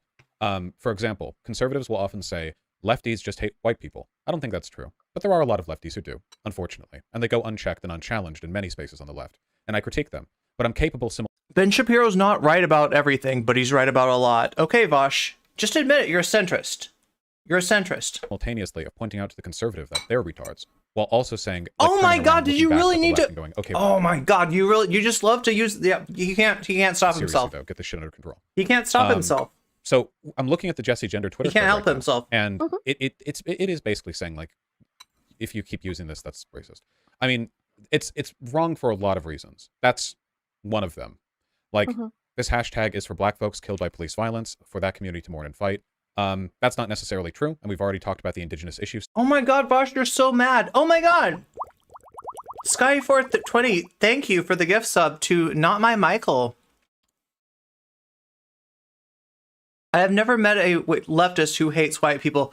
Yo, he's talking about like he's talking about anti-white racism. He's talking that's what the dude's doing, right? This is something we shouldn't be seeing on the left. This is something we shouldn't be seeing on the right. This is like a rear guard action we should not be having to fight. And the only reason we are is because we have done a bad job of gatekeeping, right? Vaush talks about gatekeeping as this horrible vice. Oh my God, you're gatekeeping. You're gatekeeping. Don't you want us to be a big movement? No, because what we're doing, what you call it gatekeeping, I call it keeping the enemy from getting behind our lines, and both in the sense of like, you know, reactionary people, right? And in the sense of like reactionary ideas, right? We shouldn't have to fight this battle. We shouldn't have to explain this stuff, right? This is stuff that you need to learn to be part of a solidarity movement. Because if you're not, it makes it so hard to achieve solidarity. There's no cohesion, right? There's no sticking together when you've got this kind of weird, you know, white fragility, right? And I hate to say that, right? Because like I don't think that Robin DiAngelo is the be all end all of like, you know, understanding how to solve racism. I would say that Robin DiAngelo is a very basic like level of understanding of that we need to get beyond, right? But you don't even have that. You don't even have that. Stuff like clearly that hashtag can be used for multiple things. We white folks shouldn't steal it, especially as all of us, not just white folks, are mourning. First, after listening to black folks, I assume. The issue is how quickly white people co-opted the use of this hashtag. Second, how white folks got angry when this was pointed out and would rather argue than listen. See, right? Look, Pauly always gets criticized for like reading like, you know, President Sunday's DMs into like the voice, right? Look at what Vaush is doing. He cannot just read like Jesse Gender's words. He has to put like these weird, oh, thank you, Shaggy Zag. Thank you for the follow. He's got to put all these weird like emphases here and there to try to be like, I mean, and this is how he sees it, right? He can't just read Jesse Gender's tweet, which is like super mild, super milquetoast, like not really calling anybody out. Not impugning anybody's morality, you know, not accusing people of racism, not anything. These things that Vaush is seeing in Jesse Gender's tweet are like, they're going on inside of his cognition. And he's like projecting them onto there. And he's got to read her tweets in a certain way to make sure that you are seeing what he sees. And maybe you do, right? Maybe if you're in Vaush's community, you have a lot of fragility. You're very reactive. You're very knee jerky about this sort of thing. Maybe you do see it, but like he's got to drive that point home. Like, right. He cannot just read what she says and have people be like, oh yeah, that was pretty inflammatory, Jesse Gender. Like, you know, I feel so judged, right? You don't. It's not judgmental. It's Jesse Gender. She is like almost incapable of coming off as judgmental, right? That is not her personality. That is not ever what she, even if she tried to do it, right? She would have trouble, you know, like rendering a statement that was that like strong and judgmental. That we know Jesse. Jesse comes in the chat sometimes, right? That's not who she is. That's never been who she is. Here, this is another one of those listening to black voices means not disagreeing with them things that I was talking about, which feeds to drain us both of energy and the ability to mourn. We are not fighting for Brianna's name to even be heard. She made news. That's not true. I think you can argue for the name of someone murdered in a hate crime to be heard no matter what. I think it's ridiculous to it's being heard that a hashtag was unwarranted. It's being heard. Her name was a hashtag, right? Her name was trending. Okay. And that means that right there is a powerful hashtag. And if you want to bring more attention to her, get behind that hashtag. Use that hashtag. Like, you don't have to use the hashtag. Ironically enough, right? ironically enough, all you need to do to bring more attention to Brianna is literally say her name.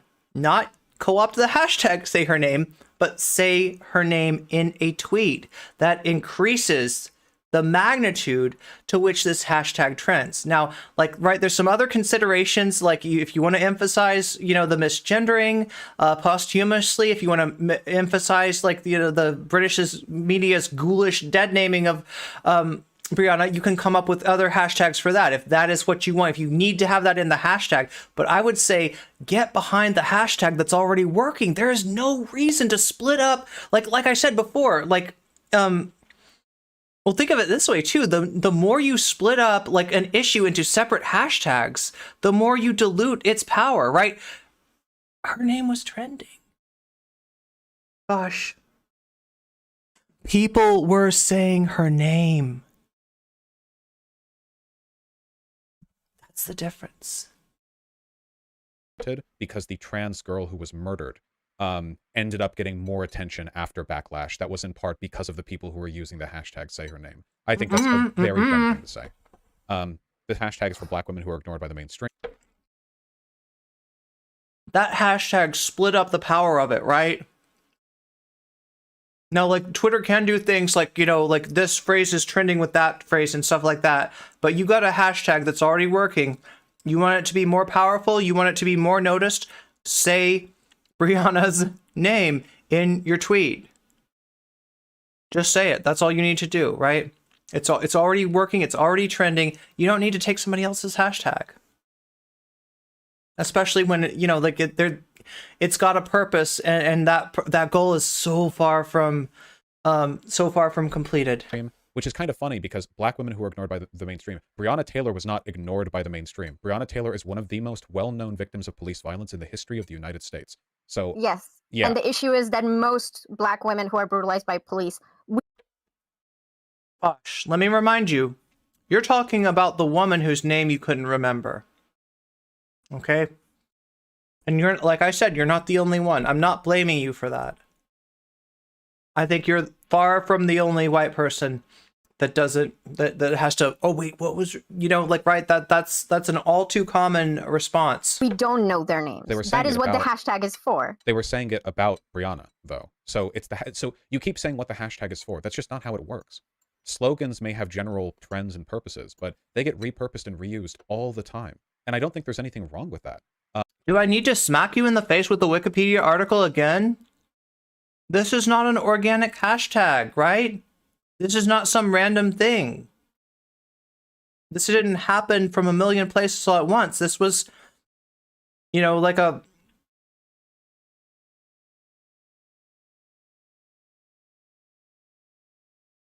Okay, we'll go back to here again, okay?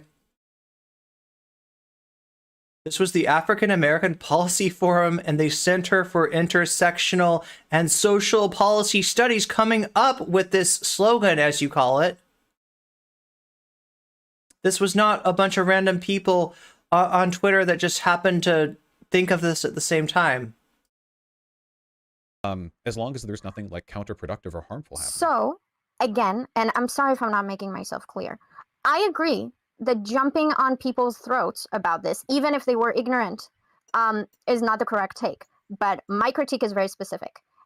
After it was raised that maybe this is incoherent and is inappropriate to use in Brianna J's case, and a lot of leftists' reactions was, you don't have a valid argument. What you're saying doesn't matter. Here are all the reasons why you're just using identity politics and are wrong. You saying just the gender thing is disgusting. Stop calling me racist. I think that presents a lot of negative attitudes that contribute to infighting.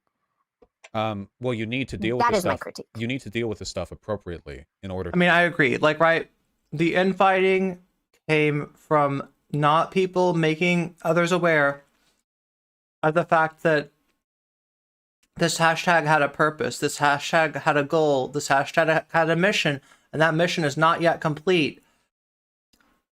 It came from people like Vaush reacting with a fragile knee jerk. To deal with infighting. As long as people have this attitude, infighting will be an inevitability on the left. So I think you need to be appropriate. It's an inevitability because what you're saying is that you cannot control your reflex, right? That's why you're not a leader. That's why your platform is more of a stumbling block to the left than it is a benefit. All right, now I'm not speaking for Katie here, right? I mean, at least severe with that's what I feel. The only criticisms that I have here are of behaviors like this. If all you have to say, if your argument is that there's a bit of confusion in the use of that term, I think that's a fine thing to say. But if you don't want to defend the behavior of Jesse or of the original tweet thread, if you don't want to say it's racially insensitive or harmful even, then you and I don't think disagree on that much. I think we agree on the fundamentals here, which is that this is ridiculous behavior from Jesse and the left broadly. I don't think it's ridiculous. I agree that there are woke schools. And also, like, I don't know, are there woke scolds? Like, there's toxic people everywhere. There's people who just want to fight everywhere. But I didn't see any of them talking about this. All right? And it almost doesn't matter. If somebody's bringing up the problem with the appropriation of this hashtag, that is a voice that needs to be listened to regardless of what their freaking motivation is, right? I forgot Vaush is friends with Hunter Avalon. Oh, that's another member. Yeah, I was trying to remember, like, somebody was asking me earlier, like, who are the debate bros, right? Hunter Avalon, definitely part of that posse, definitely part of that White Leaf posse. Infighting will happen as long as I feel like it. Vaush probably no, but he literally said that it is got to happen. Like, if people act like this, infight. So what he's saying is that, like, as long as he's getting called out on his bullshit, he's gonna turn shit into discourse. He's gonna turn the tragedies of people taken from us, taken from the world, into discourse. And he literally can't help it. Vaush, that's a pretty good argument for you not to be considered a leader on the left, right? That's the argument you're making. The elements in that. I agree that people can be offended about things that can be attributed to ignorance rather than malice. I don't think that's a hot take.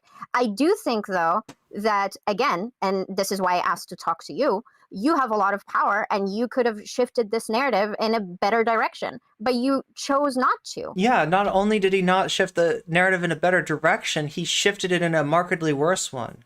He was a big part of what made this toxic. He's a big part of what turned this into discourse, at least on Twitter, right?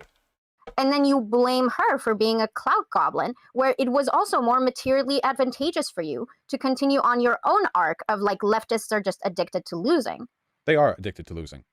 Whether or not there's a material incentive for me to say that doesn't matter. I think we both know I probably would have ended up being a lot more popular if I wasn't so willing to burn bridges with people at the slightest. Hey, listen, leftists are addicted to losing as long as they're addicted to you, okay? Agreement over a number of issues that I've had with the behavior Which of people isn't online. the definition of gatekeeping. You're practicing loser leftism. So yeah, I would agree that some leftists are addicted to losing. The leftists that cannot see leftism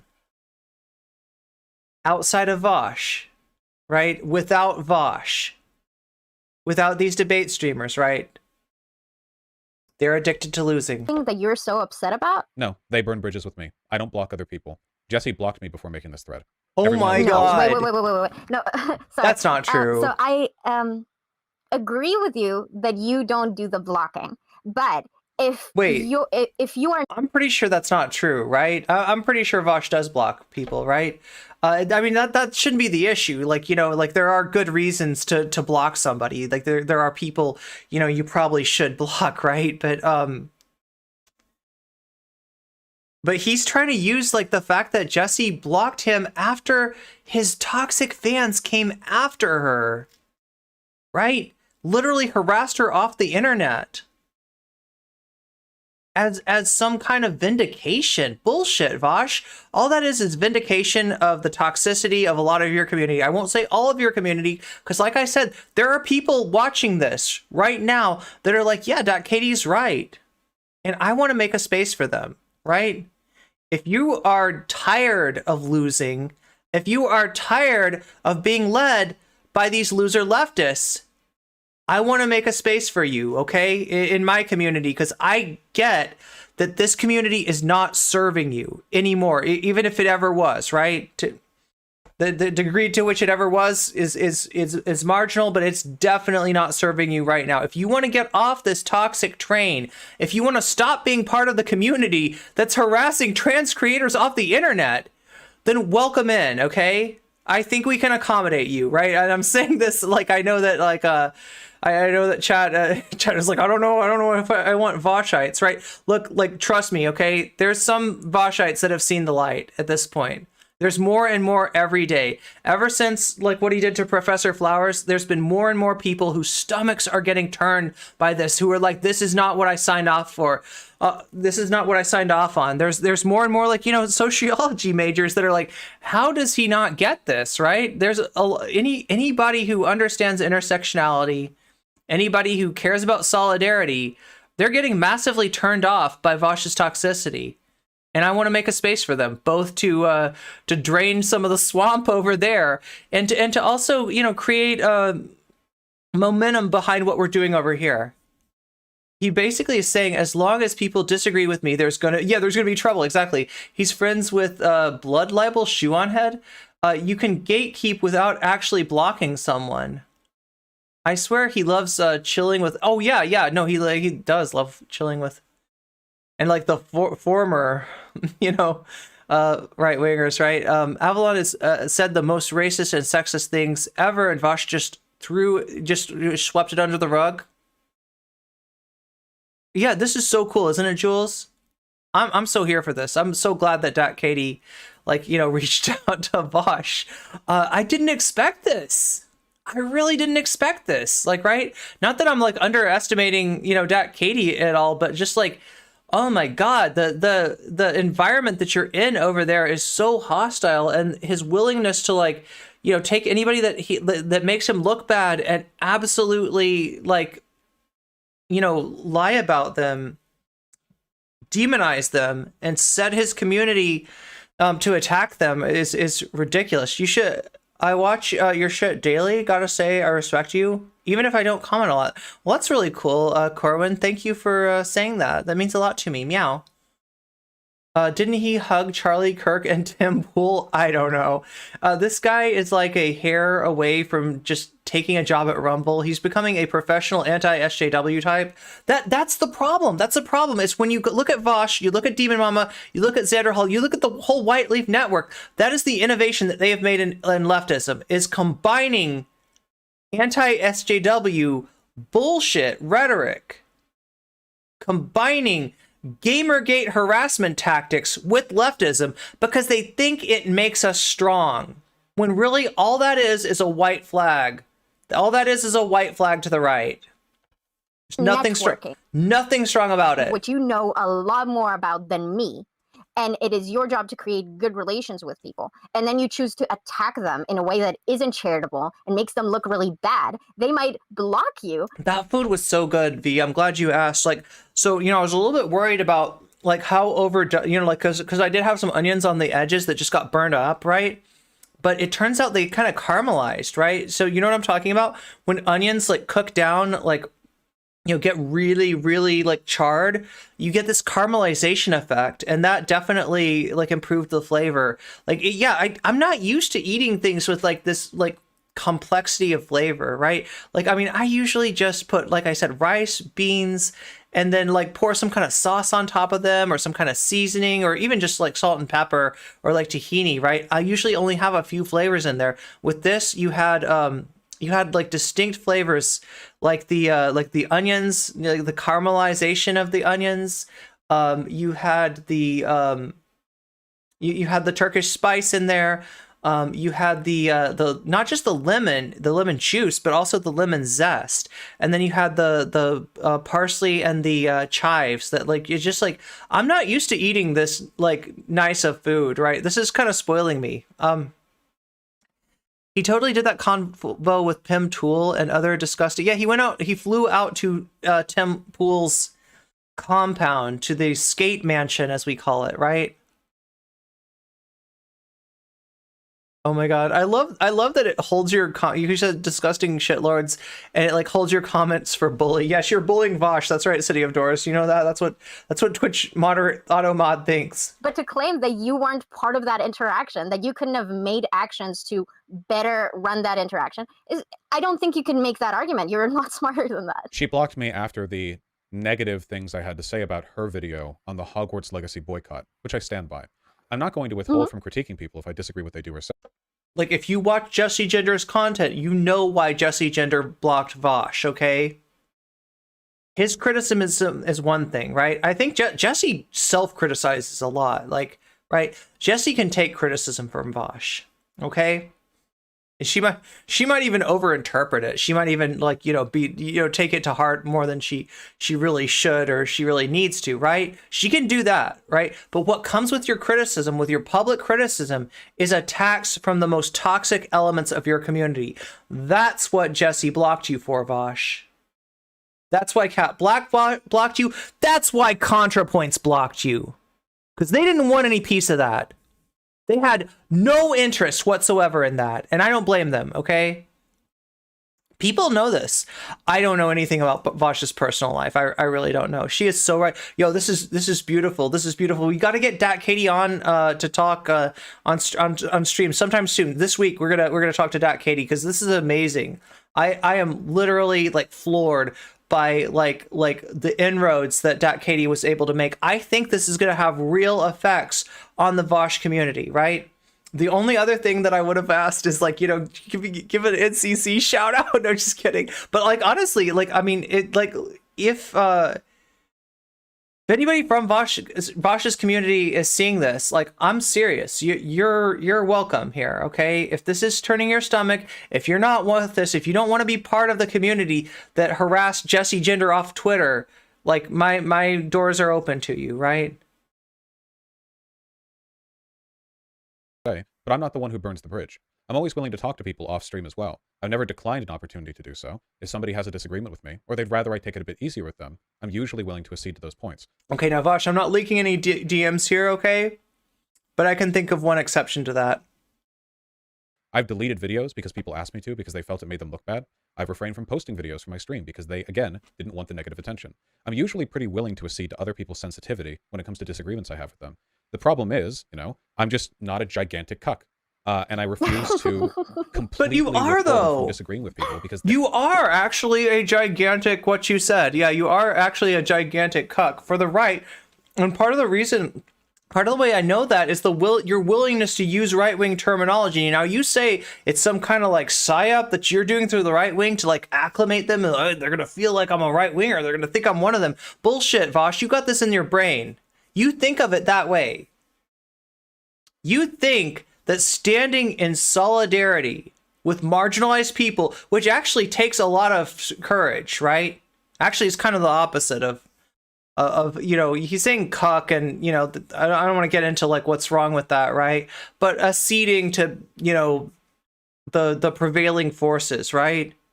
You accede to the prevailing forces of the right wing. You accede to Shapiro thought, right? You're a million times more of a cuck, if you want to put it that way, than Jesse Gender, will ever be. They're the sensitive ones who will freak out and block and act as though I'm some kind of demon on the far side of the left, just because I'm willing to openly disagree with them. Okay, then I'm being a cuck right now because I'm not being as forward as I should be.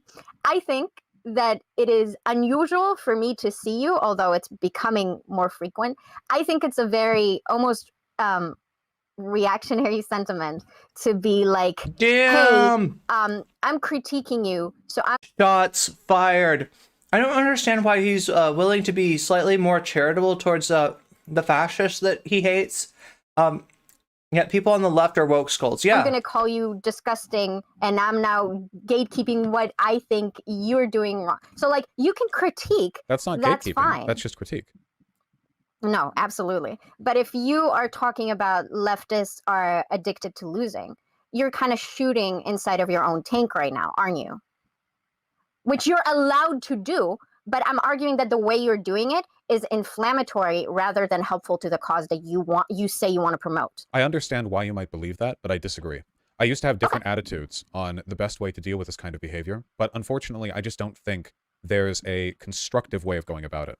I think that loud and open rejection is the best way of going about things, especially from my position, where I do attract the attention of a lot of people who aren't in the traditional left, you know? Like, I don't really care that much about moving people over to the left if they're already Steven Universe fans who have Picru avatars. What if we're critical of Steven Universe, right? What if we I've joked a lot about Steven Universe with Vaush because he says he hates the CalArts style of art, and you know, like, I mean, there is legitimately a lot to criticize about Steven Universe, but what he's criticizing is, he said Steven Universe, he said Picru. This is like the same kind of stuff was with Keffels, right? This is the same kind of stuff that Keffels was reacting to, right? I've joked with, you know, when I talked to Vaush about the Steven Universe thing and said, like, this superior CalArts style of animation, right? I don't, like, it's Steven Universe isn't actually CalArts. Rebecca Sugar didn't graduate from CalArts, right? It's kind of a misnomer. So that was a joke. It's also a joke that I am a Steven Universe stan. I am not. I see the problems with Steven Universe, including one that he mentioned, you know, about the fact that the diamonds are portrayed as, your words, Vaush, fascists for colonizing other planets. And that the solution to you know, how do you handle fascists is not, you just gotta, like, love them hard enough and then they'll stop being fascist, right? So correct, Vaush. There's some problems with Steven Universe. Lily Orchard is probably the one who's pointed this out better than anyone, and, you know, I mean, like, also has her own problematicity. But is Dat Katie on YouTube? Dat Katie is apparently on Twitch, right? So you can follow Dat Katie on Twitch. That's I don't know if Dat Katie has a YouTube, but I do know that I think that Dat Katie streamed this to her Twitch. And spend, you know, 7 hours a day on Twitter disagreeing with each other over whether or not it's racist to use sans serif fonts. I'm more interested in bringing over people who are a bit outside of the circle. And an open disavowal of people with these ideas has actually historically been really... Like, here's the deal, though. You want to bring in so many reactionaries to the left and just have them relabel their shit, that you end up diluting what the left is actually doing. You want to bring in people that haven't done the work that they need to do, as far as just, like, not, you know, attacking marginalized people, so that when you attack marginalized people, it's not going to be seen as that much of an outlier. You're not helping the left, right? I'm going to call it, Vaush. This is unconscious entryism, right? Now, entryism proper, okay, is when a different ideology seeks out to infiltrate a movement, right? So, you know, we worry about, like, you know, Nazguls, right? Is one concern, right? If you get an influx of people who are, like, you know, pro, you know, economic leftism, but, you know, they have a lot of hatred for different marginalized groups and stuff like that. You know, I'm not saying that's what Vaush is, but what Vaush is basically doing is unintentionally infiltrating the left with reactionary ideas, with reactionary concepts, with like woke skull. There you go. I mean, it's not very far below the surface, right? It's like right there. Your solution to the problem that you see, which is that the left is too weak, is to make us strong by acceding to right-wing talking points, right? Your vision of a stronger left is a left which more resembles the right. Now, I don't think that you do this on purpose. I don't think this is part of some big plan. I don't think that you're a Nazgul, Vaush. I know you used to get, you know, accused of that, like of being a Strasserite back in the day, right? I don't think that's necessarily what it is, right? I don't think you're even conscious of this necessarily. But I think that the whole, you know, sort of dirtbag wave that you rode in on has a lot of issues on it. And then the primary one would be this, like, impetus, this obsession with not gatekeeping, to the point where you're not even ensuring that the left remains the left. Part of Vaush's, like, grand plan, grand strategy is to make the left more like the right. Ben Shapiro's right on certain things. Woke scolds are a problem, right? This guy's a reactionary. And whether he realizes it or not, he does more harm to our movements than he does help, right? And he has shown his inability to be a leader for the left. He is leading us off a cliff, right? And if you're in his community and you're tired of being one of his lemmings and just following right off the cliff, there is an alternative, okay? You can stand up to this guy, right? I hate to use Vaush language, but if you want to, feel free to come over and uncuck yourself over here. I hate saying that. I'll explain the cuck thing at some point, right? I'll explain like the history of that term, right? Because like I don't like using it, right? But I get that this is the language that's like, you know, established over there, right?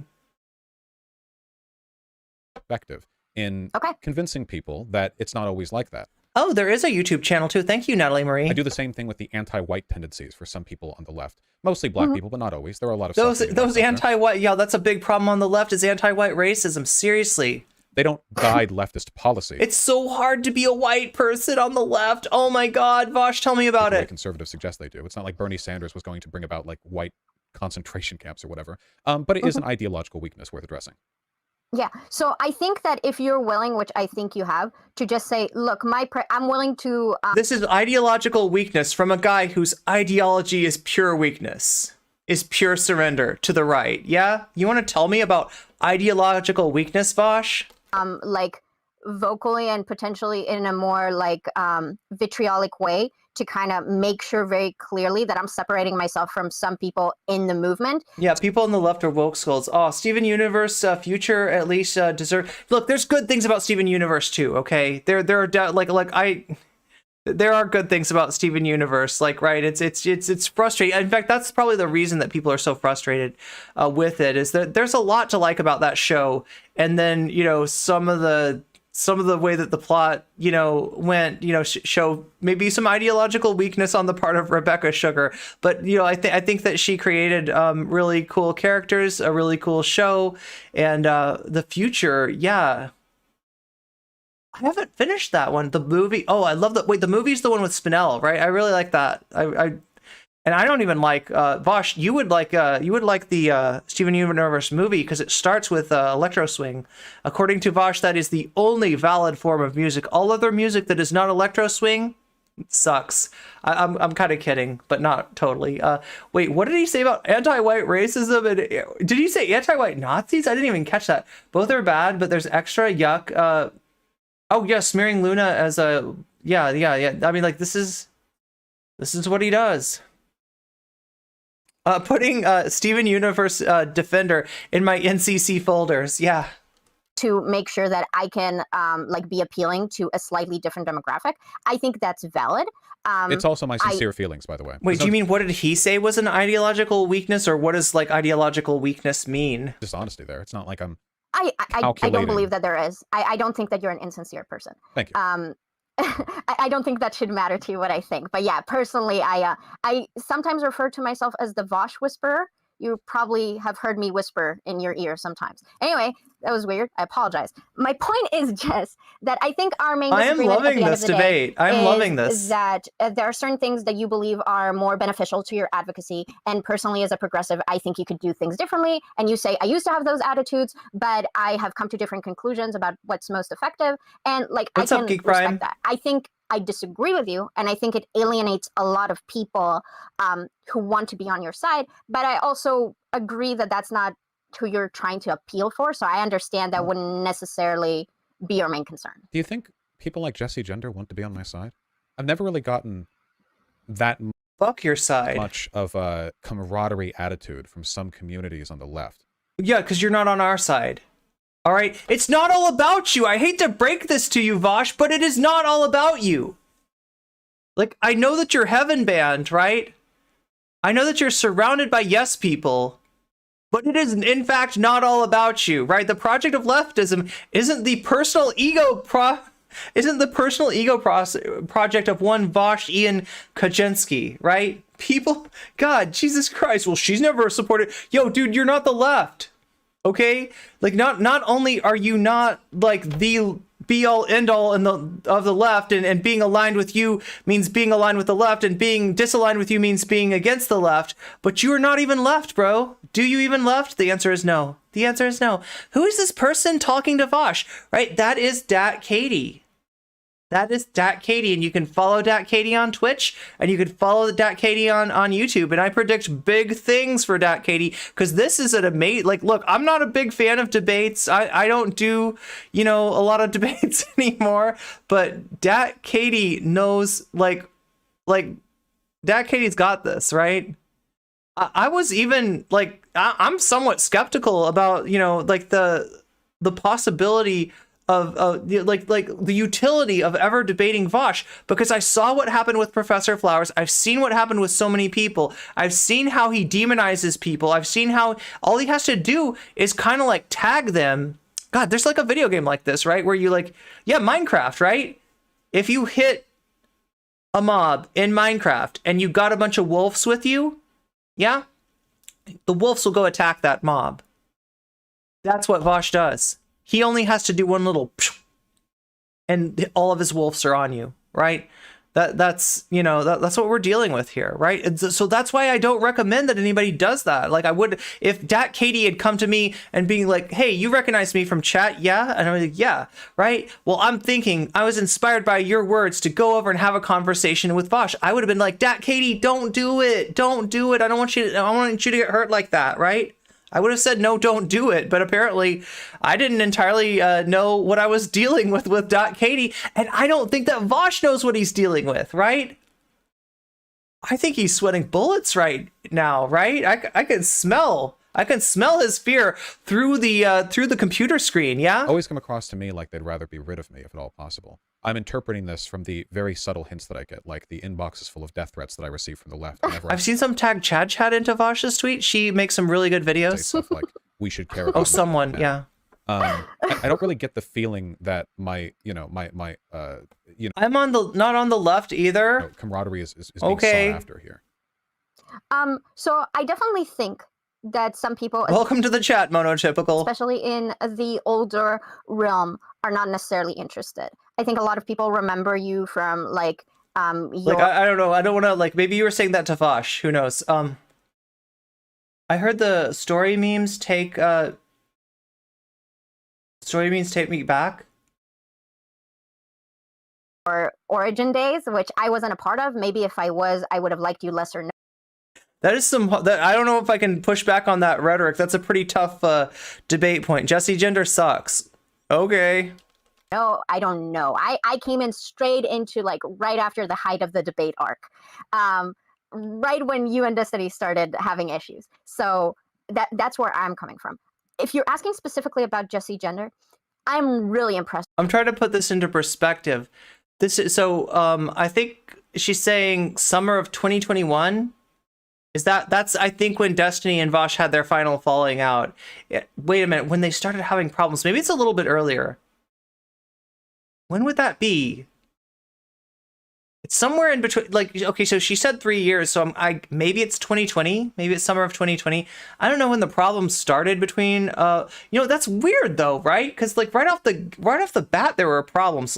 So if you don't know, let me just do a really quick history rehash of Vaush. Okay.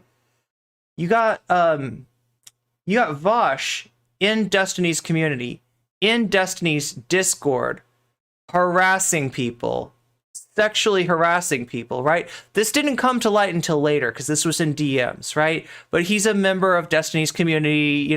He's known as a good debater. He gets on Discord with Destiny and has some conversations, and some people are like, huh, right? Because compared to Destiny, Vaush is more openly left, right? And there are some people in Destiny's community at the time that are there because Destiny's taken on JonTron, Destiny's taken on Lauren Southern, Destiny's taking on the alt-right. So Destiny's kind of perceived as being, I don't know, maybe a leftist kind of, sort of. Destiny's friends with Hassan, right? The falling out happens with Hassan.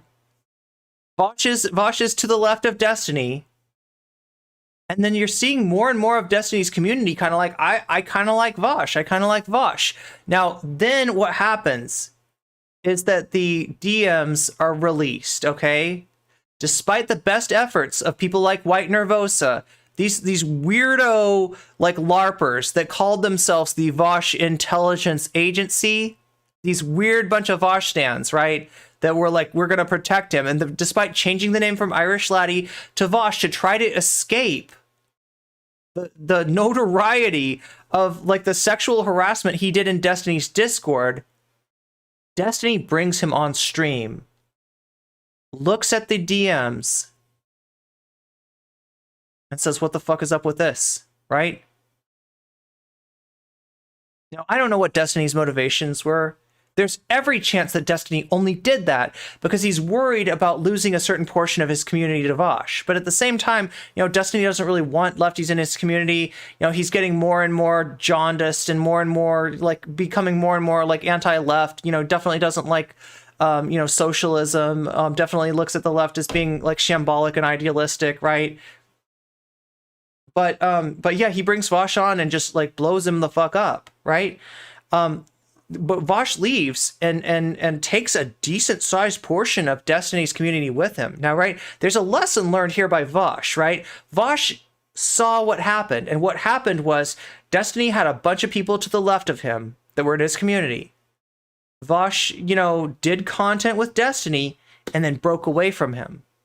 What happened is the people to the left of Destiny, they go with Vaush, right? They've become the start of Vaush's community, and he does debates and he's edgy as fuck, and you know he's getting into all this controversy and people are interested and his channel starts to grow. So Destiny realizes, you know, hey, I might as well still do content with this guy. You know, people want to see me debate him. They do some debates. They're on the same side on a lot of issues. They're kind of like friends. Like despite like the gross sexual harassment that, you know, it sounded like maybe Destiny, you know, thought that like Vaush is a danger. Vaush shouldn't be, you know, I don't want him anywhere near me, right?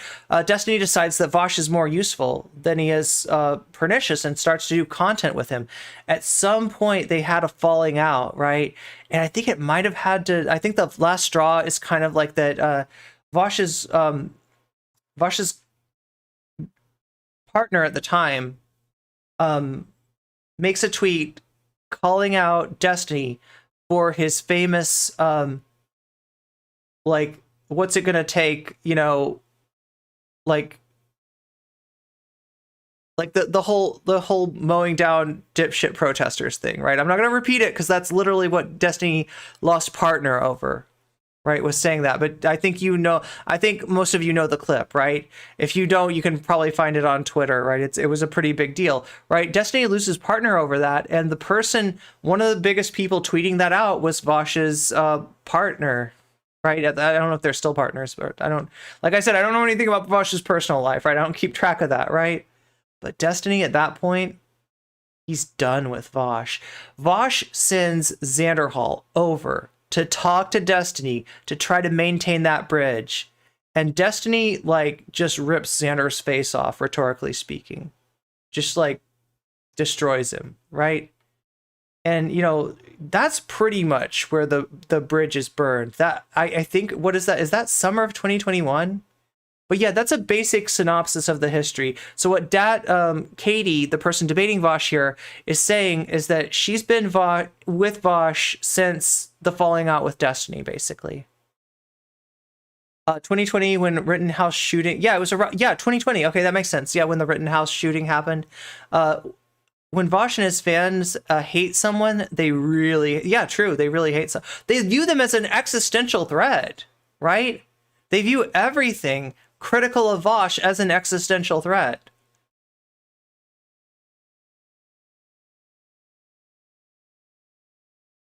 Okay, anyway, why would Jesse side with you, Tuffle, Xanderhal, Shoeonhead, and Hunter Babylon? Wait. Oh, yeah, you're asking this of Vaush.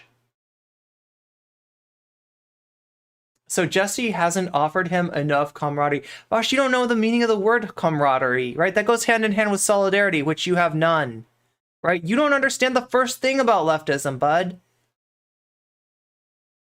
Enough camaraderie when cis healthcare was being banned for white cis men, sarcasm. Vaush is so incapable of the simple understanding that he doesn't need to attack trans and POC creators for people to 5 him views.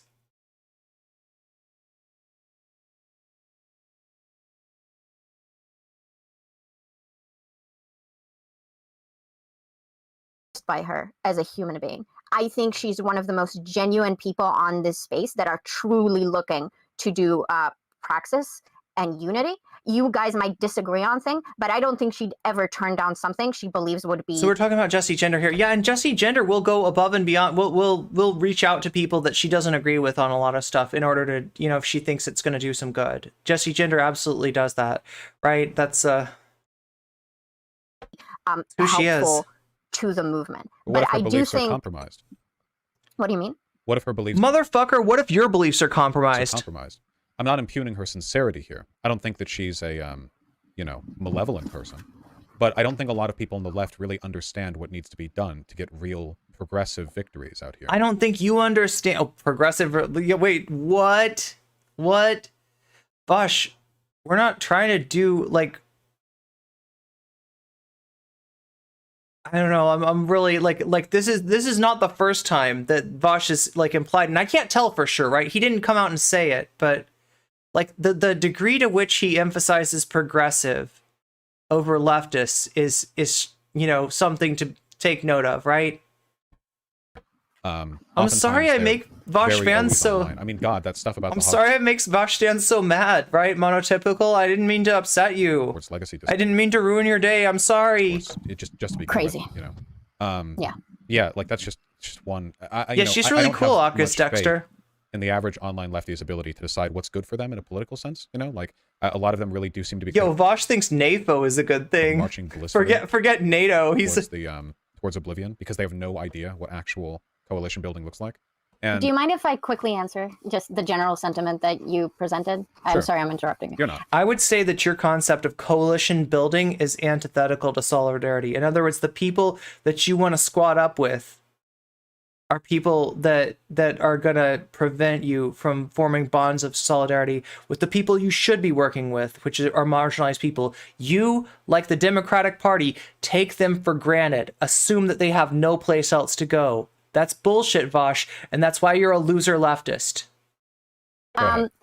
I think that the reason why I am not as upset with you or haven't good point, Shaggy said. Progressive is okay to a point, but these days, yeah, like I don't want to say that, like, you know, like progressive sometimes just means like, you know, not a chud on social issues, and like, yeah, of course, right? But yeah, like I think these days I think of it as liberal adjacent. Yeah, it kind of feels that way. As vocal about my disagreements that I have with you as I have with someone like Destiny is because I believe that you're much more like by all accounts like an ally and a progressive. I'm taller too. I just mean that you seem to be more ideologically and ethically dedicated to progressivism. I think he likes fighting more than he likes progressivism, even if he is a progressive, which is why it's not that I don't have critiques of you. That is why I'm here. But I believe my type of advocacy is that I don't want to shoot inside my own tank. I'll probably just ignore the people that I think are silly. And you might say that's bad advocacy. But the thing is, like, Destiny has his like space in the pipeline, and so do you. Like, I think leftists who say like, yeah, Vaush is just whatever the fuck. Like, you read this post even, I think it was in your Reddit, and it was like, yeah, everyone who starts off with Vaush moves on from him because they realize he's like meh.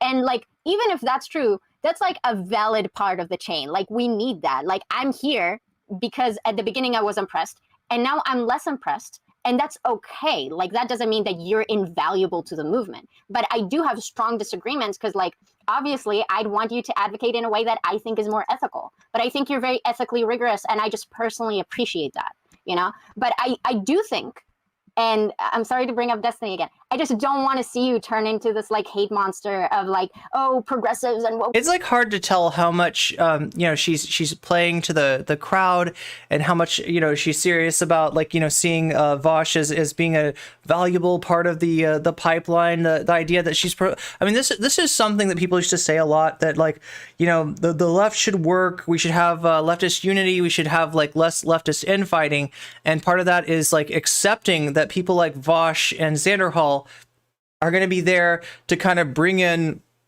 right-wingers, and in Xanderhall's word, just like a rock tumbler, They tumble around. Being in Vaush's community, kind of makes them, like, it's a place to learn like intersectionality. It's a place to become less reactionary.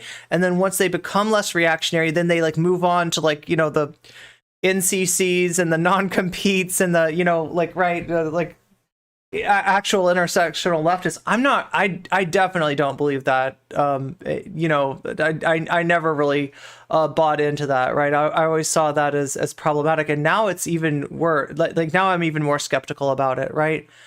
Because what I've seen is not Vaush turning right-wing people leftist, but rather Vaush taking leftists and turning them reactionary.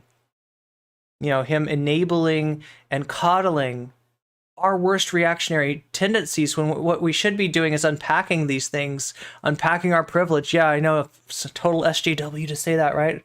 But unpacking our privilege and working on, actually being able to form bonds of solidarity, right? Which that's necessary, right? I now think that like communities like this do more harm than good. And yeah, like Dat Kitty's saying, he shoots inside his own tank a lot, right? To the point where you wonder, is he really on our side? I don't know, right? I wish Conyu, Lane, and a few others would leave him. Wait, who's Lane? Vaush can keep the rest of the bootlickers. Yeah, I don't know much about Conyu. I'm not sure the people he's turning were ever on the left. Yeah, really. Yeah, he's just bringing more reactionary bullshit onto here. Should you be surprised, right? Like so much of what Vaush and Xanderhall says, like just like Avashi said in our chat the other day, Ben Shapiro has some points on certain things, like SJWs, like feminists. Yeah, like I mean, I don't know, right? How deep does this go? Scolds and they sort of like, it's just really weird. Yeah, good point. She could be buttering him up to some extent. That's what I'm thinking, right? Because she's an NCC chatter too, so that's you come out with the same titles that he does about how silly leftists are, and I'm like, Vaush, I agree that there are a lot of terminally online Twitter lefties who are crazy. I just think that's not where the focus should be on, and it's okay that you disagree with that. You know what you're doing, you're successful, I'm not, right? But yeah, that's just my critique, I guess. Hey, Katie, for now, leaving aside his proclivities, ultimately here, I think the distinction is that I'm sincerely interested in the left being stronger than it is right now. Obviously, that's what everybody says when they don't want to own up to their, to use an example, seething, deranged hatred of a group of people. One may or may not beat the spite allegations, to be sure. Yeah. But I'm not particularly spiteful against any of these people. People block me, not the other way around. I'll have private conversations with people who I feel have wronged me. I'll do it for or without content. I've made content decisions that were objectively bad for Hey, Vaush, I dare you to have a private conversation with me. my channel because I felt it was morally right to do so, or even interpersonally kind.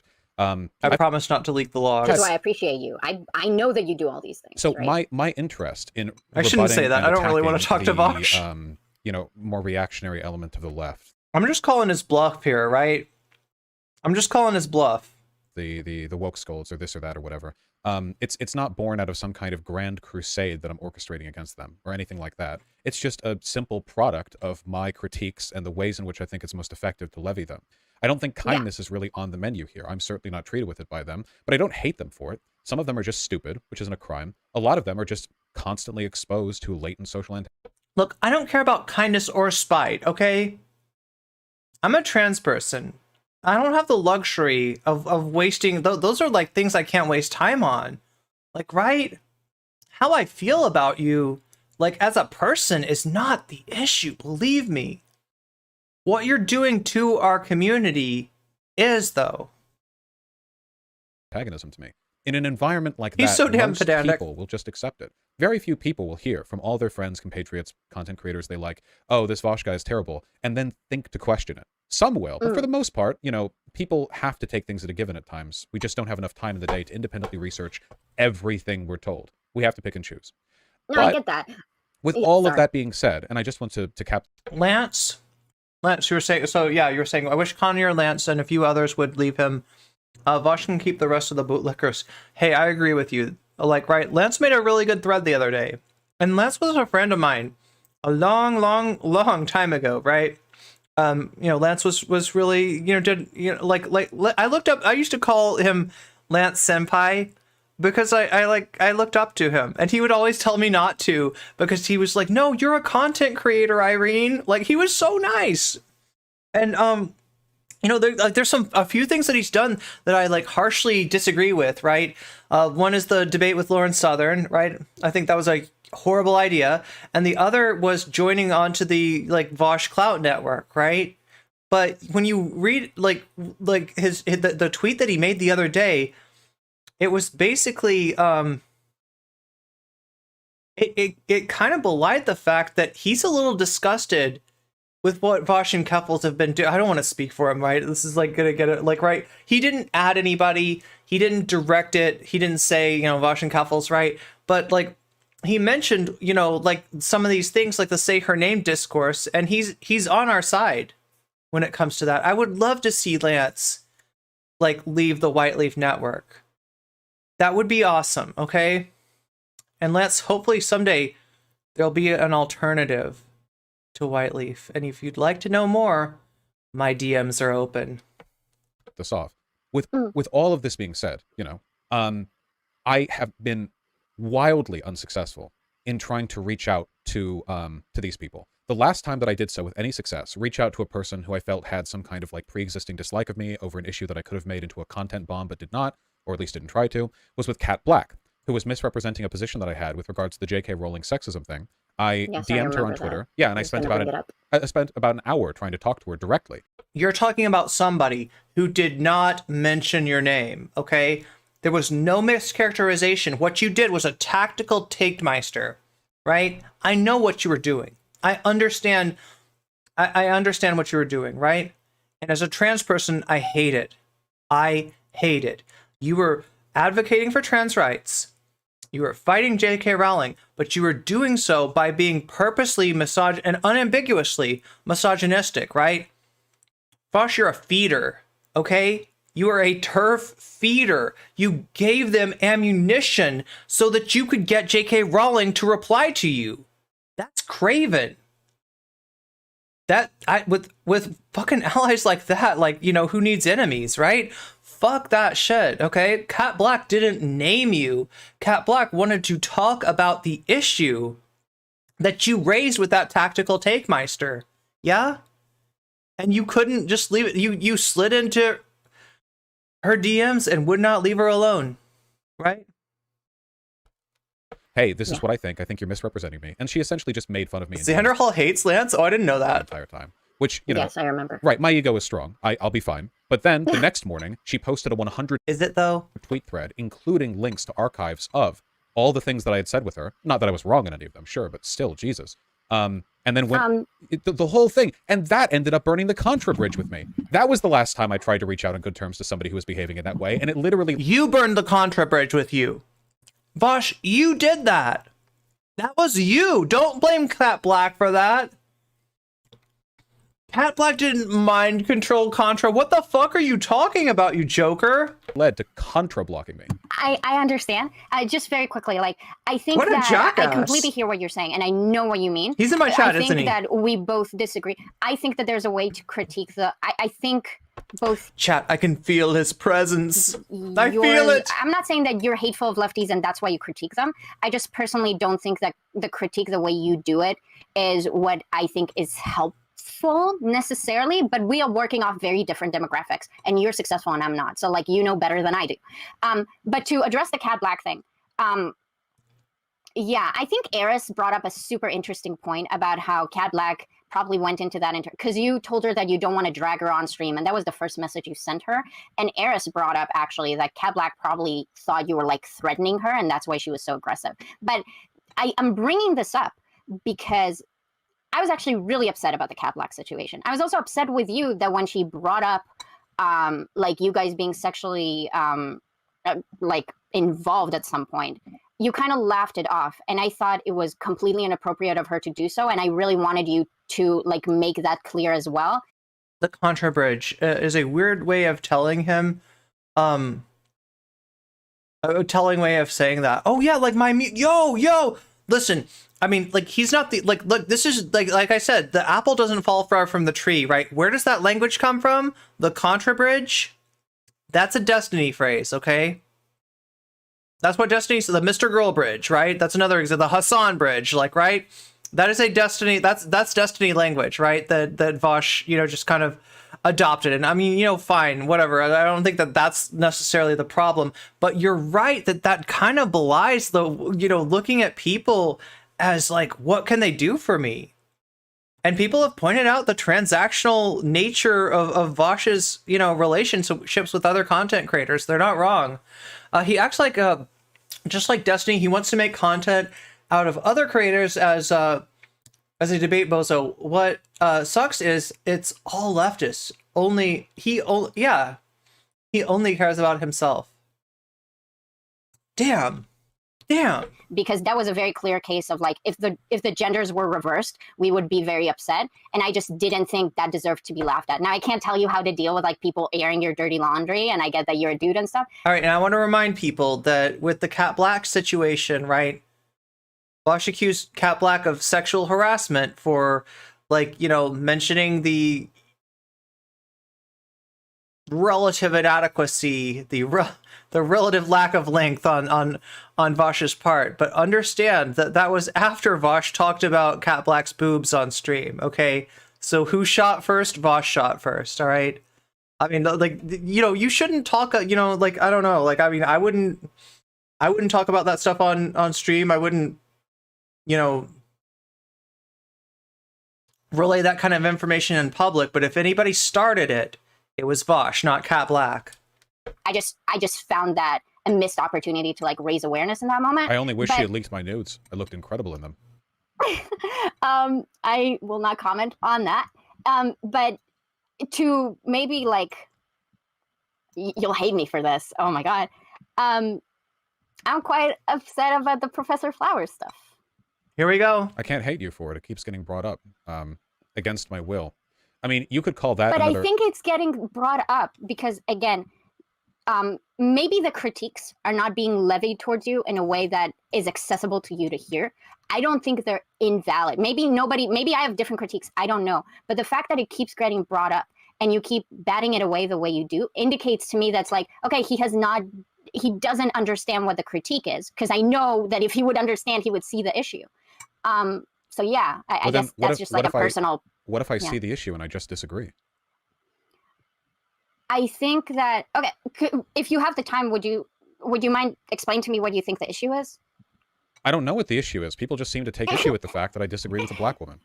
See, but you can't see. Oh, what if it's... Kat did not release anything about their sexual relationship, but she had to get ahead of him, misrepresenting what she said. She was making a joke and she apologized and said it was wrong to say that. See the issue and I disagree. That is what the issue is. That is not what... Oh my God! It is now what I the might issue hate is. you. Oh my God! I'm losing. You're losing her. It's actually all You're losing her, Vaush. The discussion could have been on a number of not. topics, but the ultimate outcome wouldn't have fundamentally changed. The disagreement here is ultimately that it's... I was about to say it was uppity of me as a white man to disagree with a black woman. Well, that's their critique, not mine. Yeah, they think that. This is such a bad faith. Yo, let me tell you about the way that the roles have reversed in terms of racism. You know, it used to be that racism was like against black people. Now it's really against white people.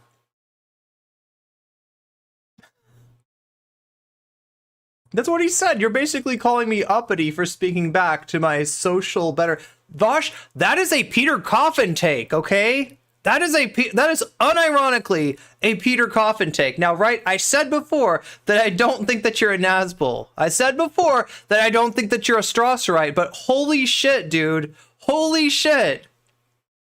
You are treading on Peter Coffin territory here, bud. Interpretation of a critique that is being levied at you often, and it's just that it feels... Uppity, yes.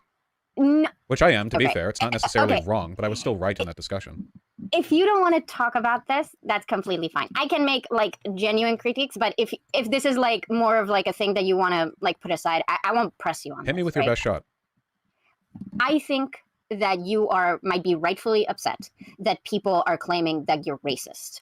And I think the reason why people bring that up is because they see a pattern that you have an element of dismissing critiques that are levied to you from Black creators mostly as just, oh, it's just Black people being upset that I disagree with them. When a lot of people's critique of you about what happened with Professor Flowers is that you interpreted her in an incredibly inflammatory and uncharitable way, and then proceeded to do so, even though she and other people tried to explain her. I did not have sexual relationship with Monica Lewinsky. Positions to you, and that was just really unfortunate for her because she had to deal with your community. He believes he just doesn't understand. Oh, he understands. Yeah. Has he said? He hasn't said the Scott Adams, the Scott Adams Rasmussen poll thing yet. No, he hasn't. He hasn't unironically said that yet. But like he's veering on it all the time. Like there's this undertone, right? And sometimes it's not even an undertone. Sometimes he straight up like I don't know what to call his behavior during the Professor Flowers debate, other than an like an overt implication that she is a anti-white racist. And there's a real lack of understanding in that debate. His analysis is completely devoid of like objective power relations, right? To go back to something that Non-Compete said, sweetheart, I don't get what you don't understand. I'm a white man. I can get away with stuff. You can't. It's white privilege. Yeah, it's like unironically the Beavis and Butthead. We've got white privilege. Yeah. They come and take everybody's. Has anybody seen that? The Beavis and Butthead white privilege. So it's unfair of you to say that it was about disagreeing because you framed her arguments. My framing of her. Now, I mean, like Mike Judge is kind of a chud, right? Like, I mean, that whole thing, like he's trying to make fun of like the concept, but it kind of like, I don't know, unironically, right? Unironically, it's, I don't know, Beavis and Butthead, like, right, this is the creator of King of the Hill. He did a series before King of the Hill called Beavis and Butthead. I think it got rebooted or something, because I keep on seeing clips of it, and one of them is them going onto a college campus, and they're sitting in class, and the professor explains white privilege, and they're like, cool, we've got white privilege, you know what I mean? And then they go into the cafeteria, and they're like, yeah, that means that we can just, like, they just start taking people's food and bumping people out of the way, and they're like, it's okay, we've got white privilege.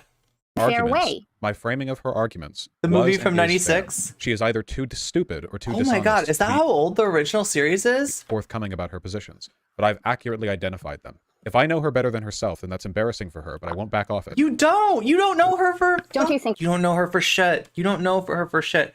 Look, I mean, I talked to her after you and your goons had harassed her. Okay. I don't think you understand what Lua went through. I don't think you understand it at all. That's incredibly arrogant. I mean, she's failing to meet a pretty low bar here. So if anything, I would put the blame on her. Okay, so just to like inquire. So all the people who are upset at you about the Professor Flowers. He can't stop being a creep. He's an anti-black creep. Well, he's a creep. You play around, you find out if he didn't want to be outed as a chaser, don't act like a chaser. Well, I don't know about the chaser stuff, right? Like, I think I've had a stream where, like, oh God, what was it? He did a video where he was begging the question, you know, is he a chaser? I don't know what that's from. Yeah, he unironically said uppity, right? That's, but you know, he's implying that like the same kind of bias that, you know, was applied to black people, and I would say still is, although with different names. We, you know, like uppity's kind of a red herring, you know, a well-known dog whistle now. Nobody would think to use that, right? But like he's basically implying that the shoe's on the other foot now, and that's so far from the truth. That is so far from the truth. All of them actually either secretly agree with you and are just on her side because she's black and you're white, or they hate you. But it's impossible that, and a large amount of people who are upset about you about that incident just actually think you framed her in a really inflammatory way and then argued against, shadow boxed against an argument that she wasn't making. A lot of them haven't even seen the debate. FD Signifier still hasn't. I just think that, like a lot of people, they're weak. They hear a narrative. Wait a minute. No, that's not quite true. Is it? I remember the FD Signifier I believe FD Signifier said that he could only get through 90 minutes of it. That debate's like 2.5 hours, okay? So, what? He got through 3/4 of it or so? So Vaush is, might makes kind of right, kind of like a might makes right guy then. He basically said, I committed violence, and since that person couldn't defend themselves, it's their fault. I saw it live. People are not wrong. Yeah, and the fact that, you know, FD Signifier was too busy to watch, like, you know, what is that? That's like a 2 hours and 30 minute long. I think it's 2 hours and like 45 minutes. It's a long ass debate. I watched the whole thing and I was commenting on it, and you know how I do, you know, right? Chat, because I'm doing it right now. I don't know how long it took me to get through this debate, but that debate, I think it took me 8 hours. Maybe I'm wrong. Maybe it was more like 6 hours, right? But like, yeah, I took more than two. Like, it was 2 or 3 times as long that I spent. You can watch that on the YouTube channel if you ever want to see my analysis of it. I feel like it was fruitful in that there was like a lot of object lessons that Vaush was presenting himself as, right? I think there's a lot to learn from that debate, but like, I'm sickened by what that did to Lua, having, you know, having talked to her afterwards, right? I don't understand why people take Vaush seriously enough to even talk to him. Is he a PDF? Look, I mean, he's said some really sus stuff, right? I don't know what Vaush gets up to in his personal time, all right? I can't speak to that. But yeah, he really likes to talk about that stuff, and he has got, you know, some takes that are as bad as the take that Milo got canceled for, right? Where Milo's implying that there's like a, you know, that there could be positive outcomes for CSA. Vaush basically said the same thing, right? Now, I mean, like, not in the context of I agree with Milo, right? He didn't say it like that, but he basically, like, the premise, like, he was going into this whole thing about rule utilitarianism versus act utilitarianism, and at the end of the day, he thinks that, like, you know, child exploitation materials should, or you know, like those kind of relationships should remain illegal, but you know, but not because it is wrong and causes harm in every single circumstance, but because it, you know, causes harm in enough circumstances that there should be a rule against it, you know, just like flat out rule. So as far as the law, you know, like no problem with that take. The take was just basically like, you know, like maintain the law of age of consent as it is. But he, in getting to that, he basically implies that you're some kind of rabid SJW if you won't admit the undisputable fact that CSA could have like positive or neutral outcomes. Like, that's Milo's take. He gave Milo's take, and he somehow got away with it because his audience is so focused on the fact that in the end of the day, he doesn't want age of consent changed, and they give him like credit for that, right? Despite the fact that on the way to explaining that, he basically said, you know, it implied that it could have, you know, positive or non-harmful outcomes, right? I think that's monstrous. I think that's a pretty fucked up take, okay? I think that's gross. And yeah, he does have a preoccupation with it. So, but as far as his personal behaviors, I don't know. I'm not. That doesn't concern me. I'm a content creator. He's a content creator. I criticize his content, right? And you know, like I guess also the sexual harassment that he did to people on Destiny's server, right? But yeah, I'm not trying to speculate on Vaush's you know, personal life. And they repeat it. They've heard it so many times. Although I feel like he feeds into it too. Didn't he say something about like, who among us has not gotten done with like a FAP session and looked back through our browser history and found, you know, some like I think it sounded like he was talking about lolly stuff, right? So yeah, self-report. But I don't know. It's so gross to even talk about this stuff. Like, right? I really wish this didn't have to be part of the discourse. There are so many gross things that get added to the discourse by virtue of having this guy as such a large creator on the left, right? There are so many things that we really like should not be spending time talking about, like the fucking like finer points of horse genitalia that we got because of Vaush, or you know, whether you know, putting a lizard on somebody's genitals is like counts as zoo or not. Like, right? There's so many just gross thing. Oh my god, so many things that I shouldn't be talking about on a sponsor. Anyway, chat. Anyway, moving on. I was right. But then. I am not FD signifier. I'm here. I'm levying this critique, and you're now brushing me off as What well as critique? just a black person sympathizer. Wait, a hold on. sympathizer. Blech, Hold sorry. on. My biases here aren't against black people. There are plenty of white people that I've disagreed with. There has been an unfortunate trend of black people disagreeing with my behavior concerning Professor Flowers, which disproportionately skews disagreement between me and black people. But that's really their choice to keep getting involved in that argument with me. Oh, I If see. I, for some reason, was extremely well known in the black conservative community and they kept wanting to It's black people's fault. Cool. argue with me about tax issues, then I'm sure that would also disproportionately ramp it up. But no, I don't think Vaush isn't wrong. All black people are not all, but you know. Oh my god. Okay. We're good, Tenya. Yeah, like I just have to avoid talk. Like, right? Like, I don't know. Like I'll try to avoid talking about it. there's anything racially biased about my assessment here. It's not as though I treat I'm white not people saying who that it critique me is. very well. I don't think you're racially biased.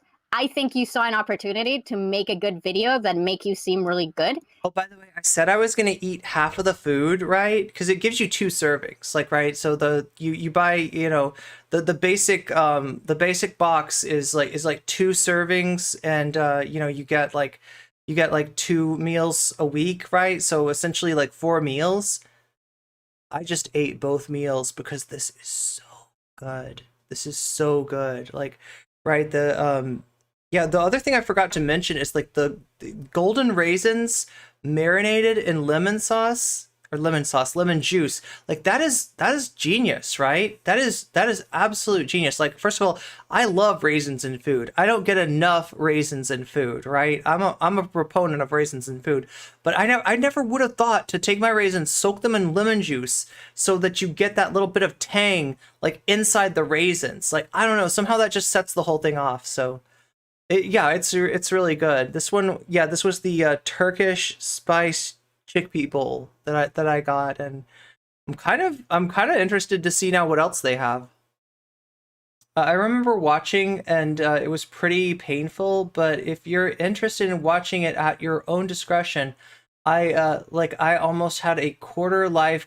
Oh my god, yo, and what? Yeah. What is up with, like, I mean, I don't even want to speculate on this, right?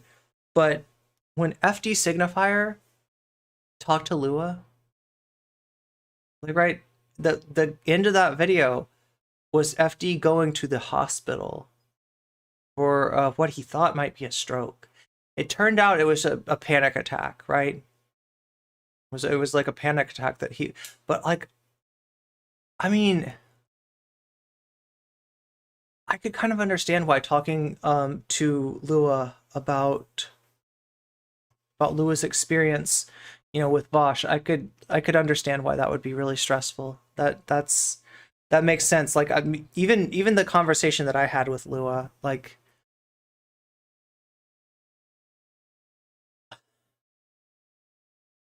it hurt me to see how much Lua was hurt in that situation. Yeah, I hope he's okay too. Yeah. And that's just unfortunate for Professor Flowers and unfortunate for like black advocacy. Yeah, that was our premium streamium for this month. So if you haven't seen it yet, it's available.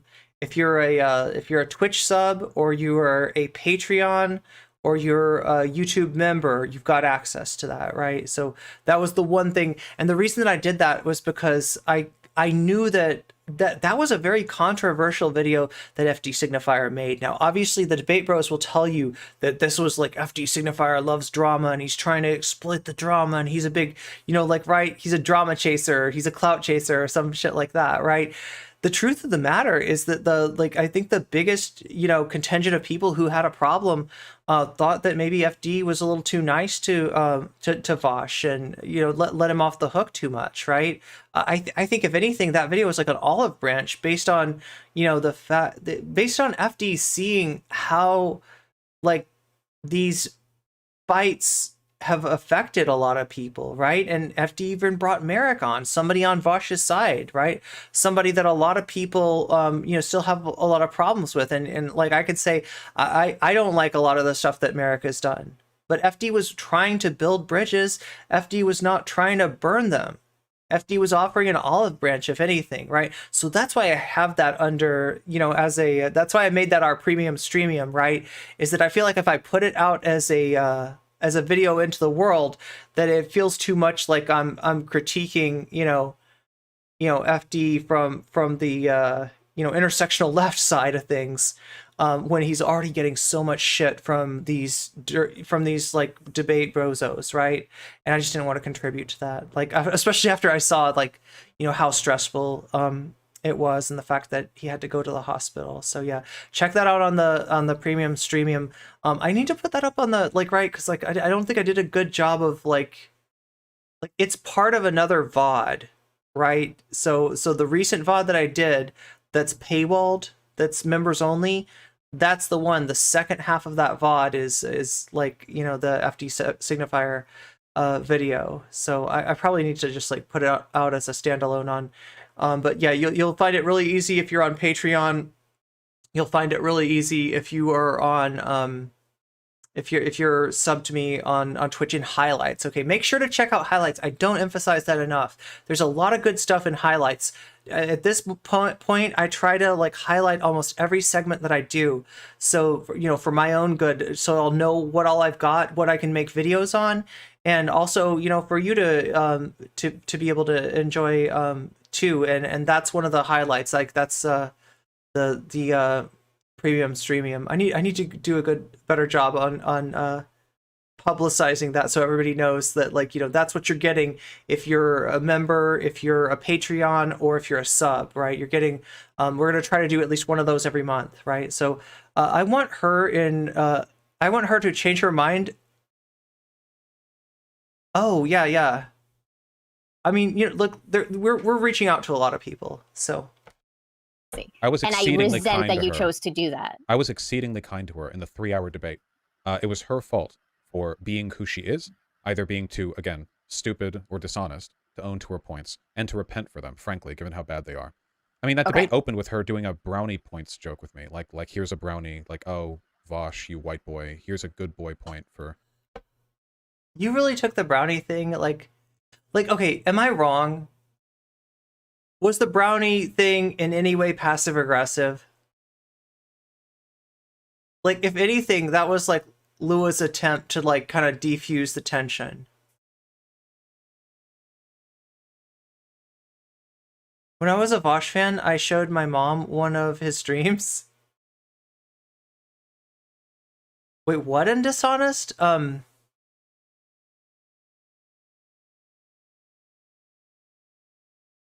Wait, what is, I don't understand what the, like, how do you see, I've heard this before. I've heard people say that the brownie thing, like, so if you don't know, at the beginning of the video, she says something like, I brought brownies, I made some, and they weren't just brownies, they were like Girodal, what is that company? Girodal, like the fancy chocolate, like, right? It wasn't just brownies, it was like really good brownies, right? That Lua made, and Lua was saying, like, for everything that, every time that you defy my expectations, right, I'm going to take one of these brownies and put it in Ghirardelli. Is that it?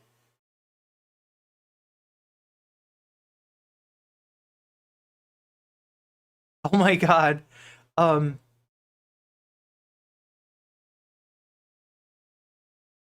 But yeah, somehow Vaush took the brownie thing as this big insult.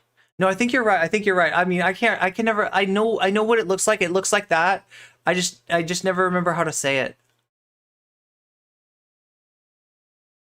She seemed angry, like what? About the, in the beginning? Listening to me, or I forget the exact thing. It was a couple years ago.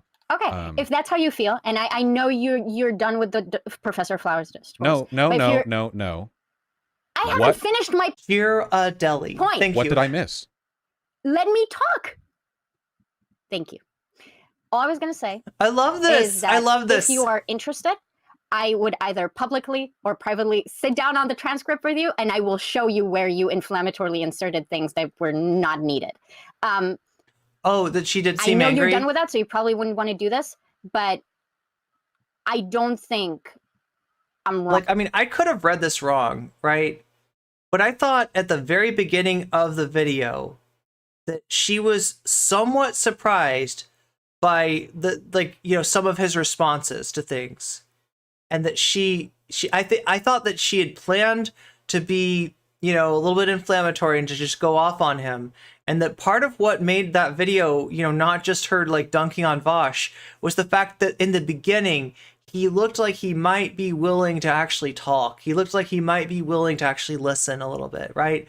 And that she got it. And I feel like I remember her mentioning this in our conversation, that she that gave her like a little bit of hope. Obviously, those hopes were quickly dashed. Obviously, he wasn't like, if anything, that was a trap. That was him, misleading her as far as, how he was going to go about the debate. You're back. Dak Katie trying to give him an out and him being like, nope. Oof. Yeah, it's absolutely understandable to be angry. Yeah. On this. I think that you saw a good opportunity to make content. It worked out great. It created a lot of content. And I think anything now that was a you're what? just... We can do it right now if you want. Or you can tell me what assessment I've made of her character and positions you feel is inaccurate. I think that to take Professor Flowers' arguments and then claiming, and you have done so repeatedly on dozens of streams, that she is genocidal towards white people is an awful thing to say. I agree. It's an awful thing to be, too.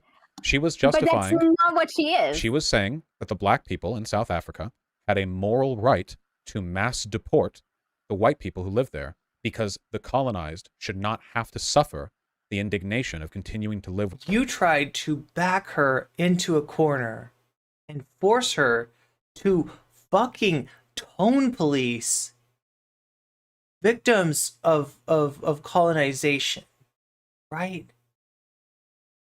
And she said, but I refuse. She Rohan Kashibe'd that shit, okay? With their colonizers. And her definition of colonizers He said is it again. white people, which she has not only implicitly reaffirmed multiple times, but explicitly stated in a conversation with him. There's no ambiguity to it. She was defending, morally, the idea of deporting 6 million white South Africans, which is objectively... Which is not on the fucking table, Jack. The definition of ethnic cleansing. And depending on which definition of genocide you go by, still fits just fine. No, let's be real. He gave like a broader hypothetical than what he just said, right? And also that part of that hypothetical was like, imagine colonizers have lost every single bit of the power situation. The colonized are in possession of complete power, right? He requires us to imagine a world that doesn't exist. His weird champ hypothetical like requires the multiple universe theory, right? You literally have to be in a different universe, in a different timeline than the one we live in, right? In order to even conceive of what the fuck he's talking about. And then he asks her for this grand sweeping pronouncement of like, you got to say that this is like always, always wrong in every single situation, and like basically,, condemn like liberatory movements everywhere, right? That was what he was doing. It wasn't just like he's vastly mischaracterizing it now. Vaush turned into an NPC. It's like a genuine question, and I get this is a bit heated, so I hope you can take it in good faith.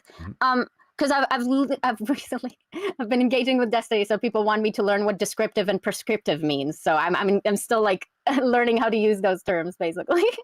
And so I'm so sick of anecdotes. Everyone has one, and none of them ever happened. if we said that, Yes. and I don't necessarily agree with your framing, but I'm just interested in this as a concept. So if we said that Black people in South Africa had the moral right to deport colonizers, i.e. white people, is that a prescriptive or a descriptive?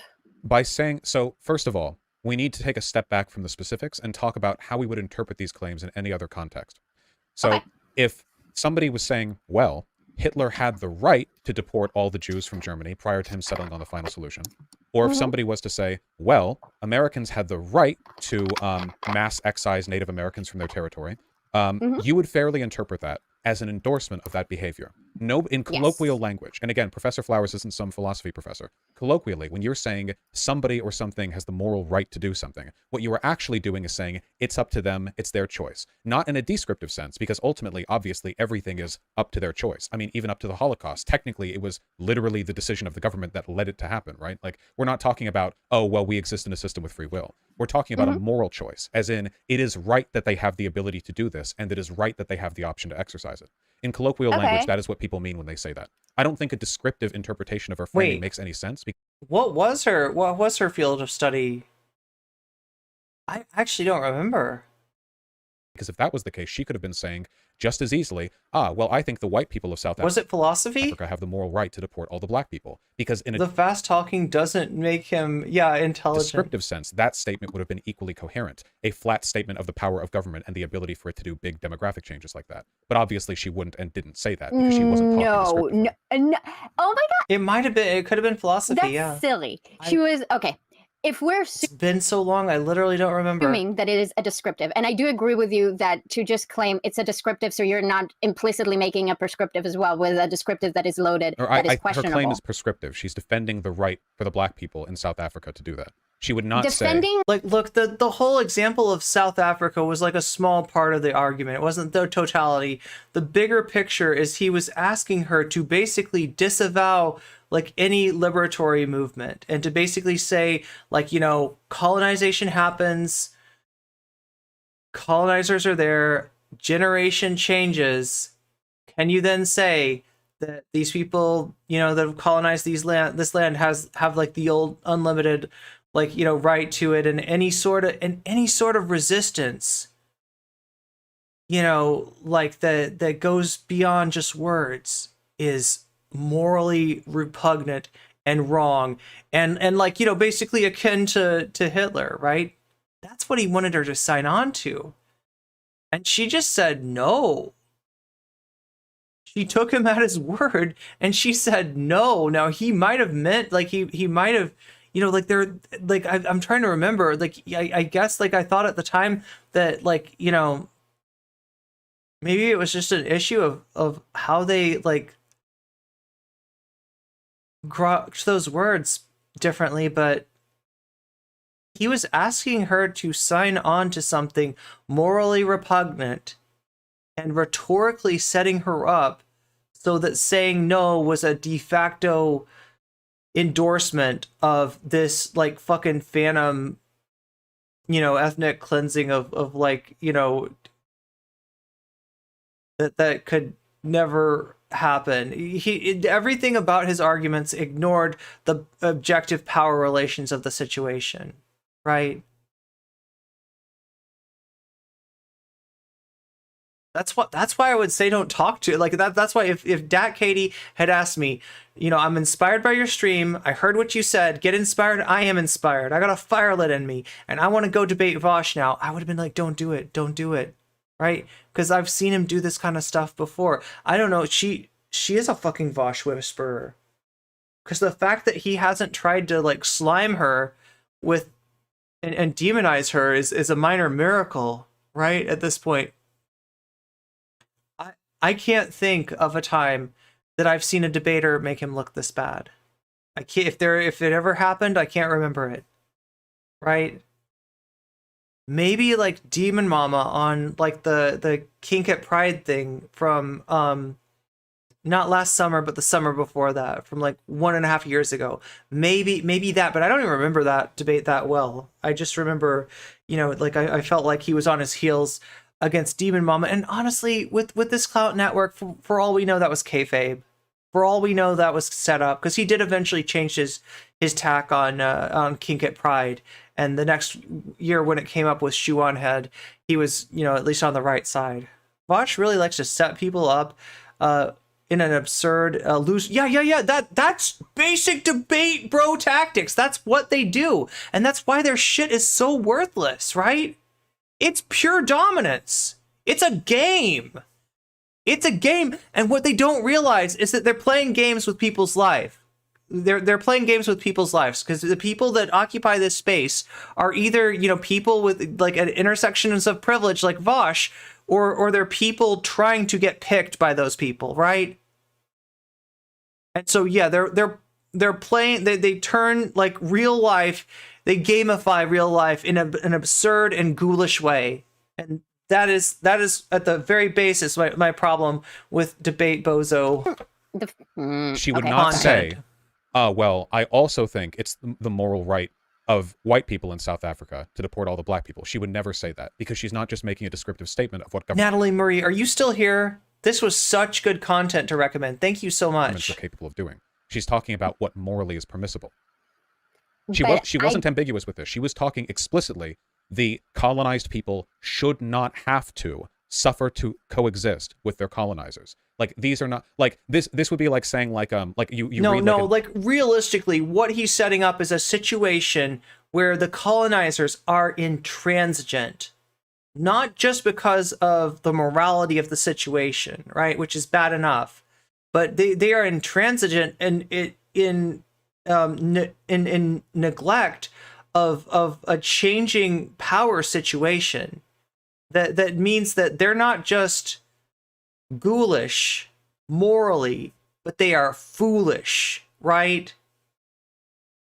In that they're in a situation that were the shoe on the other foot, they would not hesitate. They would not hesitate, you know, to do what they needed to do, you know, to take their self-determination back, right? Like, this is gross. This is absolutely gross.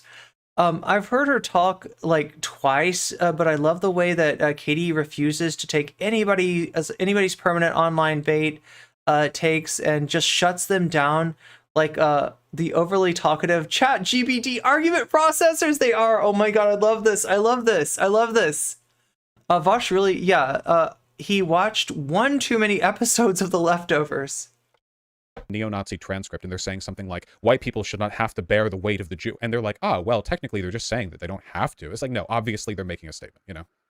Okay, so that was a lot. And again, like, do you see no concern for power relations, right? Does not enter into the equation, and he sees that as morally consistent. See it as morally purposely obtuse, but whatever, Vaush, whatever. Apologies, but that's the full context. Yeah. So I guess my question, and maybe I've missed that, I didn't interpret Professor Flower's general claims to be it's like you read Save the Pearls or some shit. The moral right of black people not to live next to their oppressor having much to do with governmental power. But we were talking in the context of the removal of 6 million white South Africans. Okay, so to make an equivalency, and I don't know if it purely tracks. So but to be fair, I did make an absurd and useless hypothetical, right? To try to shunt her into agreeing with my shitty position, right? To be fair. Oh my god, Vaush, there's nothing fair about that. Let me just think out loud and I'll see how I feel about this. I might take it all back, so like close the recording for a second. So if I say that Palestinians have the moral right to claim to make their claim over the territory of Palestine. That does not imply that they have the governmental power to do so or that they can. It just means that they have that moral right. Like the moral right is not being sanctified or by like if you are capable of executing said action. No, but you're saying if you were to say that, if they have the moral right to do that, your argument would be if they had the power to and chose to, they would be okay Then in doing so. They would have the moral right to do so. Yes. Do you think that is genocidal? If it involved the mass execution or deportation of Israeli people, it would absolutely be ethnic cleansing by definition. It would almost certainly be genocide by any definition as well. There are probably some incredibly... Oh god, now I wonder if the take that he had on Twitch that got him banned originally is going to come back into play. This almost feels like she's setting him up. Contrived circumstances, like a long-term resettlement program, that you could argue aren't genocidal because it would be more of a reclamation of previously held national land, but like 99.999, yeah, that would be genocidal. So you'd have an issue with people claiming that Palestinians have a moral right to Palestine? Well, it would depend on what they mean by that. If they mean Palestinians have a moral right to exist there as full citizens, then no, I don't have an issue with that. If the real meaning of their statement was a right to remove all Israeli people, then potentially that could be genocidal depending on exactly how it went down. Usually it would be. Yeah.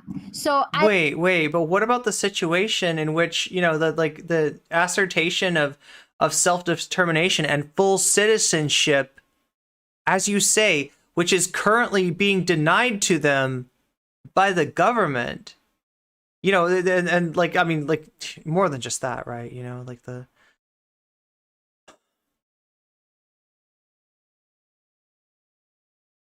You were asking Professor Flowers to tell people in this kind of situation that any form of armed resistance against that intransigence and against that insistence of the denial of full citizenship, humanity, and self-determination is genocidal.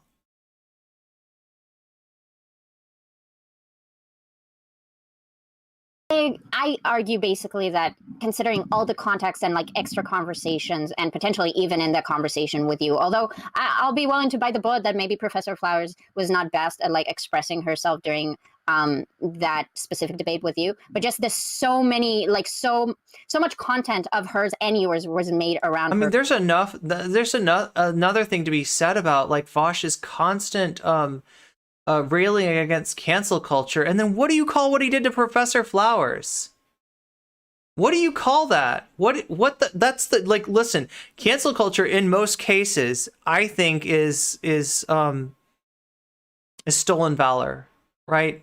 Most of the people claiming to be victims of cancel culture are just, big babies who don't like to be criticized, right? But if we're going to find any situation that most closely resembles what they describe when they decry cancel culture, it's what happened to Professor Flowers.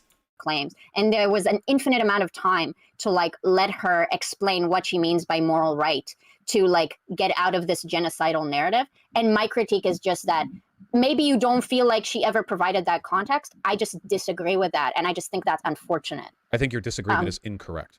I think your framing of this situation is willfully ignorant.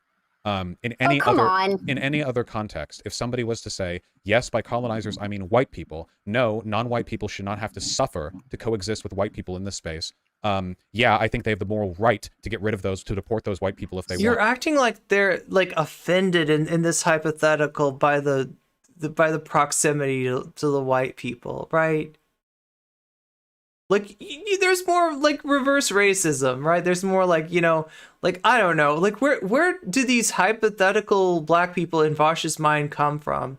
And if your answer is implicit bias, ding, ding, ding, you win the prize. I think anybody acting in good faith would interpret that as an endorsement of ethnic cleansing. Okay, if you heard Professor Flowers say all white people are colonizers, and I heard Professor Flowers say that she doesn't think all white people are colonizers, what do we do then? Do we assume that she's lying and she actually thinks all white people are colonizers? Yes. If there's a person... That is silly. No, it's not. If there's a person whose politics gravitate towards a specific reactionary tendency, and at one point they admit something, and then later they deny it, I think it's perfectly reasonable to not interpret them charitably. So, motherfucker, I'm going to hold you to that. I'm going to hold you to those words right there. I'm going to hold you to those words, Vaush, okay? Let's rewind that and hear what he said again, okay? Just hopefully I didn't put it back If too somebody far. was to say, yes, by colonizers, I mean white people. No, non-white people should not have to suffer to coexist with white people in this space. Yeah, Silly I think Vaush they is have the moral silly. right to get rid of those, to deport those white people if they want. I think anybody acting in good faith would interpret So I have that a as question. an endorsement of ethnic cleansing. Okay, if you heard Professor Flowers say all white people are colonizers, and I heard Professor Flowers say that she doesn't think all white people are colonizers, what do we do then? Do we assume that she's lying and she actually thinks all white people are colonizers? Yes. Like, does he think that she thinks that all white people are colonizers by virtue of what their, like, you know, like, ethnic background? Like, essentially? Is that what he's hearing? If there's a person... That is silly. No, it's not. If there's a person whose politics gravitate towards a specific reactionary tendency, and at one point they admit something, and then later they deny it, I think it's perfectly reasonable to not interpret I them, swear to God, charitably. Vaush, that applies to you more than it does to Professor Flowers, more than it ever did to Professor Flowers. So we see this all the time with, like, racists. So, like, for example, you'll have, like, a white politician get outed because there's some old clip of them referring to black people as monkeys. And then they'll be like, haha, I don't really think that. And then it's like, oh, well, which one do we take at face value? The one they said in private or under pressure or under, like, heated context? Or do we believe the one they said afterwards as a way of covering up for the PR damage from the first one? You know, like, of course. Okay. Her politics are pretty So- anti-white in general. She's seething with that. There we go. Well, I mean, this is a big problem, right? All this anti-white racism, you know, going around these days. Energy. So I think it's okay to, Okay, then I see what the issue is. You're just, you think that you've seen enough data? All these black people using their, you know, social capital to disparage Vaush for being uppity. God damn, this guy's so ridiculous. How does anybody take this guy seriously? For you to not... What an absurd comment. He's not really trying to have a standard of logic. This is spite. He's just doing a character assassination out of hatred. grant charitability to any of what... Like I said, he's got to always win. And it doesn't matter who he hurts as long as he gets that W. She's saying. I mean, she also said it a bunch. Like, and the more she fucking lights him up, the more she exposes his bullshit, the more she puts him in a situation where he should admit that he's wrong, the worse she's gonna get it. She didn't just, like, accidentally slip up one time and say, yeah, I think all white people are colonizers. She insistently reaffirmed that. In her conversation with him, she said it most explicitly, but I asked incredulously if she felt that way multiple times during our debate, and she consistently affirmed it. It wouldn't be that hard for her to back off that position. She was given every opportunity. Okay. I will do research and I will create a compilation of things and I'll DM it to you. And if you'll ever have the time and you'll end up looking at it, I'd be interested in your thoughts. But I might just come to your conclusion. I just doubt it because I've watched a lot of her explanations of what happened. What did her explanation say her position was with regards to the ethnic cleansing subject? Where's that, like, the save? Like she a save said point? that she never brought up ethnic cleansing and she was just trying to talk about black liberation and how you a lot of the time compare black nationalism to white nationalism and how she was trying to, like, explain the different and how those two things are not analogous, whether I agree with that or not. And basically, while she was trying to make that explanation, genocide was brought up, and in that context she was just trying to explain how that fits into, like, her greater narrative about black nationalism. Okay, but when she talks about black self-liberation, what does she mean by that? What do you... I'm sorry, what? Well, so what was she prescribing then? You said you saw her talking about it. What was what was she arguing in favor of? So I made comparisons. Yeah, she said press X to doubt, right? Black and white nationalism.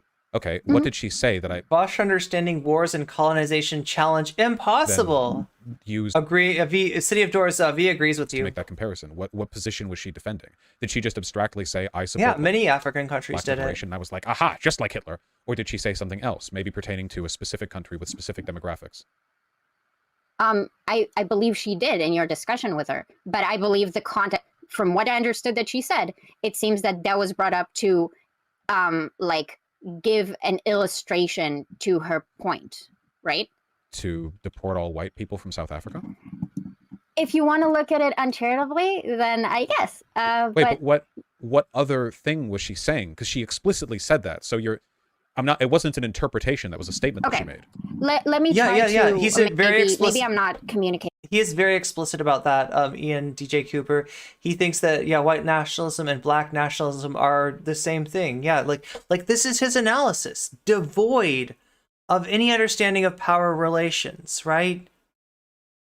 Racism is bigotry, bar none. Racism equal bigotry, right? Racism equal, like he does not, that power relations do not, like, structural, like power does not enter into his equation at any point. I need the meme of the guy sticking a stick in his own bicycle tire, but it's Ian and the stick is his own racism, and then he blames black nationalists. Yeah. Clearly, I apologize. So I think that when you say, yeah, the Jews had every right to like try to kill all the Nazis during the Holocaust, and also they had that right, like if they could have told the future, they probably should have done that before a lot of the acts were implemented, because that would have prevented the genocide. Then me saying that you are advocating for mass genocide of Germans would be nonsensical. But right? I don't think there's much of a comparison there, because South Africa is a democracy. It's not. Apartheid was lifted. It's currently ruled by black people. They're the majority in their Congress. God. Black South Africans aren't currently resisting an ongoing colonial. Oh my fucking. Okay, so you're gonna get some frames, maybe. I don't know. I'm seeing red here. Hope we're okay, right? Vaush, please. For the love. Yeah, I am, Katie. I'm trying to finish this. We're getting there. We're getting there. We're close to the. We're kind of close to the end, aren't we? Are we okay? Are you seeing? Am I going frame? You're getting the F. You're getting the F. Are we effing? Can people still hear me? Can people still hear me? See me? Everything like that. Please tell me we're okay. Because it doesn't look like the frame rate is that bad. Frames are dropping. I've only dropped a few thousand frames. You can still hear, but it stutters. Okay, we'll just like. Wait, does the Weasel song fix the frame rate? I feel like it did last time. Should we try that again? God damn. Look, chat. If we go down, like, I'll finish this tomorrow. Okay. Like, I think that's what we'll do. I'm gonna try. No, not Penny and Stop. We're not trying to watch that again. Where is the Weasel song? There it is. Come on, Weasels. Post your Weasels in chat. Post your Weasels in chat. Let's see those Weasels. If we go down, yeah, there will be a stream tomorrow. Come on, frame rate. Thank you. Although, like...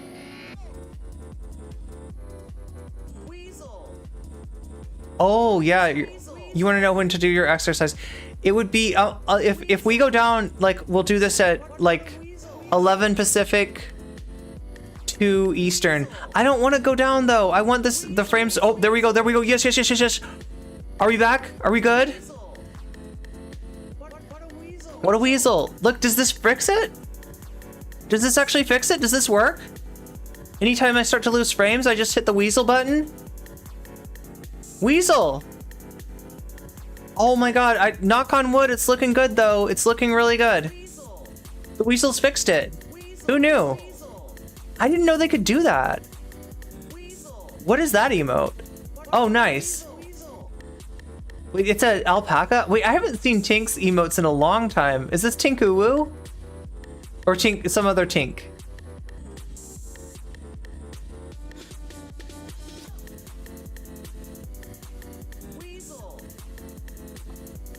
That Katie, thank you. Seriously.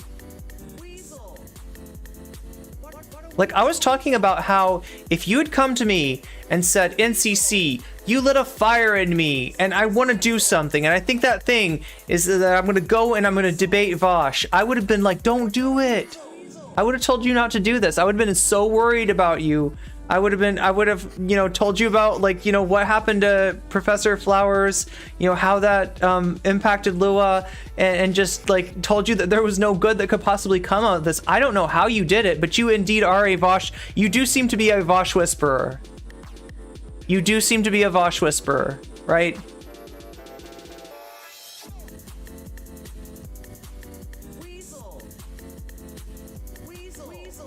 You're gonna say goodnight? Good night, Fabio. Thanks for staying up with us. What a weasel. It looks like we're gonna be able to finish this tonight, though. I do have a lot of content to get through. I don't know if we're gonna be able to... What else do we, like... What a weasel.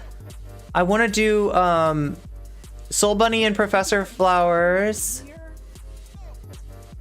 I want to do Xander Hall. Is Xander Hall a Gamergator now? That's a legitimate question. Yeah, this was so good. Fuck. So Logan Paul's giving my cat an abortion. I gotta go. There we go. Okay, so somehow the weasel thing fixes the frame rate problems. I don't know how that works, but I'm not gonna question it.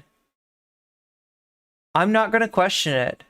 Threat. They share a country with white citizens who are born, many of them, in a free country. Yes. Okay, again, Vaush. I beg of you, read the shock doctrine. Read the shock doctrine and understand how neoliberalism enshrined the spirit of apartheid in that country. Please understand this, right? He's really like, this is bullshit he's talking. I'm not arguing her points for her. I'm saying that what you took as like a claim to genocide, maybe I misunderstood her and you're completely right, okay? But from what I understood of her explanations, she was using the example of South Africa to explain. Looked at Katie, I'll give him a W when he undoes the harm he's done to the left and to the people that he's hurt and the people that he's lied about, right? I'll give him a W when he says, hey, I'm sorry about bitching about cancel culture for all these years and acting like it was this horrible thing that I was afflicted with, when in actuality it was a thing I was afflicting on other people. Like that's when he gets the W from me, okay? A broader concept, and then was called genocidal for using that as a way to illustrate like a difference or a right or a point. Now, you might say, rightfully so, hey, if you're demonstrating this on an existing country, that has very strong implications, and that's irresponsible. I wouldn't say that's genocidal, but we can disagree on that. But you know? the context was her talking about not having to live with your colonizers anymore, and by colonizers, she meant white people. You put that on her, right? You're the one who came out with this idea that it's like, you know, like oh my God, like that there's some sort of like like implying that like, you know, black people are so racist against white people that they are like, I don't want to live in the proximity of, I don't want to live anywhere near, like, right? You threw that on her. You threw that on, like, right? That is you projecting that onto them, right? That's not. I heard her say that she doesn't think all the politics. Hold on one Do you want me second. to just concede on this? Well, I was like... Hold on, like here's like a tweet screenshot. So hold on, somebody said you literally equivocated colonizer with white in multiple streams. Go back to the VSG hug box with the rest of the dipshits. And Professor Flowers responded, quote, you literally equivocated colonizer with white in multiple streams, end quote. This is genuinely so funny to me that you want me to be ashamed about this, lol. Okay. So you think there aren't she colonizers thinks... in South Africa anymore? It was colonized hundreds of years ago. Apartheid was lifted. White and black people are... It's all better now. Thank you, Vaush. Seriously, read Shock Doctrine. Please understand that, right? Please understand, you know, how the you know, lifting of apartheid actually worked, right? And how the economy, how the neoliberal policies were implemented to like enshrine the wealth inequality created by apartheid, right? They're both citizens. Yes. It's not a colony of any country. Yes. So in what other context would colonizer not mean white people if we're talking about a country where there are literally no colonizers right now? So you think because... It means that they're still in possession of those spoils of colonization. They're still benefiting from that colonization, Vaush. Is this really, like, this is why I, like, you know, this guy says he's a leftist. Fucking X to doubt. X to doubt on this. Because South Africa have gained democracy. Oh, nice. Your interview went really well. Congratulations, Amanda. He doesn't understand how colonization is still, but yeah, exactly. That's what he's missing. And I don't know. I mean, like, look, like I said, okay, what I want most of all is the harm that he did to be undone, right? What I want most of all is for and that's both the harm to people like Professor Flowers and the harm to the left as a whole. The people that he's misled, I want them to see the light, right? That's really what I want. I'm not focused on seeing like the downfall of anyone. This is not personal for me, okay? None of this is personal animosity. I don't have the luxury, you know, for spite the way that he does, okay? I can't afford spite. Right, that's is no longer an apartheid country. That completely erases the historical context of like why there are white people in like positions of power and disproportionate wealth in South Africa. You're making her argument right now. So I don't want to make her argument for her. I'm fine moving past. But you're doing the thing like that. Unaddressed white guilt goes septic and turns into this ear of revenge as people have been saying. She did, where it's like, so did you know colonization had an impact? Lots of things have had an impact. France had an impact that fucking continues. God damn it, Vaush. A monarchy, and now they don't. But the legacy of the monarchy has influenced France today. But if you started saying like, yeah, we want to kill all the French monarchists, like, what does that mean? There are no colonizers right now in South Africa. And then, so you're like, okay, there are no colonizers, but aren't there like still white people? Yeah, there are. That's what she was saying. She was saying white people. So I think that you could argue that she was irresponsible or maybe misguided in her use of language. And you can even say, well, she doubled down on it. So we can talk about how, like, not so much the monarchy, right, but the nobility, right, which was part of the power structure under the old regime, right, in France. We can talk about, you know, the way that the nobility sought to institute themselves within the framework of capitalism, right? But that's a less direct line than the benefit that people who are colonizers, right, derive from the colonization that happened before they were born, right? Including me and you, Vaush, including me and you. Fuck her. I already said I don't think that makes her genocidal, simply because I don't think that's her beliefs from what I've heard her talk about. But yeah, maybe she did. She had a bad showing. I don't understand why people are like this. This is the most straightforward, like, man, I genuinely don't understand it. You know, there's a lot of ambiguity in the difficulties that I have disagreeing with other people on the left, but Professor Flowers has always been the most overt case that just boggles my mind. How anybody could look at what happened and what was said and not just go, oh yeah, she's just in favor of ethnic cleansing. An objective statement on her part, unambiguous. There's no matter for interpretation or bad or good faith. This is why I'm confident in it. There's not really room to disagree with me. There's a right and a wrong position. But for some reason people trend towards the. So I'm gonna throw out. I wouldn't just call it charitable. I'd say like the delusional or the anti-empiricist perhaps. That's our Discord link. That's a fresh Discord link. That Discord link I know works. I don't know if the ones that are in the timers like necessarily work. Right? They're supposed to, but again, I don't know. Right? But for anybody who's not in the Discord already, join up. That is a great way to stay in touch with me, to know what's happening, if any plans change, if any streams have to get canceled, if any extra streams are going to get announced. You're going to know that from the Discord. You're going to get like all the links, hopefully, to the best highlights, the best clips, all this other stuff. The Discord is a place that you want to be. Also, you can talk to a whole bunch of really cool people. I don't know what it is, but I have the great fortune to attract a bunch of really cool people into my community, and I count myself as blessed, and I want to share that blessing with the rest of you. So if you're not in the Discord already, join up. Dat Kate, if you're still here, definitely you know, jump in that Discord.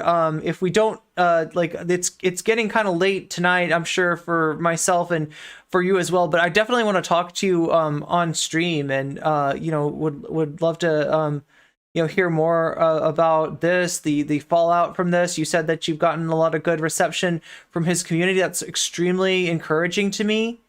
That warms my heart. Like I said, I am aware that there's a lot of people in his community that understand this stuff better than he does, right? I would love to see him become a better content creator if that's at all possible. I do it does seem like you have some kind of magical power, some kind of demon negotiation that you're working with Vaush. You're making like the right motorcycle sounds, or you're reading Vaush's fortune. I'm sorry, that's a Persona 2 reference. Not everybody's gonna get that's a game that even most Persona fans don't know. Anyway, no. All Atlas Gaming references aside, right? Like I do think you're onto something special here, and I do think that this debate, to me, it looks like a watershed moment, and I want to help it be a watershed moment. I'm going to put this clip out. I'm going to put the segment out, right? I want more people to see this. I want more people to be aware of this. I want to draw as much of an underline, highlight this as much as possible, because I think this is a really important discussion that you had. You're already in the Discord. Yes, yes, yes. You're one step ahead of me, Katie. You are one step ahead of me. All right. God, he's throwing out mischaracterization after mischaracterization, and then states it as facts. It's incredible that Katie's blood didn't boil over. It is frustrating. It can be frustrating, but you know, I don't know. Like I said, when you got that fire inside you, you know, you're able to somehow prioritize what's important, and you know, anger sometimes is some. Oh my God! Thank you, Jules. Katie just got a gift sub. Nice. Thank you, Jules. That's awesome. Okay, so we're saving Katie from the ads too. Nice. Yeah, so there you go. There's your very own Persona 2 emote badge, sub badge. That's what it is. The sub badge. Which I don't know. I don't know what it is about her. I don't know if it's because she so successly whined about me afterwards or complained about. Do you think it's because it's you and they just like have a hate vote? Gosh, you fucking destroyed her life. All right, I had to. I talked to her after what happened, and God, I can't imagine. Like, I've been through a lot. Okay, I have been through a lot, and I continued to go through even more even after that. I'm not convinced that I'm ever gonna understand what Lua went through, though. I thought he'd gotten better. I'm glad I'm tapped out, and NCC gave the link to the White Leaf site. Now I know which streamers did NCC dismantling White Leaf. God, they're gonna love that. They already White Nervosa already, you know, huge NCC fan. Look, like, I mean, yeah, I think it's really harmful. I don't hate everybody in that network. There are certain people that I kind of hope would maybe there's certain people I've even seen kind of express some reticence in being part of this, right? But maybe they don't understand how much, you know, being part of White Nervosa's network is enabling what Vaush does, right? But I mean, we've got time to convince them. So yeah, like I just want to make sure that I'm real clear here. This isn't about animosity. This isn't about toxicity. Okay. This is about what kind of future we want. And White Leaf and this Vaush network is not getting us there at all. So anyway, wait, what am I trying to do? Oh yeah, I wanted to put this in, so I gave the Discord link to everybody in Twitch chat. I realize I'm not doing enough about getting my Discord link out there in the rest of the world. You know, for a while, like, because of the harassment that I experienced right after, not necessarily, like, my issue wasn't really with Vaush, it was like with another debate streamer. But after that, we got so much harassment and stuff that, like, I was like trying to hide my Discord link because there were people actively trying to come into my Discord and harass people, right? And I was just like we almost kind of like shut down, you know what I mean? In terms of, in fact, there were some times, right, when we were basically just like closing the doors to try to prevent like an invasion of our Discord. But yeah, I need to be more brave about getting that link out there and bringing more people in and making them a part of what we're trying to do. Because like I said, my agenda is not one of hate. My agenda is one of solidarity. For you? I mean, that's probably a large part of it. You know, a bias against one. Well, if you hear about a dispute between two people, one of whom is a black woman and one of whom gets repped as a racist in the left, a lot of people are just going to intuitively take the anti-me position. Okay. Without investigating. I can tell you personally why I'm very amenable to this, but it's very like personal, so I don't think it would really help you with the other people. Well, is it because I'm white and she's not? Yeah, that's right. No. That's right, Vaush. People are racist against you because you're white. Are you sure? Because people say no, but then it just keeps coming up, you know? Do you want to hear my personal argument, or do you want to assume that it's because you're white? Well, you should provide it, because otherwise I will assume that. I'm trying. So I have very strong positions about the Israel-Palestine conflict, and when I discuss it, because my positions are nuanced and generally unrecognized in the sphere and are not very popular, people have a really hard time understanding what I'm saying, and they assume that I am anti-Semitic. They assume I hate Jewish people. They assume I am fine with Jewish people dying, and a lot of stuff like that. I was accused of that yesterday when I joined a Discord server to hang out. You know, so I'm definitely, I understand like trying to make a nuanced point, and then people taking it in a really weird way and like accusing you in a lot of vile shit. But that's my personal experience. I don't think what's his name, the guy that looks better without a beard but has a beard. Heem. I haven't seen Heem. Is that who you're talking about? Is Dr. Heem? I haven't seen Heem without a beard. I remember Heem used to have a beard cam. Like, right, there was actually a camera. You know, like how I have a kitchen cam, right? Nope, that's not it. That's not it. That's the kitchen cam. Oh my god, I gotta clean the kitchen. Look at that. Look at how messed up that kitchen got. Like, I went to town in there, right? So just like I have a kitchen cam, Heem had a beard cam, which was always on his beard, and he like comb it for, you know, if you there was some kind of like there's some kind of a chat reward that was like, you know, Heem combs his beard, Heem grooms his beard for you. I thought yeah. Oh, you're talking about Noah Samson. Sorry. Okay. Yeah. Obviously, he looks fine with the beard. Thank you. Yeah, thank you, Amanda. That means a lot. Oh, that means a lot that you enjoy the Discord. Yeah, it's a cool community, right? Like I said, like there's some real. I consider myself fortunate to know all the people I do. You know, all the people that have like kind of come around and gotten interested in the content that I do. I feel like I feel like there's something really magical about my community, right? And I appreciate you all.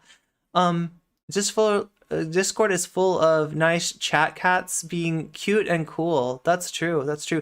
And I'm gonna try to like. Do I need to like set up like a time during the week, like a definite night that like maybe that I'm not streaming, that I hang out in Discord chat? Because like obviously, you know, I can't like hang out there like all the time, but I want to spend some time and just have people know if they want to come in and talk to me. I'm a real person. I'm a very real person, right?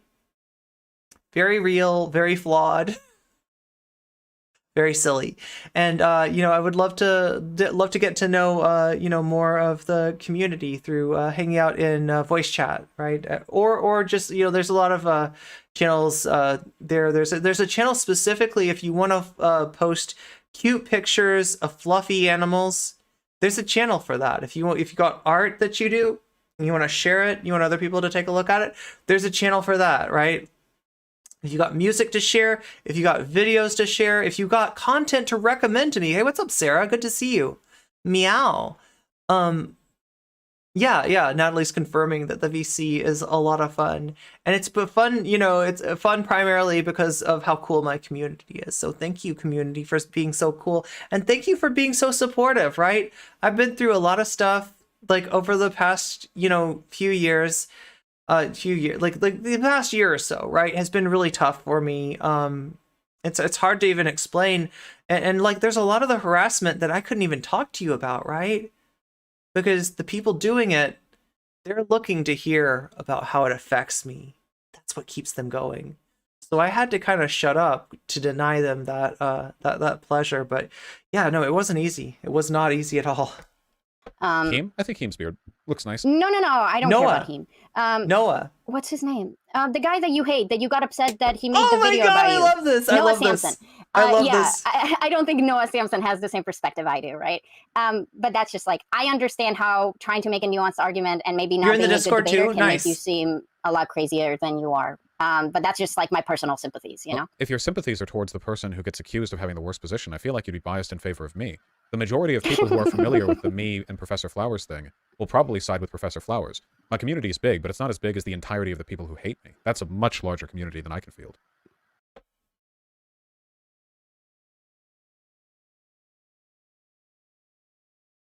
Look, okay. I guess I understand why he has that perspective.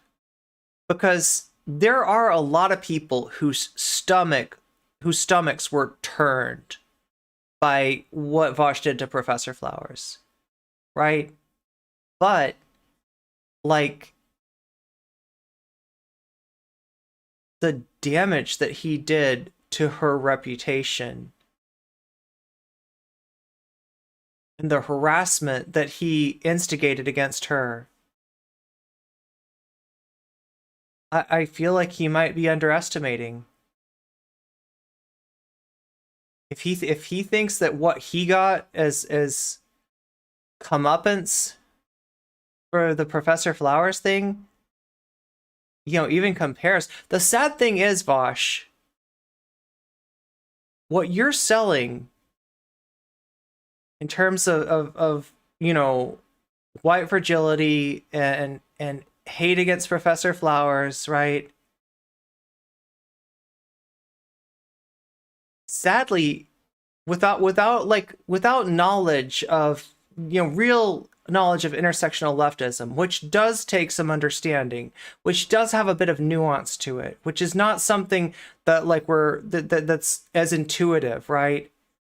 As your kind of like, you know, analysis of the situation absent any sort of power dynamic, right? I feel like what you're doing is you're marketing towards ignorance, right? And unfortunately, especially about, you know, racism, there's a lot of ignorance out there. There's a lot of people that not only haven't unpacked their shit, they don't want to unpack their shit, right? So, you know, you've got the wind at your back in attacking Professor Flowers, right? Not the other way around. Persecution complex, yet another right-wing tendency of Vaush. What's up, Space Magic? Good to see you. I mean, Vaush is very hostile to black people. The harassment he dumped on her, yeah. Wait, error 404, lie not found. Vaush, me. Yeah, absolutely, Katie, you definitely crushed this. So you want me to be biased towards you? Is that what you... Well, if your bias is towards people who you feel get maligned with ridiculous positions, then I feel like if anything, that would be to my benefit. No. I feel like I have watched enough of her context and explanation of what happened there to understand that there might have been a miscommunication, added with the fact that it is extremely advantageous for you to not say, hey, maybe I was a bit too unreasonable with this. And by unreasonable, I just by unreasonable, I just mean that you have spent it's been like over a year. Like every time she's brought up, you maintain this point that she is basically a genocidal like maniac, and that's what I think. That's shitty because I don't think that's what she is. But if you believe that's truly who she is authentically and you have no charitability towards her, then I can't fault you for that. I just disagree with that analysis of who she is, you know?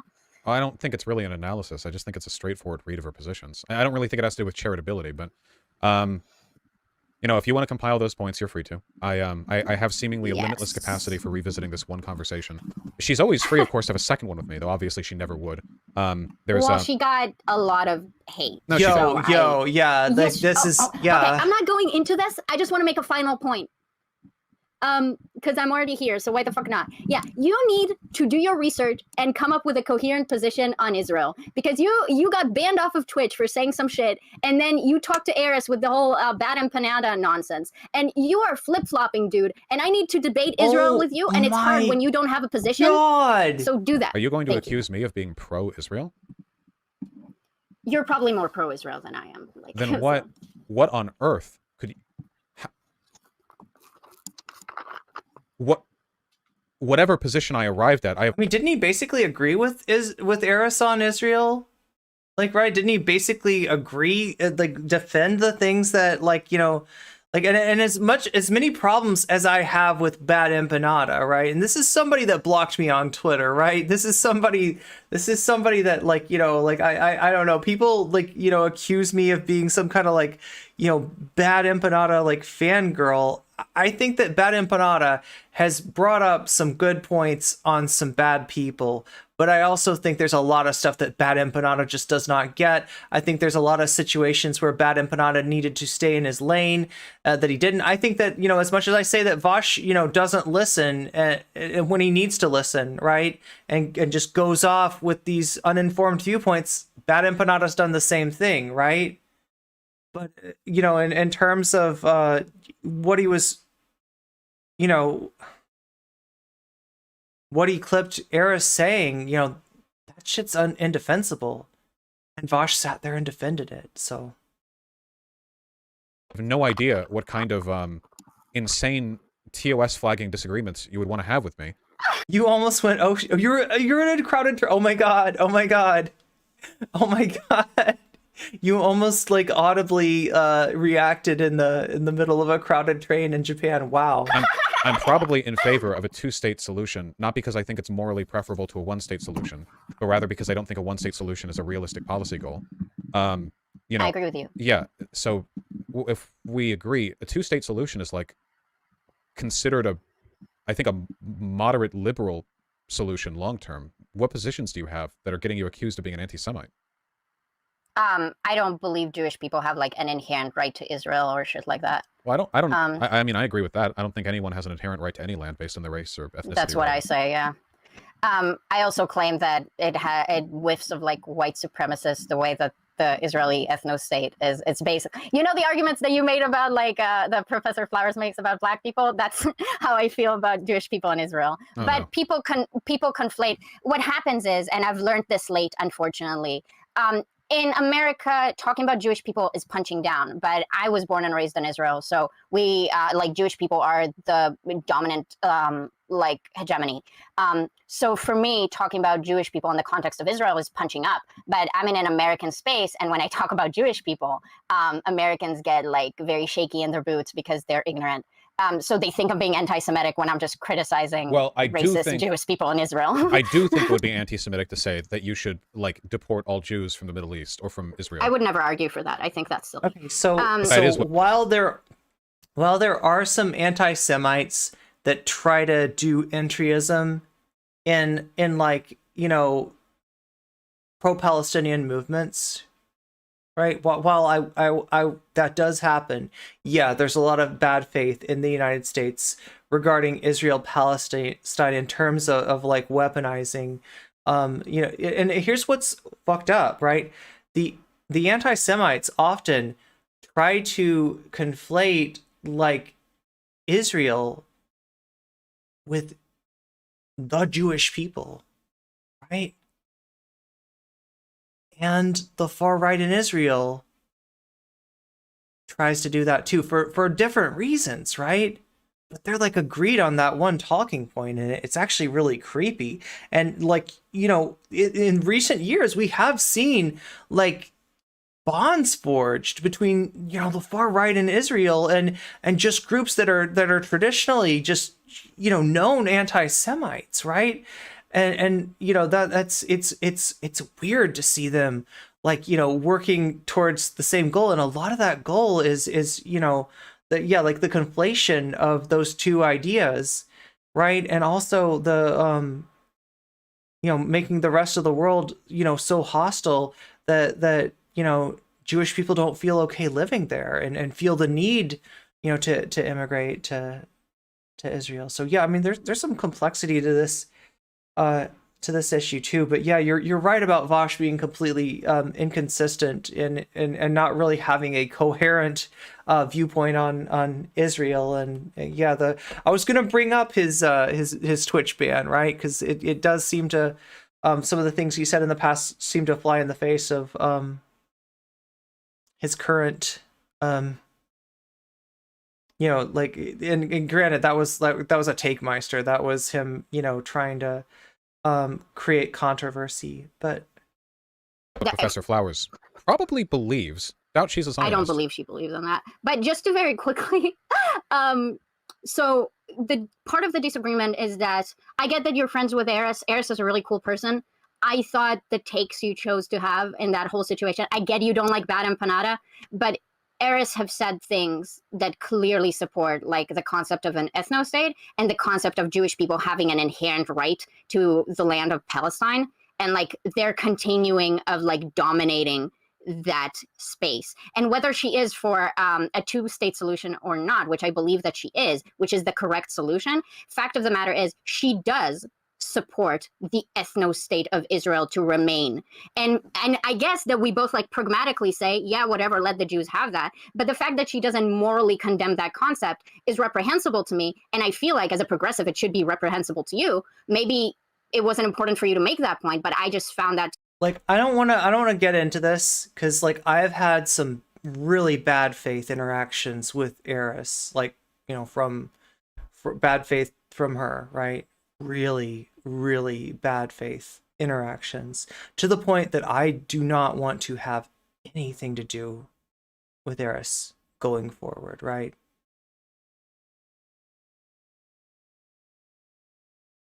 I do wish she'd apologize to me because she lied about me for a really long time and I caught her in that lie.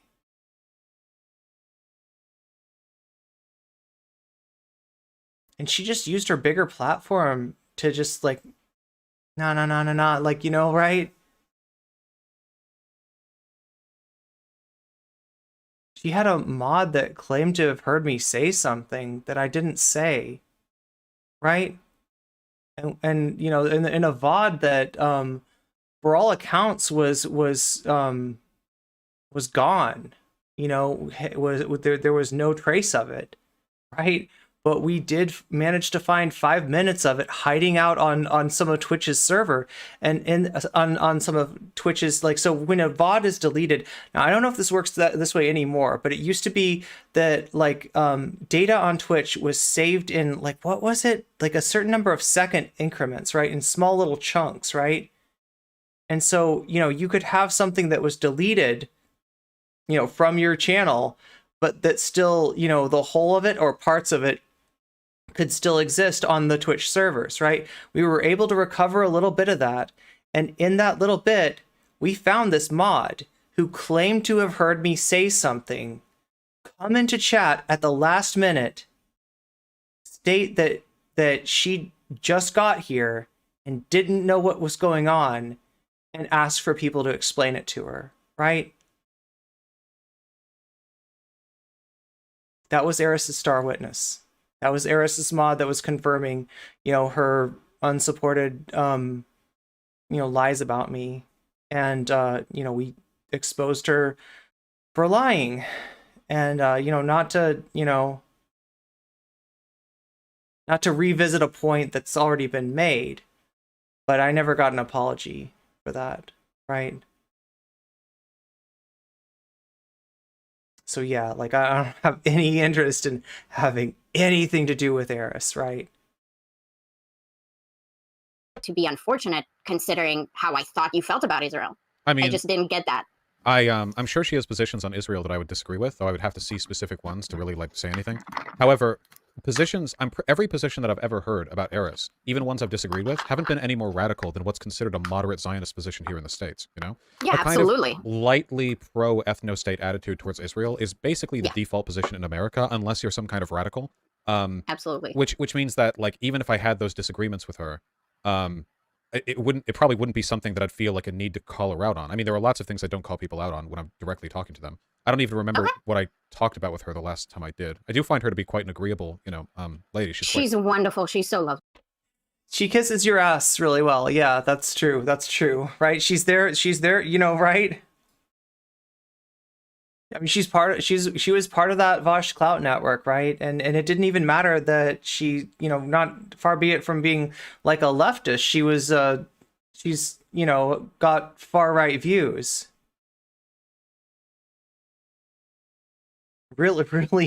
Really strangely far right views, right? Like views that, like, you know, we're talking about like and she's so charitable and she has great analysis of social issues. I have a lot of positive feelings. I was just genuinely disappointed that it was never really brought. But yeah, there was part of, like, you know, like the last time I covered Eris, it was in a conversation with Stardust, right?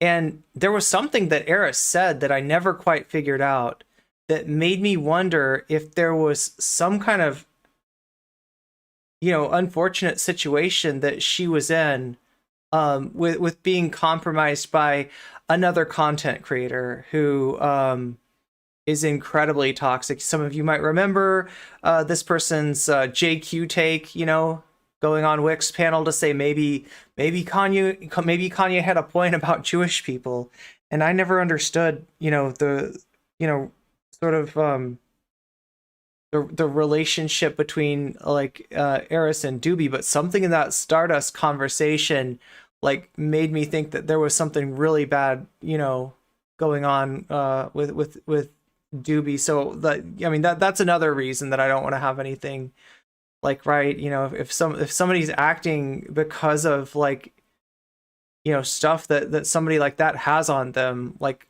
there's nothing I can tell them to change their positions, right? And it's hard to tell what they really believe in. Oh my God, I don't even want to revisit this. This is the worst part of like the, of the harassment that I've been through. Yeah, involved, Eris, strangely enough, right? Especially when you were basically, when Bad Empanada was making his points, you were even telling her, do you think he's just being anti-Semitic? I do think he's anti-Semitic, yeah. No, I kind of, I am almost completely inclined to believe that. But fact of the matter is he was making solid arguments regarding her positions as he was criticizing them. And maybe you say an anti-Semite doesn't get to make like legitimate positions, critiques about another. There were some there were some things that like Bad Empanada said that like made me uncomfortable, right? More like the way that he phrased things that almost remind me of Vaush, like Vaush's interactions with J.K. Rowling, where it was like, wait, are you trying to give her like ammunition against her? Like I didn't get, that from Bad Empanada. But he, I don't know. I have very complicated feelings, chat. I have very complicated feelings. I'm Bad Empanada. I've had some really bad interactions with Bad Empanada as well, right? I don't remember exactly, so I don't want to repeat it, right? But there was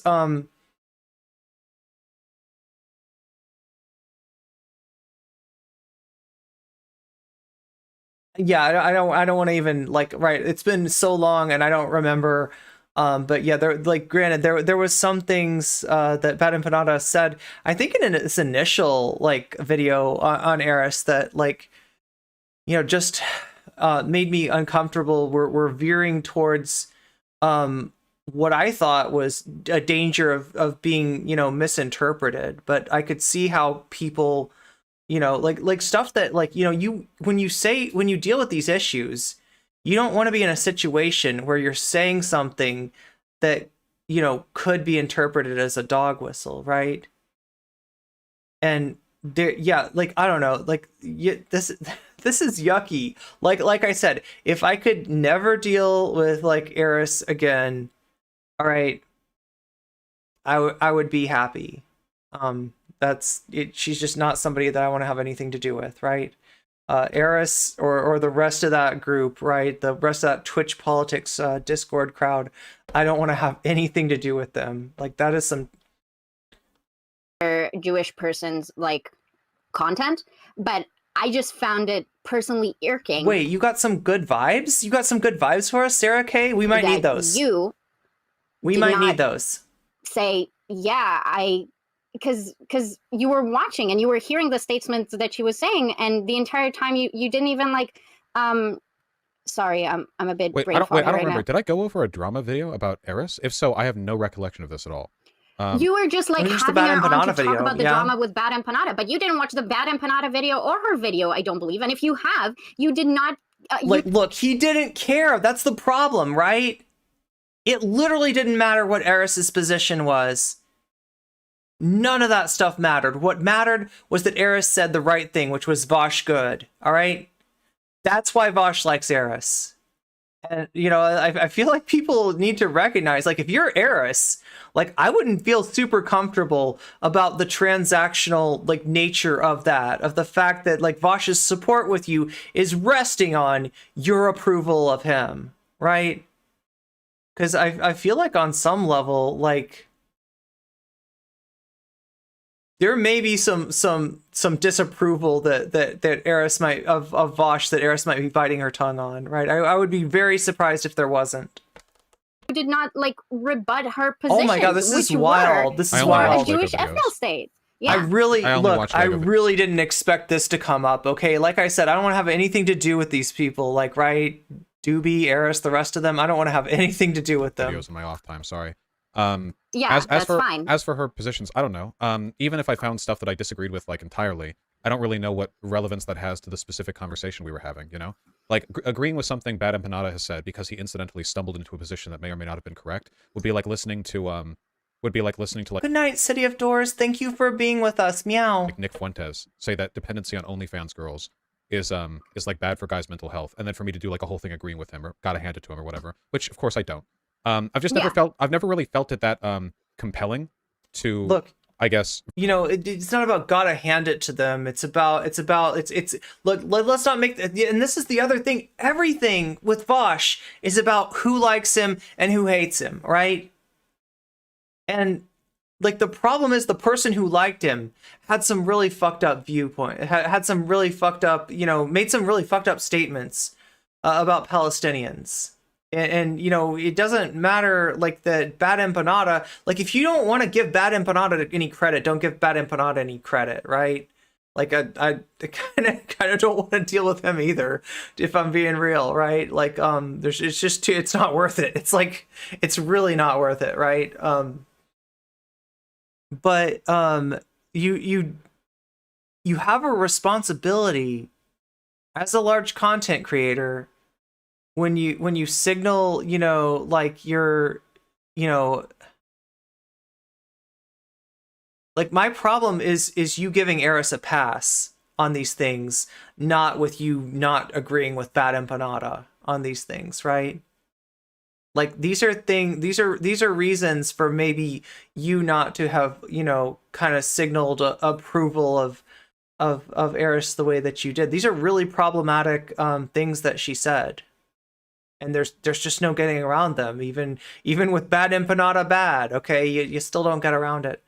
I want to deal with him apologizing. Okay, that's fair. That's valid. Virtue signal as like a guy who's really critical of Israel, because I feel like I got my chops out of the way on that one early. Like, I disagree with a lot of people on a lot of things. I feel like nobody's going to follow me knowing anything about me and think like, you know, this guy's strategic ambiguity on Israel is really appealing to me. Somebody who loves Israel. I'm going to choose to not Google Vaush Israel. Yeah, so I've never felt like I had to put in that much work on making my positions on that one like super militant. Well, my personal opinion is that I feel like you are too fucking ambiguous for me. And so maybe that's just like my own personal pet peeve. I guess it is, because I'm pretty, like, I'm probably more anti-Zionist than you are. But like, yeah, that just like confused me, because I was like, I feel like he should have a different position from this. But he's just sitting here with Eris talking about how Bad Empanada is an anti-Semite when he was living genuine critiques about arguments she was making about a Jewish ethno state. And I was just like, Vaush, come the fuck on. Are you serious? I don't think I've watched this video though, so I mean I haven't like deliberately avoided making a point. Well, okay, but I haven't watched lots of videos critiquing people.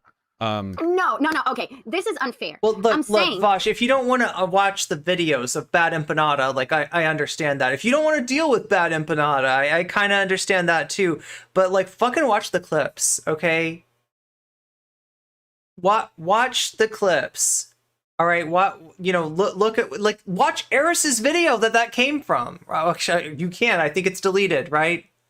I think it's deleted, right? Maybe I could be wrong, right? But I think that's probably why he made the clips, because, like, you know, anyway, it all started with Eris talking about Canada Day, right? And talking about, you know, that basically, you know, everybody's talking all this shit about Canada and how it treats Indigenous people, but what about the experiences of me, an immigrant to Canada? I feel like it's treated me really well, and it's like, that is not, like, I mean, great. I'm glad, but like, you know, please don't erase, you know, the harm that Canada's done to Indigenous people, but because of, you know, you being you know, glad to be there, right? That's, you know, that's how this all started.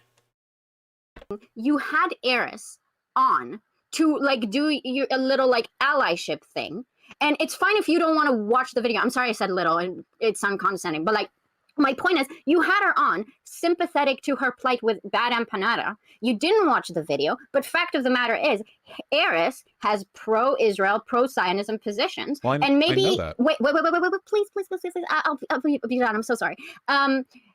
And maybe you didn't feel the need to call that out. But for me, as a person that like, I don't feel like Israel is discussed enough in this space, and knowing that I felt like you and I were on the same page with that, I really wanted to hear that call out, you know? And it didn't happen. And that was just like a personal disappointment. And I was like, okay, so is he like okay with Israel now? Like, what's happening? Because Eris is his friend, so we're cool with this now? I don't understand. Well, I haven't called you out on your It felt very transactional, yeah. anti-Semitism, but we're having a friendly conversation. You think I'm an anti-Semite? No, I'm just trying to make a point. I can't call everyone out for everything I disagree with them on every time I talk to them. For one, if I did that, I wouldn't. He's being so evasive here. He's being so evasive. You're talking about her being critiqued for impositions about Israel. No. I was talking about her dealing with a lunatic. Okay, I did not rush to her defense to start providing pro-Zionist arguments.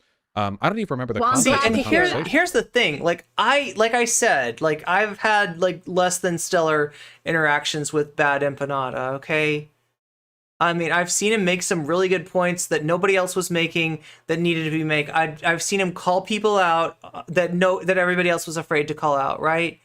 But like, you know, I'm not a Bad Empanada. Okay. Like I said, I've been blocked by Bad Empanada for just defending my friend when you know, Bad Empanada had a really bad take and wanted to, you know, when my friend disagreed with him, he, you know, calls her a moron, and it just like is horrible, right? So yeah, I get how Bad Empanada can be, but Jesus Christ, you know, you gotta get beyond this. Like here's the thing, right? With Vaush, there's every chance that when Vaush says Bad Empanada is a lunatic, Bad Empanada is beyond the pale, that what Vaush is really saying is Bad Empanada called me out and I don't like it. Given his track record, given how transactional he is, right? I can't trust him that he's saying, like, you know, that his problems with Bad Empanada are like real, or, you know, there's every chance that it's like Bad Empanada said something bad about a friend of mine, right?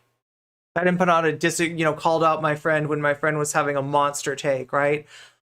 I can't tell. I don't know. I don't know what is the history of Vaush with Bad Empanada. Why does Vaush feel that way about Bad Empanada? Because, you know, like some people would say similar things about you, Vaush.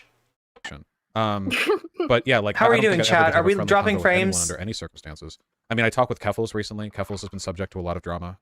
Subject to a lot of drama? I agree with, but... No, Keffels has been the perpetrator of a lot of drama, right? Including with Bad Empanada. Like, this shit that she pulled with Bad Empanada was the closest I've come in a long time to feeling sorry for Bad Empanada, right? And like I said, this is after getting blocked, right? This is after having some not so... This is after raiding into Bad Empanada and having him berate me, okay? Like, I don't know what to do with that, right?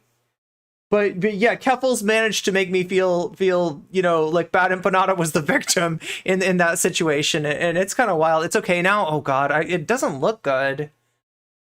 We're still dropping some frames. Hopefully we're okay. We'll try to get through. I just want to get through this part. I think that it's important to kind of be holistically against sort of like weird harassment behavior, like what BE stands for, whether or not you fully agree with everything a person believes or says. Vaush, some people would say that about you and your community. Weird harassment behavior is what I've heard a lot of people say about you. Especially if you're open and public about the kinds of things that you disagree on anyway, you know? How can you say that and then say that Professor Flowers didn't experience harassment after you guys' interaction? She experienced like I think like the normal amount that you would get. The normal amount. Fuck you. Fuck you. You have like wanna be. Oh my God! Welcome, Polly. Polly, I've heard that you just got you must have gotten finished with this content way before. I am taking so long. Welcome, Raiders. Welcome, Polly. Thank you for raiding in. We are hopefully we're gonna stay. Yeah, stay with me, okay? Yeah, we were having some frame rate issues earlier. I think we're better now. I hope we're better now. If we need to, hey, look, let's wait. Have you all heard the Weasel song? I think most of you are familiar with Zera mods for Polly, Zera mods for me. Zera creates a lot of really cool things, and among those really cool things is the Weasel song. Now, some of you in chat have already heard this. Please bear with me, right? But like, this is the only way that I know to get rid of frame rate issues is with the Weasel. Are you ready? Here we go. I'll even dance to it. Okay, looks like the frame rate's better already. What the fuck is this? Zera, how are you magic? How are you magic? Everybody go follow Polly, people! Everybody go follow Polly. You left some for tomorrow. Interesting. Alright, we're gonna dance. Weasel! Weasel! Weasel! Weasel! Weasel! What a weasel! Weasel! Weasel! Weasel! Weasel! Weasel! Toggle cat ears. What a weasel! Weasel! We've had a really interesting night tonight, everybody. Polly, you might be going to sleep right now, but if you're still awake, let me know what what else you talked about in your stream and how you're doing. Weasel, weasel, weasel. Weasel. What a weasel, weasel. Welcome, Raiders. Yo, I'm so glad to have you here. So yeah, we covered the Sophie from Mars thing, right? We covered, you know, if you don't know, Sophie from Mars is a YouTuber. There was a British counselor, a member of the British government, right, that claimed to have had an encounter with a trans person who said that they were going to dry their hands on their penis, right?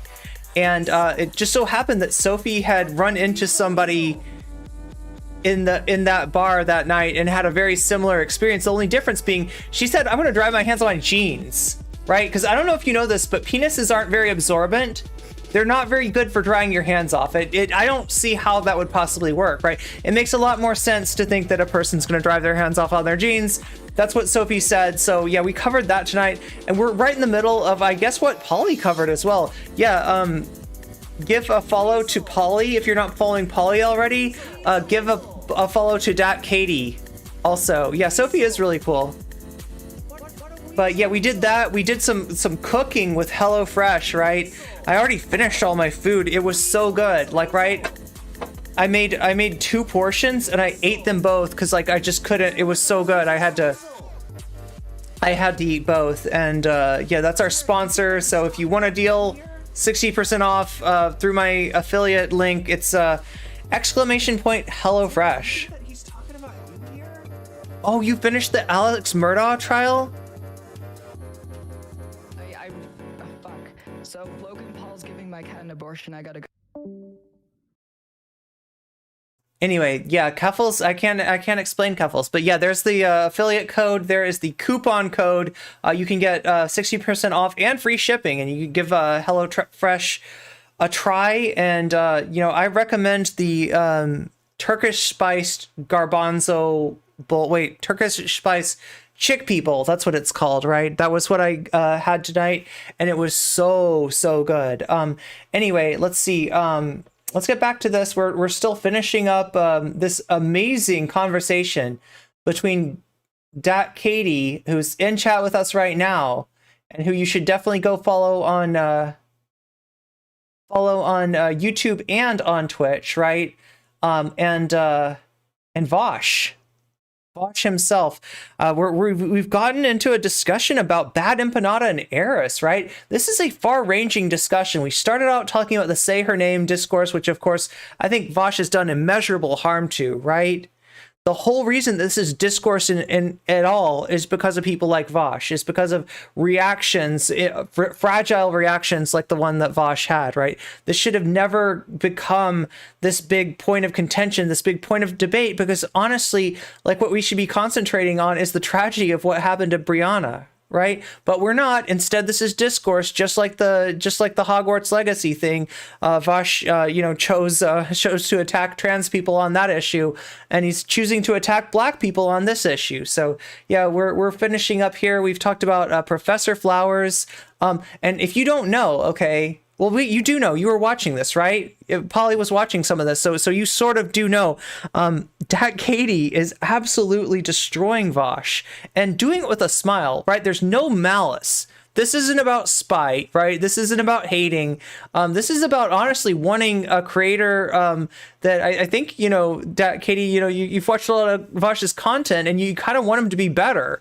And like, look, I would like that too. As much as I think that he's harmful for the discourse, as much damage that I think that he's done, as many people as I think that he's hurt, I would be happy if he learned something from his conversation with you. I don't know if that'll happen, but I do think at the very least, right, Vaush's chat has to have learned something. Has to have learned something from this debate, right? Oh my god, that is the wrong button. Let's try.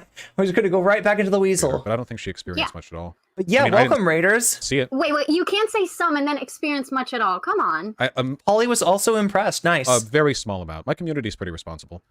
She could have made me look really bad by demonstrating it, but she never did. She could have. My mods contacted her to try to get screenshots. Effort was she blocked my mods, of course. Okay, so we're back to talking about. She blocked my mods, of course. Oh my god. Okay, so what he just said is the mods were like, hey, give us screenshots, right? And what Vaush is missing, and I can't imagine that he doesn't know this, right? And you know this in Polly's community. When a harassment troll comes in, they are not coming in on their main, okay? That's not an account that you're gonna find, if you get harassment from Keffels, right? Right, if you get in a fight with Keffels, you get in a fight with Vaush, right? The people coming in to harass you, they're gonna be named stuff like, Polly is a horrible person, or you know what I mean? These aren't main accounts. These are burner accounts, right? That they use to do the harassment. So there's no point in Professor Flowers sending Vaush screenshots of the harassment that has come from anonymous trolls on burner accounts, right? And I think he knows that. This is the same thing that Destiny says. This is the same thing that Vaush says. I think this is the same thing that Keffels has said. It's the same story every single time, right? Send us the proof that there was harassment. If there was really harassment, we'll ban them right from chat. Bullshit. Come on, you know better than this. You know that these people are not using their main accounts. Any effort to kind of substantiate it in any way, because you can claim any kind of harassment, right? At any point in time. It's not like I've said, I get death threats all the time. First of all, a lot of the death threats that I get are visible on Twitter, so you can see them. But also, a lot of the stuff I get over email, DMs, and people don't ask me to subscribe. Yeah, but I mean, those are the kind of things that if that is a real account, right, that thing's not going to last, right? That is a clear violation of TOS. That they're kind of a different situation. Because, it's kind of obvious. I'm Vaush. Of course I get death threats. But when it comes to someone like Professor Flowers, who isn't, the #1 most reviled figure in the online left from the left. And I hate to, just so I'm covered here, right? I gotta say this, just don't harass anybody. Don't threaten anybody. Don't do anything bad. Okay. Never think that doing that on my account because, these people have done bad things to me or people that I care about is helpful. That is never helpful. So, and I know none of you would ever do that, but I got to say it anyway, just in, cause we never know who's, hanging out in chat. Right. Oh my God, photo file. You just got an anonymous gift sub. There you go. There you go. I would like some. Thank you, Anonymous. Some kind of evidence, especially if you're going to clout goblin off of this alleged harassment, which she certainly did. But she clout goblined. Gosh, you would ruin Professor Flowers' life, for a very long time. I mean, I don't even know. I mean, hopefully she's doing better, but what she experienced is something that nobody should ever have to experience. I didn't see any. So, what am I to do with that? let me tell you what I think, and I've heard similar things that Destiny has said. I think what happens is, and maybe large creators kind of forget this, I have 300 followers on Twitch, okay? So let's say 1,000 people from your chat end up finding me on Discord or on YouTube or on Twitch, and they just like, and I get welcome home, Amanda. All of that extra attention. I'm not saying that is harassment. I feel like when people feel harassed, it's less about like getting death threats. But I remember like the first convo I had with Destiny where we had a disagreement. I just had a lot of people from DGG just tell me they like are a lot of the harassment is like character assassination, right? And because I knew there was hostility, spreading lies about you. I was like, oh, this is why people talk about being harassed. Sowing hate, with people that are associated with you, right? You're getting a lot of attention. Trying to isolate you. That's what the harassment is. So even though no one is actually harassing you, it feels completely overwhelming. So I do think I think it's irresponsible to say this person targeted harassment towards me, but it's also, I think there's a lack of empathy to how terrifying it can be to get so. Look, Jessie Gender blocked Vaush for a reason, okay? And it wasn't because she didn't want to talk to Vaush anymore. It wasn't because she was afraid of, that she couldn't push back against Vaush's ridiculous, points to what she was saying, right? It was because when Vaush says that you're a bad person, then a whole bunch of people go after you, right? And the quickest way to end that is to make sure that Vaush can't with that kind of interaction on Twitter, just like what happened to me with SDL, right? SDL comes on my this is a very minor version of it, right? But SDL replies to one of my threads, and then all of SDL's fans just descend like locusts. And just I don't know, what am I supposed to right? How am I supposed to deal with that, right? That's the kind of thing. But this was just on Twitter, right? Luckily, this didn't result in any kind of anonymous harassment with SDL.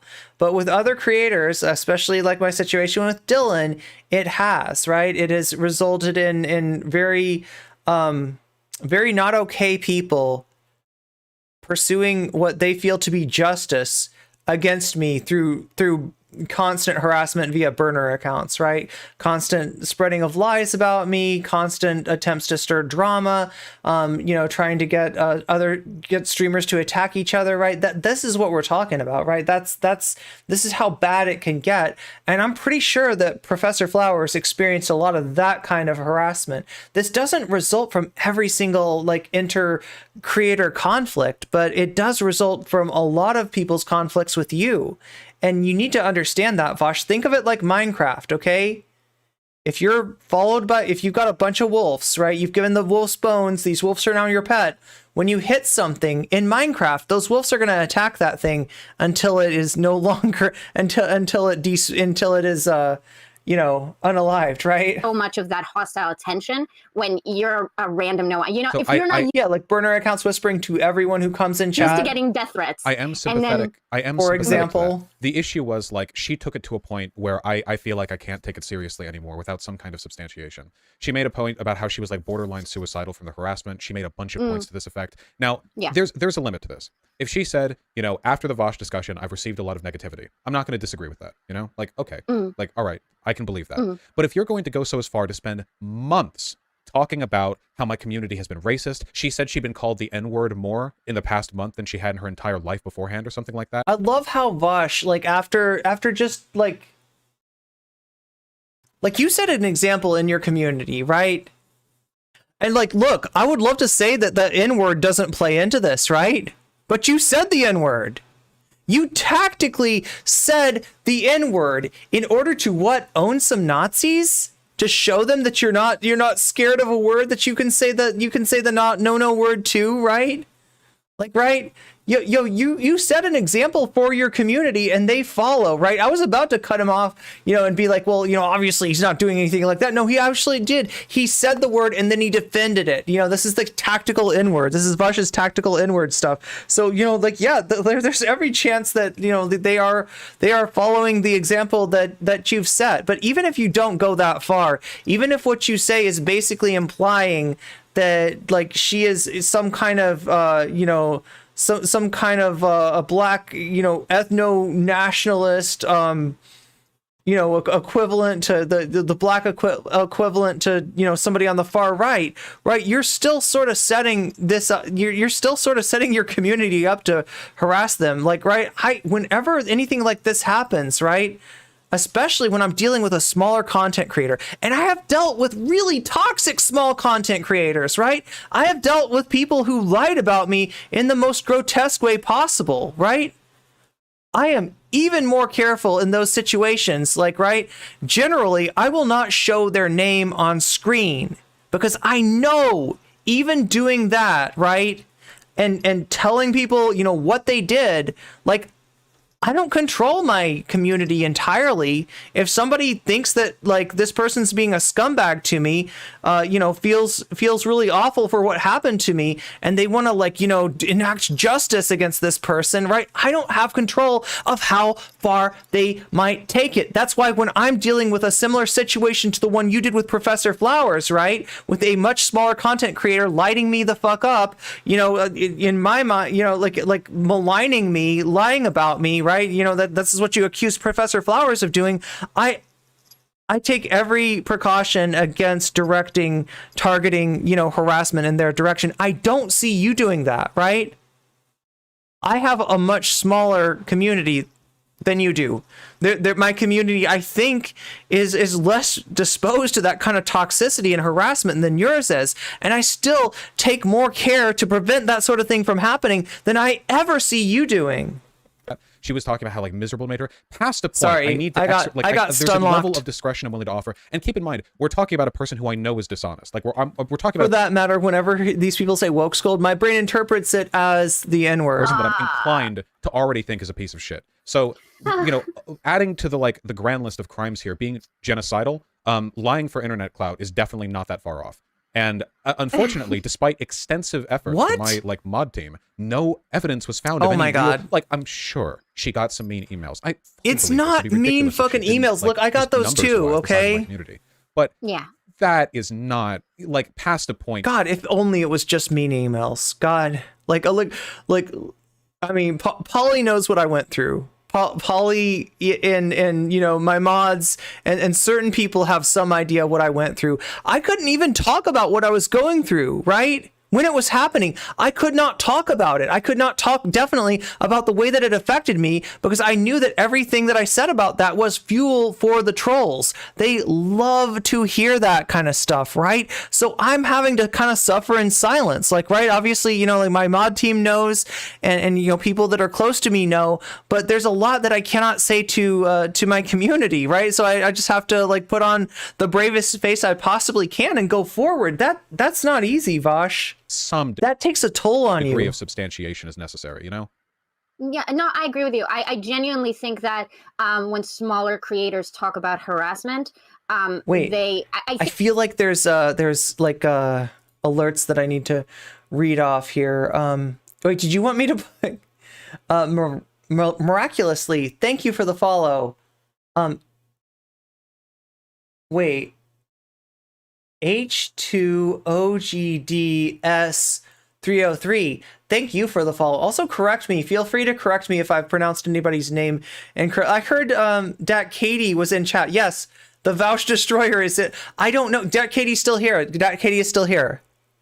We also watched a bit of yours before you logged off. Yeah, that's yeah, this is an amazing conversation. Like I said, it seems like it should be a watershed moment, and I'm gonna do everything I can to like put a little highlighter on that to bring attention to this, because I think that Katie did something special with this, and I am so like, I don't know what to say.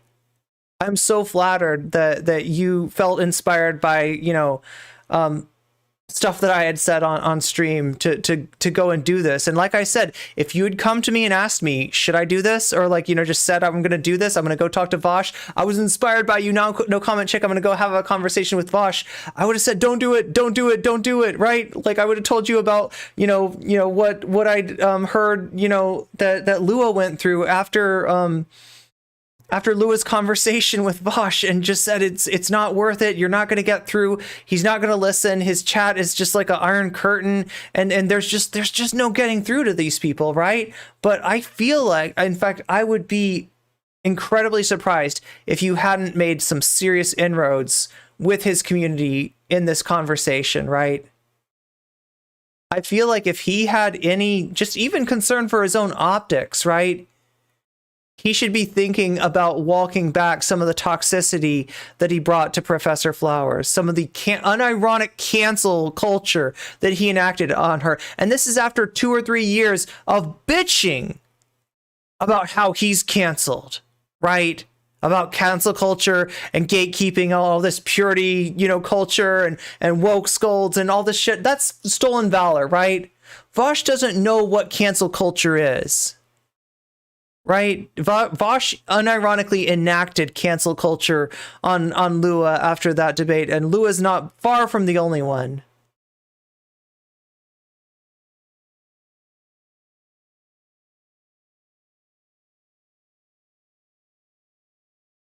He just went mask off. Wait, have I gotten to that point yet? There was some pretty, major moments here. And oh my God. I think it's very long. And this is a far-reaching thing too. It wasn't just about the say her name, situation, right? We were talking about Professor Flowers here.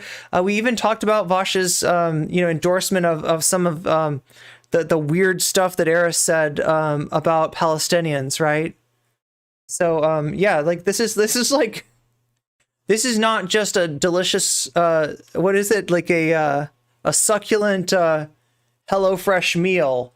This is an entire buffet, right? This is an entire buffet that Dat Katie has, Dat Legend, has laid in front of us here tonight. Good, obviously, for big creators, because if they're being accused of like sending their audience, but also I think you can absolutely recognize that like you don't need to send your audience. Like if people vehemently disagreed with me during this conversation, someone is going to feel like they want to tell me that or like come up in my chat, and that doesn't mean it's harassment, and that doesn't mean it's your fault, but I do have a lot of empathy to how. Yeah, look, I got that stuff too. I got Dylan stands up in my chat. I experienced that too, but that wasn't the worst of it. That I can take, right? Like if they're reasonable, I'll listen to them. I'll hear them out. And if they're, unreasonable and they're making chat miserable for everybody, then they're going to get banned. That I can deal with, right? The thing that like these people don't understand is that a certain portion of your audience is not going to be satisfied just going into another creator's chat and announcing their displeasure, right? Some people are not going to leave you alone. Right. And we had, we had like a conversation logged by Danabo trying to talk to one of these people who was doing this to me. They thought on Dylan's behalf. Right. And Danabo tries to ask them, like, why are you so obsessed with her? Like, why won't you leave her alone? Now, if you don't know, Danabo's like a friend of Dylan's. Danabo's a close associate with Dylan. Right. And Danabo's trying to talk this like, monstrous harassment troll down, trying to get them to like, leave me and everybody else on Twitch the fuck alone. And they say, well, she caused, Dylan's, breakdown that caused him to, make an attempt on his own life, right? This is something that Dylan was really clear about, okay? And credit where credit is due. He said that had nothing to do with any Twitch drama. Dylan specified this, right? And Danabo made that point to this person. And you'd think that, okay, if that's what the person's worried about, if they blame NCC for, what happened to Dylan, and Danabo, Dylan's close friend, says you got that wrong. You got that wrong. Talk to Dylan about that. Dylan will tell you that's not true. right? And the person keeps fucking with me for over a year after that. Then you start to understand what you're unleashing on people like Professor Flowers, right? Because like his cancellation of Professor Flowers was not just like she had a bad take, right? You know, he compared Professor Flowers to like Nazis and stuff. Right? He absolutely demonized her. So for him to try to wriggle away on this stuff, well, I don't think that her harassment was that bad and she never proved it, right?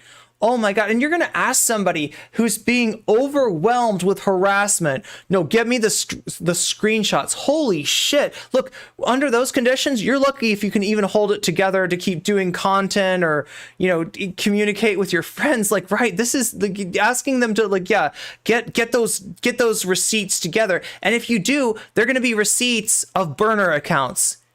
And when they show them to Vaush's mods are going to say, I'm sorry, we do not have, you know, like black people suck is not a member of our community, right? Because that's the kind of names that these burner accounts are, you know, right? The names themselves are a form of harassment, right? And so this is the thing that he's claiming as like a good faith, like reaching out and trying to ameliorate the harassment that he's caused is absolute bullshit. Absolute garbage. It might feel like harassment when it's just about, you know, it's like a bunch of individuals doing something and you're not used to it, you're not aware of it, and then you're like, it absolutely, I think the experience can absolutely be of like... Smoke Scold is like a combination of the N-word, the T-word, the F-word, the R-word, etc. Yeah. Harassment. The issue is that when you're accusing someone... Shall I compare Vaush to a summer's day? He makes me irritated and cranky. Of like Vaush causes your boob sweat? You don't say. Like harassment, then it kind of like puts them in a culpability position, which is not necessarily fair. But I can see why people conflate these terms because it can feel so I'm sorry bad, to go you off know? on this chat. Yeah, just like, again, I've received more racism in the past month than I have for my entire life beforehand. Like, this has driven me to be suicidal. Like, past the point, obviously, I can't keep doing the whole, like, oh, well, this is just an... I wouldn't even compare Vaush to a summer's eve. Oh! Natural course of... Oh, how unfortunate. Because, you know, Sarah. what are you to do in such a position if it feels like somebody is lying about the harassment they're receiving, despite Well, multiple I guess efforts if you to feel like they're substantiate... lying... Well, we already know she's a liar. Even if she wasn't known to be dishonest, I would be kind of let me ask skeptical. you something. Let me ask you something. Would it have not been, even if you think you're lying... Again, one could say the same thing about you. More optically advantageous for you to be like, if you're experiencing harassment from my community, I am ordering my community to stop. I'm so sorry you're experiencing these things. I vehemently disagree with all your positions still, but that doesn't mean you should be like receiving hate. Wouldn't that just like... No, publicly said multiple times, don't contribute to any harassment against her. Also had multiple members of my mod team reach out with promises to permanently ban people from my community if they were found. So you just got tired of repeating it, is your point? Well, past a point, it makes you wonder if anything's really happening, you know? What, so I'm supposed to spend the rest of my life going like, okay, well, you know, I'm sorry, I just get off reading Professor Flowers' like 50-page... That is part of the, like, look, I mean, you're making it, you know, you're describing this in an absurd kind of way, right? But part of a content creator, especially a bigger content creator's responsibility is to say those things and repeat those things. Even whenever I say this, and I'll say it again, don't harass anybody. Like, right, we're showing Vaush in a really bad light tonight, but that doesn't mean that I want you to go over and, you know, give him and his community, his mods, like, you know, shit or anything like that. That's even if you think that you're doing this on my behalf, you know, it doesn't help, and it's not what I want, right? I say that shit even though I know, like, there is a very low chance that anybody in my chat would even think to do that. We're not the side that does that shit, right? We're marginalized people over here, Vaush, okay? It's entitled, arrogant, privileged assholes that are on some kind of fragility trip that do that kind of shit. That stuff happens when No Comment Chick stands up and says like, hey Dylan, you got a problem with platforming, all right? I know you're gonna platform transphobes, so I'm not gonna even ask you to stop doing that, but at least when you do it, could you stop them from gish galloping? Because you got a lot of naive people out there that are hearing these tropes that Rob Noor is spitting for the first time in their life.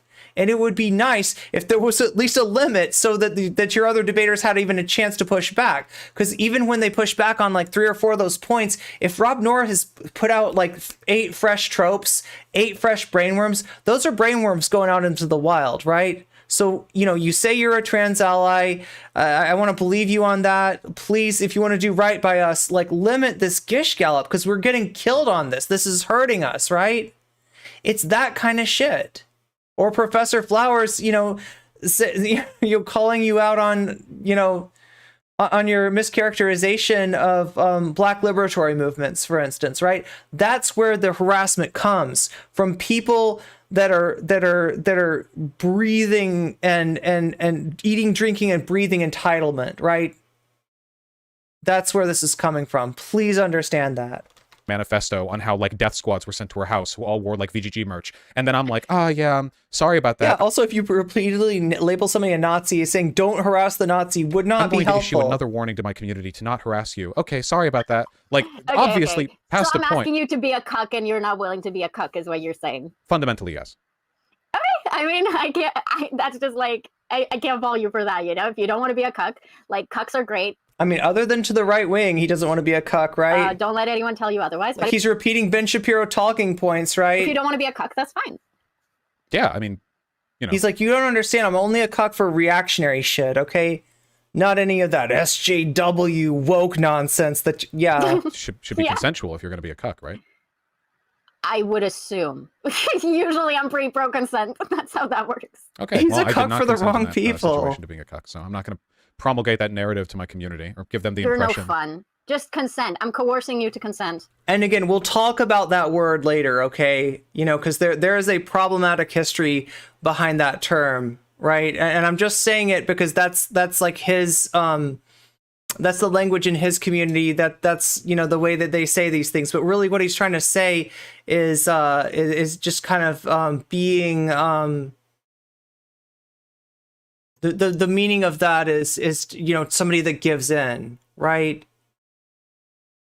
But yeah, there's like there's a reason that you might not want to use that word if you're a real leftist. There's some shit that you might not realize that you're perpetuating. We will talk about that on another night, though. I've only got so much time. I'm not going to consent to being a cuck on this. I'm a cuck. I'm already a part of the online left. I'm the part of the most cucked like political wing of American You discourse say right that now. as you shoot inside your own tank and whine about how you hate your people. PF is not in my tank. I'm no genocider. And also, Oh frankly, my God. I don't think... Wait, does she need to be excised from the left? Is this going to be like a Keffel's take here? The people who like Professor Flowers are much in my tank either. There's a pretty huge gap, I think, between people who are actually on the left and people who are synthetically or optically on the left. Yo, motherfucker said synthetic leftists, right? Listen, whenever I talk about Vaush, okay, I'll use words like loser leftist. I try to not say that he's a fake leftist, right? I can see, you know, like I can see, I'm tempted, right? But there's a reason that I don't say that. And there's a reason I definitely don't say synthetic leftist. That is Caleb Maupin language. That is Caleb Maupin language. That is what Caleb Maupin calls people like Vaush, right? The synthetic left, meaning that like he's the real left, right? And Caleb Maupin has a very, you know, reactionary, you know, take on leftism, right? He's got the class analysis, but he thinks we're all too obsessed with ID poll, right? Peter Coffin, right? He's got the class analysis, but he thinks that we're all moved by social capital, right? This is Nazgul Vortex shit, Vaush, and I tried to give you some credit, right? Because I know earlier in your career there were a lot of people calling you a Strasserite, and I don't think that's where you're at. I don't think that's exactly where you're at. I think you have some right-wing brainworms, all right? I think you unironically, like, you know, give people like Ben Shapiro too much credit. I think you look at the left and you see weakness and you want to make us strong, right? And you think that the way that we're going to become, you're like, yeah, the right is strong and the left is weak. And if we want to be strong, we got to be more like the right on these issues. Yeah, we're going to be strong by giving into the right. We're going to be strong by waving the white flag. Vaush, who is a cuck here? Who exactly is a cuck? Right? And you just bass-backward stepped into the doo-doo of Caleb Maupin's bullshit. Right? This guy has poop on his shoe. And that is Caleb Maupin's poop that you are tracking around my tank, Vaush. And yes, I did say my tank. Anyway, enough take meisters. There are lots of things that may appear progressive that actually aren't. A good example for oh yeah, by the way, see that sub goal down there? Like, right? It says 170, but the real goal is 200. What's going to happen at 200? Let me remind you once again. What happens at when we hit 200?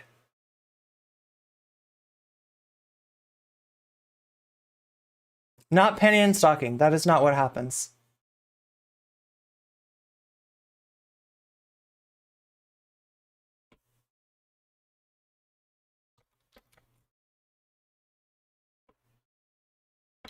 So I always do cosplays for my goals, right?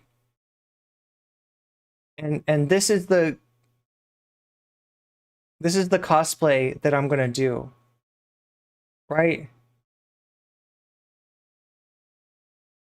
You get me to 200 sub points, okay? And I'm gonna do Colonel Nanuchka from the gorgeous Ladies of Wrestling, okay? You ready for this? Here she is.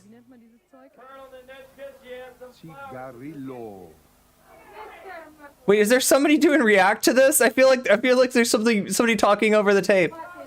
Oh yeah. So I'm gonna do that. That is the exact cosplay that I'm gonna do. Yes, chat, complete with the hammer and sickle tattoo, just to trigger the debate bros, just to piss them off, just to get them calling me a tanky, because I love to hear it. I've been called a fake tanky before enough. I'm gonna get called a real tanky by these debate bros when I come out dressed as Colonel Nanuchka. This is so quiet.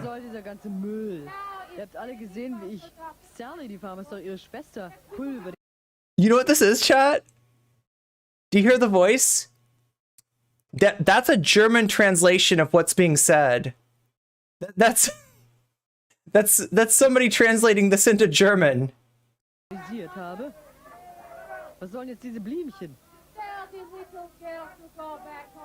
dem kleinen Mädchen nach Hause zu gehen und weiter Blümchen zu pflücken. Amy, hau ihr die Blumen um die Ohren. Los, mach das jetzt. I mean, Vaush just unironically called us synthetic leftists, so I feel like he's given up his claim to be called a leftist. He's a Maupinite. You heard it here first, folks. Vaush is a Maupinite. Vaush is a Coffinite.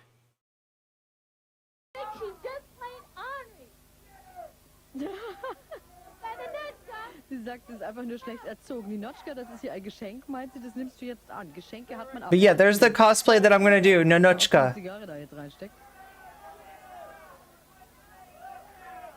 Das ist also echt This is unironically how the debate bros see me, though. Oh. Notchka, wie kann sie nur? Okay, anyway, we can't watch the violence. We can't watch. Well, I don't know what Twitch's stand on fake wrestling violence is, but yeah, that's what we'll do if we get to 200, just to piss off the debate bros. Would be anyway, black separatist types on Twitter. I saw this recently. So there are two TikTok entertainers. One of them's skinny, one of them's very muscular. They're both black, and basically they do minstrelry of themselves. Like, they're two black guys, and they'll do the whole shuck and jive watermelon fried chicken thing. I love how Dat Katie is steamrolling Vaush. And you know, it's a free country, but they have angered a lot of black people. They have a lot of choice words for those two individuals. And I was seeing a big thread where black people were not happy with this behavior, which understandable. It's basically minstrelry, just you're doing it as a black person. And then I look in the thread a little bit, and I notice that all of these people who are like very like anti-black oppression, they're very like, hey man, like how the fuck is this going to help us with like liberation movements, blah blah blah. And then you look a little bit further, and a lot of them are like incredibly fucking homophobic. A lot of them are like incredibly transphobic. I see a lot of like, and then I start see people defend Kanye, and I see people start saying, well, Kanye is actually like an uncucked brother. I've heard people defend Kanye. Polly, have you ever heard anybody defend Kanye? Does that sound familiar? I feel like recently, fairly recently, within the last few months, have you heard somebody? I feel like there's somebody that defends Kanye. I feel like he's some kind of a VTuber, right? Some kind of a VTube frog defending Kanye, unironically. And this asshole right here, this asshole does Q&As on his Discord server. Yeah? You want to talk about somebody that defends Kanye? How about your friend Doobie, Vaush? You know, even though he's openly said he sides with white supremacists, and they started talking about how he actually hasn't said anything anti-Semitic, and it's like, interesting. From the outside, this thread might look like it's progressive. They're criticizing a racist bit of behavior. In reality, these people are fucking psychos. Ian, I have to pee. I'm so sorry. Well, the sentence was done right there, or series of sentences, so you're free to go. Thank you so much. Wow. I mean, look, that's the way to end a debate. You know, Keffel says, I gotta go. Logan Paul is trying to give my cat an abortion, right? I think Ian, I gotta pee is much stronger. Yes. So sorry to anyone in the audience who wanted this stream to contain literally anything but this conversation. We were having this conversation. That is beautiful. I'm enjoying it. I'm here. Start this at the 12-minute mark. Okay. I'm not going to answer the question because you literally are proving my point. So there are a lot of people who are there's more? genocidal, and I just want to clear up what I mean. What I mean to say is that there is no amount of violence. Oh, we've seen this. We've seen this clip recently. Yeah, the one where she does the whole It's not freak actually out, the like, end. Haha. Good thing we're not genocidal. Here, if I open up the transcript and I search for colonizer. Okay, sorry. So anyway, as I was saying, you know, sometimes people can appear to be on the left or to be progressive. That was a quick pee. And they're not. I agree. Something I want to tell you because I. Yeah. Like, and those people often call others synthetic leftists too. Yeah, I would say so. Yo, I'm trying so hard, right? It's too old of a meme, okay? I know you want it, chat. I know you feel it, all right? But I'm not gonna call Vaush a Strasserite. That is too old of a meme, okay? I cannot go back. That is long past history, okay? All right, but seriously, I'm so tempted. He stepped right into that Caleb Maupin doo-doo. I think it's funny because other than that, and like you're a quick peer, yeah. Being disappointed in your gun takes, I think I'm done. Archie puked on him. Oh my God, your cat puked on him. Why, God? Oh, why? So there was a time, I don't remember when it was. Wait, did somebody say that they had Sarah, there you are. Sarah, you said you got some good content for me after this. You got something that'll make me feel good. Is that right? Are you in our Discord? Can we get you to put that link, either that or maybe send the link to one of our mods? You should be in our Discord. If you're not in our Discord, side eye for not being on our Discord. But like, yeah, like you said, you got something for me, right? That you said Polly with the cope emote. Hell yeah. That NB, I'd respect your decision. Just know that if you changed your mind. Oh yeah. Okay, sorry. I'm getting into chat's conversations. Your name is Vaush, and I thought that was serious. So I thought your actual name was Vaush for like 1.5 years. It's not the worst name, you know. I think it sounds a little I liked cool. it. I mean, what's wrong with Irish Laddie? What's wrong with Irish Laddie? I thought it was funny. Yeah. Well, are you not proud of your Irish Laddiness? Apart from the gun takes, though, it's a pretty interesting intersection to be apparently like radically anti-Israel, but to be liberal on gun takes. I'm liberal on gun takes? What the fuck? Are you more pro-gun than I am? I am anti-gun. Yeah, that would be liberal on gun takes. Oh, sorry, not liberal in the sense that you're liberal about their use. Liberal in the sense that you would align with American liberals on anti-gun legislation. No, I'm way... Look, Vaush, here's how I feel about guns, okay? When I take off my panties, they become a gun.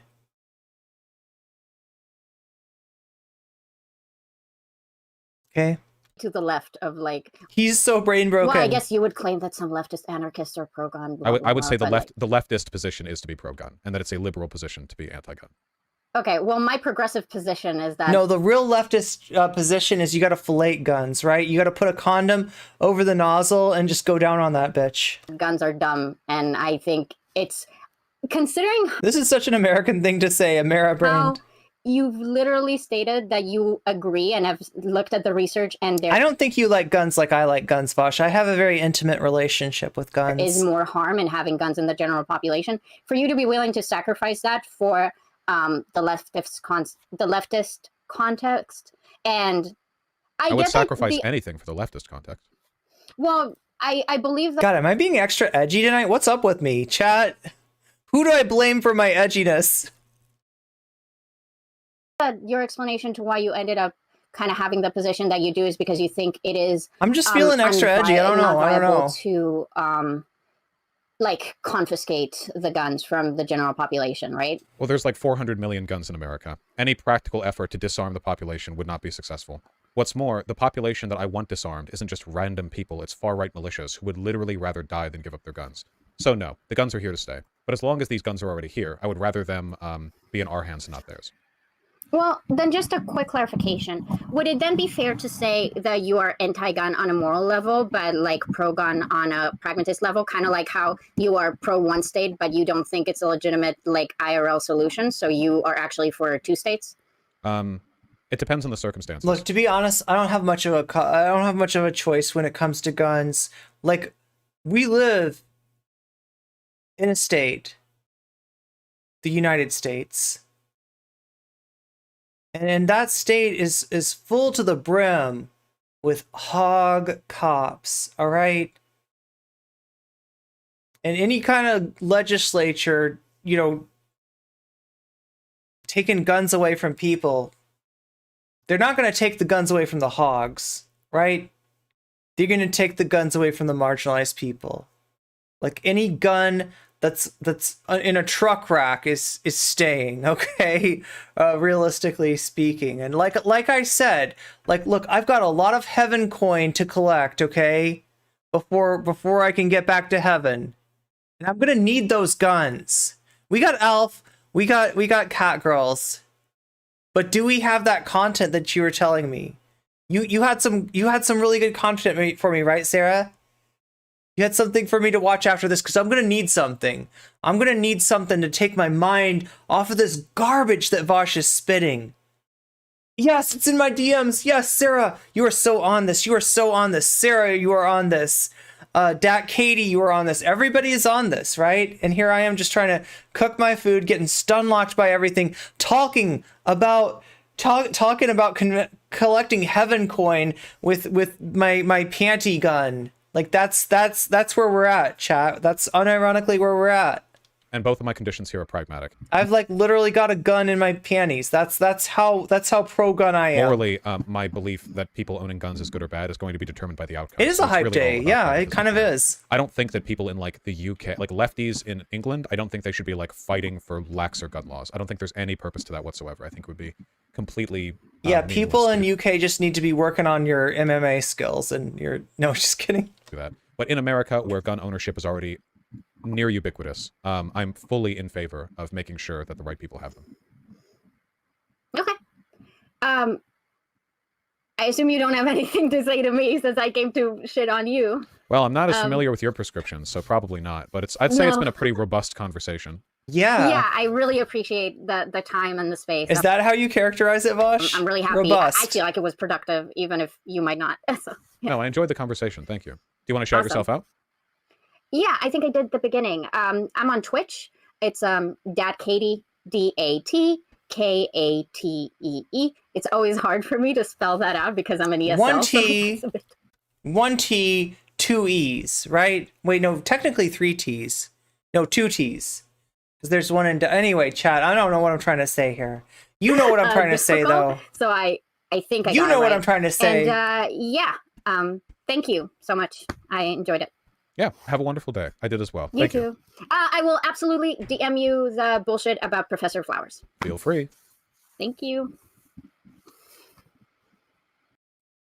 My name is my name. I know. I just wanted to like make sure, like usually the hard things are like which letters are doubled and which letters are singled, right? Like, because like if I could see anybody messing up your name, it'd be like forgetting the two E's, or it'd be like putting two T's in there, but there kind of are. Yes, Slade, exactly. That was brutal. That was absolutely brutal. That was sick. What a sick hit. So what do I have in my... Let's see, what are in my DMs? Chat, you don't want to know. You don't want to know what's in my DMs, okay? None of the debate bros want you to know either what's in my DMs. If I were ever to just get super edgy and just start releasing DMs, there'd be some debate bros that were very nervous indeed, right? But we're gonna look for some DMs here that are let's see, the Trans Agenda Dynasty. Let's check this out. What is this? I already made them nervous. That's enough. All right. I just have to tease it, chat. I just have to tease it. Okay, so wait. Epilepsy warning. If you react in a bad way to flashing lights... Wait a minute. I mean, are we good as far as, like... Are we good as far as copyright goes? Because you know I'm streaming this to YouTube too, right?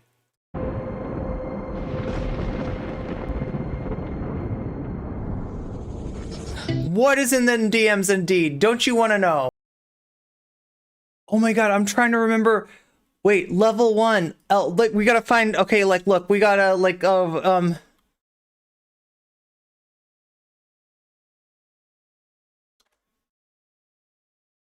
Yes, fun. That's the one. That's the one.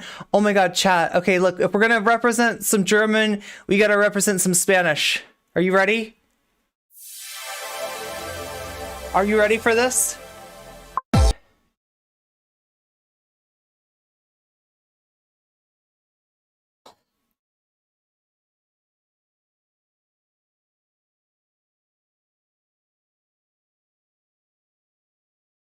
Wait, do we want to go for this? Are you ready for this, chat? Hey, Ina! Check out this neat trick! Look, there are already some people here. What idiots. Luckily, not many more will be showing up. I want to go home. I don't like this party. I'm allergic to people.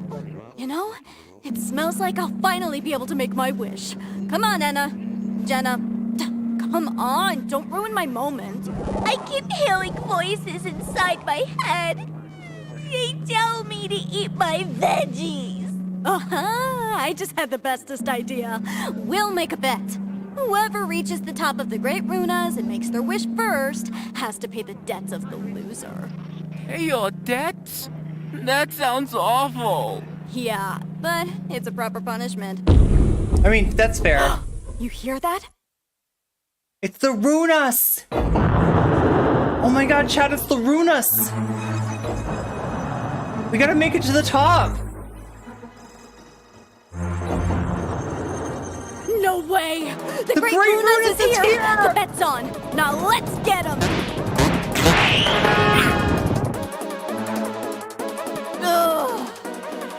So it goes.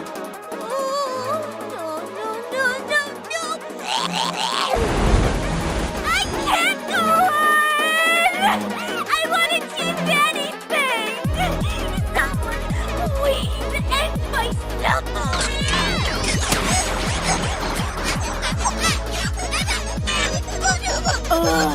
I'm giving you an advantage, you know.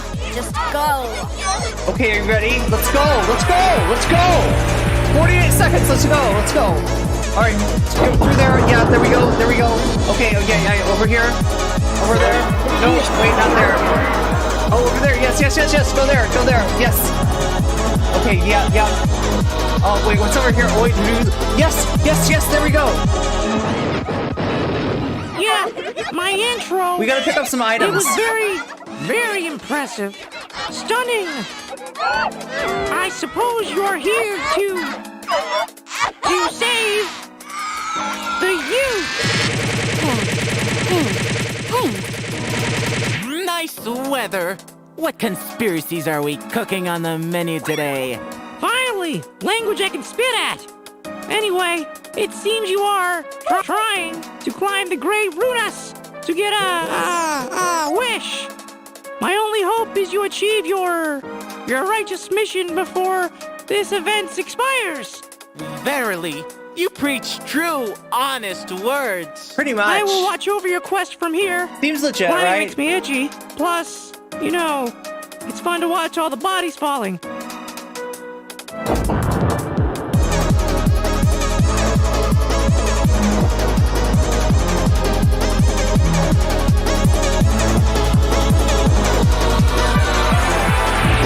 Okay, we're running out of time. We gotta go. Yes, down there. Yes, over here. Oh, look, around. Yeah, there's it's an NPC. Okay. What does this NPC have? Buenas, comadre. ¿No le gustaría algunos dulces para guardar tu momentazo? Dulces para su cafecito, para su cuerpo, I'm horrendously sorry. But I've been assigned to a sacred mission, and I ought to make haste. To run! To run! To run! To run! To run! To run! We got the Turon. Let's go. Oh shit, we're running out of time. Quick, go. Go! Oh shit, what's going on? Okay. Did we make it? I'm not sure how time works. Did we make it? Well, at least we got the Turon. We need the Turon. I think that's gonna be important. Okay, so big pile of bodies. Hi.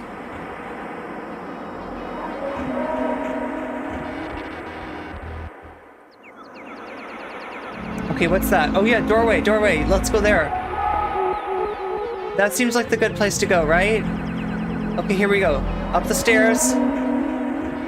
Time is wibbly wobbly, Tommy windy. If you go by what David Tennant said in the Doctor in Doctor Who. Wait, which one is that?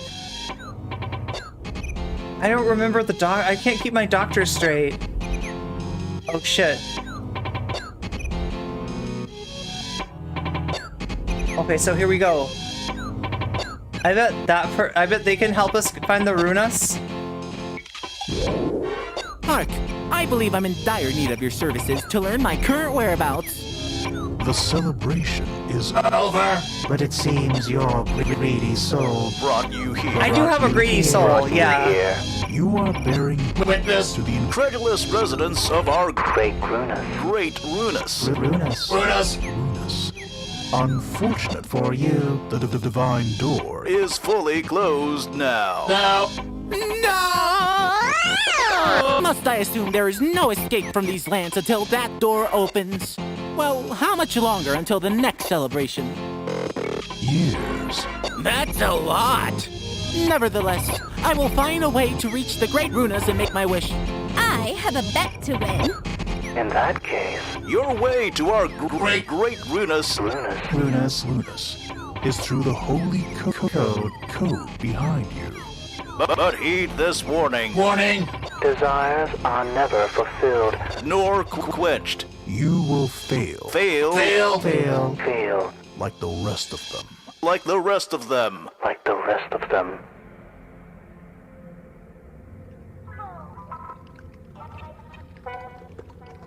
Oh shit. There's the holy code.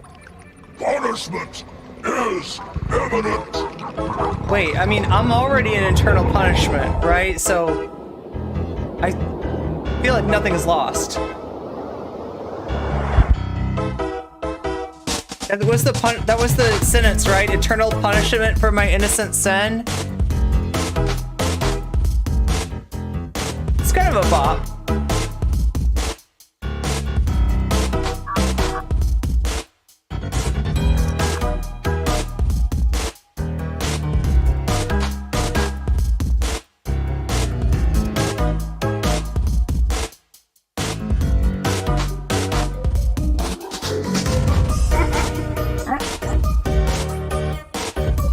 Oh, look, a tank!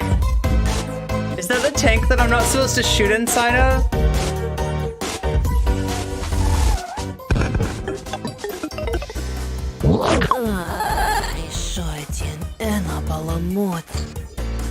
Погоди.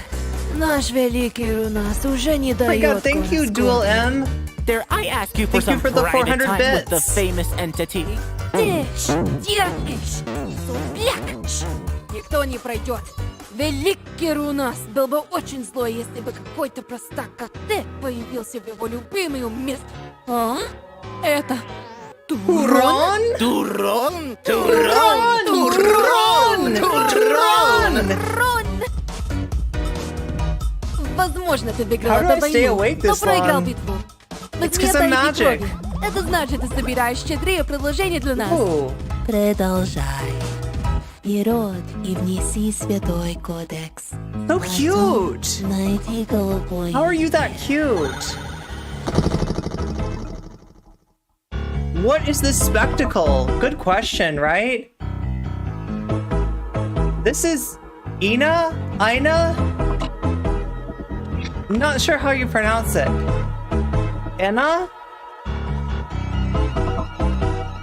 Okay, there we go. Into the holy code. Alright, where are we going here? Where are we going? Oh shit. Oh shit, did we fall out of time? Are we still in the same, like...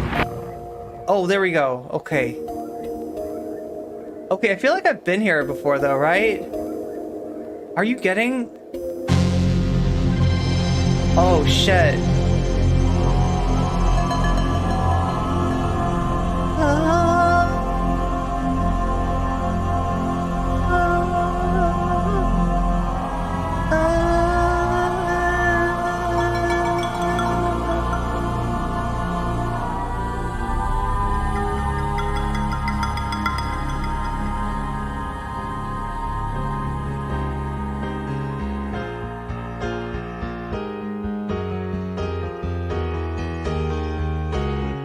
なんでそんなにバナナ見てるの？あんたそれ好きなの？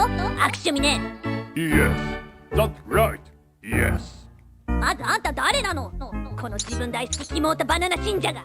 Surprise ready. Yes. なんてこと？それはあんたと違う味だけど。 You're all living a lie! あ、まああんたは合格できるでしょうね。私はあんたのこと好きじゃないけど。まっすぐ進んで次は右、3番目の穴を選びなさい。Drink the blood and smoke the banana. Yes. 何よ、それ。 Yes.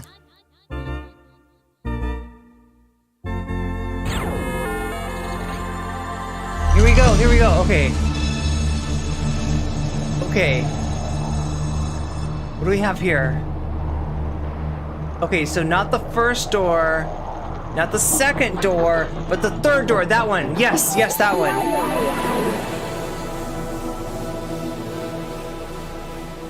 All right, here we are, somewhere.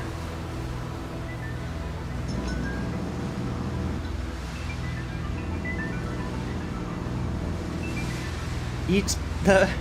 Oh no.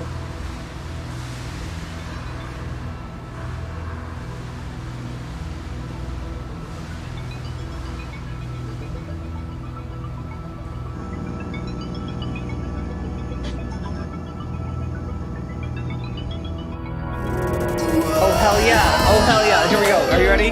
Hey, what's the data, Theta? Hey, you're pretty acute for a newbie, but now's not the time for me to go off on a tangent. The name's Findall.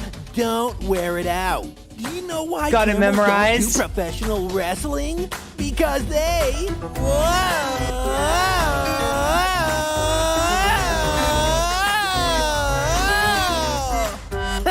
That's dolphin humor for you. How are things, Dolphin? Things are wicked. Okay. Seems like you're ready for the initial interview ritual. Sound good? Well, it's a Look upon my work, fist Sea fight. Mighty. So prepare to scrap. Kerpow! Why is anyone punching me so softly today? Quit the hitting and finish the job! Whoa, whoa, whoa, whoa, whoa, whoa, whoa! Take a chill pill. I meant no ill will. Here's the new prescription. No initial interview for you. Just stain the water red and the pyramid door will open. That's door number 5. My star. Cha!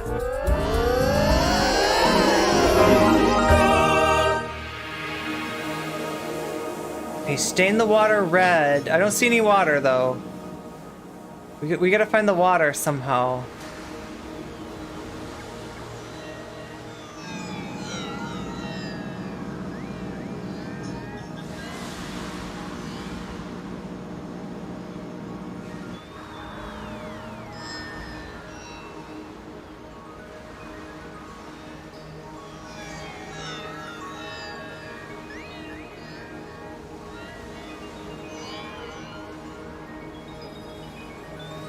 Yeah, how do I stay awake for this long? Oh yeah, Minecraft. We just gotta throw the Eye of Ender. Okay, there we go. There's the water. I think that's the water. Stain it red though.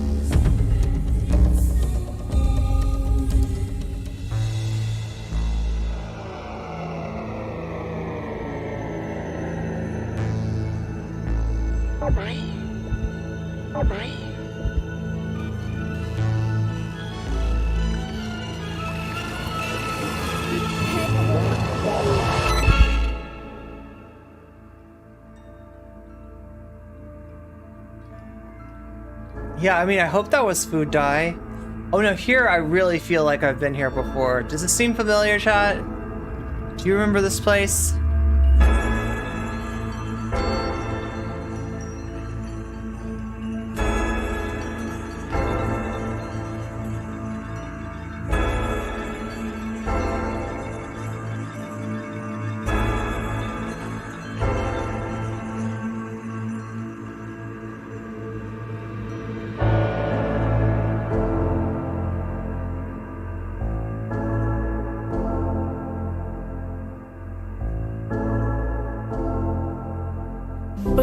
Oh Give my me god! your lunch money.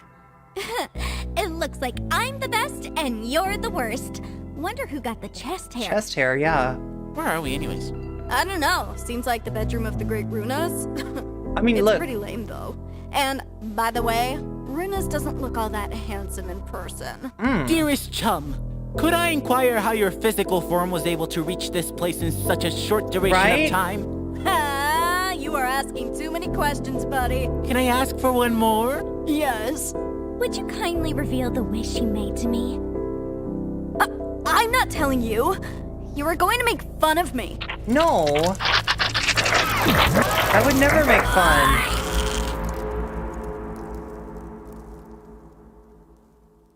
Cheese and rice. Cheese and rice, Mooney. All right. I wish to be thinner.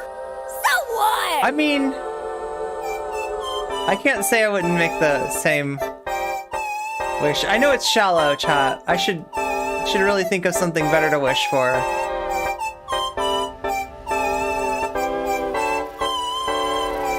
I'll work on it, okay? I'll work on it. In the meanwhile, I want you to say hi to my very good friend Willow. Right? And we're gonna not just go out with this music, right?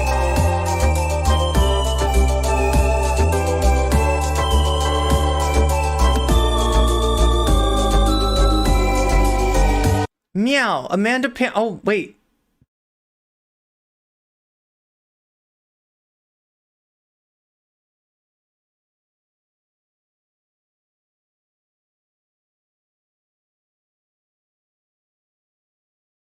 Panda Sensei another night. I've had so much fun. I hope you've had fun, Vaughty. Oh gosh.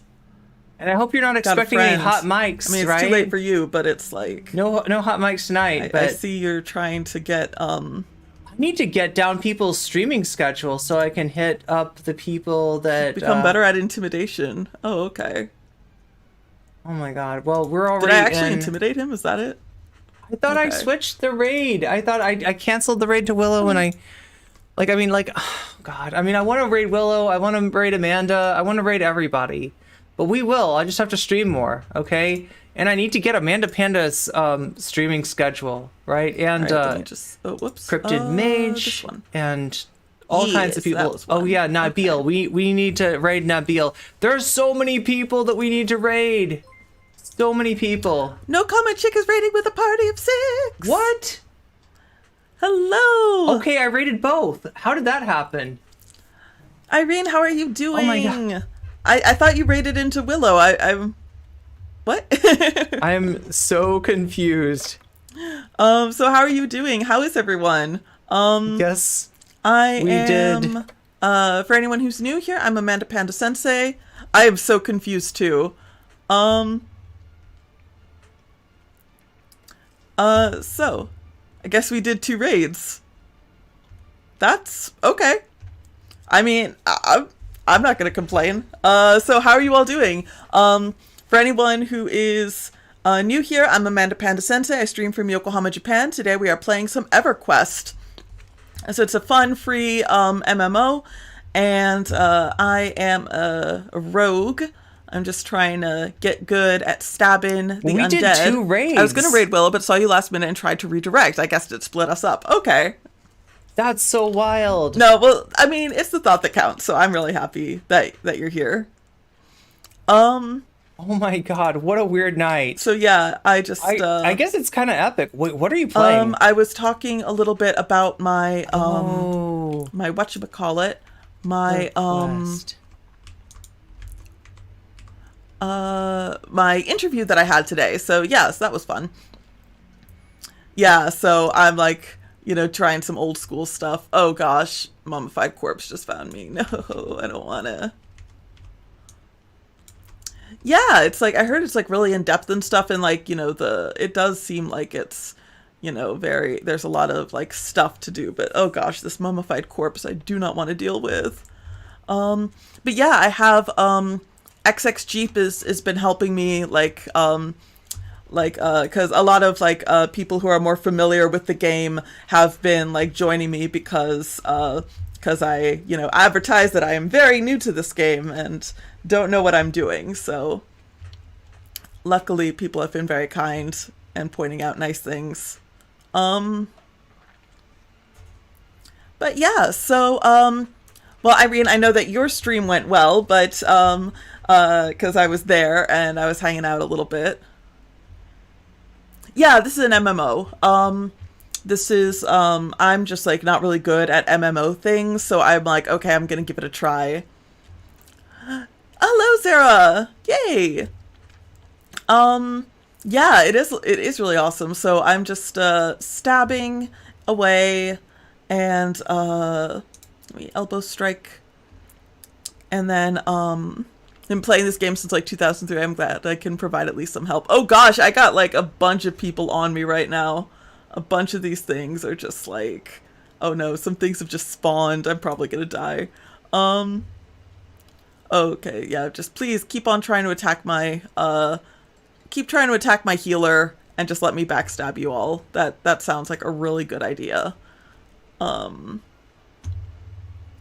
Let's see. Getting better at intimidation. Okay. Should run after you kill this one, maybe. Yeah. I should probably run. Oh, gosh darn it, you ran away. Ran away from me. Get down here. I'm not stopped streaming yet, am I? Oh, okay, anyway, I am technically sniping Amanda Panda Sensei, but I don't think that Amanda Panda Sensei minds. We